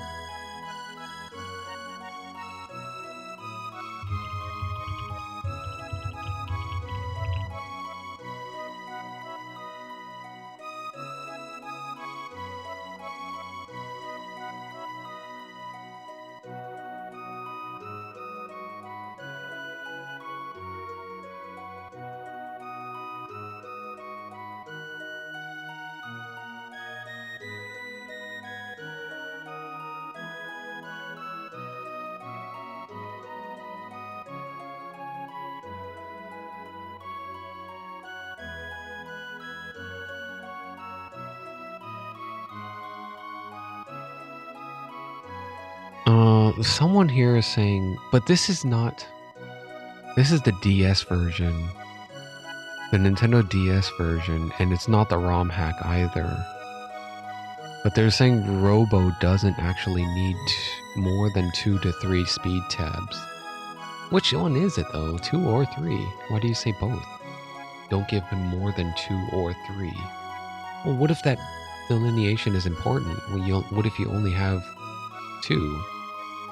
Is it going to be enough? And then you find one later? Do I give him another one? I wouldn't worry about giving magic to Luca or Magus until you at least peak Chrono. Depends on you. They both have strong magic to begin with. Oh, I see. So he is saying the one guy here is... Damn, this is 16 years ago. He's saying Luca or Magus already have pretty damn high magic, so you don't really need to pump their magic that much. I don't know certain if you're right or wrong. The Dino Tail being based on any way off of magic stats. I don't think it would even count that. Dino Tail is one of the techniques like Frog Smash. The damage output is based on how low the character's HP is. Yeah.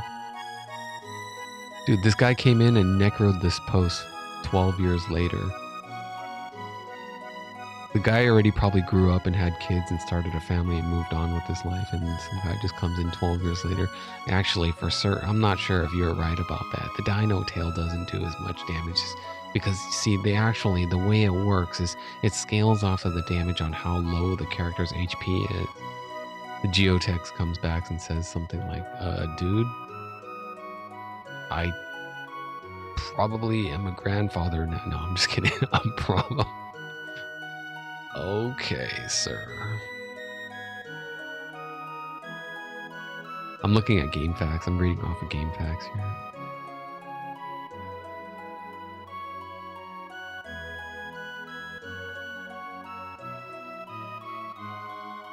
Yeah, I guess it really just doesn't really matter that much. Just give them to someone.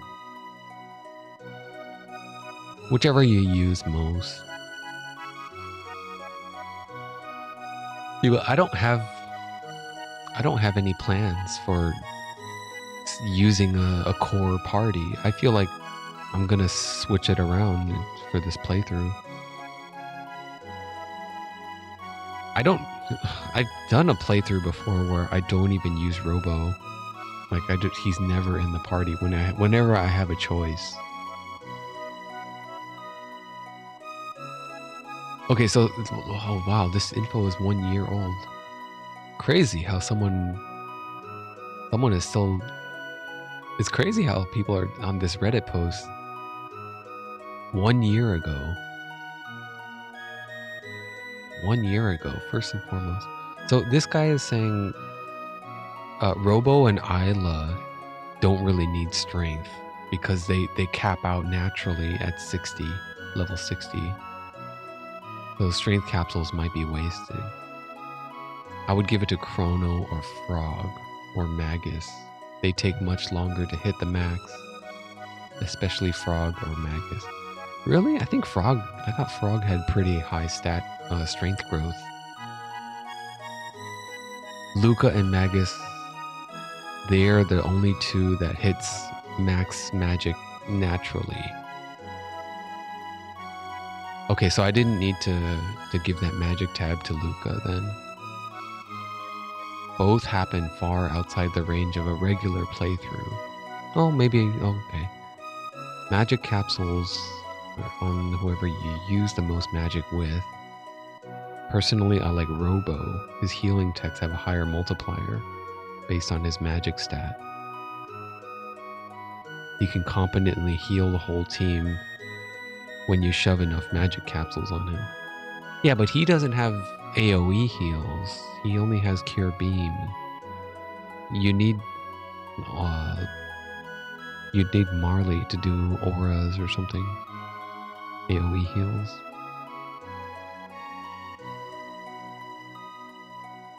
His final tech dishes out pretty heavy field clearing magic. Frog is another jack of all trades. speed should be whoever you use the most. The important thing to know is speed does not grow naturally, and the maximum is 16. Okay, so it doesn't grow naturally. I thought Chrono got an extra speed. Really?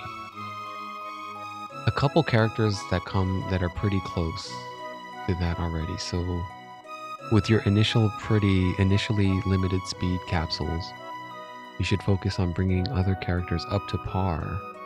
Robo gets a permanent 3+3 speed boost in a side quest, so don't push him above 13 with tabs, otherwise they'll be wasted. Robo, Luca, and Marley are painfully slow. They would benefit the most. Robo and Luca are powerfully offensive, and Marley is a great support character with her strong heals and haste. There's an opportunity at an optional endgame dungeon non-respawning enemy called a panel. If Isla has charm, you can steal a speed capsule from each one before killing them. Make sure you steal from every single one you encounter. You'll be able to max every character's speed. Chrono eats all of my strength. Robo eats all of my magic. Robo is the focus for my speed tabs until I hit the end. The usual party is Chrono, Robo, and Isla. I don't know who's my usual, so I'm gonna go with like everyone pretty much. I'm gonna switch them around here and there most of the time, I think. Which might make the playthrough a little bit more interesting, but also more challenging. Anyway, do I want to stop here? I think I might want to stop here. My head is getting a little dizzy because I'm talking too much and I'm not eating any food and I'm not taking enough breaks. I'm not drinking enough water. I'm not sleeping for over how many hours now? 16 hours? I don't know.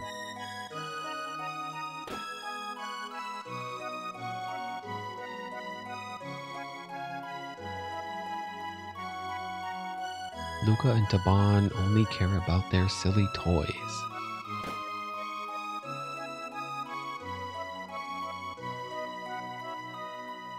Oh, wait a minute. Let me check something. Green hair or turquoise, tealish hair.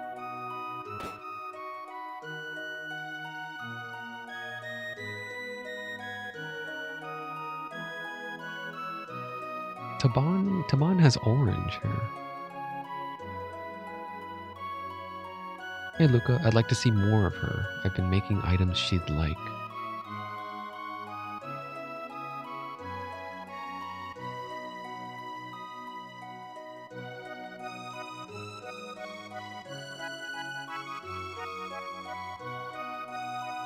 Oh, it's Fritz, the dude I saved in the prison. What can I do for you? The red katana, bandit bow, hammer arm, titan vest. I am thankful that he's selling pretty good stuff here, and I'm also thankful that the prices are the same as what's his name? Melchior. Yeah, his prices are not jacked up.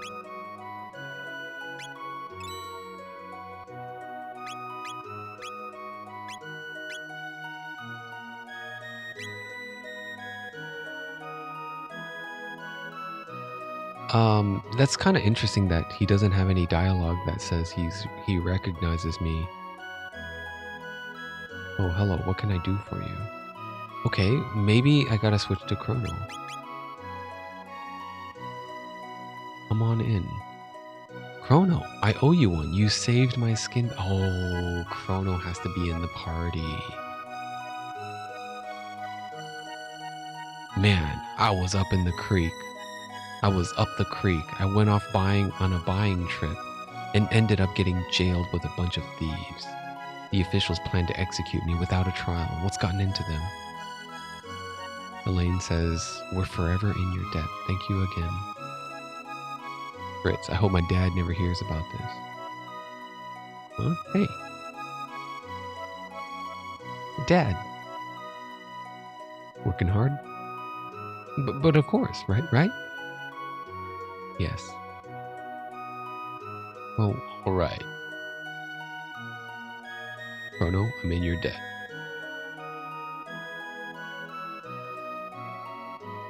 Now, Chrono, down to business. Please buy whatever you like. Oh, half price. Well, I didn't buy anything. I just bought like 7 potions or something like that. That's fine. Now everything is half price. I should have waited, but I would have had to fight Hekran without... I don't know, Chrono wasn't even in the party, so I didn't need to buy that red katana at all. Never mind. Yeah, half price. So this is pretty much the best prices now.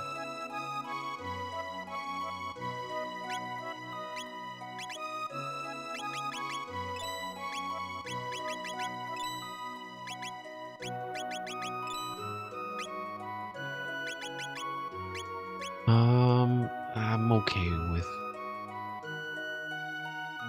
I don't need another Titan vest, cause Luca has her Taban vest now.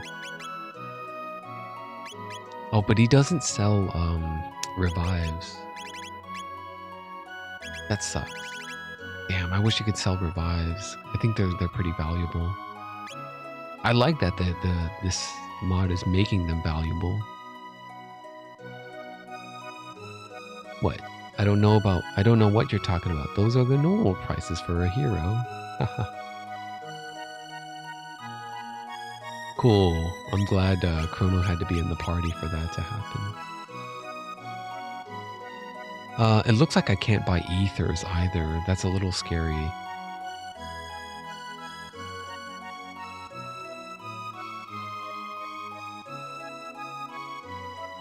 Never too old for silver points.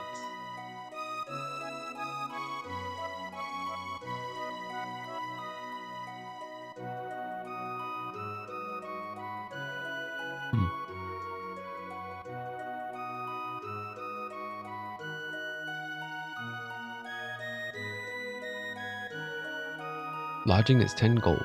No thanks. Been to the fair yet? Yes. Wasn't that a trip? I spent all my silver points at the Tent of Horrors. Are you buying? Sorry.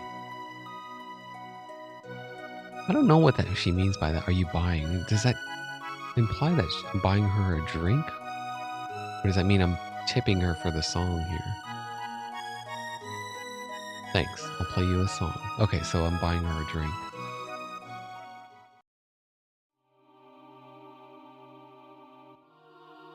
But she doesn't really charge. It doesn't say it charged me anything.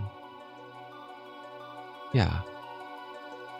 Oh, she plays a random song.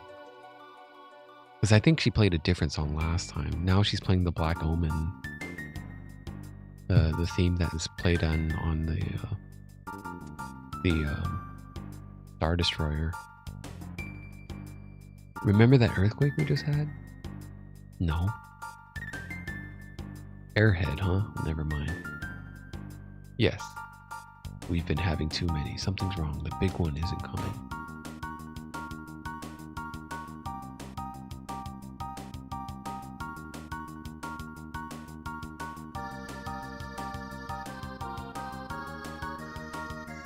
Alright, let's go visit Chrono's house. Alright, let's see what this residence is first. There used to be a cathedral. Wonder what became of it.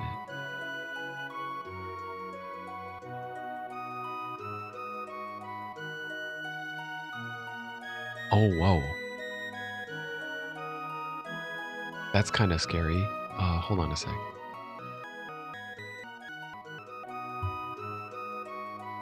Maybe I should put Chrono in the party so this jives a little better.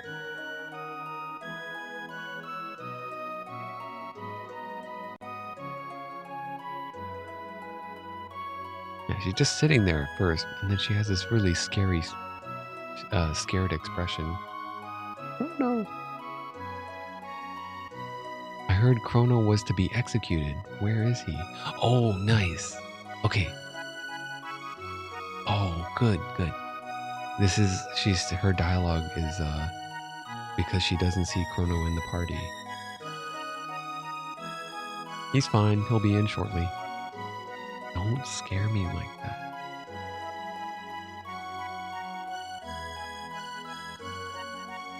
Hey, I hope you don't mind if we use his bed. How about a snooze?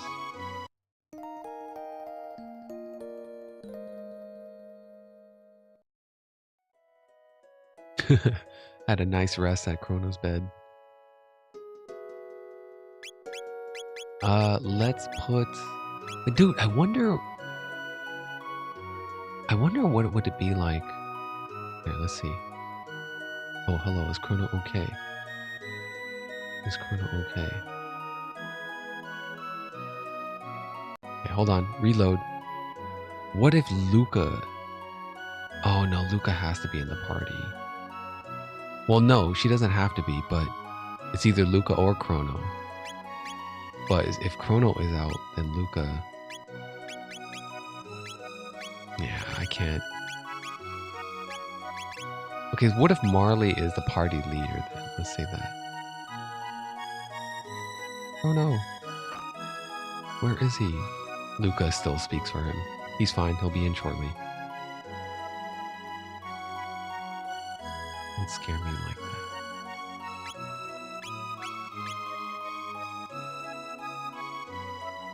Don't scare me like that. Okay, so she doesn't change her tune until I walk out and walk back in.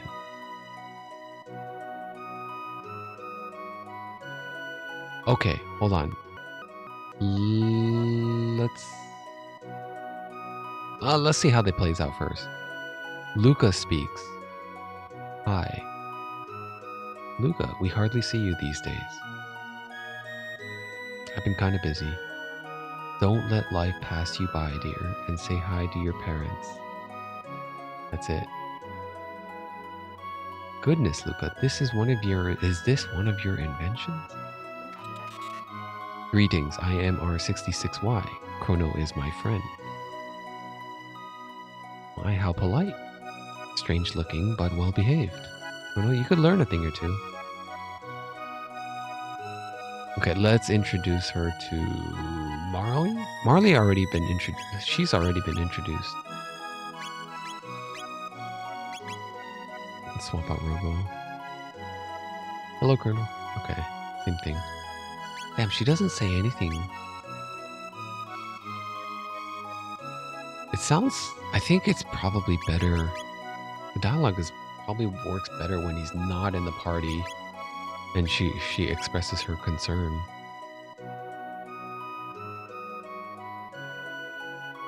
Hello, is Chrono okay? So she does adjust her dialogue based dynamically. I don't have to reload.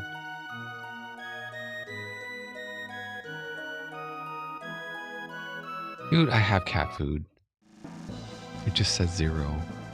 The thing is bugged.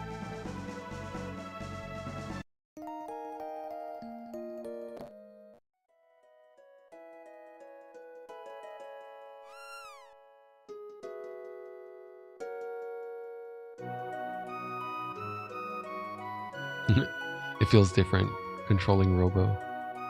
Moving around, the sprite. Feels different.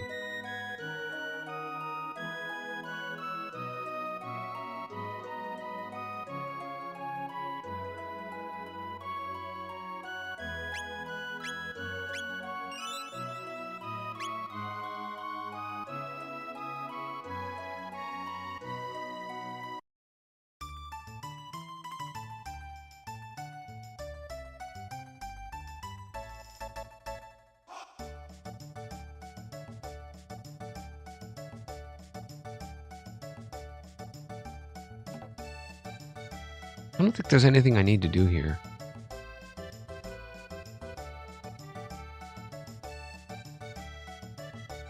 I think I need to get some rest. I think I'm really feeling like My bed is looking very...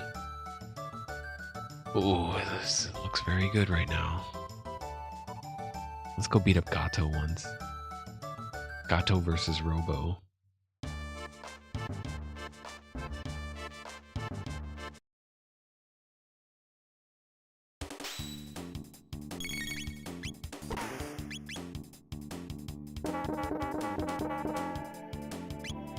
Still packs a punch. Whatever, I'll take those counterattacks. At least I could tank them.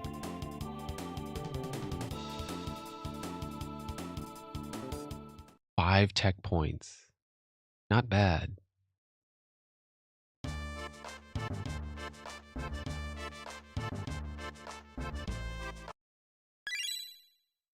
Do I get a heal?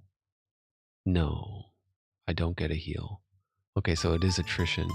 If I continue to rack up those silver points, the longer I fight, the more. Whoops. No. No. I want to keep my silver points for now. But I still need cat food. You are too much, kid.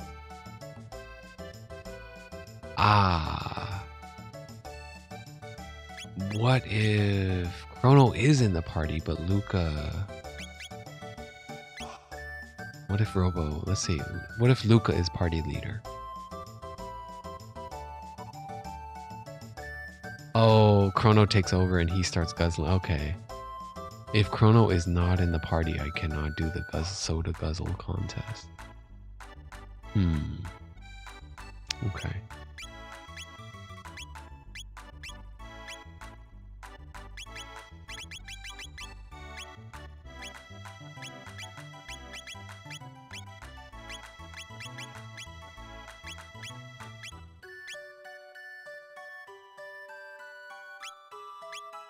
Yeah, I think I will give a speed tab to Robo. Because Chrono is already at 9. Well, I would like him to be fast. I wouldn't mind him at 10 right now.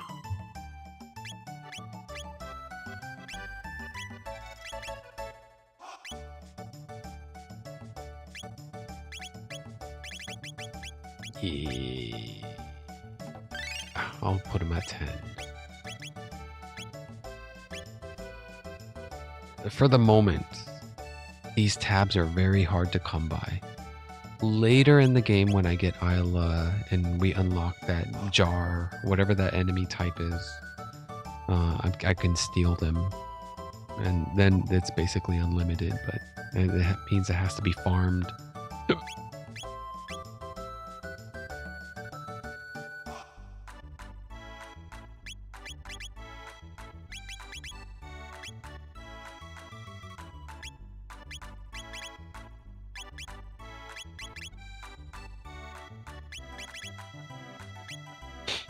Okay.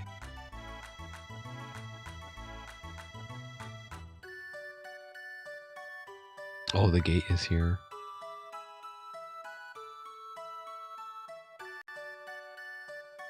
This takes us back to 680. I don't think I need to do that. At least I think so. Let me see. Oh, yeah. Nice. It opens up a new pillar here. Lean Square 1080. And then this one also opens up Truce Canyon 680. What is this one? Ah, yes, of course. Okay.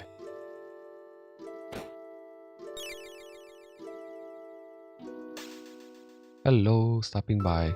Come to see me anytime. Think of me as your guide. Think of me as your guide.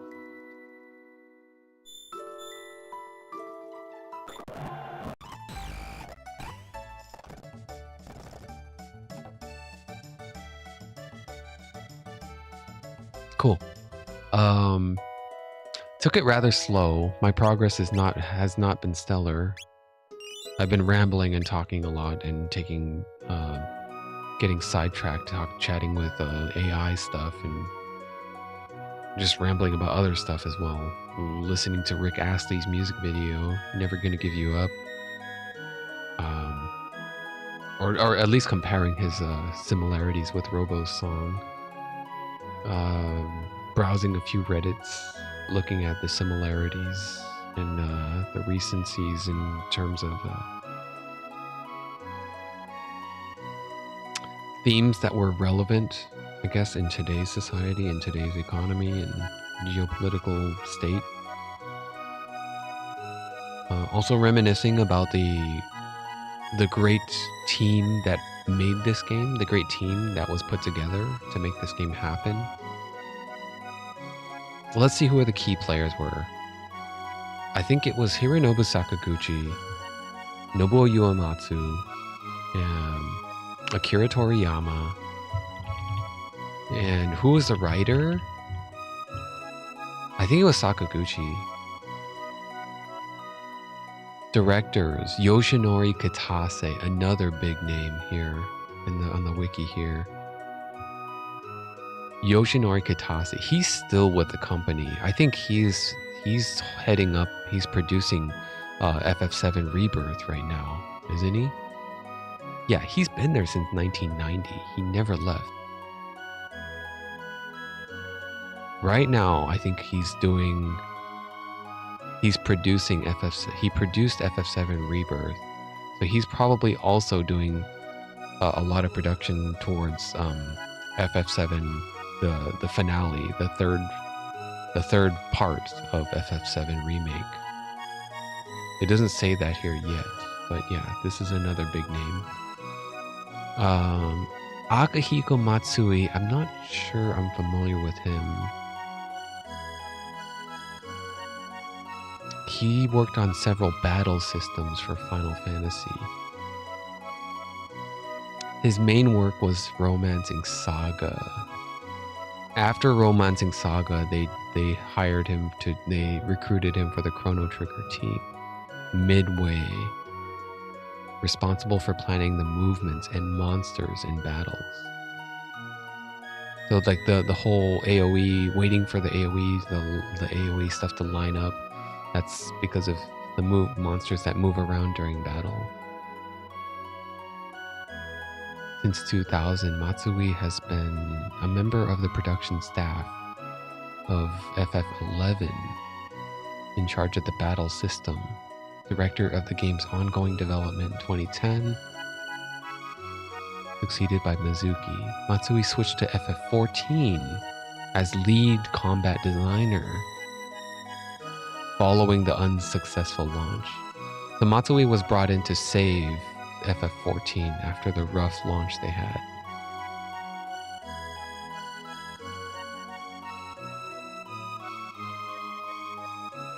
Still there. As of 2024, he assistant directed Saga Emerald Beyond for the Android, iOS, Nintendo Switch, PS4, PS5, and Windows. I never got into this game, the Saga games. Romancing Saga and Saga Frontier, and yeah, I never got into all of them.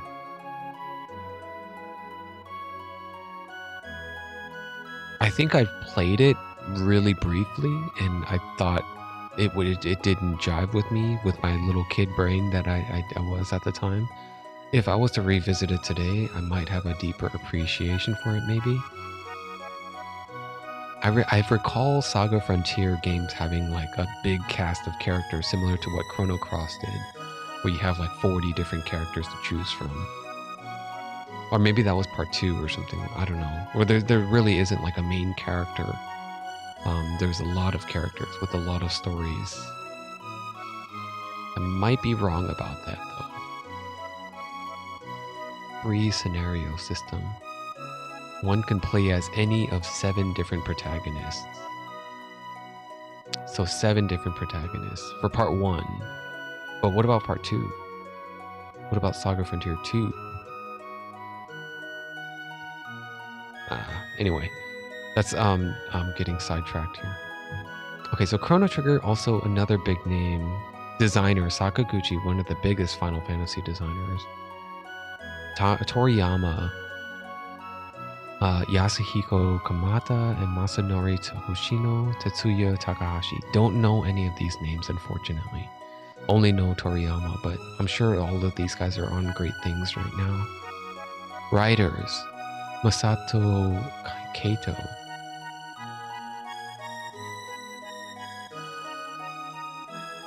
Radical Dreamers, Xenogears, Chrono Cross?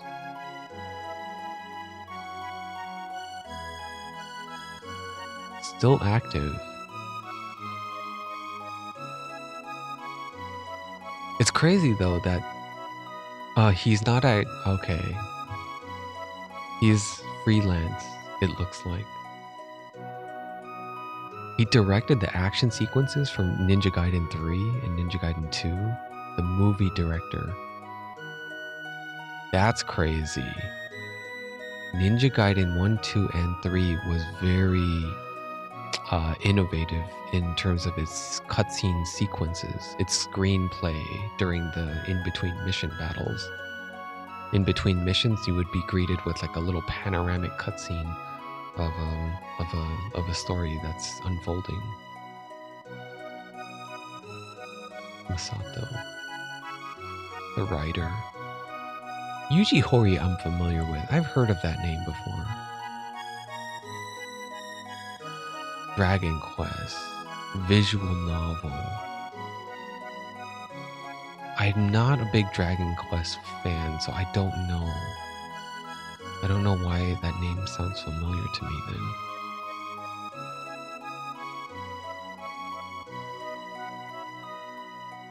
Yasunori Mitsuda, probably one of my favorite composers now.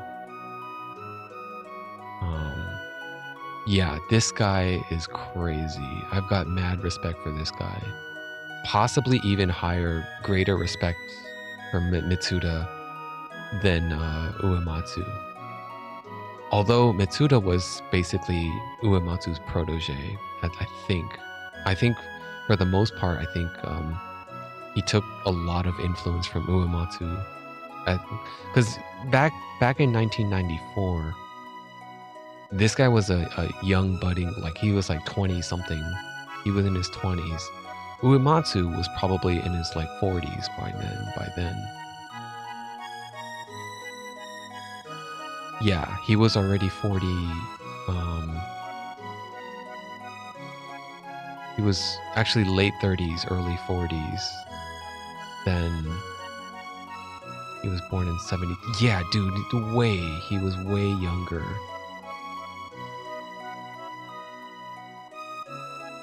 Yeah, he was in his early 20s. So yeah, this guy, he was definitely his protege. He was working under him.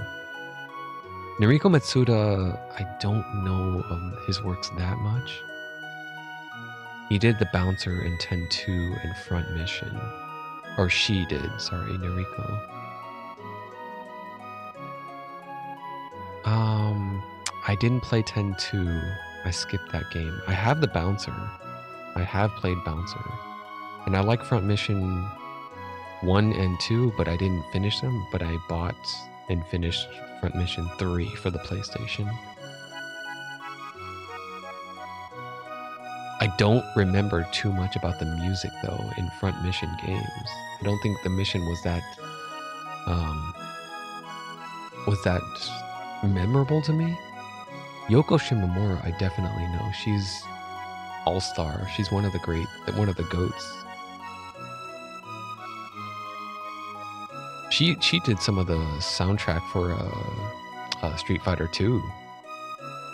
She went to Capcom. She started at Capcom and then went to Squaresoft, but didn't stay very long at Squaresoft. Left at 2002 before their Enix merger. 2003 was when they merged with Enix, so she got out of there before that happened. Street Fighter 2, biggest success, mostly what she is known for. Also some brief work at Konami, I think. Yeah, I think she had some time at Konami. Maybe not. No, never mind.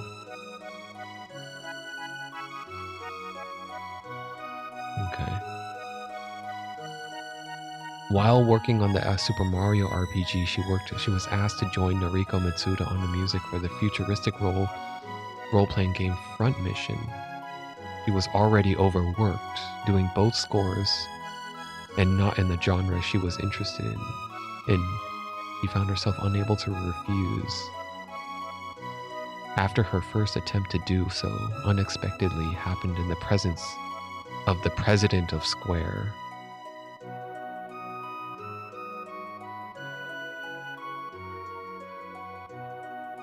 She found herself unable to refuse after her first attempt to do so. Unexpectedly happened. So she wouldn't have taken the project if it wasn't for the president of Squaresoft, Tetsuo Mizuno at the time. Because he was there, they were saying, all right, fine, I'll do it. Parasite Eve, Legend of Mana. Legend of Mana, she quotes as her favorite, her proudest work of art for her during her career. Legend of Mana she felt like she resonates with most. Legend of Mana being one of the best expresses herself, and the soundtrack remains of her personal favorite. Yeah, there it is. The quote here. I think I read I think I read this interview, Chris Greening's interview. Or maybe it was Rocket Babies. One of these sources, I read the interview.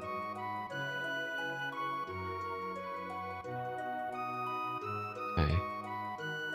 Yeah, man. Like I said, just basically a huge dream team that is unlikely to happen. You're not likely to find like big names in the industry who are still with them today and coming together for this, that have this much prestige behind them before joining the project. They have that much prestige already, and they're still on board with this project. That's why it's such a big deal. Anyway, enough rambling. Yeah, I'm gonna end the stream here. Thanks for watching. Thanks for listening. If you're tuning into the VODs and etc., yada yada. But not much of you are interested. I know not much of you who normally tune into my other streams, when I'm streaming like Monster Hunter, not much of you guys care about this stuff. But it's just, I'm thankful for anyone who actually tunes in and is actually interested in hearing me geek out about like this kind of stuff anyway. Because it's such a big part of video game history, I think, in my opinion. And it was a big part of my childhood, and as it was for a lot of veterans who've grown up in video games and have a strong interest in playing and designing or creating any sort of games today. A lot of designers that we play, games that we play today, take inspiration and direction from this level of this work of art that they considered. Like I said, what was it? Path of Exile, and Path of Exile took a lot of inspiration from Final Fantasy VII. I want to say, I'm going to go out on a limb and say 11th Hour Games, Last Epoch, took a lot of inspiration from this game, for its time traveling aspects of this, and the way it handles traveling through time and visiting the end of time, and how different timelines weave together.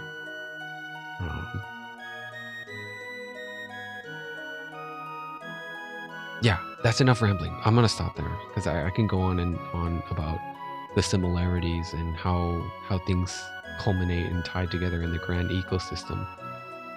Because I think 11th Hour Games probably took. I'm just hypothesizing or theorizing here. That 11th Hour Games probably saw a lot of the success that Path of Exile grinding gear games garnered throughout the years of the decade of hard work of Path of Exile, and probably connected the dots and drew upon their inspiration from Final Fantasy VII's materia system, and thought to draw on Squaresoft's other library of works, which is Chrono Trigger, their other greatest work, and they weaved in the time traveling aspect to their game. It's a bit of a long shot, but I would definitely be interested in gaining some sort of insider insight there. With I don't know, maybe if I look into some of their interviews, I might find some more solidity in that theory there. But until then, I need to rest, and I'll do some digging offline or something.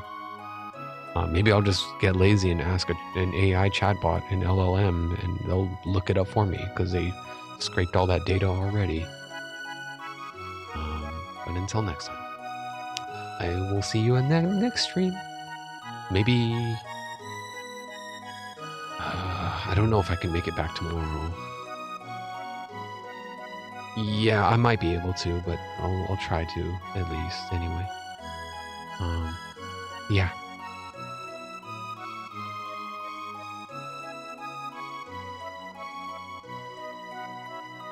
That'll do it.